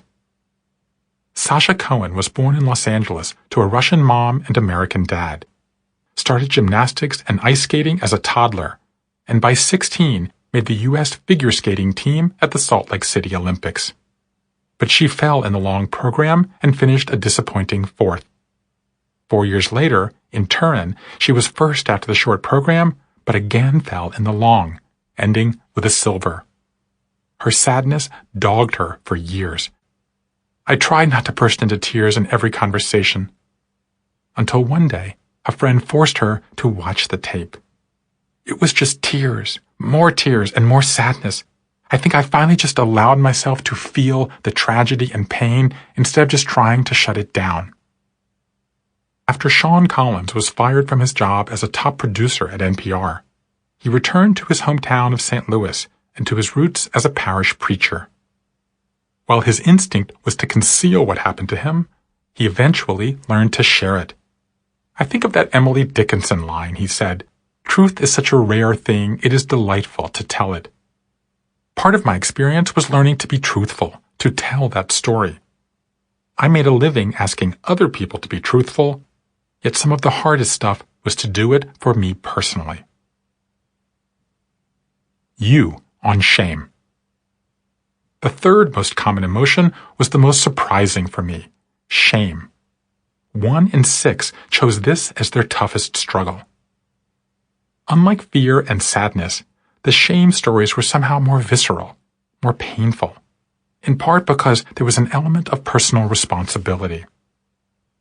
When Christina Wanzelak, whom we met in Chapter 5, woke up in a homeless shelter in California after 10 years of drinking, homelessness, and crime, she was deeply ashamed. Born in Indiana to a stay-at-home mom and an alcoholic father, Christina was largely estranged from her family. After Christina had run away from 3 treatment programs, her mother greeted her at the door when she was 18 and said, "You are no longer welcome in my home or in my life until you're living a life of recovery. If I never see you alive again, I want you to know how much I love you." Then she shut the door in Christina's face. It took Christina 3 years and 22 house burglaries to finally commit to that life of recovery. By then, she had another problem, her inconsolable shame about her criminal behavior. "I just couldn't look people in the face," she said. "I felt like I had to live small because if anybody found out what I had done, I would lose everything. People wouldn't love me." Then, in the middle of the night, the answer came to her. "I had to do a turnabout and walk right into it," she said. "I'd be more free in jail or paying financial restitution than I was living like this. So I went to each of the 22 homes I robbed, knocked on the door, and when the person answered, I said, 'My name is Christina. I want you to know that I robbed your home in the last 6 or 9 months. I'm willing to pay restitution, legally or financially, however I can make this right. I also want you to know how sorry I am.'" Most people were shocked to see her, she said. I think they expected someone of a different color or a different sex. Most said, "Fuck you, don't come near my property again." No one said thank you. One woman said, "You've taken something that can never be replaced. It was a gold ring that was my great-great-grandfather's wedding band. Also, you took my sense of security." But she also said she wasn't going to call the police, Christina said. That she didn't feel being in jail would be useful to me. That I was clearly trying to make this right. So she asked me to write her a $25 check every month for a year and never bother her again. Christina did as she was asked, except she didn't have a checking account, so she asked her mother to send the money for her, which in turn helped with that reconciliation. Years later, after Christina opened an international program to help former addicts reconcile with their families, she was asked to be on the Oprah Winfrey Show. The producers requested that she contact the woman and invite her to tell her side of that story. I was eager to make them happy, Christina said, but I had made a commitment that day to never bother her again, so I politely declined. Shame is the intensely painful feeling of believing we are flawed and therefore unworthy of love. Shame is so powerful it undercuts all three of the ABCs of meaning. It saps our sense of agency by making us feel impotent. It destroys our sense of belonging by making us doubt our ability to connect with others. It weakens our sense of cause by making us self-absorbed and incapable of serving others. Shame is even more pernicious than its evil twin, guilt. Brené Brown, the best-selling author and researcher, offers this convenient formula. Guilt is, I did something bad. Shame is, I am bad. Some have proposed that women are more prone to shame than men, but my interviews suggest otherwise. Shame is equal opportunity in its ability to make us feel like failures, quitters, or weaklings. What's the remedy to this toxic gnaw? My conversations point to responses that best address the area of identity most weakened. Those feeling devoid of agency are most effective when they step forward, verbalize their vulnerabilities, even go public with them. Those feeling disconnected feel greatest relief when they share their true feelings with others. Those feeling like they have nothing to give do best when they find ways to help those in similar situations. The common ingredient is actively taking steps to evict the shame from your head. Here's how this plays out in real life. Agency. Carolyn Graham got over her shame of her 2 failed suicide attempts by writing about the incidents, having her writing group respond with compassion, and then feeling free to share even more of her pain. I had to first hear that voice in my head, then get it on paper. There were times I was so uncomfortable sitting at my desk that I was overwhelmed. Kirsty Spraggan, who had panic attacks for 2 decades over her shame of having a sexually transmitted disease, finally built up the courage to write the word herpes in her diary. That simple step produced a cascade of reactions, led her to give a TEDx talk on learning to share your secrets, and finally resulted in her having the phrase truth teller tattooed on her arm. Belonging. When Christian Picciolini left the neo-Nazis, he descended into depression and drug use for 5 years. When he finally emerged and began telling his story, he was gutted by what he called toxic shame. His response? I had to be much more genuine than I was prepared to be. I had to stand on the stage and say, this is my ugly inside I'm struggling with. Then I had to find a similar pain in others and connect with it. The solution to shame is empathy, he said. When Eric Smith, the young Virginia preacher, felt embarrassed that his faith and mental health were wavering after multiple family deaths, he found renourishment in his special needs students. They taught me the key is being honest, he said. My impulse is always to hide. I have to resist that, admit my brokenness, admit my neediness, admit my suffering. They have no artifice. When they like a food, they shove it in their mouths. So they became my teacher. Cause. Alan Peake, the Republican state legislator from Georgia, was so humiliated that his extramarital dalliances on ashleymadison.com became public that he considered resigning. But he had just taken on the crusade to legalize medical marijuana on behalf of a 5-year-old cerebral palsy patient. So my wife and I made the conscious decision to endure whatever public shame we needed to in order to get the legislation passed. He succeeded. The legislation was signed into law. John Smitha, who harbored shame for 50 years over his killing of 40 civilians in Libya, finally turned his life over to God, became ordained as a Christian lay leader, and started volunteering as a counselor. I made my life an open book. I tell anybody that wants to hear what I did and my regrets. And I do 4 meetings a week with veterans. I can't get enough of it. From shame to sadness to fear. From overcoming your resistance to embracing the brutal facts of your situation. The first tool of transitions is to identify the circumstances you're in and accept the emotions that come with this new state. The next tool may seem even harder to master, yet it's the one approach people seem to crave more than any other. Chapter 8. Market. Ritualize the change. One unavoidable consequence of the nonlinear life is that life is, well, nonlinear. That means it's unstructured, impermanent, volatile, variable. That kind of freedom can be great when you're feeling stuck or unhappy, overwhelmed or beaten down. You can simply pull back, pivot, and reboot. But sometimes, especially when you're in the midst of some massive life change, that kind of fluidity can be downright overwhelming. Enough with all this unpredictability. Give me something concrete to hold on to. When that happens, people turn out to have a remarkable ability to generate their own concrete. They invent novel techniques to calm themselves down, assemble keepsakes to remind them of what's lost, hold ceremonies to mourn the past. They create rituals. Ritual is something of an old-fashioned word. It's associated with stuffy institutions, outmoded customs, uncomfortable clothes. Oh God, not another prayer circle. But one consistent finding of the Life Story Project is that when people feel most adrift, they often turn to ritualistic solutions, many of them homemade. They sing, dance, hug, purge, tattoo, turpentine, skydive, schwitz. In a world with no boundaries, rituals create demarcation.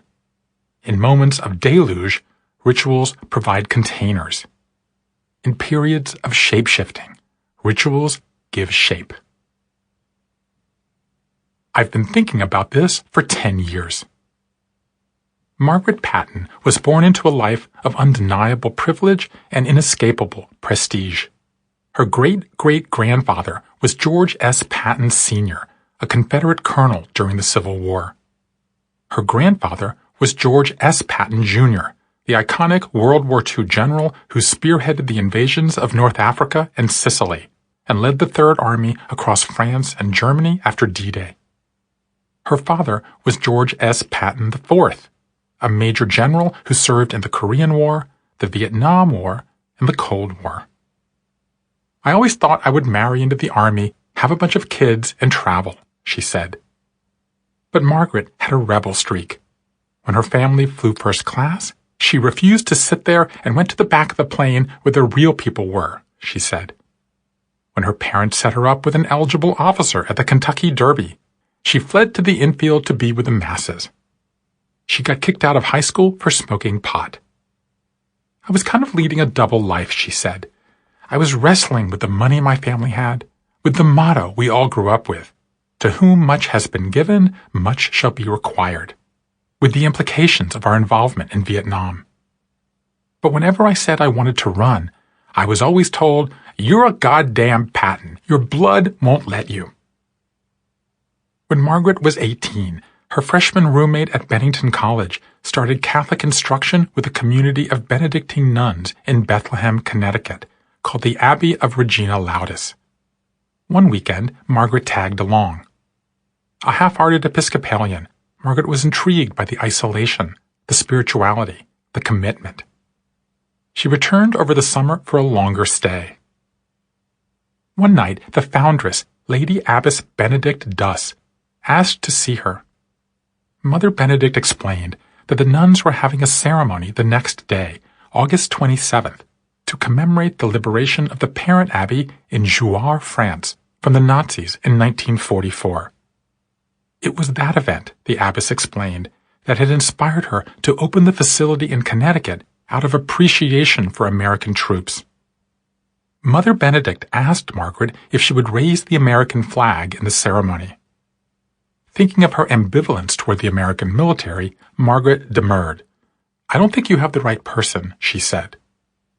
"I really do have the right person," the abbess said.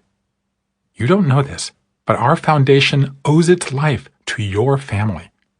Your grandfather led the soldiers that liberated our parent abbey. We wouldn't be here without him." Margaret was flabbergasted. "I remember the day as kind of riveting," she said. "Here was this abbey I responded to, and my family was in its history." Even more, here was the place, the peace of mind, and the self-sacrifice she had been seeking her entire life. She asked if she could join the order. The abbess turned her down. Margaret was too young, too naive, too restless, too angry. "If you don't want it badly enough," the foundress said, "then you're not ready." Margaret spent the next 10 years wrestling with her desire to be a person of the world and her attachment to this mysterious stone cloister in the Connecticut woods. She traveled, dated, started a school, fell in love. And all that time she kept coming back for retreats and extended stays. "I got the counseling I needed," Margaret said. "I straightened out certain things. Then, on one of my visits, the foundress said to me, 'You know, you could lose it.' And I'll never forget that moment. It went through me like a sword. And I said to myself, okay, I don't want to lose it. There was a mutuality I felt when I was here. There was someone on the other side, and I wanted that someone to be the center of my life." "Is that someone God?" I asked. "That someone is God." Margaret informed her family she was joining the Abbey. It would mean almost a complete separation. No shared holidays, minimal communication, a new identity. She had finally figured out how to outrun her goddamn blood. She would give her life over to God. Her parents were devastated. Her mother was so upset she refused to attend Margaret's entry ceremony. Her father, though, fell back on the family's military training. He viewed supporting her as his duty.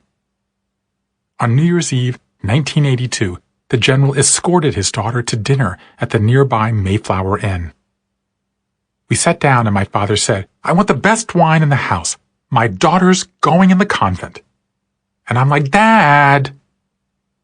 On my way to the salad bar, the maitre d' stopped me and goes, "You're too young. Don't do it." And I say, "I've been thinking about this for 10 years. It's home for me." After dinner, General Patton drove his daughter to the Abbey. Margaret went to a changing room and put on a black tunic with a white scarf. When she came out, her father was reading the Bible. He looked me up and down and says, "So, that's the uniform, huh?" They entered the sanctuary. Everyone else remained outside. The foundress invited my dad to say one of the prayers and bless me, which was kind of an exception. Unbeknownst to me, one of the nuns had been taking target practice from a retired policeman for self-defense. She happened to be Dolores Hart, the former actress who made her screen debut with Elvis Presley. She has a feel for drama and wanted to do something for my dad, so right after the prayer, she shot a rifle into the sky. "And you know," Margaret continued, "a soldier knows the sound of a gun. My dad goes, 'What's that?'" The nuns took Margaret inside the private walls. Then they closed this great, huge gate behind me. Dad yells, "Good luck, Margaret!" And I yell back, "Thanks, Dad. I'll need it." The transition from living a life of personal freedom, earthly love, and sexual experimentation to one of personal asceticism, lordly devotion, and chastity is extreme by any measure. No part of a nun's daily existence is unaltered from her prior life. Stability, obedience, and conversion are the highest values. But how do you execute such a profound transformation? What have orders like the Benedictines learned from millennia of guiding people through one of the most profound life transitions imaginable? The answer? Go slow. Insist on deep personal reflection. Mark each stage of the journey with carefully constructed rituals that delineate and demarcate the new status achieved. In the case of Margaret, this process lasted 10 more years before she became a full member of the community. First, there was the ritual of searching. Margaret, like all postulants, spent her first year exploring her genealogy, so she knew exactly what family history she was bringing to her new role. The year ended with the ritual of clothing. The postulant is given a black tunic and headscarf. Her hair is cut and covered with a white veil. Then she announces her name. Margaret chose Sister Margaret Georgina, thereby honoring the 4 generations of George Pattons she'd spent her whole life trying to outrun. Next is the ritual of language. The newly anointed sister studies Latin, liturgy, and song, and learns to express herself through parable and prayer. That's followed by the ritual of commitment. The sister embarks on a course of study to identify what gifts she already possesses and which arena of God's service, from cheese-making to bookkeeping, she'd like to embrace. Margaret chose plants, so she studied agriculture and assumed responsibility for the flower and vegetable gardens. The final step is the ritual of consecration. You say to the church, "I am yours," and the church says the same to you, Margaret said. Then you lie on the ground while the community chants the litany of the saints. It's like a wedding day. You wear a crown of flowers. Mine were from all parts of the abbey's land. But why exactly do they do all this? Why take 10 years, require each of these elaborate discourses, perform all of these antiquated ceremonies? Because people need it, Margaret said. They help the community understand where we're at in the process. They help us think differently about ourselves. You need a certain stability in order to grow. What these rituals provide is that stability. A light in the window. In my interviews, I asked everybody whether they marked the moment they entered a life transition. I was pretty open-ended about what might qualify as such an indicator. They could be rituals, gestures, tributes, or commemorations of any kind. 78% of people said yes. 22% said no. The answers themselves showed remarkable inventiveness and revealed a consistent, almost instinctual need people have to reassure themselves in times of upheaval that they're not going to be swept away by the turmoil. I found 4 broad categories of ritual. In order of popularity, they are personal, getting a tattoo, building an altar; collective, throwing a party, hosting a ceremony; name change, adding or subtracting a married name, adopting a religious name; cleansing, going on a diet, shaving. For simplicity's sake, the term ritual is a catch-all for these different activities. A ritual is a symbolic act, gesture, or ceremony that helps add meaning in times of transition. What explains their popularity? At their heart, rituals are acts of meaning. They help restore a sense of agency, belonging, and cause in those moments of life when we feel stripped of all 3. The author and feminist scholar Christine Downing captures the anxiety we feel upon entering such a time in her memoir, A Journey Through Menopause. I felt alone, uninformed, somewhat afraid, and yet also curious and expectant, she writes. I was at the brink of a centrally important life change and had no knowledge of the myths or rituals that had helped women throughout history live this transition with hope, dignity, and depth. As in other meaning vacuums, our responses to these moments reflect the ABCs of meaning. A. We are drawn to rituals that reassure us we still have some control over the world. We start tinkering with our bodies, lighting candles, erecting memorials. Rituals in this way are like punctuation marks, writes psychologist Jelta Gordon-Lennox. Sometimes the punctuation you need is a full stop, like a funeral or farewell party. Sometimes it's a comma, like a sabbatical or fast. Other times it's an exclamation point, like a wedding or commencement. B. We are drawn to rituals that deepen our relationship with others. We host dinners, attend seances, go on pilgrimages. The purpose of rituals, Downing writes, is to integrate the personal with the transpersonal, to remind us that our deeply personal suffering has been shared by many others over the years, and to help us assemble a tribe right now who can accompany us along the way. C. We are drawn to rituals that connect our pain or joy to a higher calling. We hold baptisms, attend wakes, don masks, join protests, give valedictions. We feel so overwhelmed by our emotions, the best thing to do is embrace actions that people have found comfort in for generations. In this way, rituals remind us that our ancestors and gods knew we would encounter such transformative moments and left us with techniques that can contextualize our fears. Here are some of the many rituals I heard about in my conversations. Personal. After Mayard Howell left his job in Big Pharma to start his own CrossFit gym, he got the words breathe and think tattooed on the middle fingers of his right hand and successful and happy on the middle fingers of his left hand. I knew I couldn't go back to pharma with that shit on my hands. I was done.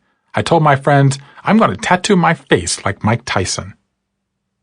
The first thing Oscar Emmett did after leaving Orthodox Judaism was eat a ceremonial cheeseburger, buy a symbolic pair of jeans, and enjoy a forbidden first kiss. Following a brutal year in which she lost her job as a Hollywood producer, had a blow-up with her mother, and went on 52 first dates, Lisa Ray Rosenberg jumped out of an airplane. I had a terrible fear of heights, and I thought, if I can figure this out, I can figure anything out. A year later, she was married with a child. When Nancy Davis Coe lost her father, she built an altar on her mantel with his photo, a Genesee cream ale, a golf ball, and a teacup filled with rice. Alongside the teacup, she propped up the prayer card from his funeral. I was just waiting for a sign from my dad, but I knew he'd say, oh, please. He and I are very pragmatic like that.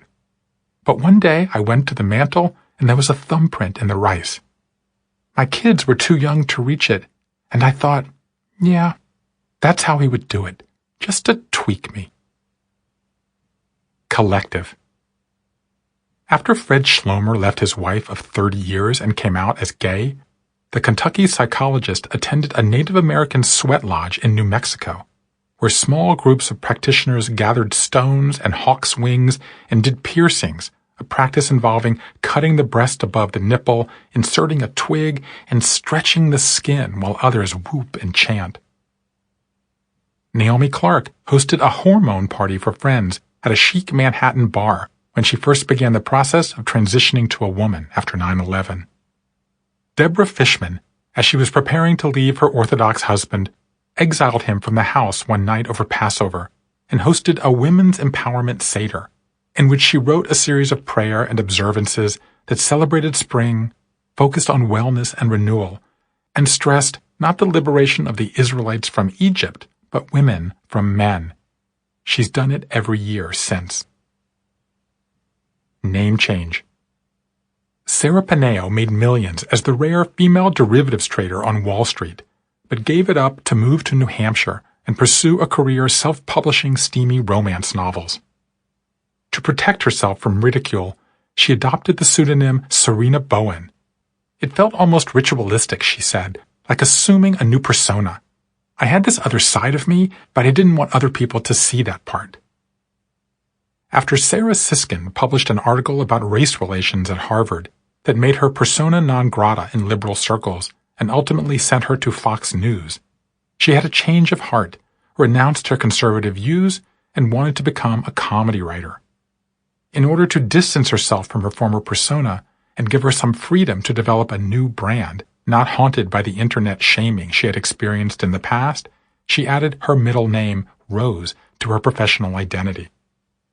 Sasha Cohen was so eager to escape the long shadow of her stage persona as an Olympic figure skater that she went back to her birth name, Alexandra, in order to have a more normal life. Courtney Rogmans, a lifelong seeker, Christianity, Hinduism, Hare Krishna, and builder of alternative communities from California to Oregon, went through a bitter divorce that led her to embrace Sufi teachings and change her name to Khalika Baki, a variation of the Arabic for creating and forming your own expression of the divine. Cleansing. After Jason Doig left the NHL, he grew lazy and gained weight. So when a new girlfriend inspired him to go vegan and embrace a healthy lifestyle, he went on what he called a turpentine purge, taking controlled dosages of a Native American elixir made from pine spirits to help wean himself off sugar, leading to violent, sweat-filled withdrawals. When Alan Peake confessed in an open letter to friends that he had been having extramarital affairs in Atlanta while serving as a state legislator, he sold the condo he'd been using as his love nest and committed to driving 2 hours home every evening from the capital to be with his family in central Georgia. Christian Picciolini faced a secondary problem after leaving the skinheads. His entire body was covered in Nazi tattoos. Erasing them was challenging, so he chose to cover them with other tattoos. I had an eagle holding a swastika on the back of my neck. The only thing wide enough to cover it was Jesus on the crucifix. It became a symbol of my rebirth. Death be not proud. Not all rituals or ways of marking transitions involve physical expressions. Some are purely emotional. None more so than mourning. But for whatever reason, no aspect of going through a life transition is more misunderstood than what Eat, Pray, Love author Elizabeth Gilbert calls the sweet time of grieving. My conversations suggest we misjudge the causes, the solutions, even the form this process takes. Larry Moldo wears a black cowboy hat in his professional headshot, which is not surprising considering he lives in Cheyenne, Wyoming, but somewhat surprising considering he's the rabbi of Mount Sinai Congregation, the oldest synagogue in the cowboy state. Larry was born in Minneapolis to a father who was a sheet metal worker. A reader and introvert, Larry hated the outdoors.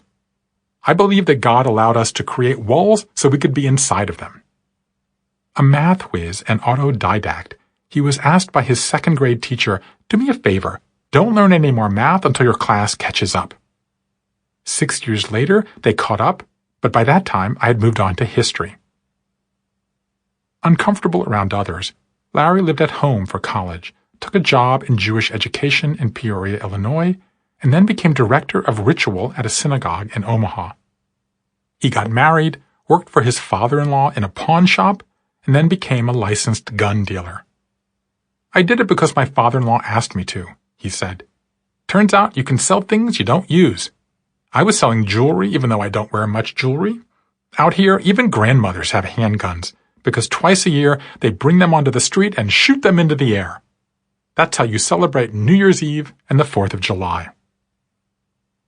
After Larry was held up by gunpoint, though, he quit and decided to become a rabbi. A friend said to me, "You already have the knowledge and the experience, but people don't hire based on knowledge. You need the title." During much of this time, Larry and his wife were trying unsuccessfully to have a child. She finally became pregnant, but the baby was stillborn, having stopped developing around 6 months. It was very complicated emotionally, he said.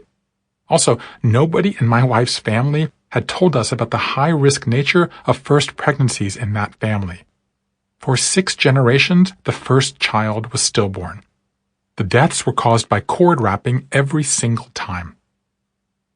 A traditionalist by nature, Larry was particularly upset to discover that his branch of Judaism had no rituals or other practices to help families cope after having a stillbirth. He and his wife couldn't even hold a funeral because the hospital refused to release the remains. "My wife continues to be angry over this," he said. So the autodidact in him kicked in. Larry spent the next dozen years doing an in-depth study of miscarriage, stillbirth, and other neonatal fatalities in Jewish literature, from the Torah to the Talmud. There wasn't anything that felt comforting, he said. He eventually wrote his rabbinic thesis on the topic, Unsuccessful Pregnancies and Neonatal Deaths, Pastoral Care for the Rabbinate and Cantorate. What did he learn? Grief is what you feel, he said. Mourning is what you do. If you don't have any way to express your grief, it bottles up inside you and incapacitates you. With neonatal deaths, the community had not allowed rituals to happen, so the grief had nowhere to go. Armed with his knowledge, Larry and his wife developed their own way to mourn. They named the child and asked loved ones to acknowledge the loss of the baby's potential life. They lit a candle on the anniversary of the stillbirth, and when they later adopted a son, they shared memories of his unmet sibling. One of the things I found in my research, he said, is that even if you don't mark what happened to you, the body does it for you. There will be times when you feel miserable and you have no idea why. But 15 years earlier, the event was happening, and your body remembers year after year.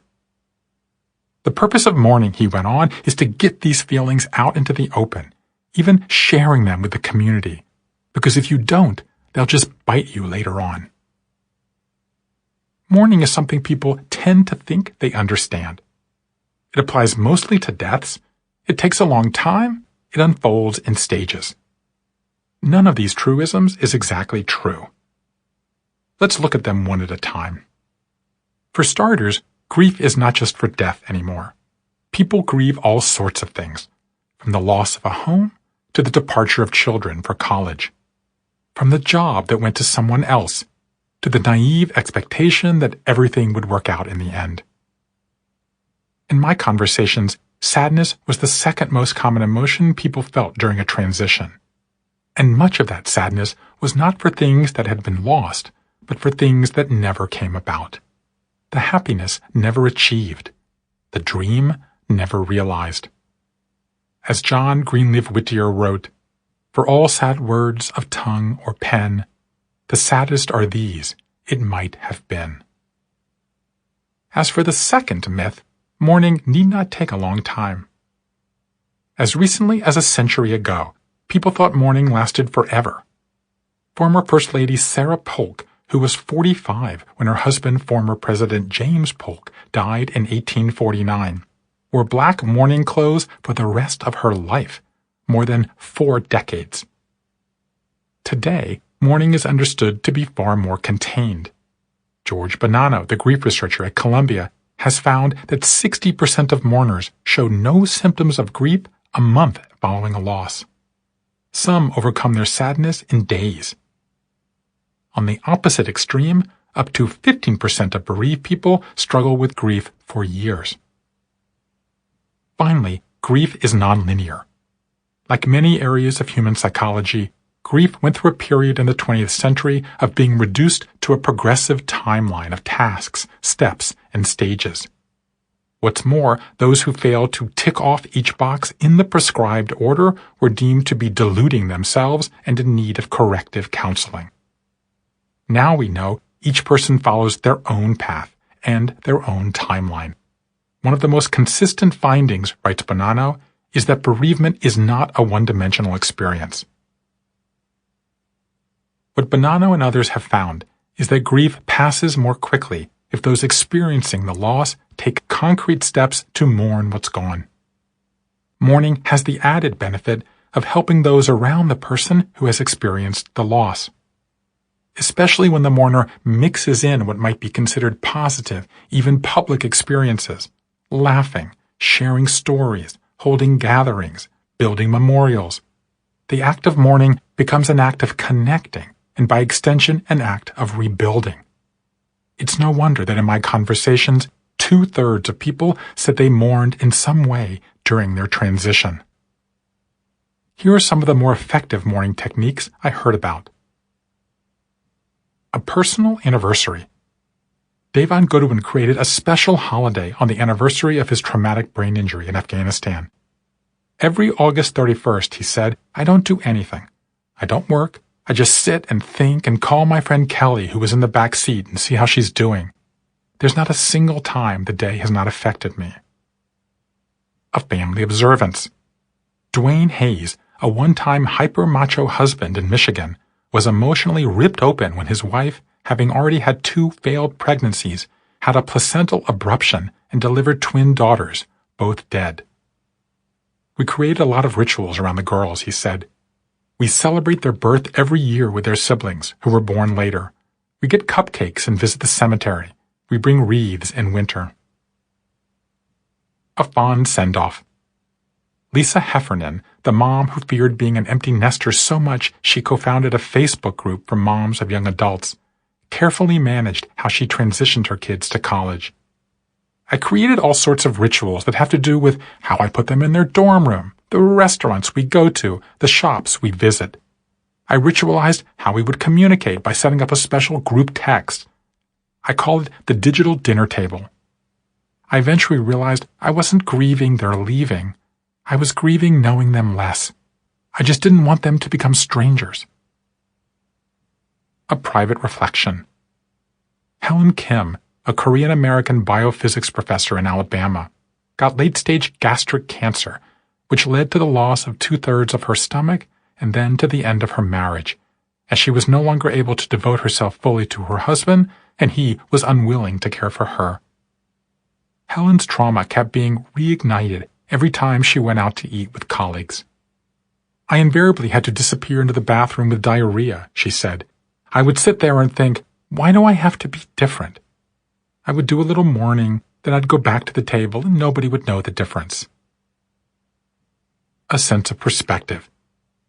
Seth Mnookin, the Harvard graduate who spent most of his 20s as a heroin addict, said 25 years later he still mourns experiences he can't have. I mourn things like going to a concert and smoking pot, which I used to enjoy. I mourn being able to try psychedelics, which I'm curious about. I mourn being an outlaw, a cowboy, which is much more romantic than me in a Subaru Forester, taking animals to the vet and going to see my GI doctor. I mourn all those things, but I'd still rather be who I am today than who I was then. These boots were made for talking. Some of the patterns I uncovered I went looking for. Others came looking for me. The latter is what happened in the case of the last way people tend to mark the end of an emotional time of their lives. They single out a memento that links them to their prior life. It becomes a vessel to carry forward otherwise raw emotions into the future. One of the earliest interviews I did was with DeJuan Williams. DeJuan was the fatherless son of inner-city Philadelphia who was imprisoned for armed robbery at 22. Already the father of multiple children, DeJuan went through a program for incarcerated dads, then was released and went to work for the program. He told me he still has his prison boots by the back door of his house, so they're the last thing he sees every day when he leaves home. They're a constant reminder that this is not what you want, sir. You've come a long way, and you have everywhere to go. Not long after that interview, I was speaking with Eric Haney, the descendant of 7 generations of white Appalachian hillbillies in North Georgia, who went on to become a member of the first class of Delta Force, the elite Army counterterrorism unit. On April 25, 1980, Eric was in the lead airplane that landed in the desert of central Iran as part of Operation Eagle Claw to rescue American hostages held in Tehran. The mission encountered an unexpected weather phenomenon called the Haboob, an enormous opaque cloud of dust. In the darkness that followed, an American Sea Stallion helicopter hit the plane Eric was in, causing a huge explosion. I have a personal horror of burning to death, Eric said, but once the blades hit the gas, the fuel just poured through the cut in the plane and all down the interior. The team leapt to safety, and Eric was the last man dragged aboard one of the surviving planes as it fled the aborted mission. Today, in the office where he writes, Eric has the boots he was wearing that night. I'm not trying to relive that period, he said. I find meaning in this new phase of life, but I want to remember that's part of who I am. Even Davon Goodwin has by the door in his bedroom the blood-stained boots he was wearing in Afghanistan when he drove over the IED. I look at them every day. I need to, he said. It makes me think I made it. It reminds me to be humble. 3 different lives, 1 object. the same story. What's going on? I incorporated a question about mementos or other symbolic objects into my interviews. 85% of people said they relied on such keepsakes. 15% did not. The idea that possessions contribute to our identity is hardly new. Scholars for 2 generations have observed that belongings play a role in creating and preserving our ongoing selves. Things tell us who we are, Mihaly Csikszentmihalyi and Eugene Rochberg Halton wrote in the early 1980s. But I began to feel there's something more urgent going on. Beyond their symbolic value, these bloodied shoes, faded photographs, unworn jewelry, and facial scars become agents of change themselves. For starters, they serve as vessels for many of the unruly emotions that bubble forth in moments of upheaval. Assigning these otherwise amorphous feelings to a specific object somehow makes them more contained and less threatening. Even more critical, the object becomes a means of emotional time travel. I touch this necklace and remember my mother. I look at that picture and remember what I was feeling before I got that awful call. The memento, in this way, not only manages to disappear into the background of our lives, it sits on the back of a shelf, after all, or lies tucked away in a drawer, but also stands ready to awaken in an instant and teleport us to the past. The memento thus becomes a stand-in for the original experience itself, gradually becoming part of the overall story of our lives, even as it occupies a less and less prominent place in our everyday routine. Some of the meaningful mementos I heard about are visual. Lisa Porter keeps a photo on her phone of her joyfully holding her newborn son at 2 weeks before he was diagnosed with a mental disorder that would dominate their lives for the next 18 years. After Jan Egberts' wife took her own life, he gathered dozens of photographs of their shared life over the years onto a digital picture frame.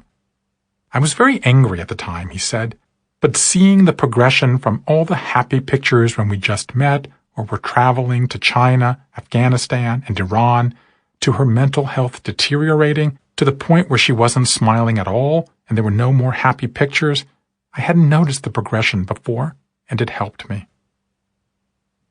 Others memorialized medical traumas. Peggy Fletcher Stack keeps the stethoscope she used to listen to the heart of her daughter Camille, who died of a congenital illness, along with a packet of bills. Each one is a physical thing that reminds me of that era. I just finger through the bills and remember, this is when I took her to the cardiologist. This is when I took her to the hospital. Adam Foss, who was hospitalized in a mental institution in Boston after a drinking binge that followed a bad breakup, carries a piece of paper in his wallet with his blood pressure and pulse at the time he was admitted. Basically, there was no pressure because my blood was so thin. It was all liquor. That's how much I consumed. I keep this paper as a reminder. This is what you did to yourself. This is how close you were to dying. Some involve clothing. Jen Leary wanted to be a firefighter her whole life. She was one of only 2 women in her class of 100 at the Philadelphia Fire Department, and she later started an organization to save pets that the department rescued from fires. But when a pit bull she was temporarily housing attacked her girlfriend, Jen went to intervene and the dog shredded her wrists, forcing Jen to retire at 31. A friend in the safety office took pity on her and allowed Jen to break regulations and retain her helmet, which she keeps at home. Vivian Ming, who played football in high school when she was still male-bodied, dropped out of college, lived in a car, and nearly died by suicide before returning to school, earning a PhD in cognitive neuroscience, and transitioning to a woman. I still own the tuxedo I crazily bought to take my first girlfriend to the prom, she said. When I married my wife, I was already taking hormones and losing weight, so I wore that tux to my wedding. It felt like a costume, but nobody knew except me and her. Others we carry around on our bodies.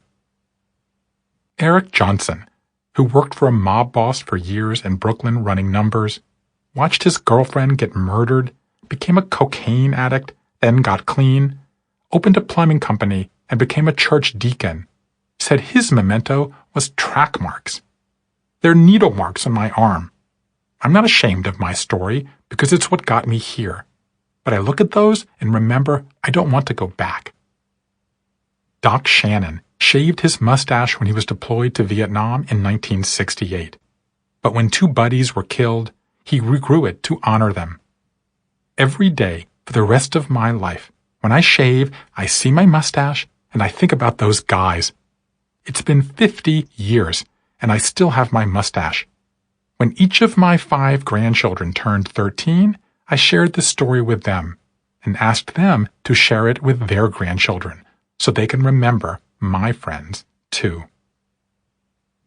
Ceremonial occasions and objects, from rituals to morning exercises to mementos, are all ways of helping to contain and give shape to emotional times in our lives. They are especially effective in the long goodbye part of a transition, as they help us acknowledge that the past is indeed past. They both embody and keep in check our uncertainties and fears, and they are statements to ourselves and to others that we've gone through a critical life change and are ready, however tentatively, for what comes next. Chapter 9. Shed It. Give up old mindsets. It's called the messy middle because it's messy. It's disorienting, disheartening, liberating for some, infuriating for others. Habits we've been attached to forever collapse. Identities we've cultivated for years melt away. Personal stories we thought we'd be telling for a lifetime come to an abrupt end. Now what? My conversations show that people do 2 overriding things in this critical period of a life transition. They don't necessarily do these in order. They don't do them quickly or even consciously, but they do them. First, they shed things, mindsets, routines, ways of being, delusions, dreams. Second, they create things, new attitudes, aptitudes, skills, talents, means of expression. We're going to explore the first one in this chapter and the second one in the next chapter. Let's begin with an example that has a bit of both.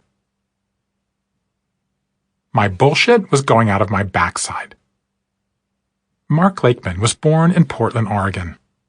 I was the Frankenstein child of 2 heroic modernist designers, architects, and planners, he said. I was cultivated in their creative household, then sent forth to do their bidding. Mark's father was the founder of the City of Portland's Urban Design Division. His mother was a scholar of early urban villages who dragged her son around the world studying Neolithic communities.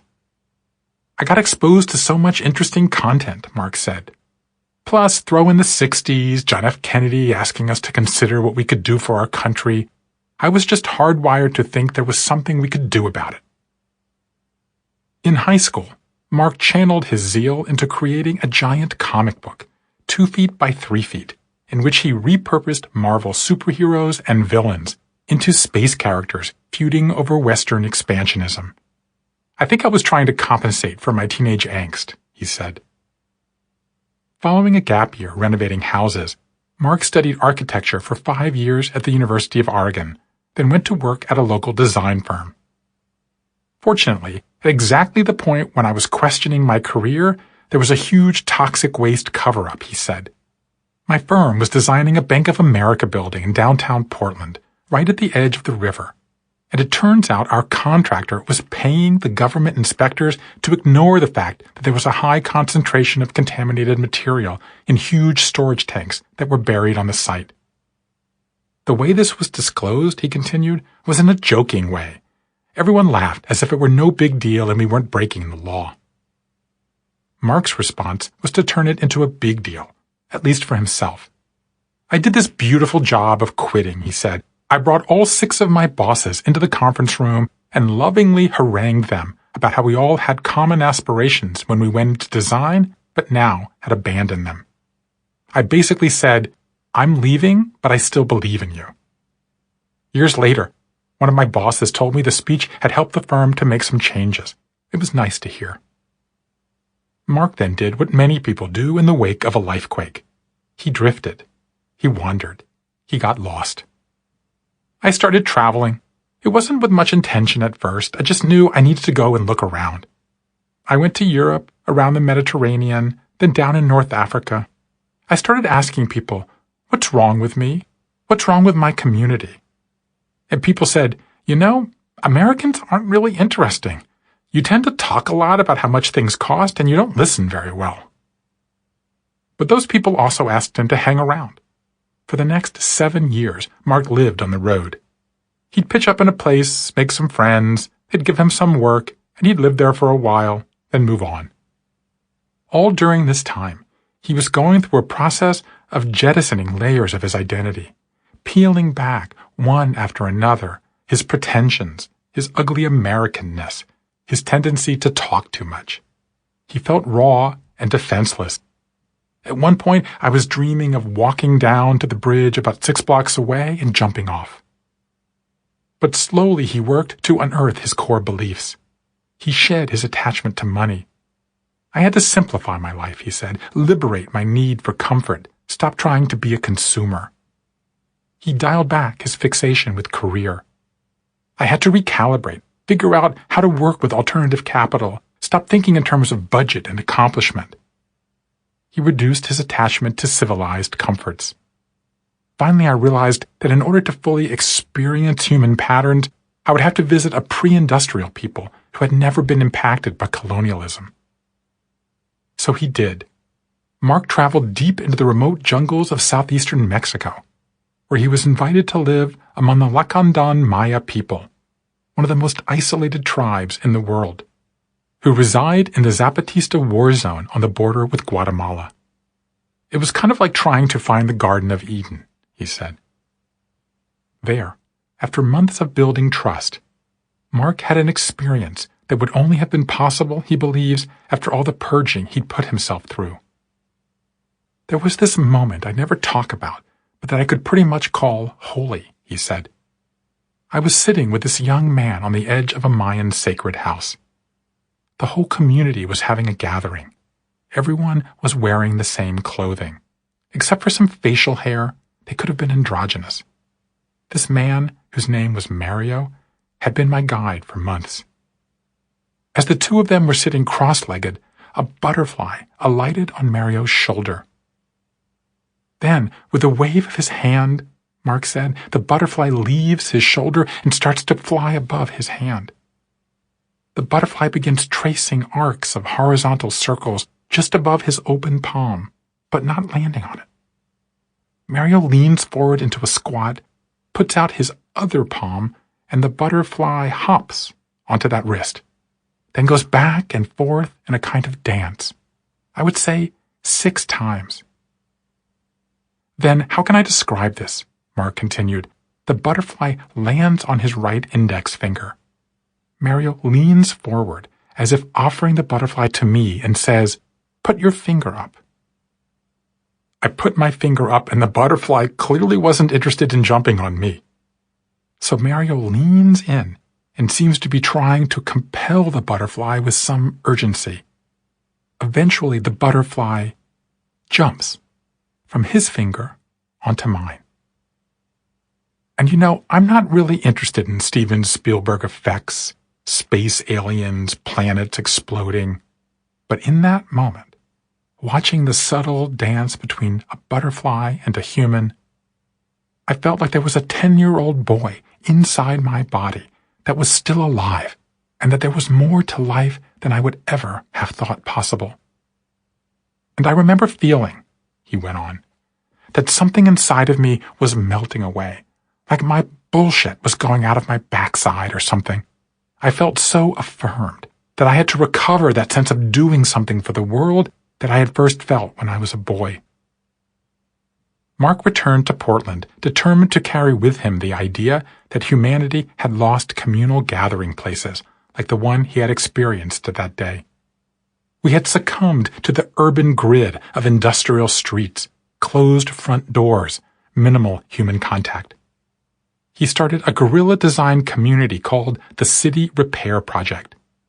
Their first initiative was to build a mobile tea house, constructed out of doors and windows that could open and close, along with giant extending canopies that were modeled after butterfly wings. A team would set up this tea house on Monday evenings in busy residential intersections and invite neighbors to bring desserts and enjoy music. It was kind of a fusion of a Mayan gathering place and a shop where you'd have afternoon tea in Oxford, England, he said. We were saying we should repurpose intersections. My God, there are 22,000 in this city. The residents loved it. Soon other neighborhoods started inviting the team to take over their intersections. But city officials balked. Mark harked back to the bedtime stories his father would tell him about battling corrupt local officials. Finally, when the public outcry grew loud enough, the mayor and city council passed a law to make the neighborhood gatherings legal. Mark's movement was underway. In the next quarter century, his organization would grow to incorporate placemaking activities from barn raising to painting over ugly crossroads in communities around the world. The genesis, he says, was that butterfly moment. I mean, to lose your job, you can sit there and bemoan, or you can see it as an opportunity for personal reinvention. I went into the cocoon of that world, felt safe and sacred, and became consumed with this desire to transform. I don't need it to be mystical, but I'm not closed off to the idea that I'm like inhabited by a butterfly or something. I returned to a primal state, became vulnerable, and came out again with wings. The lost art of getting lost. The messy middle is all about what happens when we're in the state of in-between. It involves a complicated alchemy of giving up old ways and experimenting with new ones, moving beyond what's past and beginning to define what's coming. In butterfly speak, it's cocooning. In hero speak, it's getting lost.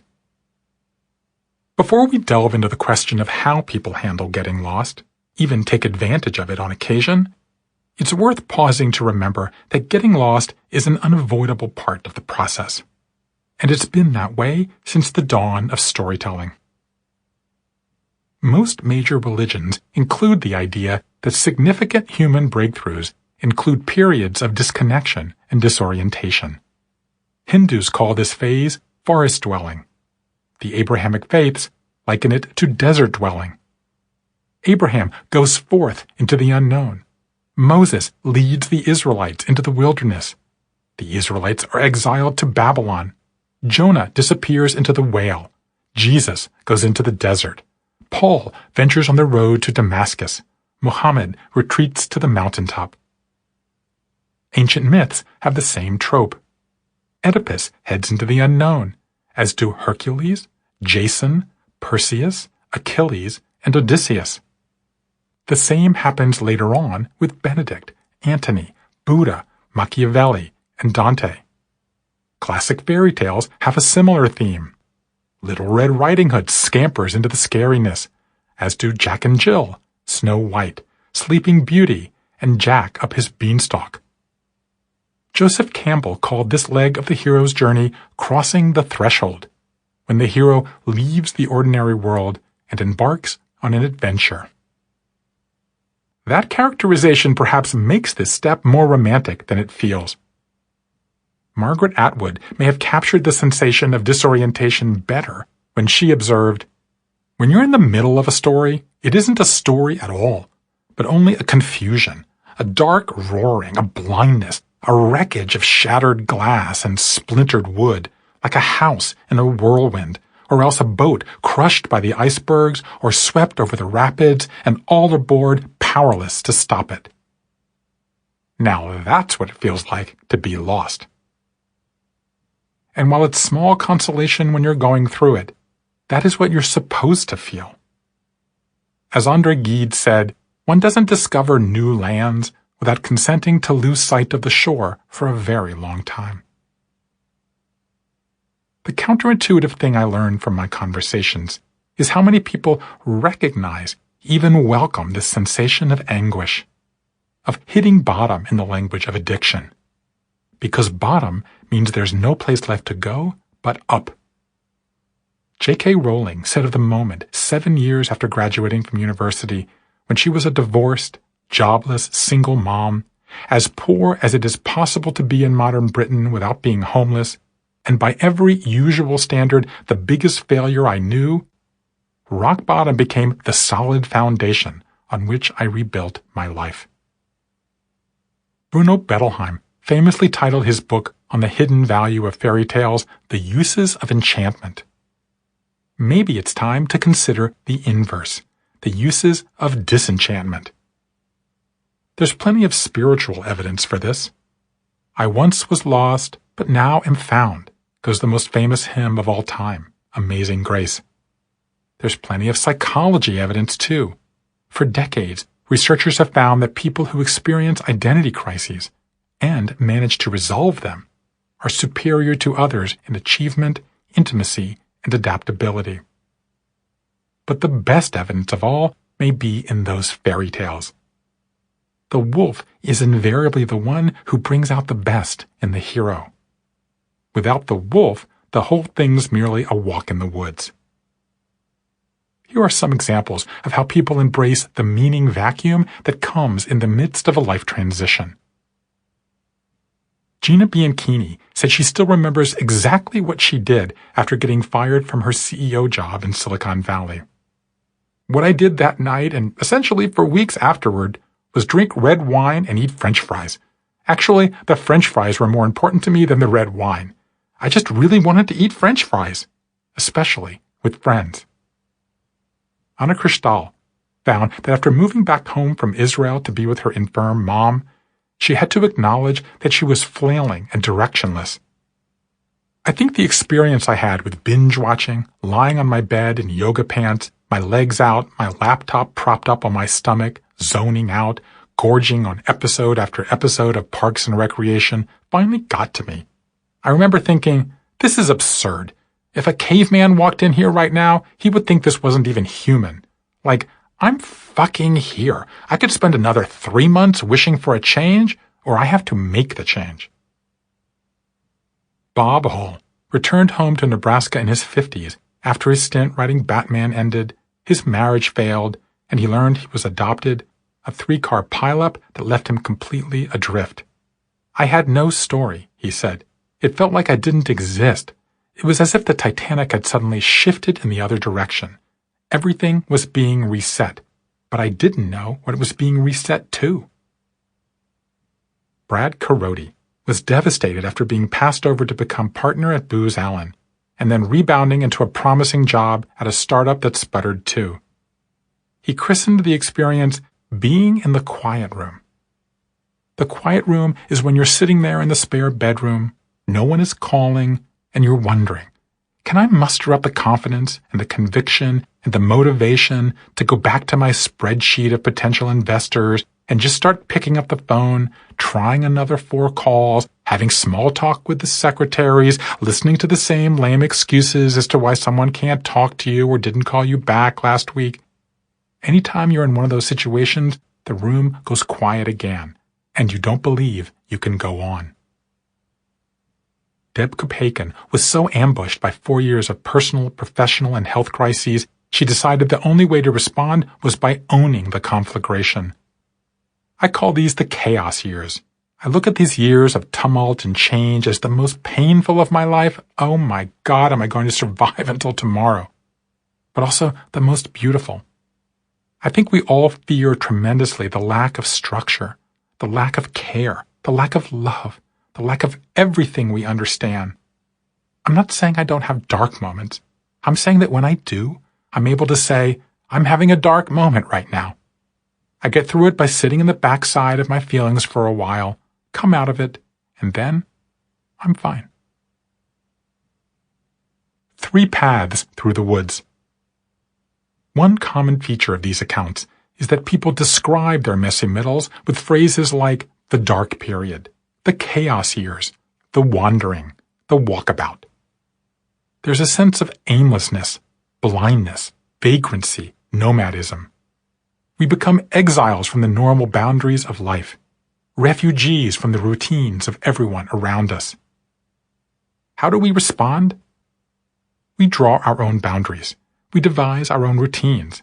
We conjure up fresh ways to structure the otherwise structureless time we're in.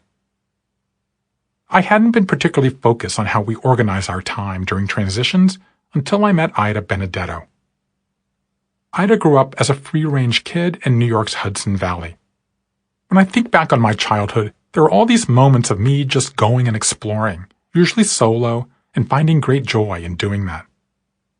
She also attended all-girls Catholic schools, which gave her an overlay of guilt. While I loved wandering off, there was a level of danger I never wanted to expose myself to. I didn't experiment with drugs. I never had careless sex. Ida bounced between college and travel until a friend recommended she study game design. I took a course and was like, whoa, what have I been doing my whole life? After graduating, Ida and her boyfriend started organizing trespass adventures around New York City. These included a photo safari in a defunct sugar refinery, a concert on an abandoned observation deck, and a speakeasy in a water tower. Their signature event happened after the couple stopped off at a resort in the Poconos. We pulled in and realized it was abandoned, she said. We let ourselves in. There were all these cabins, a wedding bell-shaped swimming pool, what seemed like the ghosts of honeymooners past. They invited guests on a secret adventure. We didn't tell them where they were going. We didn't tell them what to do when they got there. Over half the couples had sex. The company grew. Paid commissions started to roll in. Ida and her boyfriend were onto something big. But the romantic relationship that undergirded it started to fray. Her boyfriend had a wandering eye. Ida became needy and untrusting, and soon the partnership collapsed. I guess we were one of those tumultuous, ugly relationships that produce brilliant creative work, she said. Ida was a wreck. Her response, though, was instructive. She turned to what she knew best, game design, and its insights on how to create structured play. Specifically, Ida started going to sex parties, communal gatherings where singles, couples, gays, straights, and bis come together to play. She began using ayahuasca, a hallucinogenic drug made from an Amazonian vine that participants consume in controlled settings. She went on wilderness expeditions. Ida went on to write a master's thesis on these kinds of danger-tinged activities, called Patterns of Transformation, Designing Sex, Death, and Survival in the 21st Century. She then parlayed her interest into designing group experiences for corporations. Her takeaway?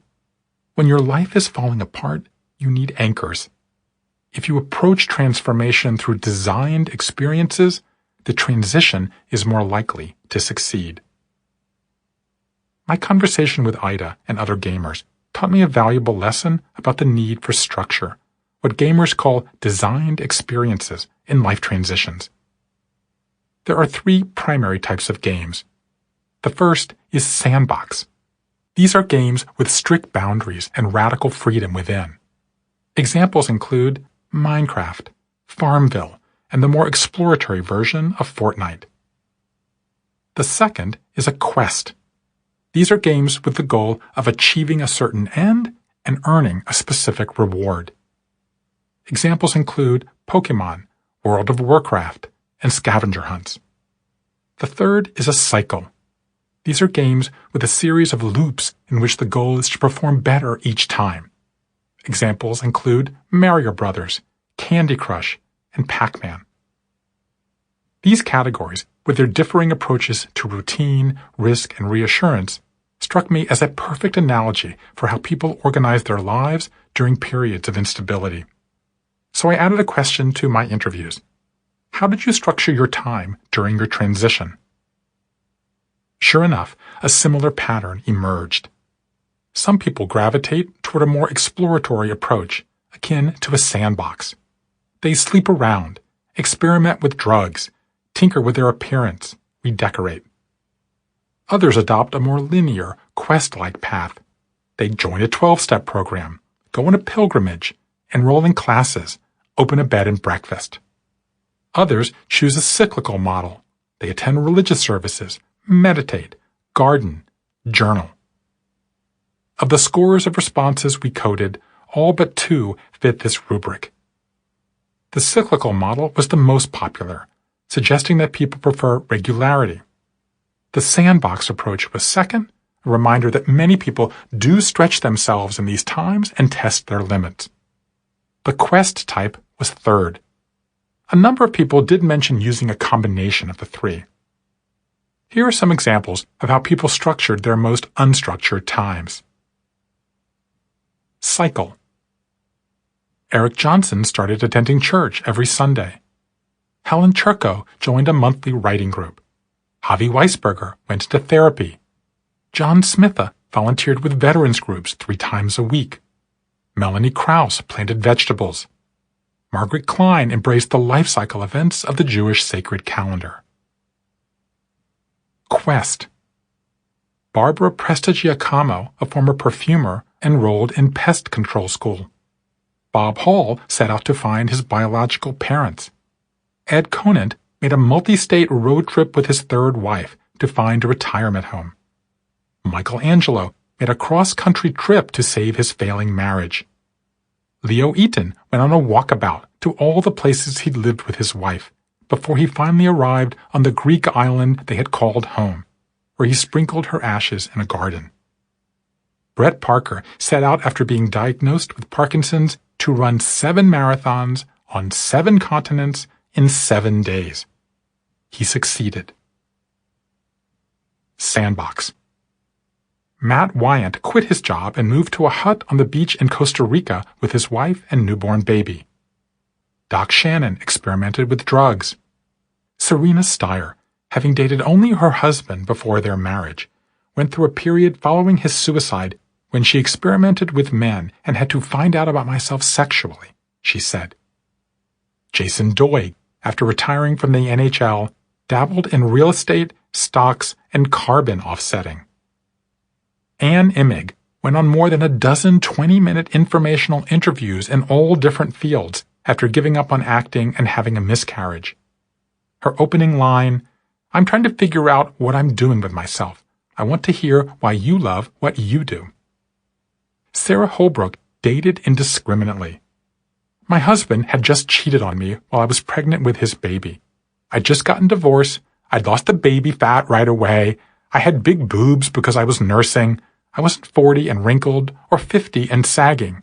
My clock wasn't ticking. I wasn't looking for Mr. Future. I was looking for Mr. Meantime. And I was really clear with everyone. I'm not looking for a serious relationship. If you are, don't spend time with me. And you know what? That's not so hard to find. It was a little bit crazy and a little bit wild, and that suited me at the time." Sarah eventually fell in love again. She's been happily married for 20 years and has 2 more children. Her story is a reminder. Many of the people who choose a cycle, quest, or sandbox do so because it's their natural rhythm.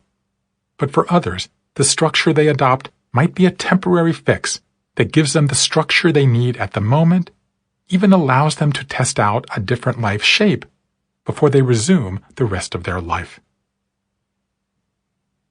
A field guide to shedding. Acknowledging that you're lost and finding a way to structure your time, as critical as those steps are to persevering through the messy middle, still pale next to the real work of entering this pivotal period. We have to let go of old ways. How exactly do people do that? The same way animals do. The biological process of molting is how animals routinely cast off their horns, hair, skin, fur, feathers, wool, even gonads. Snakes shed their skin, birds shed their feathers, crabs shed their shells, grasshoppers shed their entire exoskeletons. They do this because they're growing. They're undergoing a change in size, shape, season, or maturity. They can't achieve the new state without first casting off remnants of the old. Humans undergo a similar process when we pass through a life transition. We molt mindsets, convictions, routines, dreams. Psychologists have found that up to half the actions we perform every day are not because of decisions, but because of habits. And guess what? We shuck those too. The process isn't always easy. Habits are not to be flung out of the window, wrote Mark Twain, but coaxed downstairs a step at a time. But my conversations suggest this isn't always true. People often embrace the opportunity for change. The idea that people can grow in times of change is another significant distinction between today's whenever life crisis and the old midlife crisis model. The traditional view had been that people confronting their mortality were somehow reluctant to accept their limitations. Oh well, guess I'm not going to play center field for the Yankees, make vice president, or retire to that private island. Guess I'll cheat on my spouse or buy a sports car instead. Now, that view has changed. Many of the qualities people shed are ones they didn't admire, like people-pleasing, overeating, or drinking to excess. Sure, some of what people shed are treasured pleasures, like wearing a bikini, riding a motorcycle, or playing pickup soccer. But just as many were vices, sins, or vanities we were just as happy to cast off. The bottom line, giving up identities, whether painful or pleasurable, is a necessary precondition for making way for the new identities waiting to onboard. It might even be a source of satisfaction. The biggest category of things people relinquished in their transitions was parts of their personality. Carol Burrs had to abandon her sense of inadequacy after being elected to city council in Chattanooga. Christian Picciolini had to forfeit his intoxication with power after he left the neo-Nazis. Deborah Fishman ditched being obedient to men when she stepped away from Orthodox Judaism. Michael Mitchell had to dispense with the idea that he should always be doing something constructive after he retired from 4 decades as a doctor. Ellen Schaefer had to give up wearing sexy clothes when she returned to North Dakota from Minneapolis, after a colleague told her she could no longer show so much cleavage at work. Karen Peterson Machinga stopped trying to make everyone around her happy following the year she spent nursing her injured husband back to health. I don't have time anymore, she said. My life is too precious to me, and I want all my sacred space to myself. The next largest block was letting go of an emotion. Mary Denise Roberts was so scarred from a childhood history of sexual abuse that she struggled to move beyond the fear that the man she was dating would strike out at her at any moment. Eric Haney made a conscious effort to dispense with his need for discipline, orderliness, and control after he retired from his military career and his paramilitary security business to become a full-time writer. Tiffany Grimes had to let go of her attraction to her wife's body when Dade transitioned to a man. Loretta Parham loved being a grandmother, but when she was forced to raise her granddaughters, she had to pass up merely indulging them and instead become more of a disciplinarian. Many people spoke of abandoning certain aspects of their lifestyle. Coco Pappy had to abandon walking everywhere when she moved from Brooklyn back to her hometown of Savannah. Amber Alexander had to abstain from date nights with her husband after her son was diagnosed with a brain tumor. Ann Raymer sacrificed time with friends during the years she was caring for 2 children with multiple cancers. Lee Mintz had to abolish her habit of walking into the house and immediately opening the fridge when she finally committed to losing 60 pounds. And in one of the more remarkable cases I heard, Randy Riley had to give up the idea that she knew her own body after completing her liver transplant, because suddenly she craved guacamole when she never liked it before, started loving spaghetti when she never ate pasta before, and had blonde pubic hair when before she had dark. I know that's total TMI, she said, but it took some getting used to. A number of people said they had to jettison certain beliefs. Lester Johnson had to give up celebrating Christmas and eating ham when he converted to Islam. Jenny Wynn had to scrap being a follower when she became senior pastor of her church. Kate Hogue, after surviving the tornado, had to discard her view that God would solve every problem and begin to see God as being present and relying on humans to be his hands. Janelle Henchett, after getting sober, had to stop walking into every situation asking what I could get out of it and say, what can I give to others? John Austin, upon stepping down from a quarter century in law enforcement, had to get used to not having a gun and to playing by the same rules as civilians. Wait, now I have to stand in line when I fly? Now I have to stop for traffic lights? Now I have to persuade people to listen to me? I used to be able to compel them. Finally, a lot of people were forced to abandon certain attitudes toward money.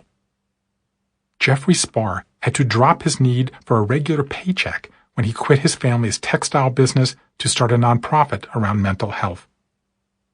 In order to leave her corporate job to start her own business, Gina Zak had to abandon her childish need to prove to her mother that she was successful. Vivian Ming had to give up the status and income of a job at Stanford after she was fired while transitioning from male to female. Melanie Krause had to do away with going to her favorite Chinese restaurant, seeing movies, or any other night out after she and her husband poured all their savings into starting their winery in Boise. It was really annoying and stressful to say, okay, it's Friday night, what should we do? Well, we don't have any money. Should we just stay home and have sex? I'm not sure you want to write that down, but that's what it was really like. Like many aspects of life transitions, the act of shedding is fundamentally an act of adjusting your personal story. It's a narrative event. It involves closing certain chapters in your life story in order to open a new one.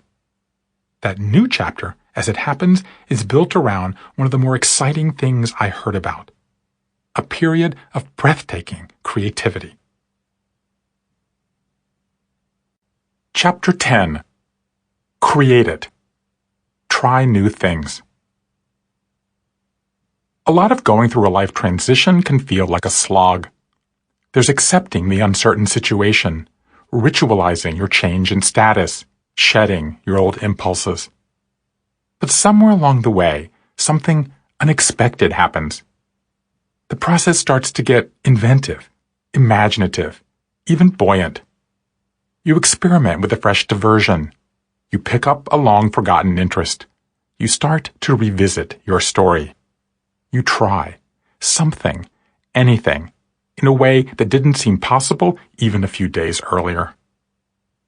And in a pattern I didn't see coming, a remarkable number of people described how at this otherwise dreary juncture, at the bottom of their massive life shift, they turn to creativity. And not just creativity in the abstract sense of a fresh approach to a familiar problem, but in the actual sense of creating something new. They start to dance, cook, sing, paint. They write poems, letters, thank you notes, diary entries. They pick up banjos, tap shoes, juggling balls, garden shears. At the moment of greatest chaos, they respond with creation. What I really enjoyed was exploding paint on the canvas. Zachary Herrick was the premature child of African-American crack addicts in Kansas City, who was adopted by white parents who had 2 other black children. Even in the 80s, people would look at us at the pool, a white couple with a bunch of black kids, and say, why? He was mocked as Funky Monkey. Someone spray-painted Negro on his sister's car. With various learning issues from his birth, Zach found school difficult and unappealing. He played sports, had a job, was popular, but grades were never his strength. My parents really pushed that you can't let external forces shape who you are, so that's something I took and ran with, he said. After graduation, he went to work in a cabinet factory, then in construction, until his father, a Vietnam veteran, suggested he join the Army. I loved it from the very first day, he said. I made the most friends I'd ever had. He breezed through infantry training in Fort Benning and was transferred to Hawaii. I'm thinking, that's nice, beaches and women. But it was the mountains the Army was after, as the Hawaiian high terrain is similar to that in Afghanistan. Soon enough, Zach and his battalion were in Kandahar province. 3 months into their deployment, in the 3rd week of June, Zach was on a mission to hunt down the Taliban in the Arkandab Valley just north of Pakistan. We land at 2 o'clock in the morning and start going down the mountain toward the town, he said. We were about a mile away from the village when we stopped to assess the situation. Then we were ambushed. Zach was dressed in full gear that day: helmet, rifle, ammunition mags, grenades. Now, for the first time, he was also carrying something else: fear. We started to engage the enemy. They were about 30 meters away. There was this one guy sitting outside a mud hut. I could look into his eyes. I mean, it was a close fight. Boom! Then I got hit by a sniper rifle, or an AK, I'm not sure. It felt like a firecracker going off in my mouth. It was daylight, I remember, because I went back to the hut where my buddies were. I said, "I got shot." They said, "Yeah, we know." Zach lay down on the floor while the firefight continued around him. I didn't think it was that bad, he said. I could still see. I could feel that my jawbone was hurt. I was swallowing teeth and bones. I couldn't breathe through my nose, but I could through my mouth. The medic came in and called out, "Hey, Black Curly." That was my nickname, Zach said. I put my thumb up. He runs over and his eyes get so big. And for a split second, he kind of looked at me like, holy crap. Then he gets his bag and starts pushing the gauze on me. He starts shoving my face full of it here, there, wherever. "Just keep awake," he says. I thought to myself, if I die right now, that's okay, because at least I'm dying surrounded by the best friends I've ever had. Just then, my squad leader comes in. He also got shot in the face. He sits down and we kind of look at each other like, man, this is a bad day. In rapid order, Zach was shoved into a Chinook helicopter, airlifted to Germany, and then transported to the Walter Reed Medical Center outside Washington, D.C. When we took off on that last flight, the pain started coming in my arms, my legs, my chest. It felt like forever. I started choking on my blood. I could feel my jagged teeth. I couldn't breathe. But I said to myself, there's no way I'm dying on this plane. I woke up to a beautiful blonde nurse with these big, beautiful, smiling eyes, and I said to myself, I'm alive. It was Zach's sister who first brought a mirror and showed him what no one had dared say out loud. His face had been shot off. There was virtually nothing left of his oral cavity, lips, nostrils, and mandible. In the coming years, Zach would have 30 surgeries from the tip of his nose to the tip of his chin, including sewing his tongue back on, inserting a new jawbone, and reconstructing his face. He ate exclusively by feeding tube. He was confined to a wheelchair from losing so much weight. It was a long road, he said. Not only physical, but emotional. I basically couldn't function. He made a plan to take his life. But then something unexpected happened. Zach had been transferred to solo living by this point. The tubes had been removed. His weight had begun to come back. His mother had moved next door. But he had to give up many of the foods he'd once enjoyed. Spicy foods were out, he said. My mouth couldn't handle them. So one day, he decided to take up cooking. My mom encouraged me, he said. You like eating, she said. You should make your own food. It was also a trick I started to use when dating. He learned to make lamb chops, baked chicken, grilled salmon. I like barbecuing, he said, and breakfast. I just made pancakes today. Panini sandwiches are my specialty. I love it all. I love experimenting. I love creating things. And cooking wasn't the only thing he embraced. Writing really helped me, he said. I started at Walter Reed. Then I took a writing class at USO. Now I'm in my third one. You can create a whole different world. You can write your feelings down. That really helped me. I learned how to identify things that were difficult for me to say or get out of my head, but I could put them on paper. He wrote poetry, stories, essays. Instead of saying to someone, I had a bad dream, I can write about it and feel better. Then he started to paint. Flowers, trees, stuff like that, he said. But I'm an infantryman. What I really enjoyed was exploding paint on the canvas. That was exciting.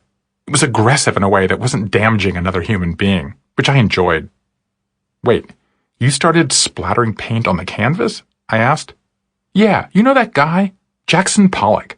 Like him. Whoa. I asked Zachary what his 16-year-old self would have thought of the idea that his 25-year-old self was making pancakes, writing poetry, and painting like Jackson Pollock. I probably would have said it was stupid, he said. So what happened? What made tough guy rifleman Zachary Herrick, a one-time anti-student who barely graduated from high school, turn to cooking, writing, and abstract expressionist painting in such a way that would renew his confidence, helped him court a woman who looked beyond his disfigurement and married him, and finally allow him to get to the point not of killing himself, but of opening his own solar energy company. I think of it as a different way of expressing yourself, he said. Instead of taking down the enemy with a gun, now I take down the enemy with a strong vocabulary or a strong voice.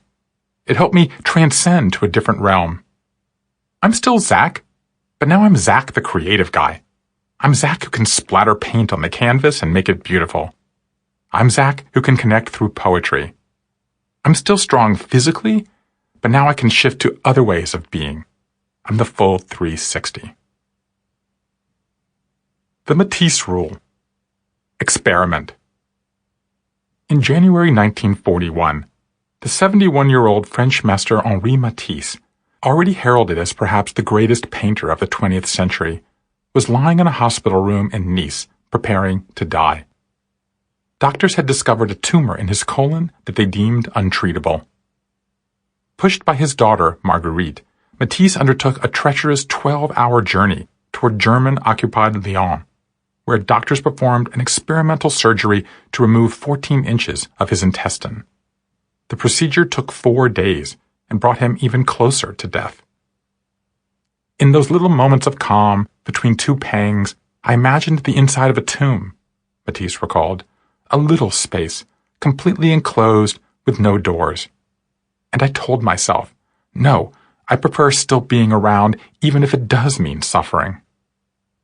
And he suffered. For 3 months, the great painter remained indoors. He received only a handful of visitors, and to them he was gruff. When Matisse finally ventured out to a nearby park, the nuns nicknamed him Le Ressuscité, the man who rose from the dead. The artist picked up the theme himself that May in a letter to his son. I was resigned to the idea that I would never get off the operating table alive. So now I feel as if I had come back from the dead. It changes everything. Time present and time future are an unexpected bonus. What he did with that bonus was reinvent the history of art. Matisse would go on to live another 14 years, but he was an invalid, confined to bed and unable to stand up, hold a paintbrush, or even see that well. His response was to devise an entirely new way to create images that he called drawing with scissors. He would take painted sheets of paper in saturated blues, yellows, and reds, so vivid he had to wear sunglasses to protect his eyes, cut them in bold, graphic shapes, and then have his assistant place them on the wall. As he was unable to accrue new experiences, the worlds he brought to life in these cutouts, circuses, gardens, dancers, women, were crystallizations drawn from memories of his youth. It was a life story project of its own, and critics have called Matisse's cutouts the most prodigious work of his already magnificent career. From the shadows of the Valley of Death, he created the vibrant signature of what it means to have a second life. And he's in good company. Creativity may seem like an unexpected response to a life transition. It did to me. But it turns out to be quite common. History is filled with stories of people who reacted to setbacks with flurries of imagination. Michelangelo responded to torquing his back to paint the Sistine Chapel by making images that were groundbreaking in their anatomical fluidity. Monet adjusted to blurry vision from cataracts by making his water lilies less detailed but even more evanescent and ethereal. Frida Kahlo rebounded from a traffic accident at 18 that confined her to a wheelchair by switching her career from science to art. Beethoven answered his worsening deafness with an unrivaled burst of originality. Thanks to virtue and to my art, I did not end my life by suicide," he wrote. Sure, these are among the most creative minds in history. Easy for them to make art out of misery. But the reasons why they responded to their setbacks with leaps of imagination proved remarkably applicable to the rest of us. First, creativity thrives on isolation and disconnection. Studies of creativity for 2 decades have found a consistent pattern. Those facing adversity often suffer from social exclusion, a sense of being ostracized from society, and a feeling of being out of sync or out of touch with those around them. These attitudes, in turn, give these individuals more freedom to take risks, to experiment, to explore means of expression outside the social mainstream. A study of people living with long-term illness who turned to art found that their experience facing hardship sharpened their perceptions, increased their sensitivity, and stoked their desire to address deep issues around life. They craved creative outlets. Second, creativity flourishes in marginal spaces and liminal times. Henri Poincaré, the 19th century mathematician, offered a memorable description of how ideas get born in moments of betwixt and between. One evening, he reported, contrary to his custom, he drank black coffee and couldn't sleep. Ideas rose in crowds, he wrote. I felt them collide until pairs interlocked. He likened these ideas to gnats swarming in every direction, crashing into one another, dancing. Such moments often follow periods of intense concentration, he found, when you're least expecting them, half asleep or focused on something else entirely. Going through a life transition is a never-ending stream of such moments. No wonder we let the gnats dance in these periods and find ourselves embracing unexpected ideas. Finally, creativity feeds on chaos.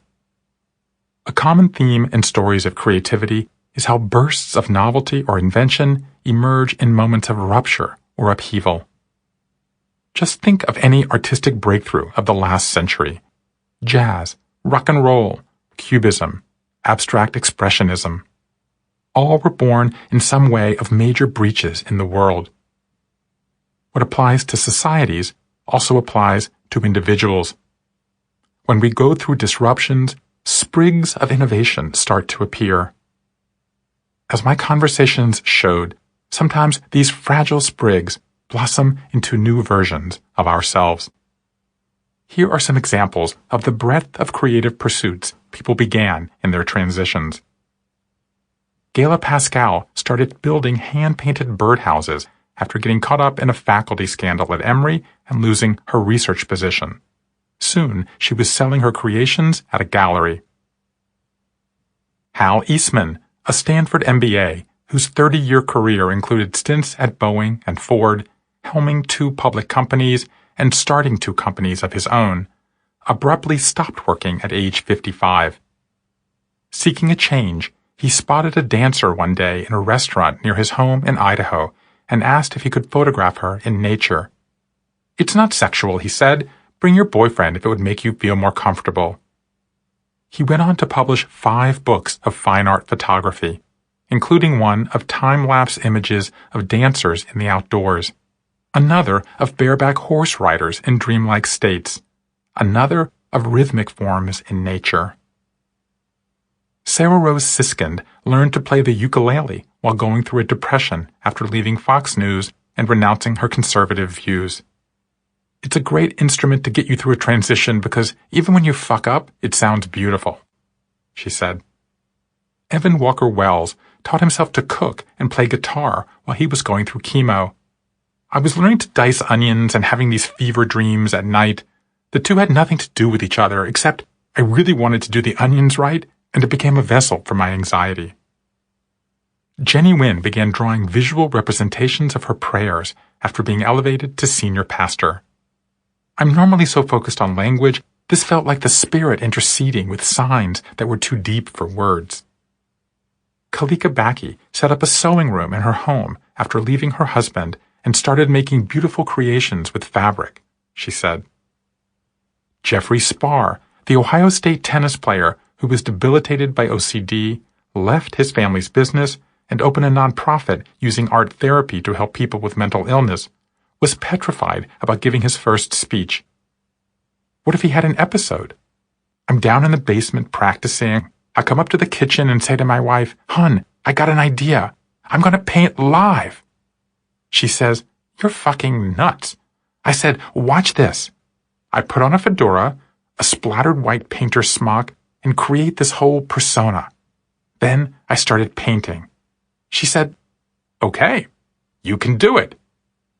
He later used this technique in 2 TED Talks.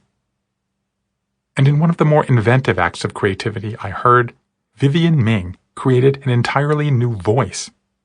After transitioning into a woman, Vivian, who holds a doctorate in theoretical neuroscience, read research papers, consulted doctors, and concluded that the biggest challenge transgender women face is the resonance of their voice. So she designed a series of exercises to lengthen her vocal tract, giving her pitch a more female range. Now, even when I'm anonymous on the phone, people say "ma'am," which gives me the undying pleasure of being able to respond with, "I think you mean doctor," because really, I'm a pain in the ass. The Baldwin Rule. Write. In early November of my freshman year at college, I went to a large lecture hall at the Yale University Art Gallery to hear a talk by James Baldwin. I can't remember what motivated me. I think I went alone. Baldwin, the storied novelist, essayist, and activist, was 59 at the time. And though I didn't know it, he had already earned a reputation as the giver of blistering bon mots about writing. Talent is insignificant. I know a lot of talented ruins. Beyond talent lie all the usual words: discipline, love, luck, but most of all, endurance. If you are going to be a writer, there is nothing I can say to stop you. If you're not going to be a writer, nothing I can say will help you. What you need at the beginning is somebody to let you know that the effort is real. The whole language of writing for me is finding out what you don't want to know, what you don't want to find out, but something forces you to anyway. Sure enough, at the end of the lecture, someone stood up and asked Baldwin if he had any advice for budding writers. Even though I had no inkling at the time of trying to become a writer myself, I can still remember every syllable of his answer. The only thing you need to become a writer is a table, a chair, a piece of paper, and a pencil. While today that answer seems a tad quaint, with its Lincoln in the log cabin by the candlelight old-fashionedness, at the time it struck me with epic Mount Rushmore-like authority. Want to be a writer, kid? Shut up and write. I thought of his answer repeatedly while doing the Life Story project. I was flabbergasted by the sheer volume of people who told me that out of the blue, in the midst of their life transition, they started to write. Just as the world seemed to be its most volatile and the ground underneath their feet the most fluid, they found a table, a chair, a piece of paper, and a pencil, and started to write themselves back to life. There's good evidence suggesting why. In 1986, the inventive psychologist James Pennebaker of the University of Texas at Austin conducted an experiment in which he asked a group of students to write their thoughts and feelings about a traumatic life experience. A control group was asked to write about superficial topics. For logistical reasons of classroom availability, the students were instructed to do this for 15 minutes a day, 4 days in a row. What Pennebaker found was dramatic. Many students cried while writing. They poured out long, heartfelt descriptions of challenging moments in their childhoods. They described dreaming of their challenging experiences over the course of the 4 days. The immediate aftermath of the experiment was an increase in sadness and anxiety. But then something profound happened. When Pennebaker followed up with the students months later, he found a marked decrease in visits to the Student Health Center for illness and a greater sense of value and meaning. 70% said they understood themselves better. Since that initial experiment, hundreds of follow-ups have been conducted around the world. The results are stunning. People who write about their most stressful life experiences develop greater insight into their emotions, can express themselves more fully, even show evidence of a strengthened immune system. People who've been laid off from their jobs, who write about their feelings, not only cope with their resulting marital, medical, and money woes more easily, they also get hired more quickly. Within 3 months, 27% of free writers, as Pennebaker calls them, landed new jobs, compared with 5% in the control group. By 7 months, 57% of those who wrote about their layoffs had jobs, 3 times the control. Pennebaker says he can't isolate one reason why writing works. Participants say they come to a new understanding of their problems. Situations that once seemed overwhelming become easier to resolve. Once these circumstances are resolved, there's less reason to worry about them anymore. Central to the act of writing is a process of growth, of slowly gaining control of their narrative. On day 1, participants tend to describe the event. By the last day, they give shape, context, and purpose to it. The act of writing speeds up the act of meaning-making. That last explanation, writing as a meaning accelerator, resonates most deeply with the stories I heard. Writing is a supercharged form of the storytelling we already do in our heads. It forces us to take ideas that are abstract and unstructured, sometimes even in the back of our minds, and put them into some form that's both concrete and structured. Along the way, the ideas become sharper, the emotions crisper, and the meaning clearer. And what once seemed like a solitary source of suffering begins to feel both safer and more universal. Also, by converting our thoughts into words, we participate, just for a moment, in the act of creation. Here are some examples people shared with me of how writing helped ease their transitions. Karen Peterson Machinga, following a brutal year spent tending her husband after his fall and donating her bone marrow to her brother, turned for comfort to an unusual kind of self-expression, joke writing. She started doing stand-up comedy in clubs around LA. I had come out of a situation where the only relief we had for 2 years was to laugh, and I thought, I should put myself in a show.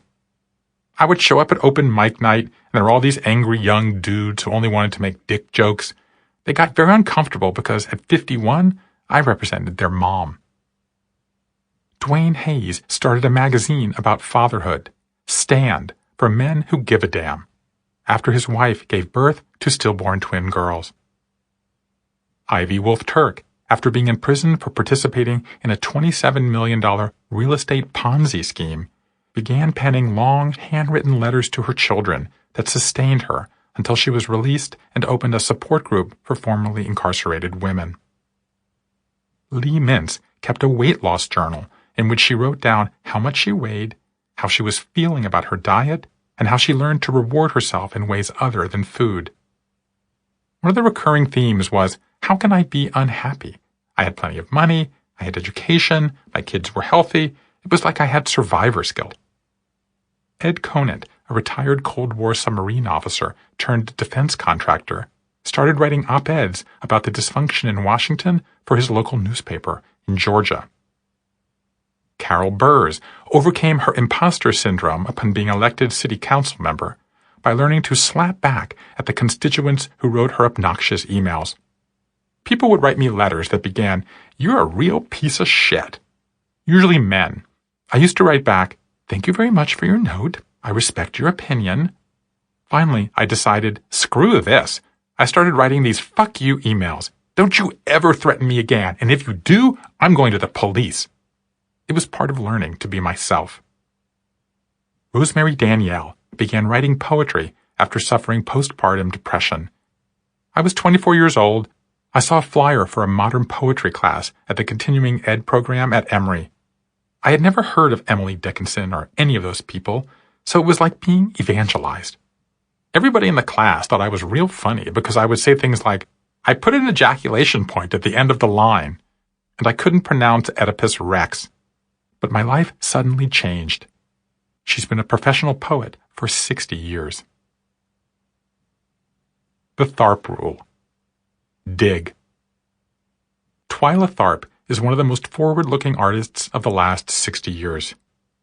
Since forming her own dance company in 1965, she has choreographed 129 dances, 12 television specials, 6 Hollywood movies, 4 Broadway shows, and 2 figure skating routines. She received a Tony, 2 Emmys, the National Medal of Arts, the Kennedy Center Honor, and a MacArthur Genius Award. She's known for breaking barriers, stretching boundaries, and pushing herself and her dancers to the very limits of the cutting edge. And yet, in her book The Creative Habit, Tharp makes the unexpected point that sometimes the most effective way to work through a difficult life situation is not to look forward for inspiration, but backward. Tharp relates that one of the more successful executives I know once told her that when he's stuck, he reads through some of his company's 4 or 5-year-old files. The seemingly tedious task never fails to bring back a torrent of memories and spark a host of fresh ideas. Look, it's very rare to come across something truly original in a corporate environment, the man said. Most of the good ideas are locked away in file cabinets or in people's minds. The executive is onto something, Tharp concludes. While most people in the workplace and in the arts think they have to be constantly looking forward to be edgy and creative, this man found that the real secret of creativity is to go back and remember. Tharp's description of her personal process helped me understand something I had been hearing in my conversations. When she's in a rut, instead of performing science fiction and transporting herself to the future, she performs archaeology and transports herself to the past. She digs out old photos, listens to old music, channels old mentors, and most of all, recovers old memories. Once you realize the power of memory, you begin to see how much is at your disposal in previously underappreciated places. A clear theme of the Life Story Project is that when people are remaking themselves in their transitions, they find comfort and renourishment in their past. They resuscitate former passions, reignite childhood fantasies, revive long-dormant dreams. Remember that paint set, tennis racket, or trumpet you packed away under the bed? How about that desire to build a boat, open a wine shop, or grow perfect tomatoes? Oh, right. Now it's coming back to me. I used to want to tap dance, sing in the choir, sauté my way through mastering the art of French cooking. For many people, the worst of times in their lives turns out to be the best of times to excavate a former interest and turn it into a rejuvenating task. Here are some examples of how people dug into their past to jumpstart their present. Janae Brower, who grew up in poverty in Grand Rapids, rose to become head of the Homeless Coalition, then left in an ugly shakeup and found herself returning to poetry. I would drop my kid off at school, go to Starbucks, and write these little poems and reflections. That's when I realized I had forgotten what I used to love. I kept thinking, it's like I got amnesia about these things that grounded me. Helen Kim, in the wake of her stomach cancer and retirement from teaching college biology, picked up a continuing ed brochure one day and noticed a class called Adult Ballet. As a little girl, I had seen a performance of Swan Lake by the Bolshoi Ballet and thought, wow, this is so cool. But I got turned off by the idea of being on your toes in these funny little shoes. This time I thought, I'm going to be a ballerina. I went to the class, and all the other ladies were so far ahead of me. A few weeks later, I went to the teacher and said I had to quit. He said, no, you've got the form. I think he wanted the money. But then the other lady said, no. So I decided to continue.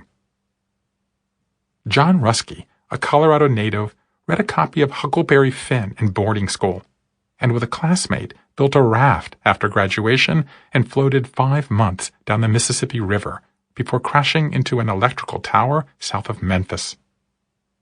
Nearly 20 years later, going through a difficult time after leaving work at the Delta Blues Museum in Mississippi, he returned to his first love, the big river.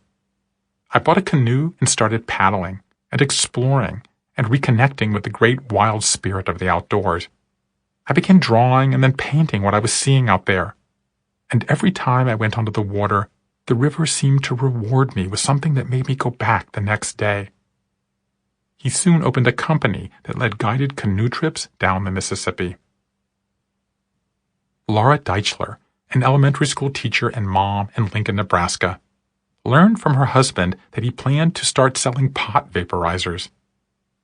After kicking him out and spiraling into depression, she rekindled a childhood dream of being a novelist.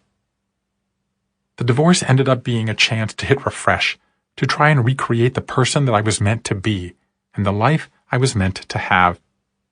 That person kind of went dormant for many years, just needed some tending. One Saturday afternoon, Laura drove to Barnes & Noble and bought a stack of moleskin journals, which she filled with accounts of her dating life, which in turn became the basis for an amusing autobiographical book. The Feldenkrais Rule. Sweat.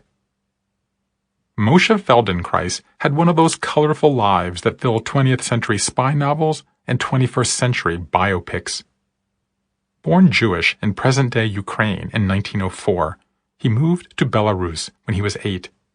In the winter of 1918, at age 14, Feldenkrais walked from Belarus to Palestine to flee persecution, with no passport and only a pistol in his boot and a math text in his knapsack. The temperature reached well below zero. To survive, he briefly joined a traveling circus, where the acrobats taught him to fall safely.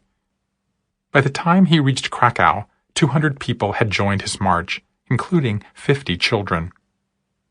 Feldenkrais settled in Palestine, where he worked as a laborer and quickly learned to defend himself from widespread knife attacks.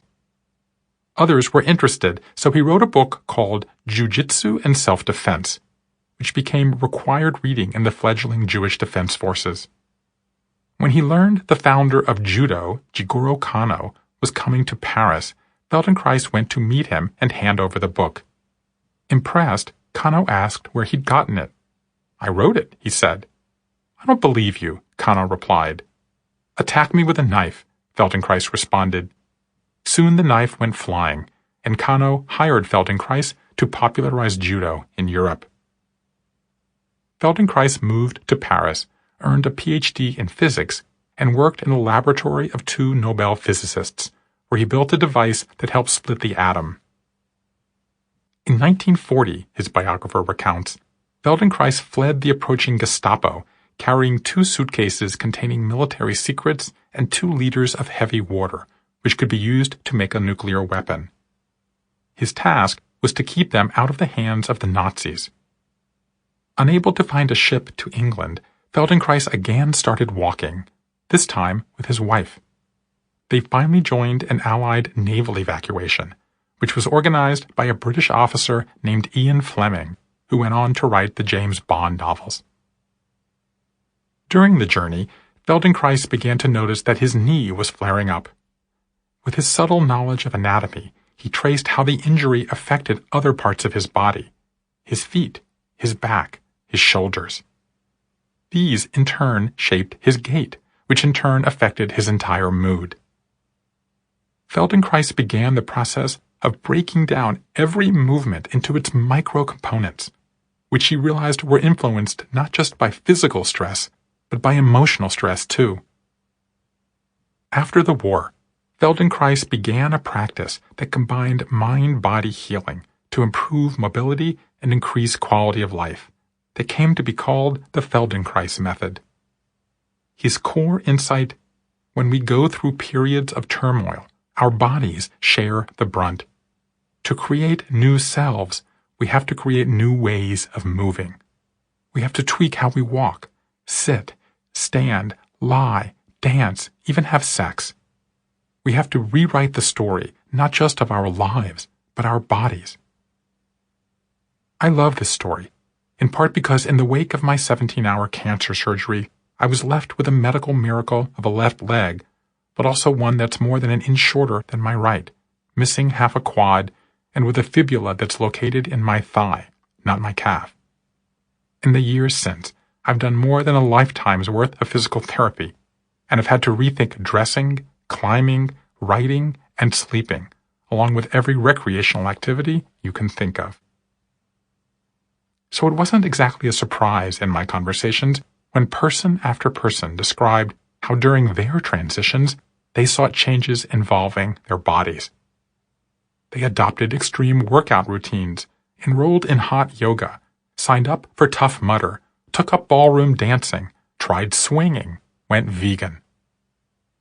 What was surprising was the conviction so many had that these small adjustments in their physical routines opened the door to larger adjustments in their identity. Changing their body became a stepping stone for changing their mind. In this way, going biking in the park can be every bit as creative as journaling, cooking, or painting, because it's equally an act of imagination. You imagine a new life for yourself, and that simple glimmer of fantasy becomes a reassuring sign that you're starting to conjure up the future and are no longer just padlocked to the past. Here are some examples of how people bring physicality into their lives during their messy middle. Eric Smith plunged into kickboxing during the year he lost multiple relatives, got addicted to painkillers, and started working with special needs students. My wife would make me go, he said. I'd come home and be so upset, and she'd point to the door. I would go in the middle of the night, do 10 rounds on the heavy bags, and come back a different man. By day, I was caring for students who were significantly disabled. I was compassionate, loving, and gentle, and by night, I was beating people up in the gym. Chris Howard moved to San Francisco from the East Coast after a failed marriage to a woman and a toxic rebound relationship with an older man. Once on the West Coast, he fell into a group of circus artists, burlesque performers, and dominatrixes, and began performing aerial acrobatic routines. John Evanhuis traded in his golf clubs for serious physical training once he left the Bay Area for Glacier National Park. It wasn't just losing weight, he said. It's like your feet need to get in shape because you're going to get blisters, and you have to be able to hike up a friggin' mountain. So you get in shape not to look good in a bathing suit, but because your life depends on it. Susan Kepek began tap dancing to show tunes to get over the loss of her dad and her brain tumor. It gives you a chance to get outside yourself a little. Whether you're painting or singing or dancing, it's not like you're watching a movie on the screen. It's like you're in the movie. You're also physically changing something, so it gives you a sense of being able to impact the world. And while it may or may not qualify as exercise, Sarah Holbrook joined the curling team when her husband relocated their family from Brooklyn to Telluride, because, she said, that's where all my friends were on Monday nights. I was lonely, and I wanted to hang out with them. Also, I did the Whole30 program because my friends were doing that too. And to make up for all the weight I gained going to the coffee shop every morning, because that's where you run into everybody in town. Creativity need not be isolating, stuffy, or overly grand. It need not follow any template at all. What people seem to crave from it is what creation has represented in mythology since the dawn of time. A fresh start. It echoes the timeless cycle of creation, followed by destruction, followed by recreation. In turning to creativity, we tap into the part of us that's most human, the ability to generate new life. Chapter 11. Share it. Seek wisdom from others. Many of the tools for navigating life transitions have an element of time built into them. They involve letting go of the past, marking the end of a life phase, beginning fresh initiatives, introducing your new story. This time component is what broadly aligns these activities with one of the 3 stages, the long goodbye, the messy middle, or the new beginning. But one of the tools has no temporal element at all. It floats, it reoccurs, it happens all the time, and sometimes only once. It's both time-sensitive and timeless. It's sharing your story with others. It's connecting with a friend, a loved one, a colleague, a stranger, a co-sufferer, a neighbor, or a mentor, and receiving, at exactly the moment you need it most, the feedback you most need. One bright, flashing pattern of my conversations is that we crave different types of support from these outsiders. Each of us appears to have a phenotype of feedback, just as we have a default way of structuring our time or making meaning in our lives. We like being consoled, pushed, inspired, called out, or, for some of us, even provoked. Whatever the type of advice we crave, the role it serves in our transition is the same. We need help. I think we all have people in our lives like Mike Shane. Rocky Lynn Rash began life about as helpless as you can be. I was found in a garbage dumpster somewhere near Troutman, North Carolina, on November the 14th, 1964, abandoned and left to die. I was taken to Barium Springs Home for Children, which is where I grew up. Around the time Rocky was 2, Fred and Ethel Rash, an older couple unable to have children, came to the orphanage looking to adopt a child. My first memory was the African-American lady who ran the orphanage pointing at me and saying, "Well, you don't want this one. He's got a flat head." Rocky's head is still flat, he said, which he believes may have come from his time in the orphanage. That's why I have long hair to this day, so you can't notice it. From the start, the adoption was challenged. Rocky's mother had only a third-grade education, was illiterate, and clueless how to raise a child, Rocky said. Rocky's dad, a Korean War veteran who also couldn't read, was a primitive Baptist who was skeptical of doctors' offices, banks, schools, and other civic institutions. The family had almost no money. The first time I was taken to the doctor, they called the police because they thought I was being abused, Rocky said. In one sense, he was. The Rashes chose the name Rocky because they wanted someone solid and strong who liked hunting and sports. But Rocky, from the start, was more interested in the arts. I was everything my dad did not want, Rocky said. He locked me in my room at night and put a padlock on the door so I couldn't get out.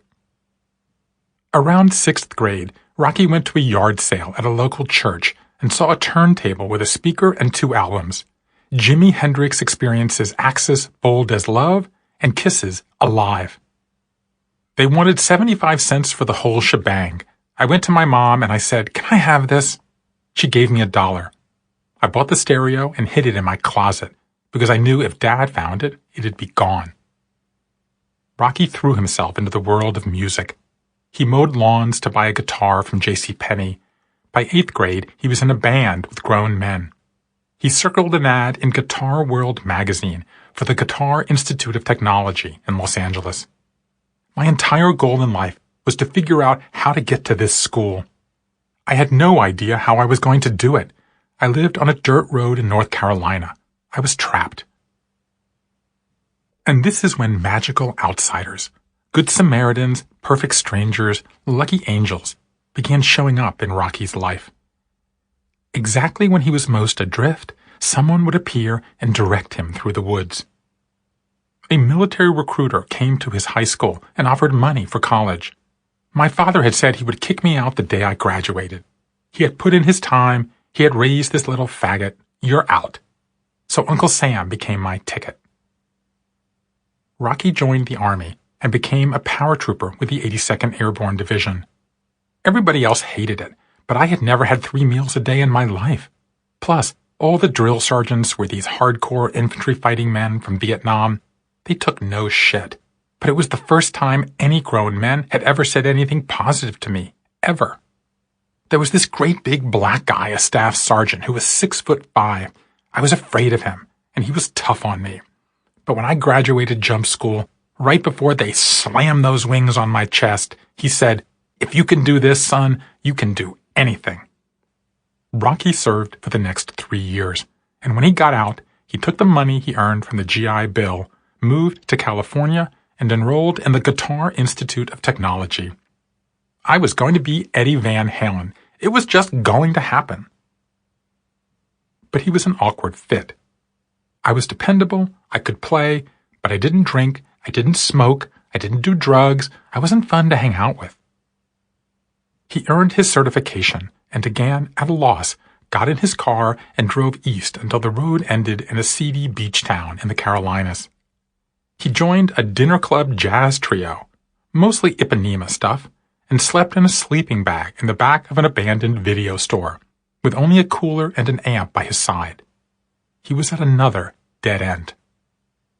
One night, he went to the nearby town of Calabash to hear a singer named Mike Shane. In the break, Rocky introduced himself. "You that kid over at the Islander that everybody's talking about?" Shane asked. "I hope so," Rocky replied. "You can start with me tomorrow night," Shane said, and handed him a cassette. "Go home and learn these songs." Rocky came back the next day, having learned every one. "I didn't mean in one night," Shane said. The two played together all summer. Shane coached Rocky on how to perform, how to use his body more when he played, how to charm an audience. When fall rolled around, Shane announced he was going to Nashville to do a recording and wanted Rocky to come with him. "Bring your bag. We're going to be there a while. Bring your amp. Bring everything." They drove to Nashville and stayed at the Hall of Fame Hotel near Music Row. "I should have known something was weird, because we got 2 rooms," Rocky said. "Whenever we went on the road, we always shared a room to save money. I didn't get a good night's sleep, and when I woke up, there was a note under the door. 'This is where you belong. I'll have your truck sent. I paid your room for 2 weeks.'" Mike Shane was the opposite of a wolf. He was a fairy godfather. Rocky went to work. He got gigs. He wrote songs. He hit the road, played cruise ships. He got married, got divorced, had a daughter. And finally, though it took a number of years, another magical outsider came into his life and got him a 30-minute audition with the head of Universal Music in Manhattan. They told me I could sing 2 or 3 songs. When I got to 3, they didn't kick me out. I sang another, then another. When I was done, he signed me to a record deal that day and moved me to a really fancy hotel overlooking Central Park and put me in the presidential suite. The boy who was left for dead in a dumpster in North Carolina had reached the pinnacle of American entertainment. He used the fame from his first album release to build an organization he founded called Tribute to the Troops, which has since raised hundreds of thousands of dollars to provide college tuition for children who lost a parent in active duty. Having benefited from surrogate parents his entire life, he now is one to thousands of children he will never know. He traces his sense of obligation to the man who changed his life. "I think we all have people in our lives like Mike Shane," Rocky said. "Symbolically, I think he's God. He's the one who got me where I was supposed to be. If you listen to my album, Faith, the first song is called Right Where I Belong. It's about being lost and being found, about making mistakes and doing things wrong, but being brave enough to walk through the door when the right person comes along and opens it up for you." The wisdom of grannies. A number of years ago, a friend asked me to speak to a friend of hers who was having some difficulty with a big media company with whom I had tangled. My friend's friend gave me a call. He was English, as I recall. I related at some length my experience. He described, in even more length, his experience. Then he thanked me for the call. "But I don't feel like I've been very helpful," I said. "Oh, quite the opposite," he replied. "This was perfect. My granny always said, 'A problem shared is a problem halved.'" His granny was right. People going through life transitions often feel apart from those around them. It's one of the more painful aspects of the process, the aching feeling of being separate, isolated, abandoned. People between jobs can't answer the most common of questions. What do you do? People whose children are struggling with addiction or mental illness blanch at the most innocent of inquiries. How are the kids? I felt this acutely when I was sick. Lying in chemo fatigue in my bed, unable to walk because of my leg or leave the house because of my immune system, I would sometimes stare out of my window, observe people strolling effortlessly down the street, and mutter to myself, "You don't know what it's like. You don't know what it's like." Being in a state of in-between often means being in some state of loneliness. Being neither here nor there often feels like being nowhere. Which is why connecting with others is so central to getting through one of these times. Human beings like to share. Researchers at Harvard found that people devote between 30 and 40% of their speech output solely to informing others of their own subjective experiences. They do so because self-disclosure is extremely rewarding. Personal revelation releases soothing chemicals in our brains and activates special systems in our bodies that help us relate better to others. When people relate their most traumatic experiences, their blood pressure, heart rate, and other physiological functions rise in the short term, but afterward fall to below where they were before the confessions, and remain there for weeks afterward. People are even prepared to give up money in order to be able to share more of their troubles. This desire to talk about yourself extends to strangers. In group therapy, the more people talk, the more they like the group. The more they themselves talk, the more they claim to have learned from the group. Granny wasn't just perceptive, she was a neuroscientist. One takeaway from all this research is that talking is not a solo sport. The reason we seek out others, or go to group therapy to begin with, is the power of having listeners. And those listeners, in turn, shape the stories we tell. Our audience becomes our co-narrators. Beginning in adolescence, which narrative psychologists have identified as the first time we attempt to create coherent life stories, we rely heavily on co-narrators, many of them adults, parents, teachers, preachers, coaches. Even as we age, we still crave wise elders. Think of all the gurus, grannies, Yodas, uncles, oracles, Mahatmas, mentors, and sages that dot the history of mythology. We need what philosopher George Herbert Mead called significant others, people who reflect at us the significance of our actions, and, in doing so, help us create meaning from events we're often too close to see. But what kind of significant others do we value most? Anyone who's ever shared their struggles with another person knows the feedback can range from pure affirmation to gentle criticism to harsh attacks. Which is most helpful? I asked everyone I interviewed this question. The answers ran a wider gamut than I would have anticipated. We coded people's answers and found that they sorted into 4 types: comforters, nudgers, slappers, and modelers. A 5th category came up often enough that I decided to include it, even though this person wasn't exactly encouraging. It's a naysayer. The percentages were as follows. Comforters, I love you, I trust you, you can do it, came out on top, with just over a third choosing this category. Nudgers, I love you, but maybe you should try this, came in second, with around a quarter. Slappers, I love you, but get over yourself, came in third, with 1 in 6 choosing this option. Modelers, you may not know me, but follow my lead, came in fourth. The final category, naysayers, are people who tell us we're fools, we're crazy, or we'll never succeed. For some of us, that's all the motivation we need. Let's examine how these figures shape us in real life. Comforters. I will buy you a bus ticket, I will buy you a plane ticket. Loretta Parham was bereft and aimless after the car accident that took the life of her daughter and left her the primary caretaker of her 2 granddaughters. She felt she couldn't show her grief at work, where she was the director of the library at a consortium of historically black colleges in Atlanta. At home, she needed to be strong for her granddaughters. All kinds of friends call me, she said, but I don't take any calls. I don't talk to anybody. I am happy to withdraw. But there was one person for whom she made an exception. It wasn't a close friend at all, Loretta said. She's our library director in Baton Rouge, Louisiana, who lost her son, I think it was to AIDS, when he was college age. She called me a lot during this time, and I will call her when I have a moment. I will literally pull over to the side of the road, she'll let me cry, and she'll talk me through. What role did she serve? She comforted me, Loretta said.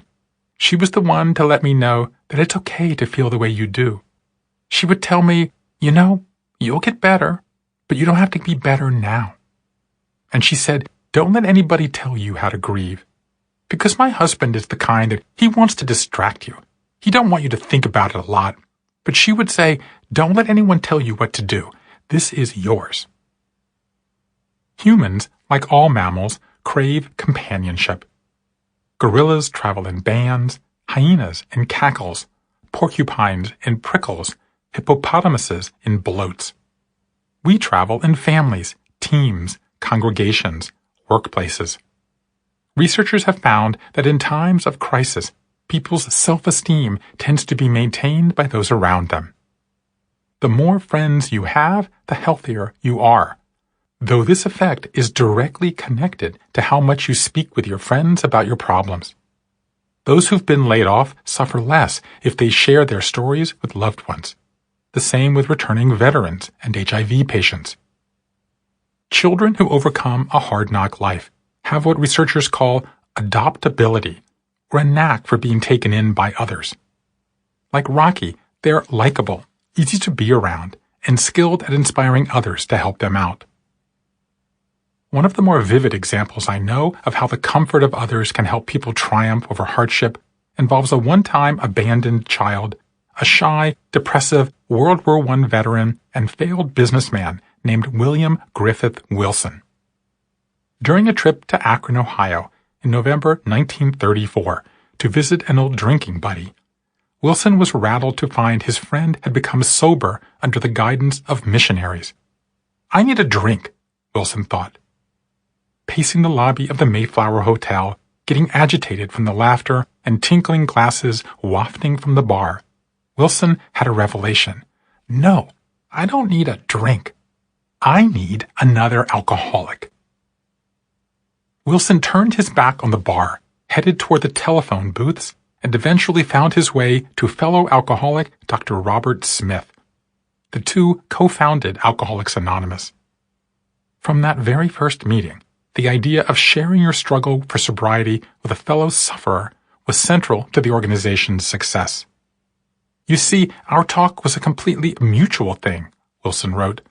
I knew I needed this alcoholic as much as he needed me. This mutual give and take, as he called it, became the backbone of AA.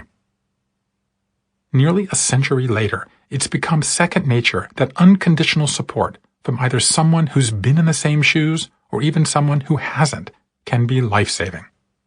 Sometimes we seek out such comfort. Other times, it falls in our laps. However the connection happens, it's the preferred type of support of a plurality of people, a third in my study. People like Chris Howard, the game designer who was going through an acrimonious divorce from his wife, starting to date men, and out of work when he hit a wall. I was living off beans and rice for months, seeing a therapist, going to the gym 4 days a week. And as part of my mental health regimen, I started reaching out to close friends and saying, I'm going through a lot of stuff right now. I'm emotionally bankrupt. I don't have the capacity to show up for you in the way that I would love, but right now, I need you to love me. I was overwhelmed by those who not only told me they would show up for me, but actually did, he continued. They cried with me. They came to see me. They said, you're not that far away. I will buy you a bus ticket. I will buy you a plane ticket. Take a week, take however long, and just stay with me, and we'll rebuild together. People like Sarah Cooper, a Jamaican web designer who managed to get one of the most coveted jobs in Silicon Valley, at Google, then quit to chase her dream of becoming a humor writer. I was losing sleep because you feel like if you can't be happy at Google, maybe you'll never be happy. A week before my last day, I considered telling the company I had changed my mind. But then I found a former colleague who said everybody who leaves Google goes through something like this. Then my boss introduced me to someone who also left to pursue writing. And people wrote me through my blog and said, I just want to help you. She never went back. People like Dwayne Hayes, who was working in publishing in Michigan when his wife gave birth to stillborn twin girls, sinking him into depression and almost cratering their marriage. There was this Pakistani developer on the technology side of our company, he said. He was very large, with a long beard, a very devout Muslim. His wife was pregnant at the same time as mine. By the time I got back to work, I hadn't seen him in weeks, and of course I'm avoiding people. I stuck to my cubicle. And I walked out one day and hear his voice. I turn around and he comes up to me, puts his arms around me, hugs me and says, "I'm praying that Allah grants you 1,000 times more joy than the pain you are experiencing." It was exactly what I needed. Nudgers. It made me think back on what my dad told me the day he died. Amy Cunningham, the freelance journalist in Brooklyn who became a mortician in her 50s, has a particular person she turns to in moments of insecurity. Her name is Shelley Ackerman, and she's an astrologer. "I don't know that I believe in astrology," Amy said, "but I call her every time I do something big. She helps me reframe things." After Amy's dad died in South Carolina, Amy was deeply moved by the funeral. There was something about the South that I didn't recognize in New York, the connection people have with the funeral director through the Chamber of Commerce or Rotary Club. And the light bulb just went off over my head. Amy chatted with friends, consulted her family, and was ready to enroll in undertaker classes. Then she called Shelley. "Amy, I love you, but I think you need to go deeper," she said. "This comes off as a little shallow." Amy was stung, but absorbed the feedback. "That's when I began to remember that my brother died before I was born," she said. "My father's brother died, their father died early too. There was a lot of death in our house, and I spent a lot of time lifting sad people up." I shared this with Shelley, and she thought that was significant. After Amy got her degree in mortuary science and was starting her new website, The Inspired Funeral, it was Shelley who came up with the name and told her to launch it at 12:28 p.m. on a Sunday because it was astrologically auspicious. At the appointed hour, Amy sat at the computer and played Winston Churchill's funeral on YouTube so she could weep along to the hymn, "I vow to thee, my country." The shallow had become profound. I have a game I occasionally play with my daughters. Beginning when they were adolescents, when they would occasionally show me a piece of writing, I would ask, "Would you like me to tell you how great it is, or how you might make it better?" They went through every possible response before finally settling on what would become their pet answer. Both. Praise is great, but praise with a gentle nudge can sometimes be even better. Nudging has become a popular idea in recent years, as behavioral scientists have repeatedly found that our ability to make smart choices is not as good as we'd like.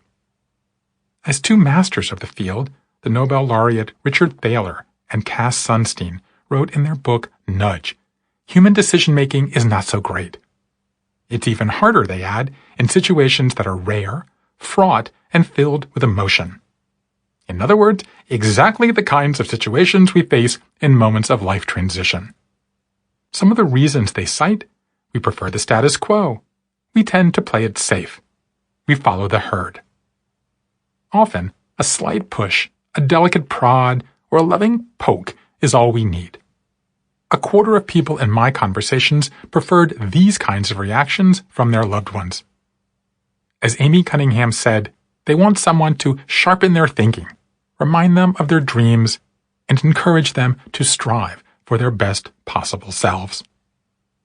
People like Eric Westover, who sank into self-pity after losing his legs in that motorcycle accident near Lake Michigan. He was comforted when his boss at Costco assured him that his job was safe. But what he really needed was a push to re-engage with the world. My sister kind of forced me on Facebook. First, she put up a GoFundMe page, and that was huge for me. It was emotional because there were all these people that would donate that I hadn't heard from in years. I knew they had families and hard times of their own, but they wanted to help. Then we started getting all these followers on Facebook. It just touched my heart. People like Janae Brower, whose husband had listened for so long to her frustration with her job, running the homeless coalition of Grand Rapids, that he finally said, "Janae, it's time. You gotta go." Even the morning I was going to resign, I was like, "I can't do it. I can't do it," Janae said. And he's like, "You can't do it? It's making you sick. You have to do it." He even took a new job, so he was able to take care of us financially, which was a huge burden off me. People like Chris Kassirer, the son of high school sweethearts, whose mom, a nightclub singer, came out as lesbian when Chris was 8 years old. Raised by two moms in blue-collar New Jersey, Chris was bullied and knifed in high school, called a faggot, and his hair was burned. He fell into drugs, dropped out of college, learned from a transsexual aunt that he was the product of his mother's affair, and then lost his dad to a massive heart attack. Just when his life was most chaotic, a therapist gave him a copy of Viktor Frankl's Man's Search for Meaning. "It changed my life," Chris said. "The point at which he was in the concentration camp and everyone was dying around him, and he realized no one can take away your choice to have hope. It made me think back on what my dad told me the day he died. You're going to be great someday." I realized I had to choose to make that true. Chris eventually became the president of a university in Minnesota. All he needed was a well-timed nudge. Slappers. You don't know what the fuck is going on in your life. Helen Tricko grew up in a sickly family in the Washington Heights neighborhood of New York City. "My mother was in an oxygen tent because of extreme asthma and couldn't walk more than a block," she said. "My father had a series of nervous breakdowns beginning when I was 16. I always thought my birth had caused my mother's illness. I didn't learn until I was 35 that it actually started 6 months after I was born. My father told me one day by accident. We sat at the kitchen table and wept." So Helen became a caretaker. For family, for friends, for clients. For 4 decades, she was a successful lecture agent, and late in her career became a certified life coach too. But all the while, she was worried about herself. Having had her heart broken in her teens, Helen struggled with her weight and self-confidence. Somewhere along the way, it became clear to me that I needed to get in touch with my own self, and that this was the most important work for me to do. She did EST training, Landmark Forum, The Artist's Way. She joined a book group and a writing group. She spent 5 days at the world headquarters of Brahma Kumaris atop Mount Abu in Rajasthan, India, working with 200 other people on how to improve the world. But when she lost 3 close friends and both parents in 6 years, and then her company was sold, dashing her dreams of taking it over, Helen lost her way. It was like not knowing who I was anymore. One day, she was sitting with friends complaining. I was sort of yammering on about some fantasy idea I had about my life, when my friend Wendy did that Cher thing where she slaps Nicolas Cage across his face twice in Moonstruck and says, "Snap out of it." It was exactly what I needed to hear to get past whatever crap concept I was putting out there. A slapper. A lot of us need one. A few of us prefer one.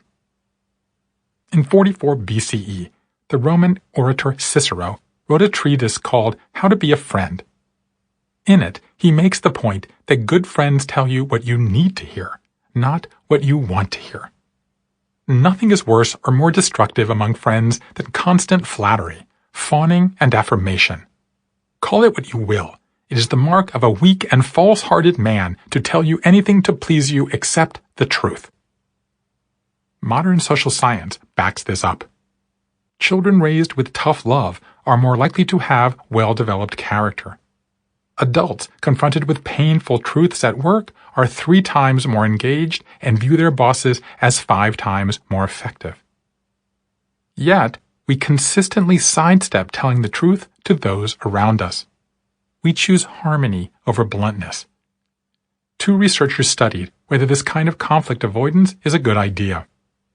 They found that kind communication promotes happiness, and that it increases short-term pleasure, while honest communication promotes greater meaning, in that it prioritizes long-term fulfillment. Their conclusion: individuals find honest communication to be more enjoyable, meaningful, and socially connecting than they expect. My conversations reflect this bias. Slapping was not the most popular behavior people craved from their mentors, but the people who embraced this kind of blunt talk felt they could not live without it. People like Amber Hansen, a painter and printmaker from South Dakota, who was on the brink of earning her master's degree in art from the University of Kansas when she flunked the review of her work. It was this huge failure, she said, because this was everything I had worked towards my entire life. Suddenly, I wasn't an artist. I didn't belong. And if this wasn't working, what else was there? I cried and cried. Then a friend told her to stop crying and take a trip. I went to Berlin for 10 days, traveled all through Germany, then went to Amsterdam, and when I got back, I switched to film and made a body of work about my childhood dreams. This work earned her the MFA. People like Janelle Hanchett, the California native who struggled for years to get sober until she met her sponsor, Dave. The first time I met him, he looked at me and said, "You're a bad woman. I'm not here to love you.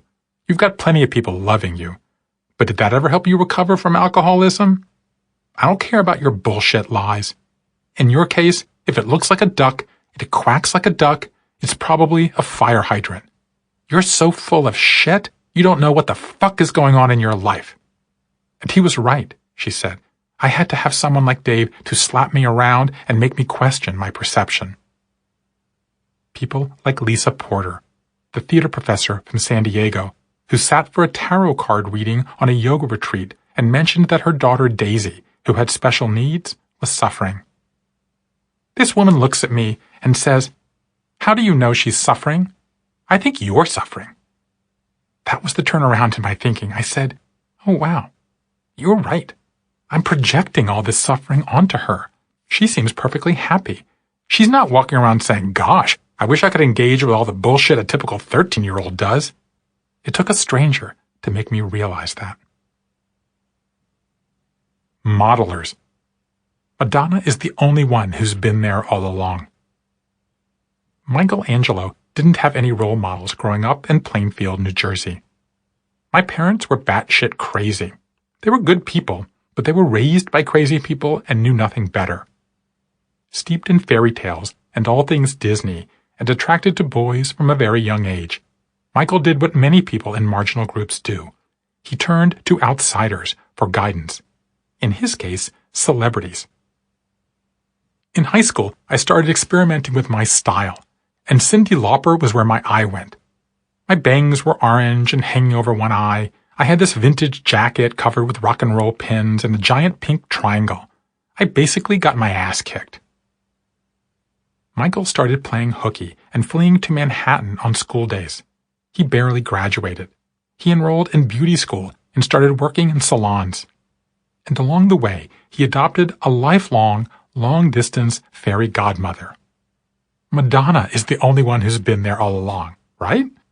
She was like a big sister, a Tinkerbell on my shoulder. There were all these things she was experimenting with as a human. Kabbalah, yoga, BDSM. They kind of lit the way for me. When she got into introspection, that's when I finally moved out of this unhealthy relationship I was in for many years. I was like, enough of this nonsense. Time to get grounded. I sincerely mean it when I say she sang every song on Ray of Light to me personally. Not all role models are people we know. I was originally suspicious of this notion, but it came up repeatedly, especially among people whose life stories diverged in some way from those around them. And maybe I could relate. As a teenager in Savannah, Georgia in the 1970s, with some unusual hobbies, juggling and mime to name two, I didn't know anyone within 500 miles who shared these interests. I had to scrape together tips from old paperbacks or counselors at sleepaway camp. Magazines became my mentors. Later, when I dreamed of being a writer, I learned more from Pat Conroy, who wrote about the off-the-beaten-path part of the world I was from than anybody I knew. Today, anyone who has a non-traditional interest or is somehow outside the mainstream has a much wider array of options. The internet brings role models right to our noses. My wife, who started an organization that supports entrepreneurs around the world, has identified what she calls the multiplier effect. Even a single role model can inspire an entire country or an entire continent. Researchers at Johns Hopkins found a similar effect in elementary schools. Students of color who have teachers of color are less likely to drop out. The same applies to aging. Middle-aged people with role models for successful aging handle the transition more successfully. Perhaps most surprising, you don't need to know these people well. A Stanford sociologist has identified what he calls the strength of weak ties, under which a casual acquaintance often has more impact on your life than people you know. The reason? Your friends are usually too similar to you. The people I spoke with went even further. Sometimes the person who most changed their life was a neighbor, sometimes a stranger, sometimes a person they had never met. People like Elisa Correntire, who, while living in a tiny apartment in New York and feeling frustrated by her fizzled romantic life and stalled tech career, had a neighbor move in upstairs. She disappeared for a few weeks and came back looking absolutely blissed out. One day I stopped her. "Where were you, and why do you look so happy?" She said, "Oh, I was at an artist residency." I said, "What's that?" She said, "I go for 6 weeks, I write poetry, they feed me, they house me, and it's great." I said, "That sounds like heaven." That weekend, Elisa applied to 20 such programs and was accepted at the one in Minnesota that eventually led her to meeting her husband and moving to the Midwest. People like Kirsty Spraggan, who, when she relocated from Australia to Los Angeles, in part to move beyond the shame she felt from herpes, found guidance in books, audio tapes, and YouTube videos. "My mentors have all been motivational speakers," she said. "Oprah, M. Scott Peck. I love The Road Less Traveled. At the moment, I'm listening to Deepak Chopra. I'm constantly evolving, and I consider them my teachers. They meet me exactly where I need at that moment." People like Sal Giambanco, who, after leaving the Jesuits following 9 years in the Brotherhood, had no assets, no income, no home, and no prospects. In the Jesuits, you take a vow of poverty, so when I went to get an apartment, I flunked the credit test. The only place that would have me was Section 8 subsidized housing. Sal sent out 400 resumes and got 2 callbacks. One was from a woman who said, "I don't have a job for you, but you look interesting. I just wanted to wish you good luck." The second was from a man who was looking for someone to do personnel work. "I'm not sure you're the right fit for this," he said, "but everyone else who applied for this job is a used car salesman, and I'm pretty sure you're not a used car salesman. I'm going to take a chance on you." Sal went on to head personnel for PayPal and to pursue a distinguished career as an executive coach in Silicon Valley. "I always remember that theme," he said, "and to this day I continue to take chances on people who are outside the bell curve of what's normal. A complete stranger changed my life. I want to be that person for someone else." Naysayers. My parents compared me to Willy Loman. The question I asked in my interviews that produced these answers was there a mentor, friend, loved one, or wise outsider who offered advice during your transition? The conversations that followed were almost always about what types of advice the person found most helpful. But they weren't always about that. Every now and then, another kind of figure came up. This figure gave a different kind of feedback that proved surprisingly crucial in helping the person soldier through a challenging time. That figure was a critic, a killjoy, a doubter, a detractor, a naysayer. We know this figure from popular culture.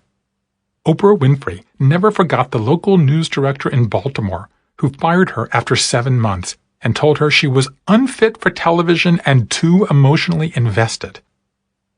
Tom Brady, who was already reverse motivated for most of his career because he was drafted in only the 6th round of the NFL draft, became even more indignant the year he was suspended for 4 games for Deflategate.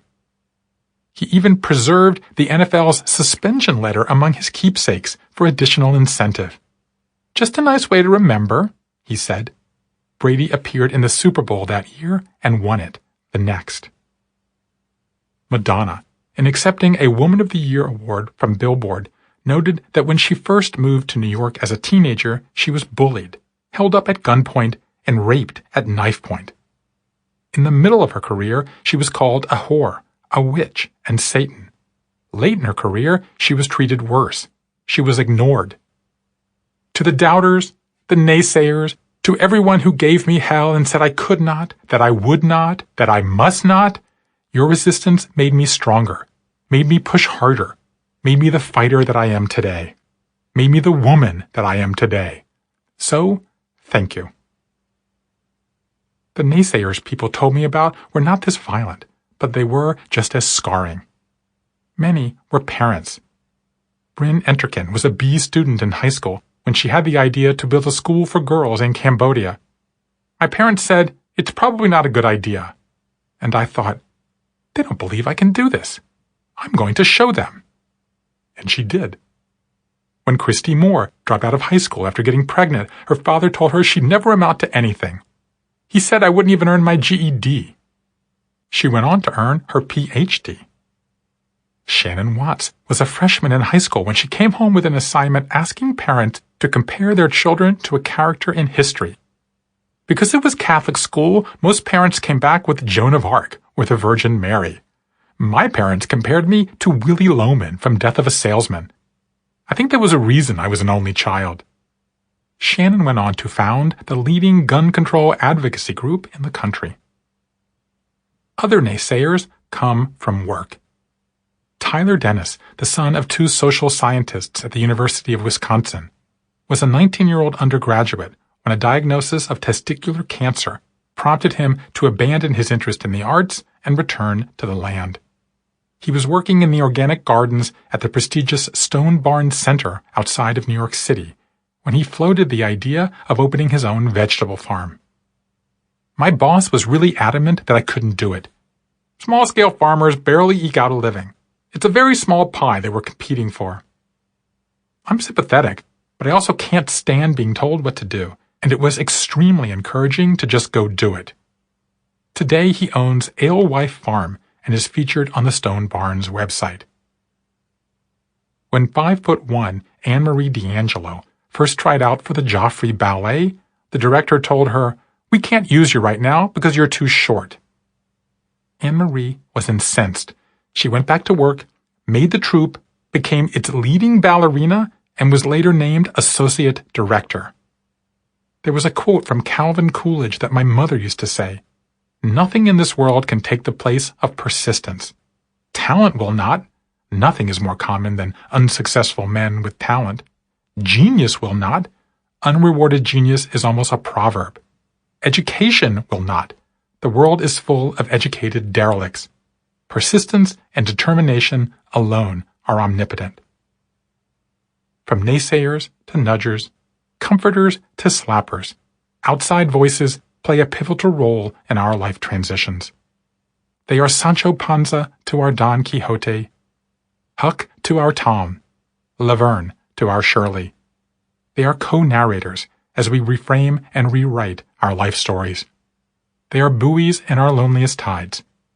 They are the confidants, the companions, and sometimes even the critics who inch us one step closer to finally achieving our new selves. Chapter 12. Launch it. Unveil your new self. One day, it just happens. A tinge of normalcy appears, a glimmer of light, an inhale that need not pass a clenched jaw, an exhale that doesn't end in a sigh. The past no longer casts such a long shadow. The future begins to come into view. Even when this moment comes early in the transition, before a person says their full goodbyes or fully weathers the mess, the symbolic importance is still the same. It's time to launch fresh projects, share your work, celebrate your progress. Unveil your new self. I used the new me to free lots of people who were just like the old me. Stephen Hassan was the third child of middle-class parents in Flushing, Queens. His mother taught 8th grade. His father ran a hardware store. When I turned 17, both my older sisters got married and left the house, Stephen said. My father asked me if I wanted the hardware store. I was writing poetry and short stories. I imagined myself becoming a writer. I said, absolutely not, and enrolled in Queens College. Stephen studied creative writing. I was an introvert, terribly shy, and I was really interested in sex, he said. In his junior year, he was sitting in the cafeteria one day when 3 smiling Japanese girls started flirting with him. They asked if they could sit at my table, engaged me in conversation, and invited me to come over to their house to meet some friends from all over the world. The evening was innocuous enough. The students started talking about uniting people of different backgrounds. Stephen thanked them and headed outside. They followed and asked if he'd return the next day. He politely declined.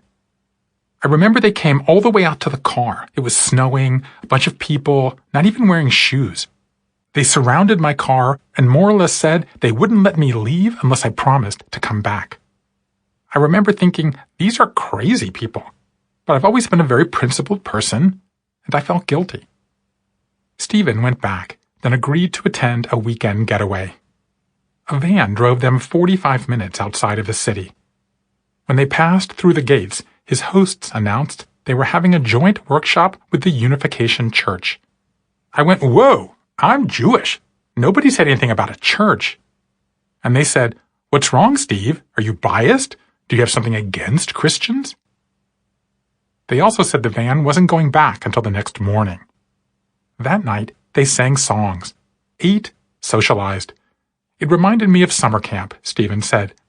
The 2-day workshop became 3, then 7. Stephen missed classes. He quit his part-time job. He turned on his family. And I came to believe we were at a pivotal time in history. I had the question answered in my mind of who's the Messiah on earth. Who was going to save the planet, end all wars and starvation, create a world where everyone would live together in harmony like the Garden of Eden?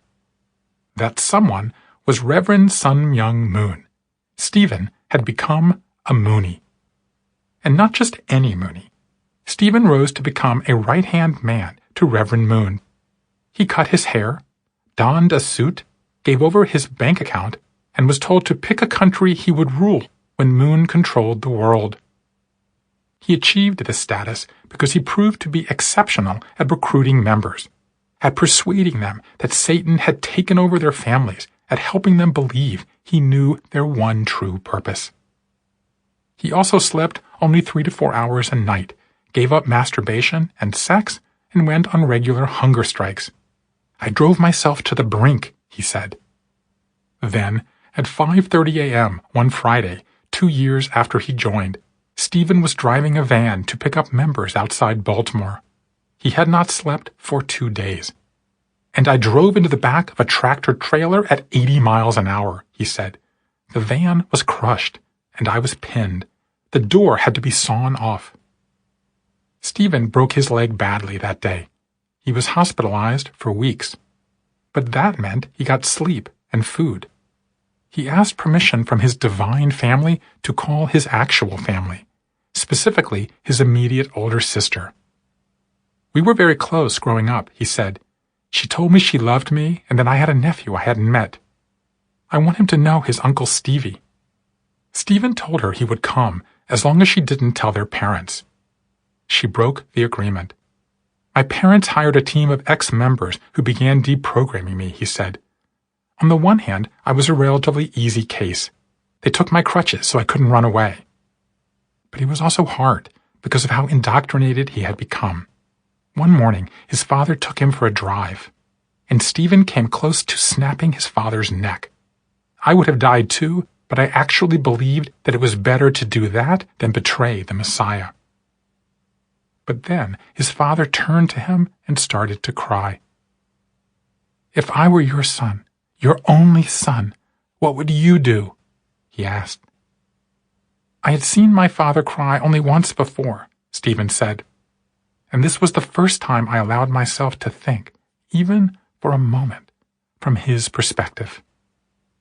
Stephen agreed to talk to the deprogrammers for 5 days. If that didn't work, his father agreed to drive him back to the group. They never made the trip. Stephen learned about brainwashing. He heard comparisons between the Moonies and the Nazis. He read psychologist Robert J. Lifton's book on mind control under Chairman Mao. He then went through what amounts to a classic life transition. He felt ashamed and guilty. He was sad to give up the friends and sense of purpose he felt inside the group. He returned robustly to an earlier passion, reading. And then, after taking time to decompress, he faced a choice. Who did he want to be now? He could paper over his time in the Moonies, resume his life no one would ever know. Or he could channel what he learned into something positive, answer the calls he was already receiving from other desperate families. His father took the first position. You've paid your dues, move on with your life. But Stephen wasn't so sure. He tracked down Robert J. Lifton at his apartment on Central Park West. Here I am, this depressed, college dropout, ex-Moonie, trying to figure out what to do with my life, and he had white hair and was the world's leading authority on mind control. I told him his book had saved my life. He said, "Which book?" When I explained, he said, "I only studied these matters secondhand. You lived them. You should explain what it's like to people like me." Lifton helped Stephen enroll at Yale. He later earned a master's in counseling. Along the way, he developed his own theory of how groups manipulate the behavior, thoughts, and emotions of members. Finally, Stephen was ready to go public with his new identity. He started giving speeches, went on television, spoke to Congress. He filed Freedom of Information Act requests about Moon. He headed up a group of ex-cult members.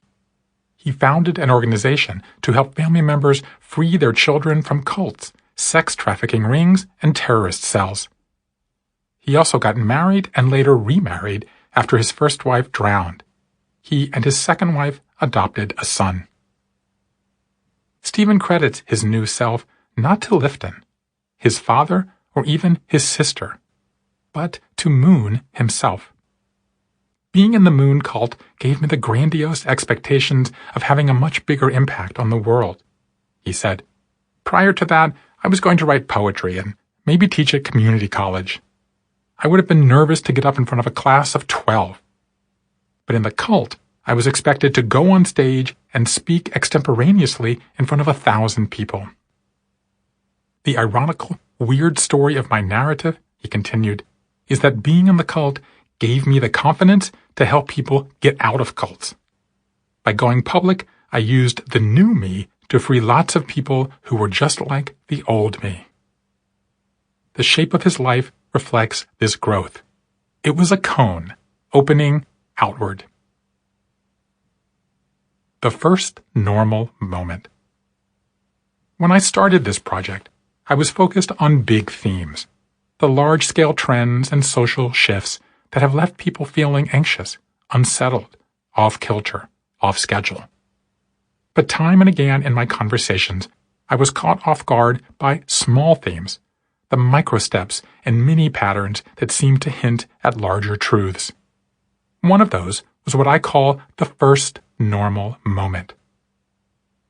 Seth Mnookin is the obsessive-compulsive teen from Brookline, Massachusetts, turned Harvard grad, who descended into drug addiction in his 20s. The low point in his life occurred in New York City, when he was just starting to use heroin.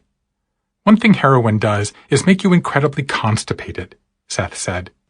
There was a time when I had lost my job, my roommates were trying to quarantine me, and I hadn't taken a shit in days. I knew that just to be able to function and get outside and score again, I had to somehow go to the bathroom. So I put my hand up my ass and was chipping away at this rock of feces for like an hour. It was degrading, it was demeaning, it was depressing, but it was clearly what needed to be done in the situation. 4 years later, when he finally got sober and secured his first job in journalism, Seth found that one of the most challenging aspects of returning to normalcy was, well, doing normal things. The hardest part was trying to figure out how to pay a bill, he said. It was physically unlike anything I had ever been through. One of the weird things that still brings me joy, now that I'm married with kids and have a tenured job at MIT, is writing checks. I get really excited to pay my bills on time because it means I have money in a bank account. Not long after, I was speaking with Michael Angelo, the former bullied teen who became an elite hairstylist in Manhattan. After getting divorced, Michael was adrift. "I've been surprised how fragile I've been," he said. "I used to be able to do anything. I opened a salon in the meatpacking district. I kept it open through 2 major disasters, when the economy fell apart and my team fell apart. I've stayed at that ship through massive storms. But now, I don't know where to get an egg sandwich." There are so many epic tales written about big transitions, he continued. The hero's journey. Stella gets her groove back. But they don't write fucking movies about somebody who's trying to pay the cable bill. In my case, when I called my accountant and had him take over the bills my husband used to pay, that's when I knew I would make it. That was my normal. A month later, a close friend who lost his 7-year-old daughter and his wife to cancer within 18 months of each other told me that he too found the most empowering thing he did was pay his cable bill. As happened earlier with multiple people having boots as mementos, here again were 3 people, 3 different circumstances, the same observation. What is it about paying the cable bill, or mowing the lawn, or unclogging the sink that is so profound? Over the years, psychologists have observed that to live a meaningful life is to construct a sweeping meta-narrative about what matters most to us. Work, family, service, worship, beauty, etc. The advantage of articulating our overarching sources of identity is that it allows us to contextualize and persevere through the day-to-day unpleasantries that afflict everyone. As Roy Baumeister, a leading researcher in this space, put it, meaning flows downward more easily than upward. My conversations were a reminder that the reverse can also be true. If we lose touch with our larger sources of meaning, we can focus on the tiniest, flukiest things that get us through the day and build upward from there. In times of trouble, we latch onto small things. We focus on seemingly minor or random acts that have become irrationally important symbols of our ability to persevere. One of these is the first normal act. The first time we laugh after a devastating loss. The first time we sit on the toilet after a long convalescence in bed. The first time we go to the supermarket after a public humiliation. Over time, these small wins aggregate into larger victories and fuller narratives. And while those aggregations are critical, that first win is often the one that takes on mythic weight. It's the first mile marker on the marathon to recovery, the first stitch on a broken heart. Samuel Johnson once observed that he could be sunk in a stage of lethargy so languid and inefficient that he could not distinguish the hour upon the town clock. But the mere act of standing up out of his chair would often be enough to spark a better mood. Johnson didn't have cable bills to pay, of course, but he did understand that sometimes it's necessary to act first, let the emotions follow, and allow the simplest of gestures to kickstart our rebirth. Here are some other examples of the first normal moment. Weeks after Casey Case's 1-year-old son was diagnosed with type 1 diabetes, she was scheduled to take him from Texas to Washington, D.C. I'm sitting in the hospital thinking, we should cancel the trip. I have to travel with all this medication, all these syringes, all these emergency things. And one of the nurses said, we can help you. They prepped me to get through security. I set up a station in my friend's house, and we were fine. Looking back, that trip gave me so much confidence. I don't think we would have moved into an Airstream and lived on the road if it hadn't been for that experience. After Chris Waddell broke his back on the ski slope, his initial months back at Middlebury were just rainy and muddy and nasty and depressed, he said.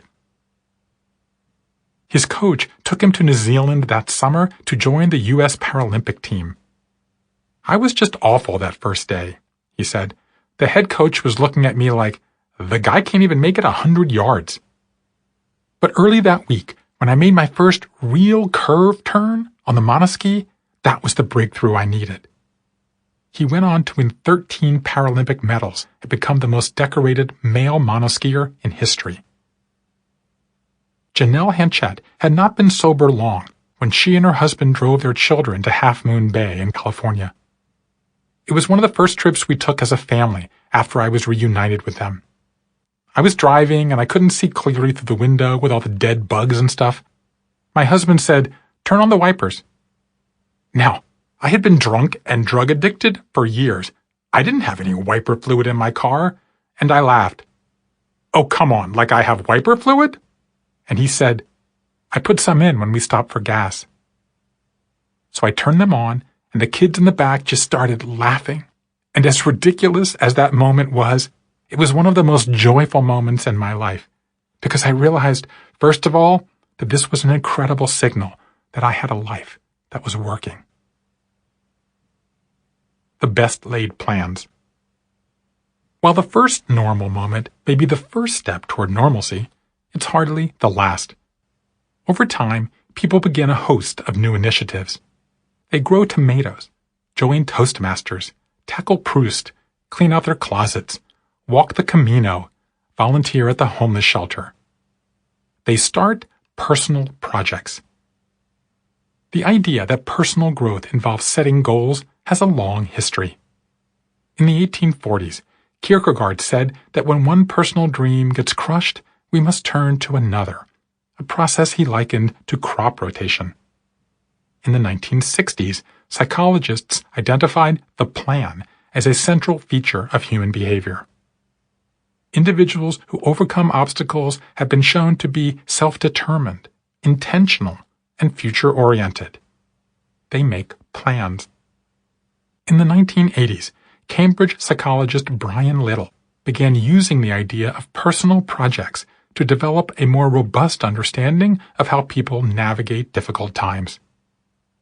Little was part of a daring movement that pushed back against the prevailing wisdom that all people have fixed personality traits, extroversion, introversion, and so on. An idea that had reigned for 50 years. Little showed that while some of our traits are stable, others are shaped by our surroundings or circumstances. In response to life events, we develop new ways of living, new habits, and new projects. The hundreds of studies on personal projects have shown how central they are to our identity.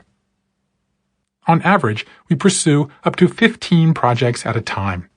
Everything from get a pilot's license, to hike the Grand Canyon, to repair the hole in the wall before Fred gets home. Women tend to want support for their projects. Men want independence to finish theirs. We're more likely to complete these projects if we state them as determinations, clean out the garage, as opposed to aspirations, find time to clean out the garage. Inspired by this research, I included a question on this topic. Please tell me 3 personal projects that are on your plate right now. When our team analyzed the answers, an interesting pattern emerged. People's projects tended to correspond to the ABCs of meaning.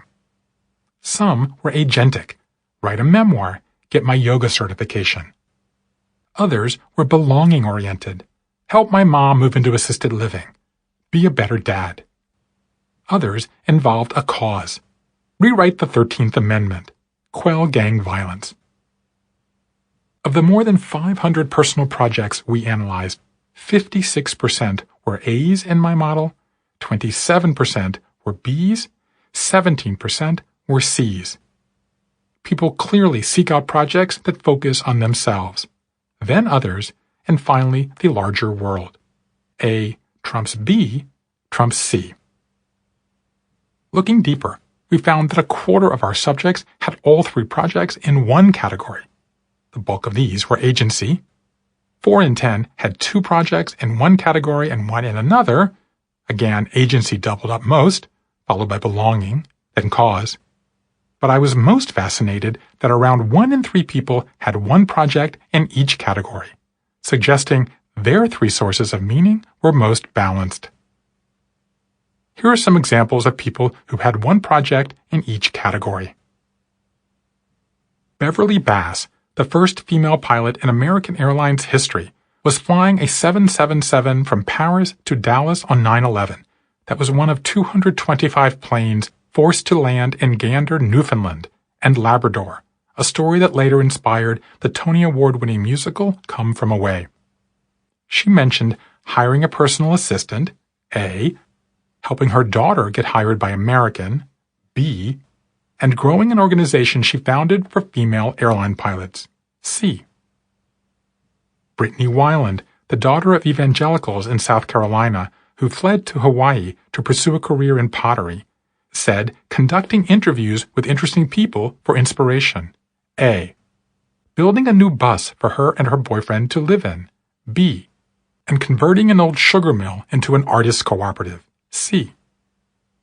Brad Carodi, the former Booz Allen consultant who struggled to find fulfilling work, listed fixing the lights in his shed, A.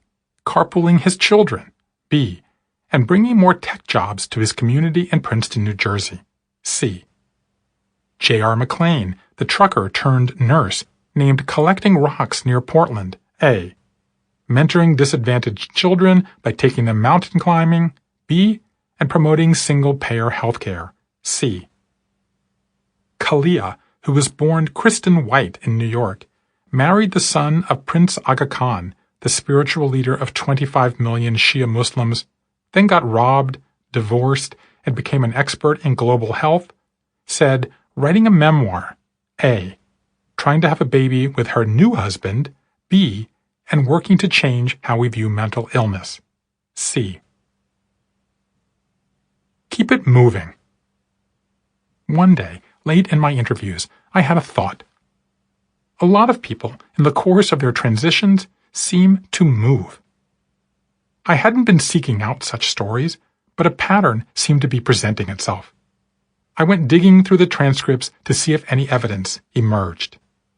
Boy, did it.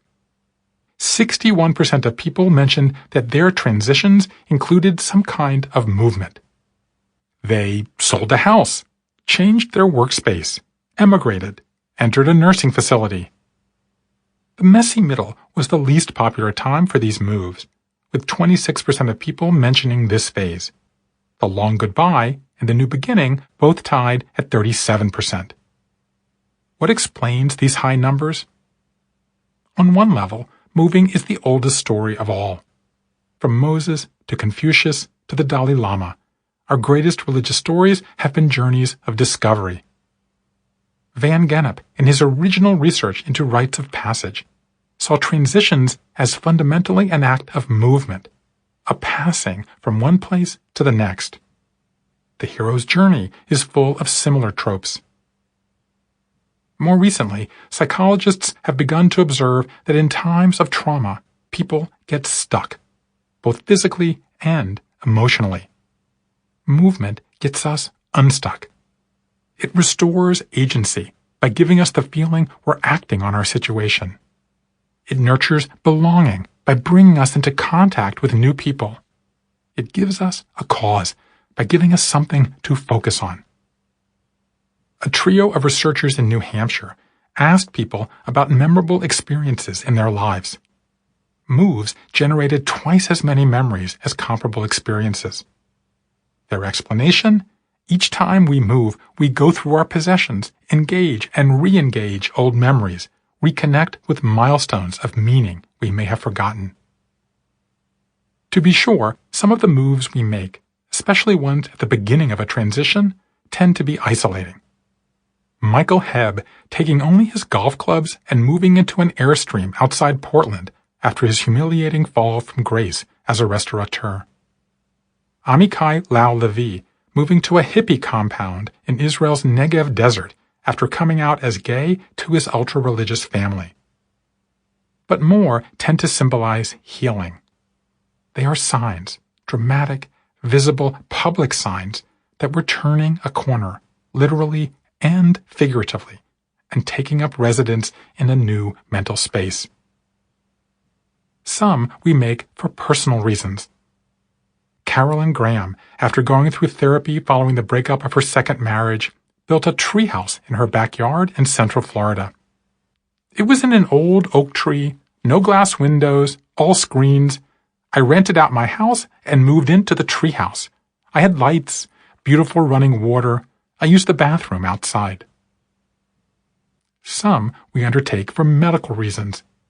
Eric Westover, after enduring a downturn in his marriage following the biking accident that took his legs, moved into a ranch-style home in Grand Rapids that was easier for him to navigate.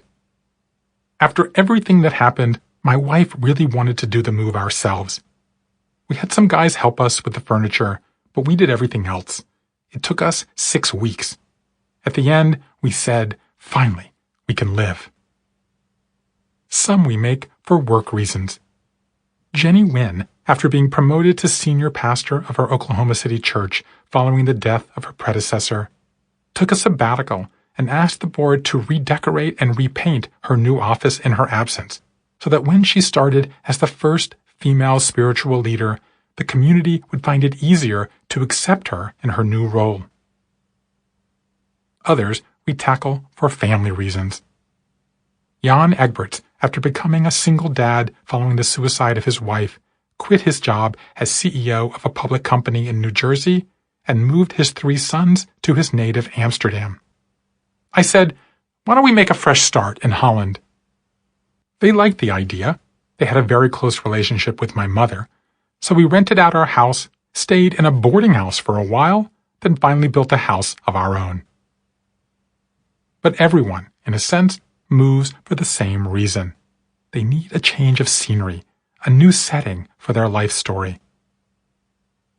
Kalika Baki, who left her husband and the spiritual retreat they were building in rural Oregon, went on a vision quest and then settled in Portland, where she became a medical chaplain.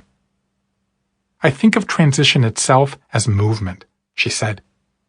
Sometimes that movement is manifested by physically moving from one place to another. But it's also an internal transition that involves moving from what you might call one native land to another. You leave an identity, a knowingness, something you've probably called home, and you do that because the soul has a certain trajectory. That trajectory is not linear. It's possible that something that once brought you joy all of a sudden is empty to you. But the soul moves on, and your ego has to learn to follow. You have to let go of that old identity, go into the emptiness, and find your new life's dream. Open the second eye. Small steps and big moves are important milestones toward recovery. But sometimes you need a gesture with more transcendent resonance. You need a ritual.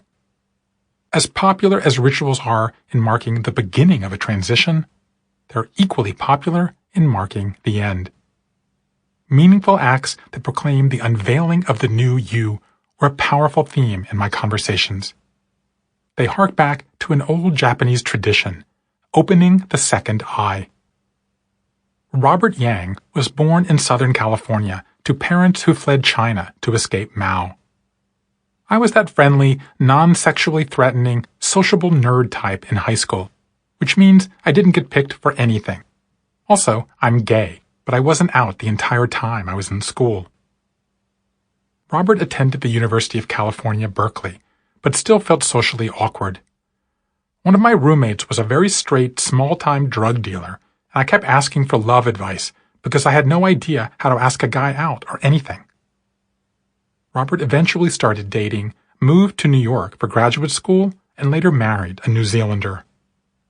Along the way, he started mixing his love life with his nerd life and designed cutting-edge gay video games. The first one was a simulation of gay divorce. Later ones became more graphic and sexual. Far from fringe, his work earned him a professorship at NYU.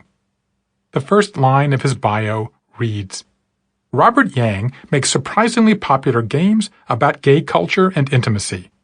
He is most known for his historical bathroom sex simulator, The Tea Room, and his male shower simulator, Rinse and Repeat, and his gay sex triptych, Radiator 2, has over 150,000 users on Steam." Robert was describing how stressed he was after graduate school, when he was trying to design games that were both fulfilling and successful. But he felt enormous pressure from his parents to achieve traditional milestones of success. He used a ritual from Japan to help. "I had one of those Daruma dolls," he said, referring to the red papier-mâché dolls that are modeled after the founder of Zen Buddhism and sold with the eyes blank. You're supposed to paint one pupil black at the outset of a project to symbolize your aspiration, then paint the other one when you finish. When I got the job at NYU, I opened the second eye. In Japanese, opening the second eye means you realized a personal goal. It's a technique that helps you both visualize your dream and memorialize its achievement.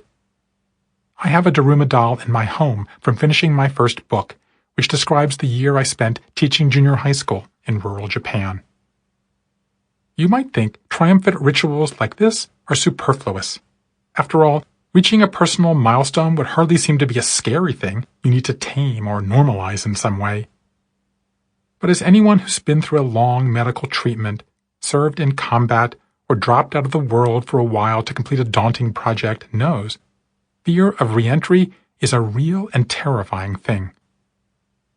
I remember thinking at the end of my year of chemo, now what? I've done all I can do. I've been in this oddly sheltered place, a place where I didn't have to make many decisions or follow social norms, a place that poet Hakim Bey called a temporary autonomous zone. But now that I'm forced to leave, the prospects of being ordinary again seemed intimidating. I couldn't go back to who I was, yet I wasn't yet sure who I wanted to become. What I needed, I now realize, was some way of marking the milestone, some meaningful act, gesture, or ceremony to crystallize to myself and signify to those around me that a changed and still changing me was emerging from that unordinary realm and returning to this ordinary one. Some people mark the occasion by giving themselves a reward. Brett Parker, a New York City lawyer and Parkinson's patient who ran 7 marathons on 7 continents in 7 days, got a tattoo of the number 7 on his leg. It's my way of saying fuck you to the disease. Jamie Levine, the Goldman Sachs dad who moved his family from London to Boston because of the Hail Mary cure that might save his daughter's liver, had T-shirts and a bib made with a graph showing Scarlett's spiking, then plunging bilirubin number. It was like, this number is her death, this is her life. Lee Mintz, after finalizing her divorce and reaching her weight loss goal, bought a horse. I was never going to do something so extravagant. I know what a commitment it is, blah, blah, blah, blah. But I had enough money, I was looking for a way to reward myself other than food, so I did.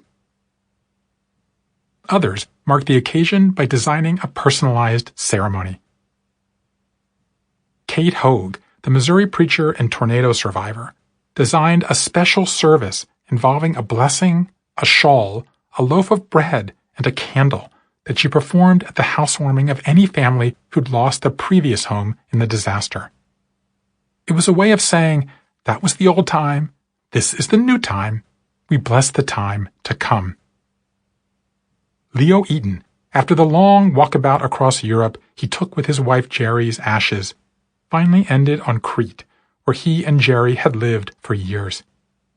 I went to this little garden right outside our village. We grew our vegetables there. We grew our grapes. We made our wine. I went with some friends to the spot we used to call the libation of the gods. We scattered some of her ashes and placed others under her favorite olive tree. And as we were walking away, my friend said, "Jerry's home now. Don't worry. We'll look after her." Michael Angelo, the hair salon owner, and his husband, Scott, tried for years to save their marriage. But when non-monogamy made things worse and a cross-country trip ended in tears, they stayed up all night in a hotel room in Utah. "I slept for maybe an hour," Michael said, "and when I rolled over and looked at him, I knew it was time to go." For the first time, we started talking instead of fighting. We started listening instead of defending. And I thought, there's so much I want him to know if this is the last time I'm going to see his face. And I don't know what came over me, but I kept looking at his ring, and I thought of him taking it off himself, and that was so unbearable to me. So I took his hands in mine, took his ring off his finger, and said, "I love you. You are free to go. Be as great as you know how to be. I wish you happiness, success, and fulfillment." And he took my ring off, placed it in my palm, and reminded me that I was the love of his life, and that he didn't hold any of what had gone so awfully wrong against me. He said, "Michael, really, truly, from my heart, I forgive you." We showered and got dressed. We had a beautiful lunch and ordered a piece of strawberry cheesecake. It was the perfect miniature of our wedding cake. Then he drove me to the airport, and I flew home to start my life over. Sometimes the happiest ending isn't the ending you expected. Show your work. A final step in the long arc of unveiling a new self is not intimate, unspoken, symbolic, or unsaid. It's public. It's social. It's scary. It's necessary. It's sharing your transformation with others. People haven't always disclosed their private milestones in public, especially ones involving intimate details. In the ancient world, confession was not commonplace. Sophocles was not talking about his stint in rehab. Jeremiah was not revealing that he and his wife had trouble getting pregnant but were finally having a baby. It wasn't until the modern era that this type of personal revelation became widespread. The cultural historian Paul John Eakin observes that the modern autobiography seems to have emerged concurrently with the appearance of personal spaces. It took the rise of privacy for us to eliminate privacy in our public personas. The spread of online culture has meant we increasingly spill our most personal details in front of everyone we know, and many that we don't. Whatever the origins, among the people I spoke with, sharing that they'd reached the end of their transitions was a meaningful part of the process. They celebrate their cancerversaries and soberversaries. They hashtag #MeToo or It Gets Better. They announce their divorces or downsizings on social media. I once gave a speech at a hospital in New Jersey in honor of National Cancer Survivors Day, which is the first Sunday in June. The director explained that one reason patients like to come is to show off to their nurses and their doctors that their hair has grown back, that they can get dressed up, that they have an identity beyond hospital gowns and fearful expressions. AA members have a similar bonding tradition of sidling up to fellow former drunks and saying, "I'm a friend of Bill W." A badge of honor that says, "I too went through Bill Wilson's 12-step program." AA members worried about falling off of the wagon in an airport are encouraged to page, "Friends of Bill W., please come to gate," and a fellow traveler will appear. And why shouldn't we celebrate these moments? It's worth being proud of these accomplishments, because they are, indeed, accomplishments. We've endured yet another life transition and picked up a few skills along the way. In narrative terms, we've reached the point where our story starts to cohere, and we're ready to start sharing it with others. Here are some examples of how people unveiled their new selves.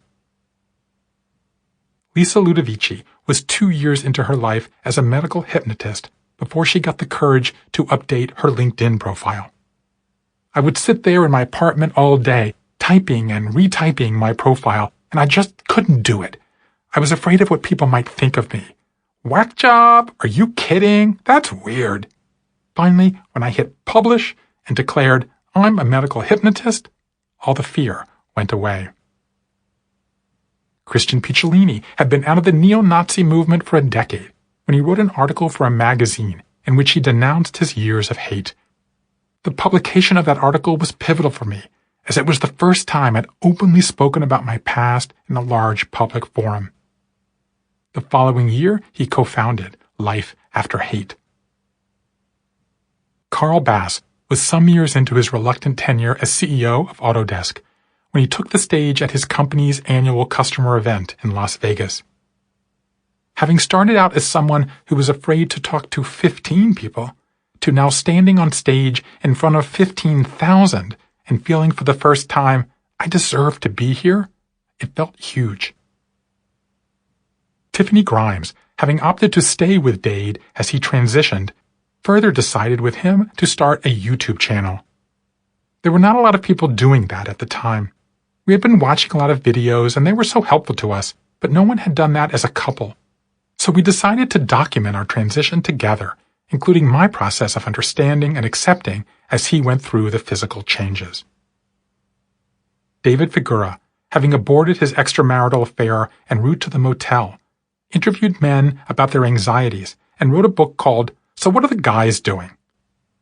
On the eve of publication, he shared the book with his son. Alex got about 3 chapters in and threw it across the room. "You're just pissing me off," he said. "You were going to cheat on Mom and leave us." I got really mad, David said. I told him, "For God's sakes, read the friggin' book."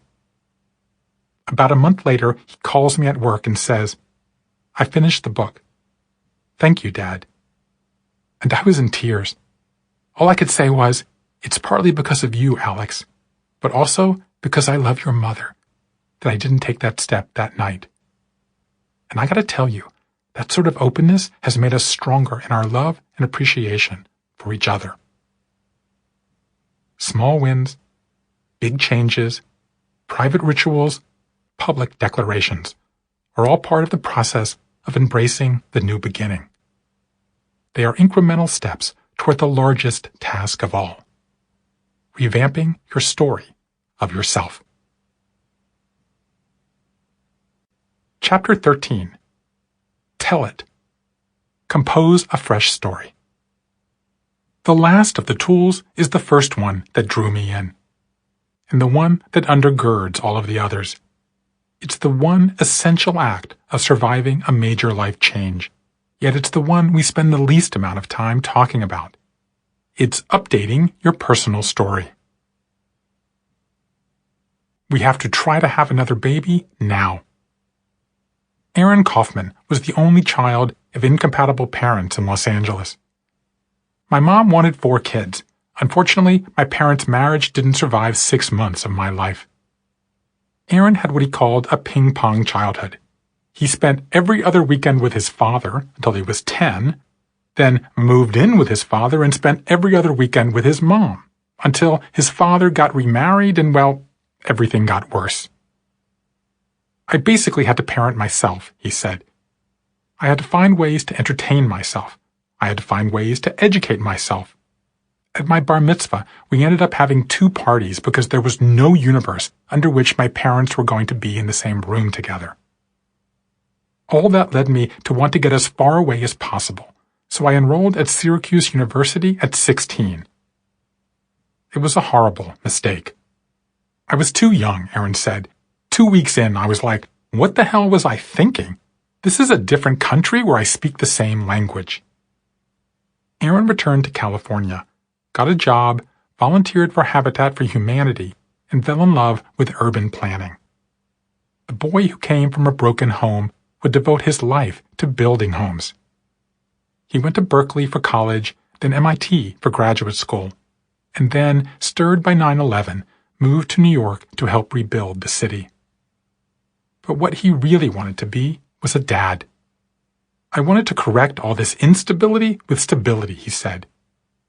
After a few serious relationships, he met his wife Heather, a community lender, at 33. 4 years later, they were married. She got pregnant on their honeymoon. Their son, Bodhi, was born the last week of August. Aaron called it the high point of his life. The low point occurred 9 months later. The story strangely starts in the morning, he said. It was raining. A friend of mine was in from L.A. Our nanny, who we shared with another family upstairs in a situation I didn't really love, was late. She was pregnant, she was a model, she was a bit of a diva. She came in and said her husband told her she should quit. I looked at her and thought, I should just fucking say I'm done with your shit. But I was late to meet my friend. I knew I couldn't do it without talking with Heather, so I hopped in an Uber. His day never improved. The rain continued. His wife was working late. The real estate company where Aaron was a partner was closing a big deal. At 5:30, he texted the nanny that he'd be running a little late and ducked into the subway. As soon as he stepped above ground, the nanny called. She never calls, he said, and she was screaming that Bodhi was not waking up from a nap. It's that thing you fear as a parent. I started running like I haven't run in 20 years. By the time he arrived on his block, his heart was pounding so hard he feared he was having a heart attack. He turned the corner and saw the EMT truck, then the fireman working on his 9-month-old son. And I screamed, "What is happening?" The fireman says, "We got him down, we're giving him air, we're going to Brooklyn Hospital." And I'm like, why the fuck are you going to Brooklyn Hospital when there's an emergency room 2 blocks from here? That ER can't handle it, the fireman said. Bodhi's ambulance left. Aaron got in a second ambulance and followed. It's hitting me now that this may be the worst possible nightmare. I'm trying to tell myself that he got the care he needed. Maybe he choked on something, but he's going to be okay. Then, all of a sudden, when his ambulance passed the Brooklyn Bridge, I realized that it didn't have its lights on. That's when I knew. Bodhi Fairfax Kaufman was declared dead at 7 p.m. on the last Thursday in May, his 9-month birthday. My legs just came out from under me, Aaron said. I fell to the floor and screamed, "No!" We used to celebrate his milestones. My wife is a great baker. Today was going to be 3/4 of a cake. The story swept the New York City tabloids.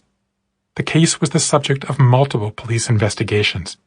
No charges were ever brought. The death was deemed an accident. Aaron was furious at the nanny. I wanted to kill her. But Heather convinced him to dampen his hostility. Mostly, he was just devastated. I thought, you have to be kidding me. I know my struggles are nothing compared with many children, but I had a hard childhood. I've had a hard adulthood. Heather lost her father to a stroke when she was 25. And I really thought the universe was just going to take care of us now. I couldn't believe this was happening. What followed for Aaron was the most painful of his many painful life transitions. The biggest emotion he struggled with? Sadness. Rituals he used to mark the event? He didn't shave for a year. He wore Bodhi's favorite color, blue, every day for that year. He got a tattoo on his forearm of a capital B.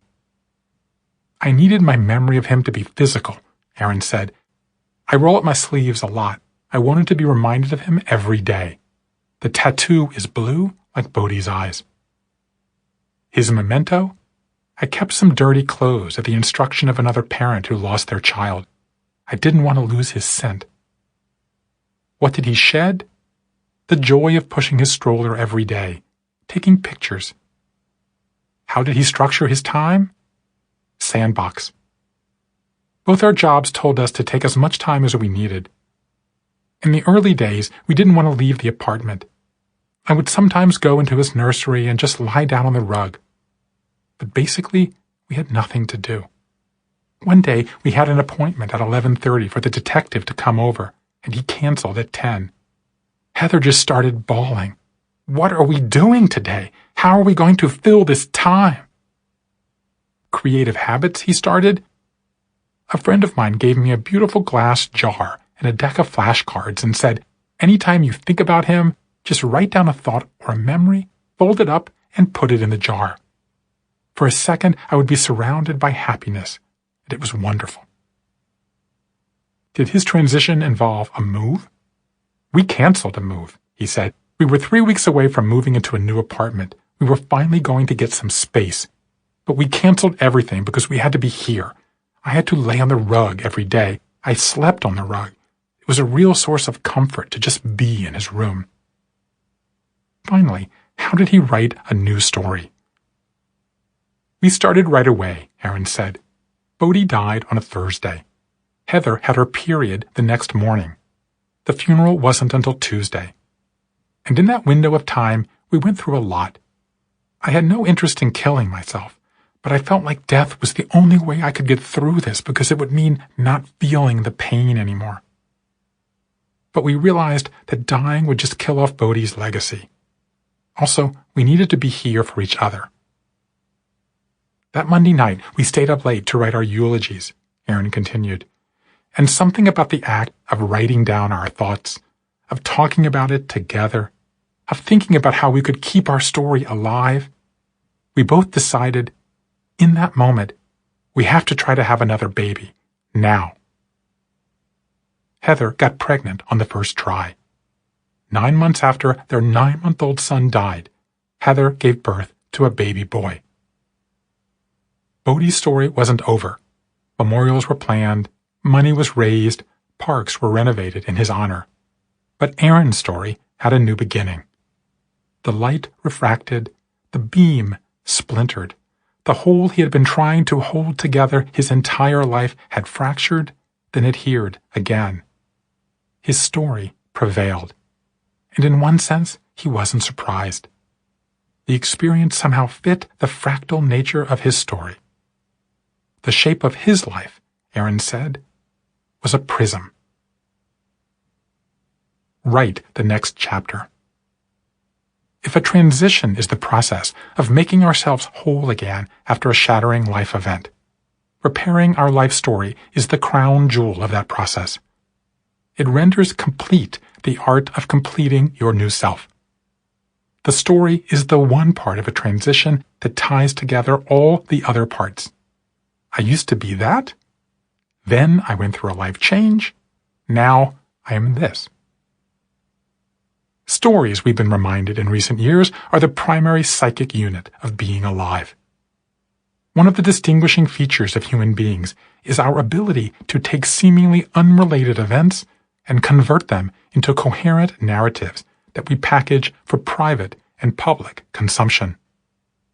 And this ability is built into us. Half our brains are involved in imaginative work, including converting our lives into ongoing chronicles, then making meaning from those accounts. We dream in narrative, the literary scholar and poet Barbara Hardy remarked. Daydream in narrative, remember, anticipate, hope, despair, believe, doubt, plan, revise, criticize, construct, gossip, learn, hate, and love by narrative. There are downsides of narrative, of course. Our minds are so desperate to find patterns in the world that we often simply make them up. Shown a series of random blinking lights, we invent persuasive explanations of their messages, even when there are none. Observing sports teams and financial markets, we create compelling narratives from artificial concepts like momentum or hot streaks, then lose our shirts betting on these fictions. I heard sobering examples of how people are tempted by dangerous narratives. After doctors told Peggy Fletcher Stack, the religion writer from Salt Lake City, that one of her twin daughters would not live past 2, Peggy tried to convince herself the child never existed. I just lay in my bed and thought, well, I really only wanted one child, so I'll just pretend I had one child. When I told Mike my idea, he said, absolutely not. Camille will always be part of our family. We'll recognize her in heaven. He was so right. Michelle Swaim, the anorexic, obsessive jogger who slipped on the ice, quit jogging, and went on to adopt 11 children, persuaded herself for years that she was wronged by her husband because it was his job to make her happy. Once I realized, oh, that's not his job, that's my job, I started growing up and making decisions to finally make myself happy. But the upsides of personal storytelling far outweigh the traps. Storytelling allows us to take life events that are exceptional, unforeseen, or otherwise out of the ordinary and domesticate them into meaningful, manageable chapters in the ongoing arc of our lives. This act of integration is storytelling's greatest gift. It conventionalizes the unconventional. It transforms the untellable into a tale. It allows us, in the evocative words of novelist Hilary Mantel, to seize the copyright on ourselves. I heard some stirring examples of how people use personal narratives to heal themselves. For years, Rocky Lynn Rash had been reluctant to tell the story of his abandonment and difficult childhood, until his record label introduced him to a songwriter who had a similar upbringing. Abandoned, not a great family, the whole thing, Rocky said. He and I wrote this song called That's Where Songs Come From. It says, I don't want to be pitied, I'm the lucky one. Oh, can't you see, that's where songs come from. The whole experience was a huge cathartic moment for me. Mary Denise Roberts was serially sexually abused as a girl. There were at least 3 different adult men in 3 different locations who always had their hands on me, she said. Mary Denise fled her troubled past for various trouble spots around the world as a professional peacemaker and aid worker. But she completely repressed her childhood terrors until, divorced and remarried, she joined a writers' group in Atlanta. I was telling a very sanitized version of my life story, using lots of lingo and jargon, she said. And my teacher stalked me. You need to write about the thing you don't ever want to write about, the most horrible thing ever. I finally sat down and wrote out the whole story, and I couldn't stop. That was the moment. It was pretty messy. It wasn't without tears that I realized I could tell it, that I should tell it. Davon Goodwin, the Pittsburgh-born botany lover who was injured by an IED in Afghanistan, was also reluctant to tell his story. Until that day, his mother forced him to share it out loud in church. I think the key to recovery is you gotta get your story out, he said. Otherwise, it will control you. I'm not saying I don't have bad days, but that was the day I started to control it, instead of it controlling me. Keep your distance.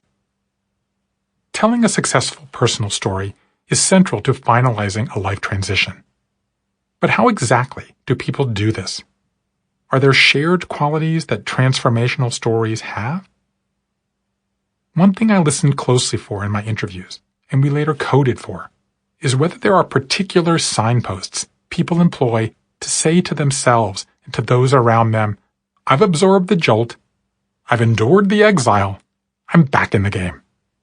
Are there specific ways, when telling their story, people convert their meaning vacuums into meaning moments? We identified 3. The first is they put some distance between the present and the past. They create a time gap between the story they told when their life first ventured off course and the story they tell today. They shift from this is happening to me now to that happened to me then. One barometer of this change is verb tense. The more we describe our disruptive events in the present tense, I open the door and see the body on the ground, the more visceral they seem, but the less meaning we're able to draw from them. The more we use past tense, I opened the door, saw the body, and began to realize my life was about to change. The more removed the events become, and the easier it is to integrate the events into the larger flow of our narratives. As my friend Catherine Burns, the artistic director of The Moth, puts it, the best stories are vulnerable but not raw. They come from scars, not wounds. I encountered this issue in 2 ways. First, I spoke with a number of people. The book editor whose wife left him and whose boss fired him within months of each other. The single mom who was just released from federal prison for a crime she said she didn't commit. the dad whose daughter was in her third stint in rehab, who were still reeling from the unexpected explosion in their lives. These conversations were among the most wrenching I had, yet because the events were so recent, the person was still processing their feelings. On the flip side, some of the more poignant stories I heard took years before the person could get the proper distance to find meaning in them. I'm thinking of Chris Shannon, the Air Force technician who had a near-death experience after losing his leg in a motorcycle accident. He's the one whose femur got lodged in the radiator. Today, he alternates between mentoring young people in Oregon and traveling the country in a camper. "Losing my leg really did change my life," he said. "I have some anxieties about things, but really I have no fear. I'm much more appreciative. Hell, I even appreciate being run over." I'm thinking of Kate Milliken, the New York television producer whose broken engagement led to a health crisis that left her unable to walk. In the cab on the way to her doctor, she almost turned on her video camera. Then she caught herself. "It's too early to tell this story," she said. After receiving a diagnosis of MS and sinking into depression, Kate turned to alternative treatments, fell in love, married, and had children. She also made 32 mini-films about her journey. It took me a while, but I was eventually able to see what happened as transcendent. Instead of seeing the wall, now I see the sea of possibility. I'm thinking of Kate Hoag, the young preacher who almost died in the tornado in Joplin, Missouri. In the immediate aftermath, Kate did a lot of preaching, mostly to comfort her neighbors. I spoke about how grateful I was for all that we have. But the experience felt hollow, she said, because inside she was questioning her faith. I thought, what does it mean that God was watching over me, but not my friend Tripp, who died? It took Kate 5 years, including enrolling in a PhD program, entering counseling, and using a form of therapy called eye movement desensitization and reprocessing, to finally put the event behind her. I think any time you experience trauma, you realize how little control you have over those kinds of things. But the control you do have is to decide how to make meaning once it has happened. To me, the good stories are the ones where something terrible happened and you did something about it that is positive and life-affirming. Now, I'm one of those stories. Make pigs fly. The second technique that transformative personal stories display is they use positive language. The novelist John Steinbeck had a quirky logo he drew after signing his name.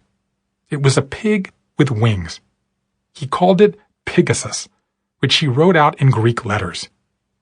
Late in his life, he accompanied the illustration with the Latin words ad astra per alia porci, which he translated, incorrectly it turns out, as to the stars on the wings of a pig. His explanation? We must all try to attain the heavens, even though we are bound to the earth. For half a millennium, the expression "when pigs fly" has been used in multiple languages to mean a circumstance so improbable that its completion is nearly impossible. It's a figure of speech known as an adinaton, a way of saying something that will never happen. Steinbeck adopted this phrase because he had been told by a naysayer professor that he would be an author when pigs fly. More recently, neuroscientists have discovered that imagining this kind of unimaginable outcome is vital to recovering from a life interrupted. The more we are able to conjure up a future that seems out of reach, I will find another job. I will laugh once more. I will love again. The more we're able to advance toward it. A big reason is mirror neurons, the part of our brains that mimic the actions we observe. When we see someone jump, laugh, or cry, our brains imitate the same activity. A similar response occurs with stories. If we read about someone jumping, laughing, or crying, our minds perform the same actions. And it doesn't stop there. The same mirroring happens with stories we tell. If we tell ourselves we will get better, or calmer, or happier, our minds will begin to simulate that outcome.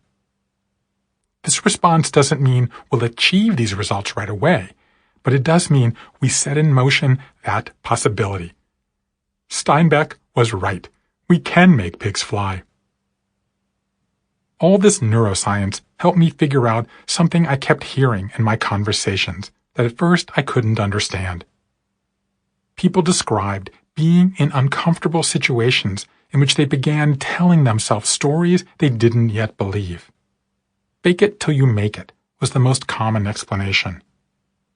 That expression is often linked to William James's observation that if we first act a certain way, our feelings will follow. But I was hearing something different. People were saying that if we tell ourselves a certain story first, our feelings will follow. In Steinbeck's terms, first we have to persuade ourselves we can make pigs fly. Only then do we have a chance of helping them fly. Here are some examples of how people told themselves upbeat stories as a stepping stone to renewal. When Ellen Schaefer moved back home to North Dakota from Minneapolis after her husband lost his job, she found it degrading to go from running big city ad campaigns to working at a small agency. Moving in with her parents for a time didn't help. My husband was thrilled because my mom made great Midwestern food every night and did our laundry. But I don't care how old I was suddenly back in 6th grade. So she made up a story about why they had come home. I told everyone I was doing all these exciting projects for Target, but in the end, I was just trying to persuade people to buy more stuff they didn't need.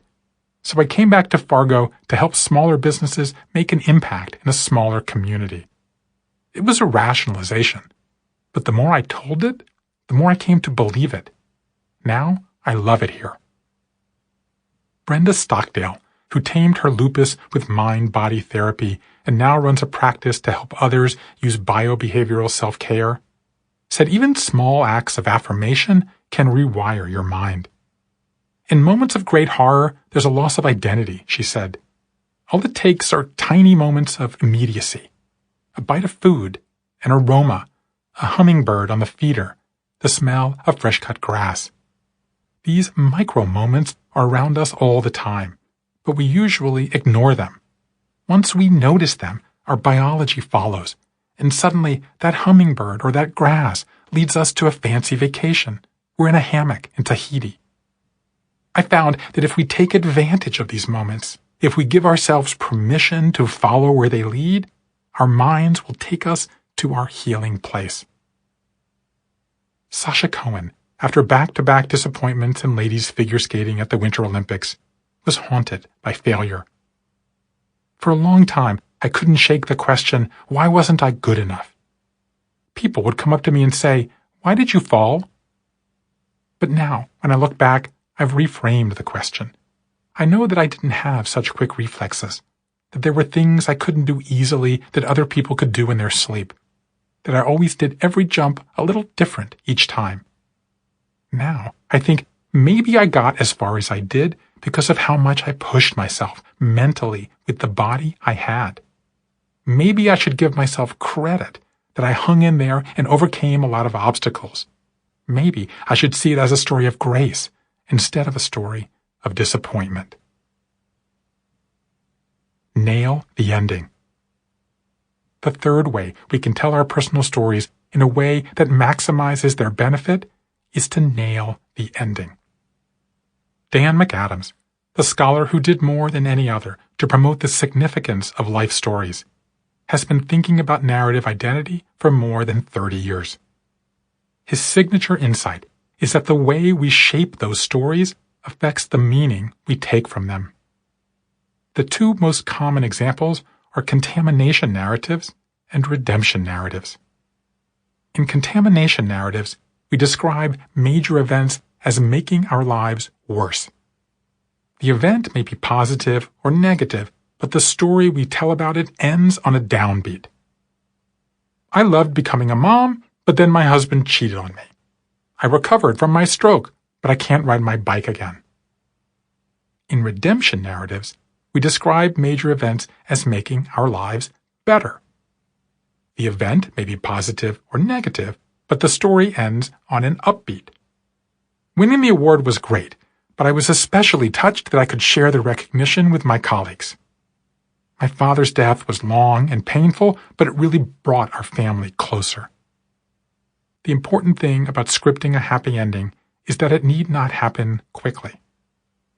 Ruminating on a disruptive life event, thinking about it from multiple angles, even obsessing over the details, is not only healthy, it's necessary, McAdams says.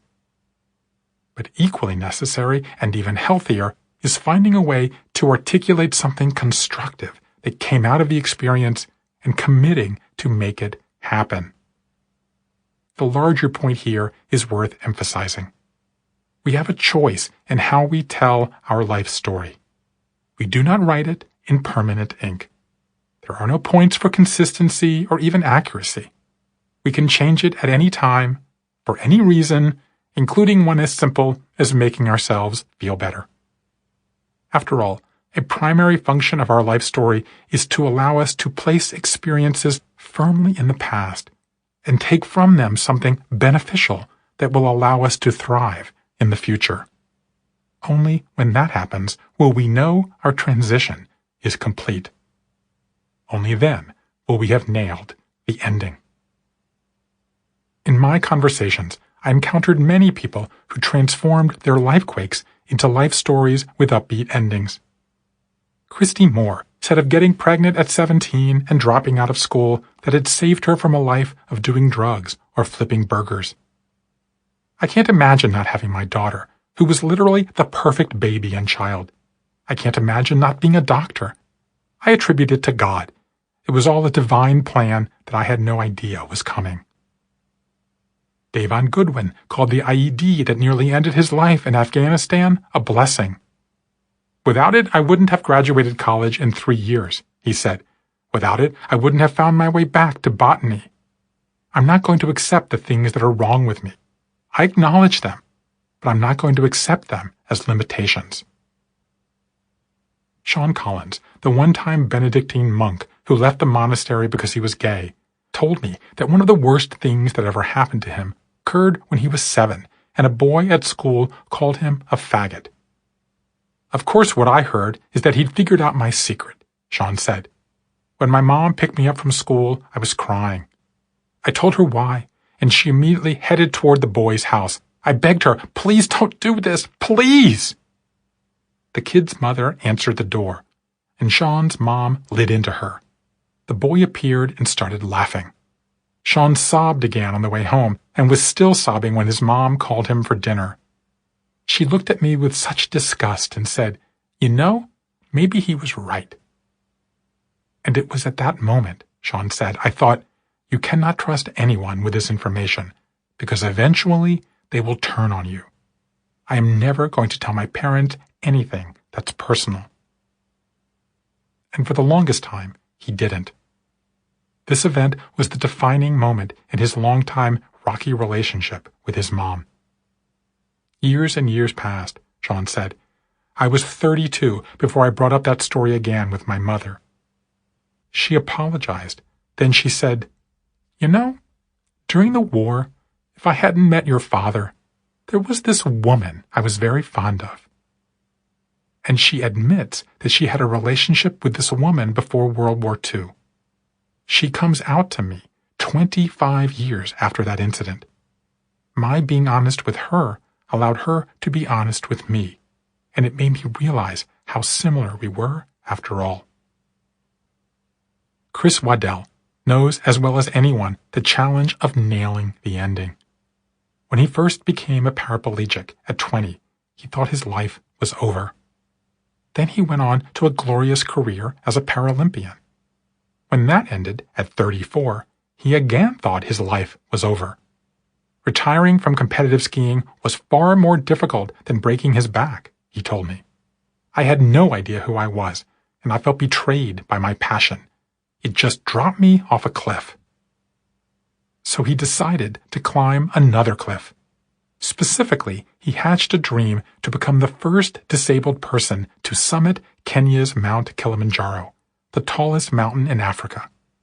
Since he couldn't use his legs, though, Chris would need to scale all 19,341 feet by pedaling a four-wheel mountain bicycle using only his arms. He raised money, trained for the altitude, built a special vehicle, and recruited an international team to assist him by securing him to a winch, laying down boards on the mountain, and helping him navigate the boulders, altitude, bodily demands, and stress. At 41 years old, he set off. The 7-day climb was brutal. At times, he moved only a foot a minute. International media were rapt by his heroism. But then, a mere 100 feet from the summit, the boulders became too large, the wheels of his vehicle too meager, the path unpassable. He had to abandon his dream. I was crushed, he said. I could see the top. My sole job was to get there. It was not about one man gets broken and overcomes anything. To me, that's a ridiculous cliche. It was about promising that I would do this. It was about so many people having sacrificed to give me that opportunity. And now I've just failed everybody. His partners persuaded Chris to let them carry him the final inches to the summit, where he posed for pictures and listened to the local guides sing celebratory songs in Swahili, all while he felt fraudulent and guilty. And it wasn't until much later, he went on, when I started telling the story to school kids that I realized the lesson was there all along. Nobody climbs a mountain alone. That was the thing I had to discover, the value of the team. Because for me, to say I climbed it myself was complete fantasy. There were so many people who worked so hard. Making it to the top on my own would have perpetuated a lot of what I was trying to eliminate, the sense of separation, that people with disabilities need to be apart. We don't. We need other people. That's why I talk about that day as a gift. It taught me what I most needed to learn, that I'm just like everybody else. It taught him the value of rewriting his life story to give it a heroic ending. Conclusion. In Between Dreams. The Secrets of Successful Transitions. Edwin Jacob Weiler, Jr. was born on Wednesday, January 23, 1935.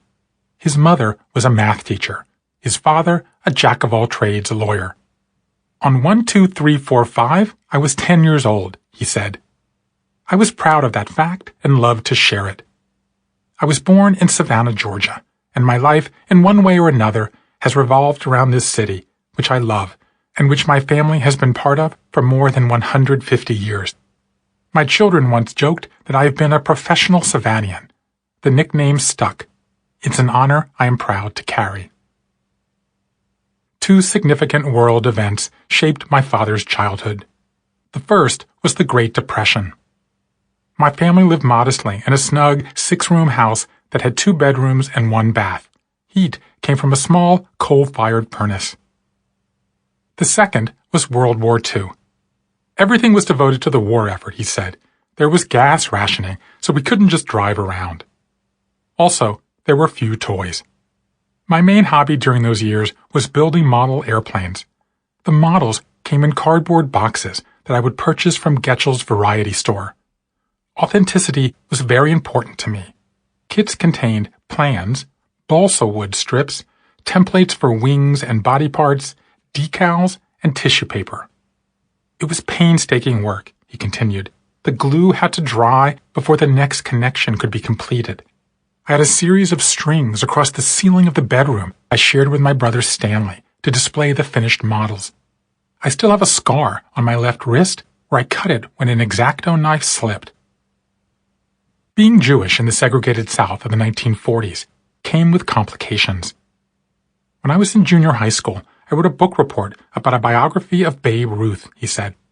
At the same time, there was a movie called The Babe Ruth Story. The teacher insisted I had only seen the movie. I did not back down, because I had read the book. You Jew boys always do that, she said.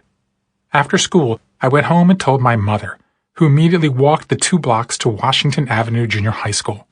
She spoke to the principal, and the next day I was in a different class. How did you feel about that? I was sort of embarrassed, but I felt I had done the right thing.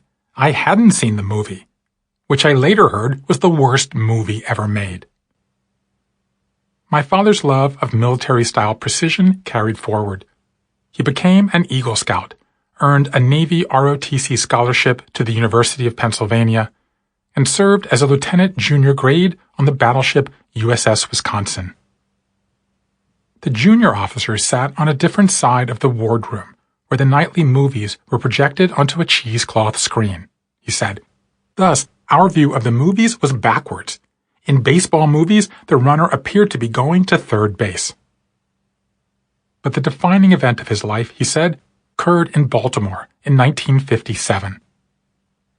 Matchmaking was very much at the heart of the college experience in those days, he said. I had pretty much decided that I did not want to stay in the New York-New Jersey corridor after school. The folks were too pushy and acquisitive for me. My desire was to be back home in Savannah because it was a good place to raise kids. Most of the girls I dated were Midwesterners who met this criteria. But my Aunt Gladys, who was living in Baltimore, suggested I call up this girl, Jane, whom I had met a few years earlier. We went out twice and found immediate compatibility, he continued. She was smart, attractive, and would graduate from Michigan the following year. I especially adored her obvious artistic talents and excellent taste. Thus began an intense period of quick visits and frequent correspondence. In June 1957, warships from all over the world gathered in Annapolis for the International Naval Review. My father's parents came up from Georgia, Jane from Baltimore. Despite the obvious culture clash, she was the youngest child of a bookish Yale-educated urologist. His father hunted squirrels and asked her to call him by the Southern honorific colonel. They got along. But my father was on sea duty that summer, and Jane insisted on dating other men. They met again that August. That night, before I said anything, she blurted out, "I love you." My first response was, "That means you will have to live in Savannah, Georgia." We came to immediate agreement after I actually proposed, though she said I had to get her father's consent. He gave it, along with permission to take gasoline for my car from the tank they had in the backyard because he was a doctor. Edwin Filer and Jane Abeshouse were married in June 1958. They lived in Annapolis until my dad was discharged, then moved to Savannah, where my father worked alongside his father, building low-income housing, and my mother taught junior high school art. They had 3 children, whom they named like hurricanes, with first names starting with ABC. The great tragedy of my father's life, he said, was that his younger brother Stanley was diagnosed with MS in 1970. Stanley had everything, my father said. He was attractive, smart, popular, had a great education, and a prestigious legal practice. I don't think Mother really ever recovered from this. Stanley spent the last years of his shortened life living in my parents' home after his wife pushed his wheelchair to my parents' driveway and left him. The great pride of my father's life was founding a civic organization called Leadership Savannah in 1975. The theory was to identify emerging leaders, introduce them to one another, and discuss community issues, he said. His father strongly objected, but he insisted. If people like me don't do it, he said, it's not going to get done. The one condition my father made to civic leaders was that the program must have balance. That meant participants be men and women, he said, blacks and whites, people who could afford it and people who couldn't. That concept wasn't exactly routine in South Georgia at the time. The organization continues to this day. The great sadness of my father's life was his own diagnosis with Parkinson's disease in his mid-60s. For nearly a decade, he was able to conceal his illness from the outside world. He continued to work, serve on boards, be himself. But over time, he could no longer hide his deterioration. The disease slowly undermined his business life, his family time, his community service, the 3 pillars of meaning that were as balanced in him as anyone I've ever met. As my father neared 80, the emotional toll nearly overwhelmed him, and he began planning to end his life. The plan failed. I once asked him how he felt about what he'd done. "Ashamed," he said. The months that followed were among the worst I can remember. The conversations our family was forced to have were aching, unbearable. My mother gave up much of her life to care for her husband of nearly 60 years. The sheer weight of confusion, emotion, and pressure we were all under is one reason the storytelling project I began with my dad, emailing him a question every Monday morning, was so profound. At the simplest level, it gave him something to do. It gave my mother a break. It gave us all something to talk about. But in reality, it gave us so much more. My father spent his final years, often slumped in a wheelchair at home, painstakingly turning the 150-plus stories he wrote into a 60,000-word autobiography, demonstrating the same care and precision, insistence on accuracy and detail he used with those model airplanes he strung on his ceiling as a boy. Every story had to be accompanied by a photograph, a news clipping, a love letter. Every fact had to be double and triple checked, preferably by a grandchild. Every list had to include a Harvard comma.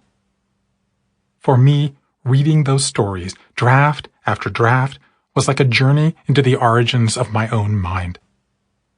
And when I sat with my dad on one of his final days, his body weakened from the disease that had slowly decimated his legs, his fingers, his bowels, and his bladder, but his mind still as sharp as ever, and asked what he had learned from becoming a writer in his 80s. He said, "It certainly stimulated my thoughts. I was forced by your questions to relive some of the past. I had been an avid photographer, so I had lots of pictures, but I didn't have the stories." And what did it force you to do?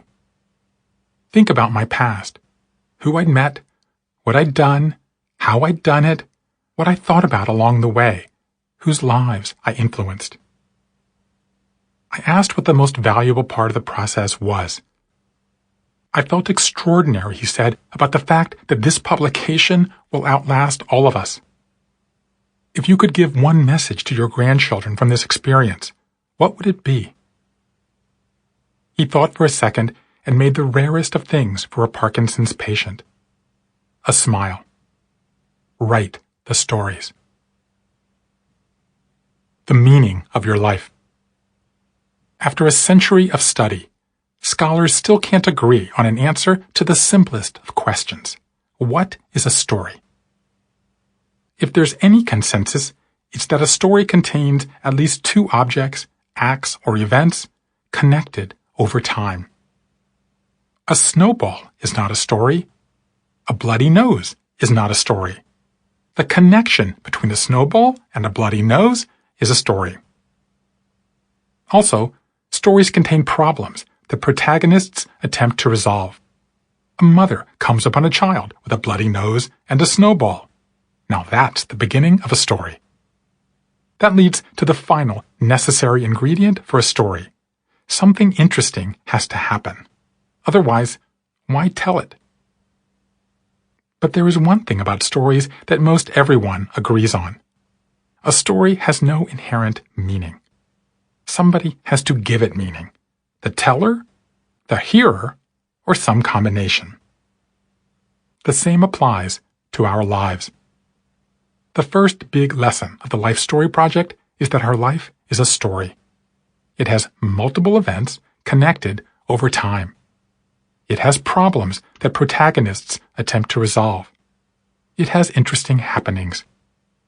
But on a fundamental level, our life story has no inherent meaning. We must give it meaning. Just as we must give our lives meaning and our stories meaning, we must give our life stories meaning. Each of our lives is a life story project of its own.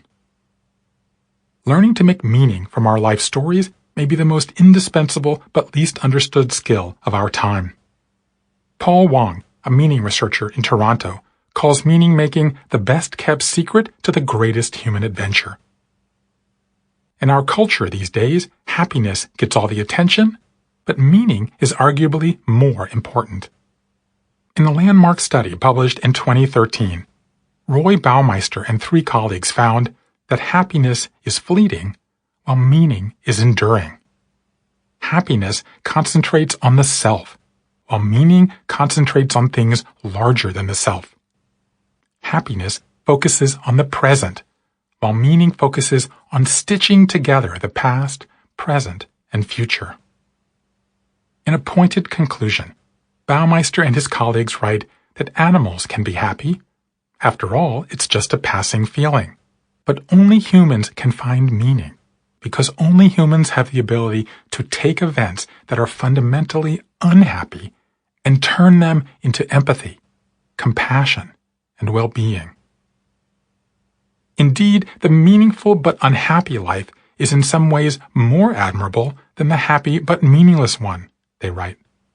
Put another way, humans may resemble many other creatures in their striving for happiness, but the quest for meaning is a key part of what makes us human, and uniquely so. The fundamental goal of tending our life stories is to do so in a manner that maximizes the meaning we take from them. Fortunately, we're good at doing that. If anything, the pursuit of meaning may very well be easier than the pursuit of happiness. It begins with telling a personal story, taking two events, making a connection between them, then drawing a meaningful conclusion from the result. When I was 9, I saw a bully give a kid a bloody nose, so I made a snowball and said, "If you do that again, you'll regret it." That's why I went into law enforcement. My whole life has been about standing up for the underdog. Though I didn't know it when I began, storytelling projects like the one I did with my dad have been shown to give greater meaning to life. James Beeren, the founder of gerontology, calls them guided autobiography. Lives are made up of memories, but when those memories remain episodic and disconnected, their impact dissipates. Countless studies have found carefully cultivating our memories improves quality of life, increases self-esteem, heightens well-being, elevates our sense of serenity, even reduces clinical depression. Had I known that last fact earlier, I might have started asking my dad questions long before I did. I went to see James Beeren in his book-lined home north of Los Angeles not long after I started sending questions to my dad. Professor Beeren, who was 96, brightened at the opportunity to talk about his work. The thing he was most proud of, he said, was recognizing the healing power of stories for older people. As we age, we feel a greater sense of alienation, loneliness, and loss of purpose. We also feel bored, he said. Storytelling ameliorates those feelings. By climbing to a summit and peering out on our lives, we feel closer to events that might seem far away and to people who might seem long forgotten. Professor Beeren also told me something else. The same process of reviewing your life that he originally envisioned for older people also works for people of all ages. But it performs different functions. Older people use life review to make sense of their past and construct a narrative of a life well lived. Younger people use life review to gain insight into the present and help them make a pressing life decision. Later in our lives, we use stories to better learn who we were. Earlier in our lives, we use stories to better learn who we are. In both cases, storytelling helps prepare us for the future. As I departed, Professor Beeren directed me to a bookshelf and asked me to retrieve a black volume. Nothing appeared on the spine. On the cover was cursive white text that said, James Emmett Beeren, a memoir. He took out a pen and signed the title page with the same gentle script. To Bruce, with best wishes for fuller life stories. The theme of your life. What is the primary meaning most people distill from their lives? The last question I asked in every interview addressed this question. Looking back over your entire life story, with all its chapters, scenes, and challenges, do you discern a central theme? I was moved by how many people immediately answered yes. 5 categories emerged. Struggle, which was the choice of 31% of our respondents. Self-actualization, which was the selection of 28%. Followed by service, with 18%, gratitude, with 13%, and love, with 10%. Because these answers are a proxy for the meaning we take from our life stories, it's worth taking a closer look. Struggle. The largest category was people who said life was full of ups and downs, and their lives were about learning to adapt to these changes. The popularity of struggle is yet more reinforcement for the idea that people view life as irregular and nonlinear, not predictable and expected. This notion calls to mind Viktor Frankl's observation that our need for meaning is greatest when life is hardest. If there is meaning in life at all, he wrote, then there must be meaning in suffering. The people in this category used expressions like, life is a difficult climb, a long journey, a roller coaster, a cycle of starts and stops. They are people like Anne Murphy, who said her life was about chaos. Chaos I create and chaos that is thrown at me. Darrell Ross, who said his life was about adversity. Tough things and tough times are going to happen, but most actually build and prepare you, not destroy you. And Wendy Aarons, who said her life was about agility. You have to figure out how to deal with life and be adaptable. Self-actualization. The second biggest category included people who said their lives were about being true to themselves, accepting themselves, or improving themselves. People in this category used phrases like, put myself first, get out from under the spell of my parents, be genuine and authentic. They are people like Joe Dempsey, who said the theme of his life was self-respect. You are who you are and don't apologize for it. Antonio Grana, who said the theme of his life was independence. I had to learn how to individuate from others, take back my identity for myself. And Karen Peterson Machinga, who said the theme of her life was self-respect. When I am true to myself, it is always the right answer.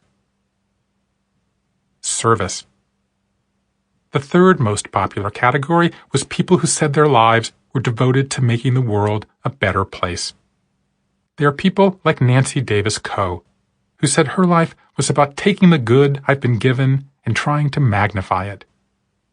Leo Eaton, who said his life was about trying to let my work make a difference.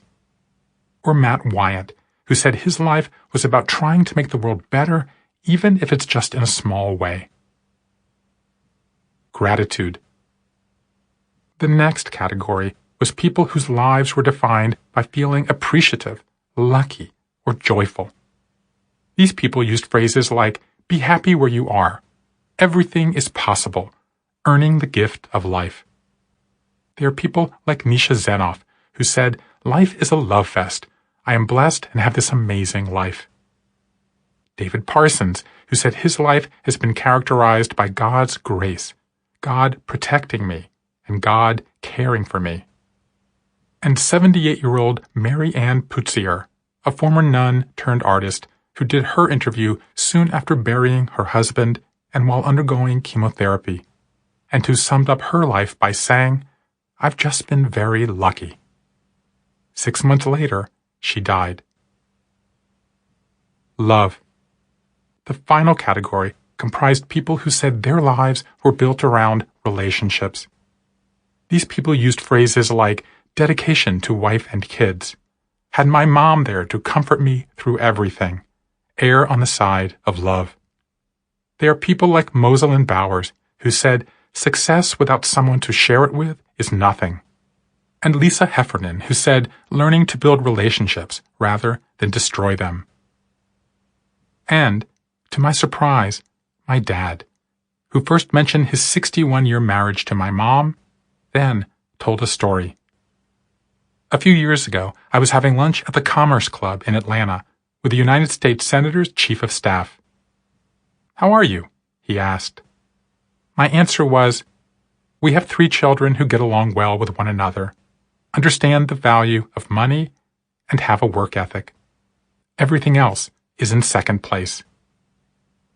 My lunchmate said, "I know everybody in this room, and no one else can make that statement."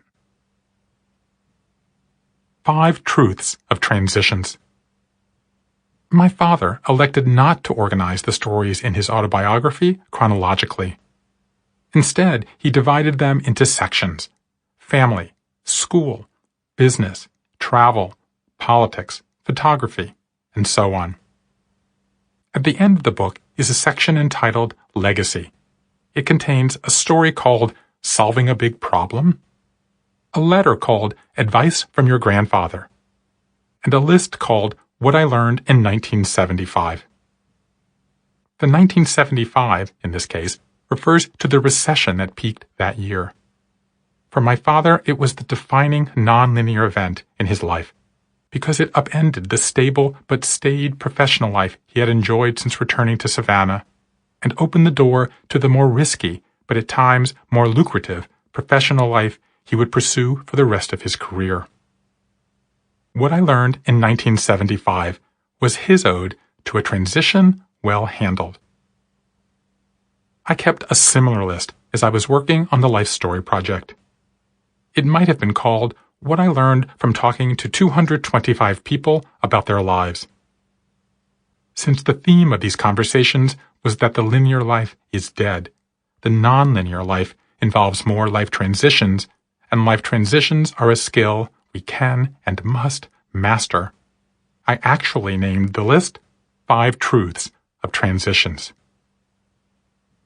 1. Transitions are becoming more plentiful. If I didn't find the idea of the linear life so misleading, I would find it almost quaint that for generations people embraced the idea that our lives followed 3, 5, 7, or 8 predictable stages. Insofar as that roadmap brought people comfort in the past, it can bring us comfort no more. We need different maps for different times. Crises aren't just for midlife anymore. Turning points don't care how old we are. Urges to overturn our routines don't follow handy charts printed in undergraduate textbooks. Life changes happen when they happen, often when we least expect them to happen, and at a pace that would have seemed unthinkable even a few years ago. The average adult will experience one life disruptor every 1 or 2 years. That's more frequently than many people see a dentist. 1 in 10 of those, around 3 to 5 in an adult life, will be so big that the person will undergo a major life change.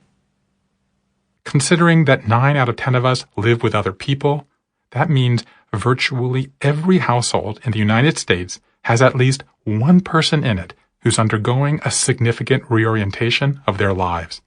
Sometimes more than one person. Sometimes multiple people undergoing the same transition. It's time we see ourselves as what we are, a people in perpetual flux. 2. Transitions are nonlinear. Life is not the only thing that's nonlinear. The transitions that fill our lives are nonlinear too. The first century of thinking about transitions, that they involve 3 precise stages we pass through at 3 precise times, has become grossly outdated. Transitions are not hopscotch. They're pinball.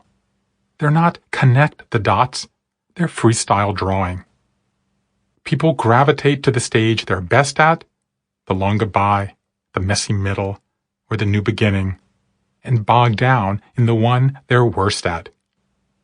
Even the most adept of us at managing life transitions have parts of the process we don't handle well.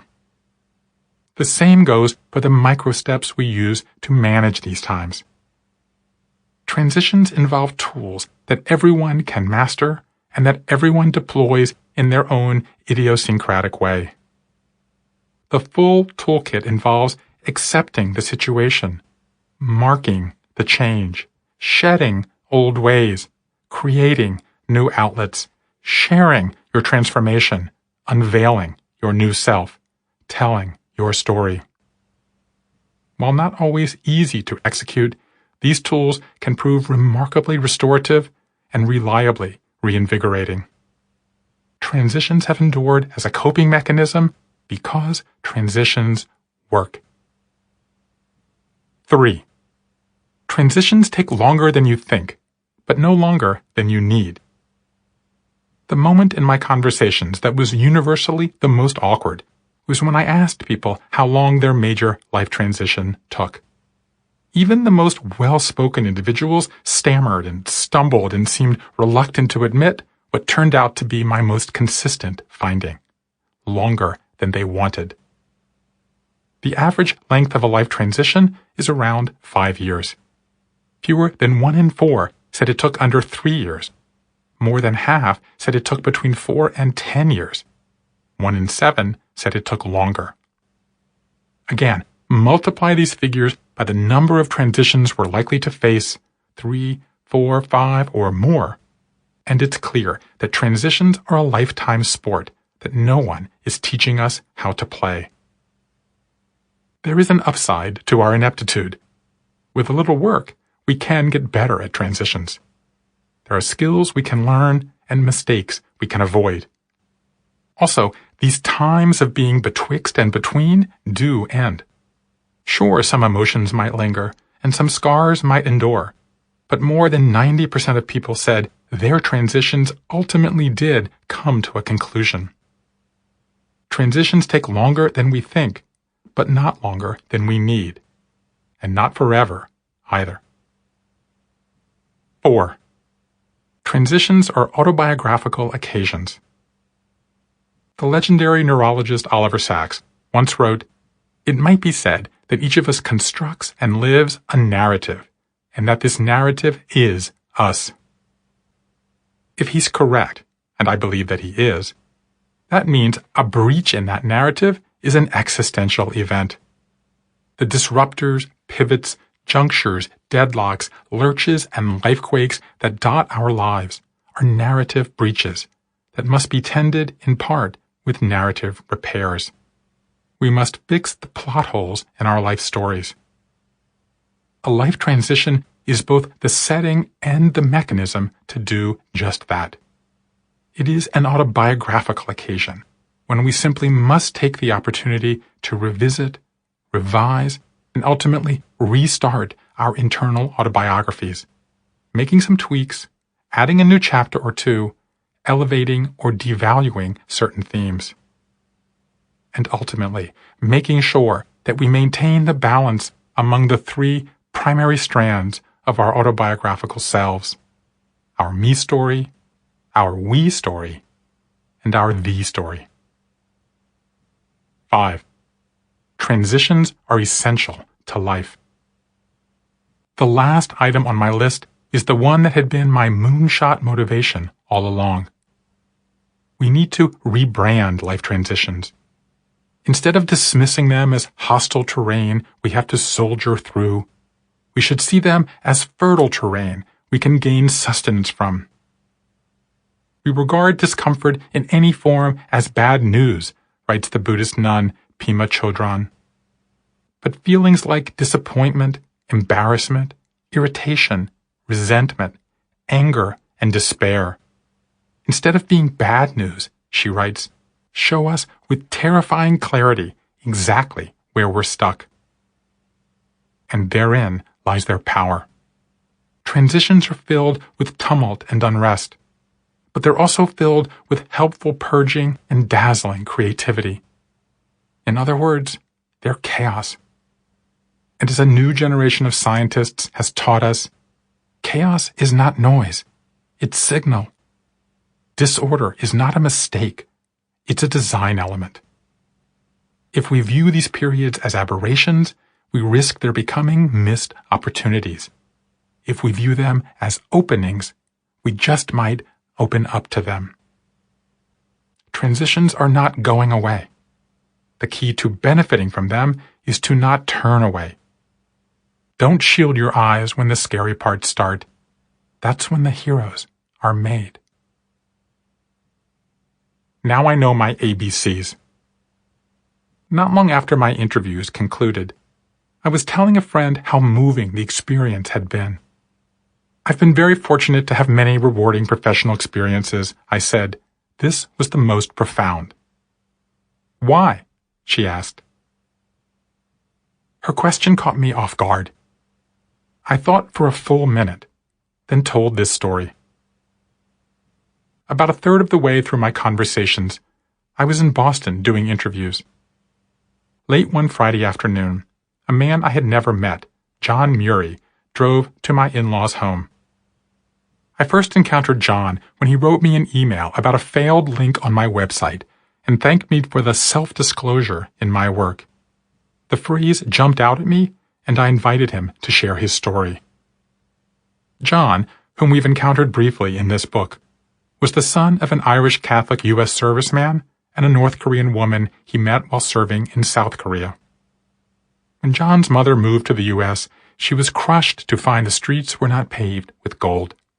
She cut her wrists and tried to drown herself in a bathtub while pregnant with John, then felt him kicking and changed her mind. She decided to live for me, John said. Actually, I think she decided to live through me. His parents separated a few years later. John grew up angry and violent, caught between two cultures and two warring parents. At 18, 2 weeks into his freshman year at Carnegie Mellon, he was walking along a street in Pittsburgh and heard the voice of God. He became a believer, transferred to a Bible college, and then moved to Massachusetts to open a church. He also married and had 3 children. Cleverness and hard work were my idols, he said.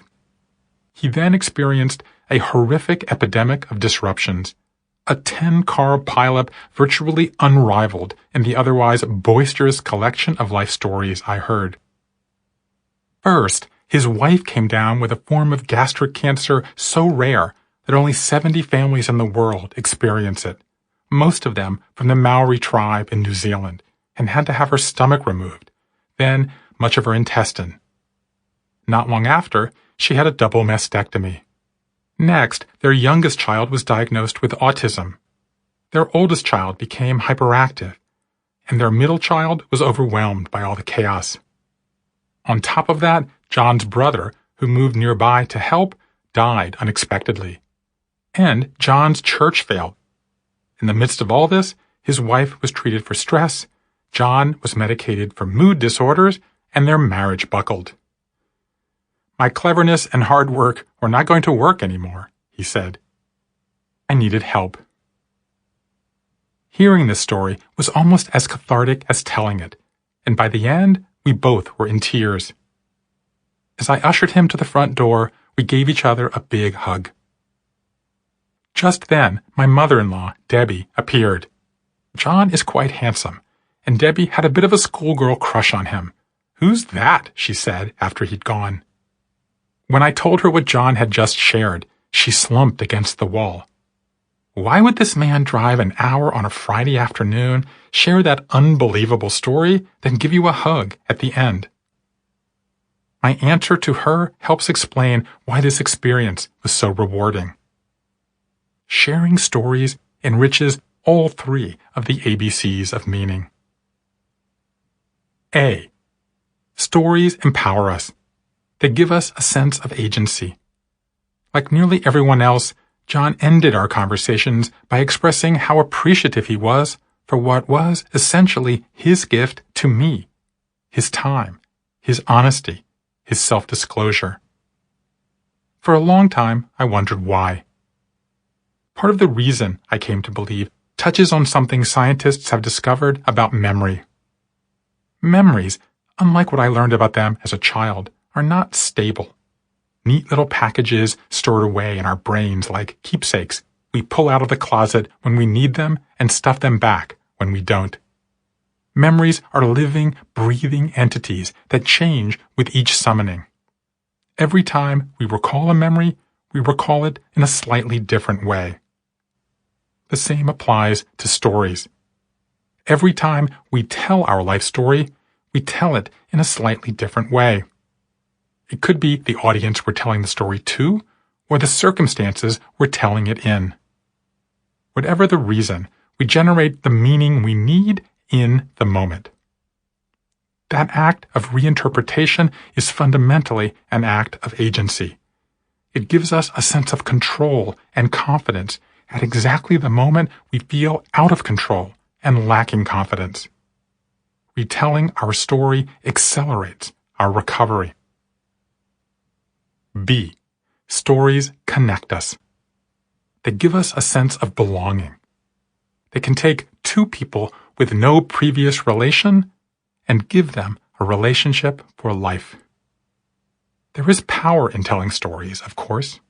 There is power in hearing them. But there is greater power in the interaction between the two. Just as nearly everyone said they learned something valuable from our conversation, I felt the same way. We created something together that neither one of us could have created on our own. And when it was over, both of us wanted the same thing: to do it again, to hear another story, to share the process with almost anyone we knew. And I do mean anyone.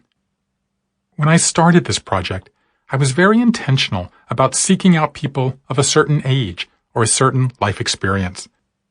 My wife was the first to tell me I was wrong. She was right. 25-year-olds turn out to have high points, low points, and turning points, themes, patterns, and shapes, just as much as 75-year-olds do. Life stories that appeared to be about one thing often turned out to be about another.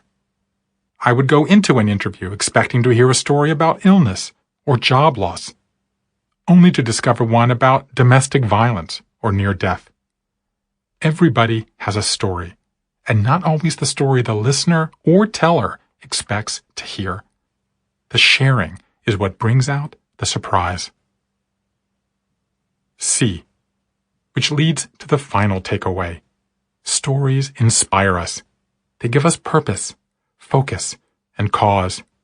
They make us more human and more humane. And yet, for whatever reason, we've pulled back from this oldest of pastimes. It's easy to think we live in a moment when tell your story is flashing in bright-colored lights all around us. Yet other than carefully curated snippets, the passing social media post, the fleeting holiday card, we actually don't do it very often. Certainly not in a way that's comprehensive, reflective, vulnerable, and meaning-making. We have become a generation of unstorytellers, which is one reason we're a generation of malcontents. We need to return to the campfire. And we can. It's as simple as saying to someone, "Tell me the story of your life." And when they're finished, say, "I'd like to tell you mine." Whatever happens next, both of you will emerge with a story to tell of your encounter and a new, meaningful experience you share. Out of the woods. At the end of my conversation with John Murie, I asked him the shape of his life. His answer? A winding river. This may sound corny, he said, but there's a Garth Brooks song that really made an impact on me. It's called The River. A dream is like a river, he says, always changing as it flows. We are merely vessels who must change as we go. That's what I feel like today, he went on. A huge part of my narrative coming out of this darkness is that my responsibility is not to change the world, but to be the right kind of person in the world. Unbeknownst to John, I spent a year traveling with Garth decades earlier for a book I was writing about country music. I heard him perform The River countless times. There's a line near the end of the song that captures perhaps the greatest insight I took away from listening to more than 1,000 hours of life stories. It's exactly the lesson I most needed to hear years earlier when my own life veered off course, hurtling me into a bog of anxiety, frustration, and fear. Even though we can't control the river, even though life is ever-flowing, ever-changing, ever-threatening, ever-maddening, we must choose to chant the rapids and dare to dance the tide. We must never give up on the happy ending. We must insist that our oscillating narratives can turn upward as well as down.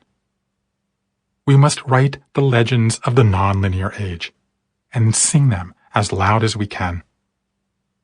And they should tell us that the best way to respond to a period of personal upheaval, the close of one story, the end of one dream, is to push through the darkness, paddle through the torrents, persevere through the woods, and to know we're not alone.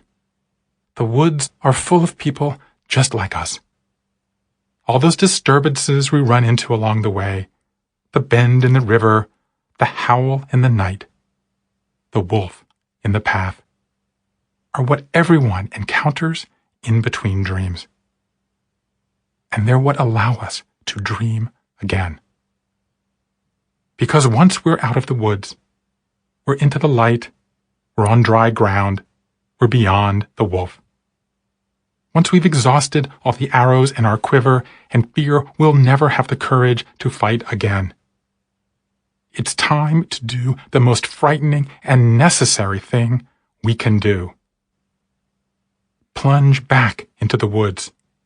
Dive back into the waters. Face down another wolf. Dream another dream. It's time once more to utter the most spellbinding, life-affirming words we can utter. The words that suggest a story is coming. Maybe even a fairy tale. Once upon a time. To add your story to future efforts of the Life Story Project, for information about doing a life story project with a loved one similar to the one I did with my dad, or to contact me directly, please visit www.brucefeiler.com. That's BRUCEFEILER. Thank you. This is Bruce Feiler. We hope you have enjoyed this unabridged production of Life is in the Transitions, Mastering Change at Any Age. This program was directed by Paul Rubin. Executive producer, Dan Musselman. Text, copyright 2020 by Bruce Feiler. Production, copyright 2020, Penguin Random House, LLC. All rights reserved.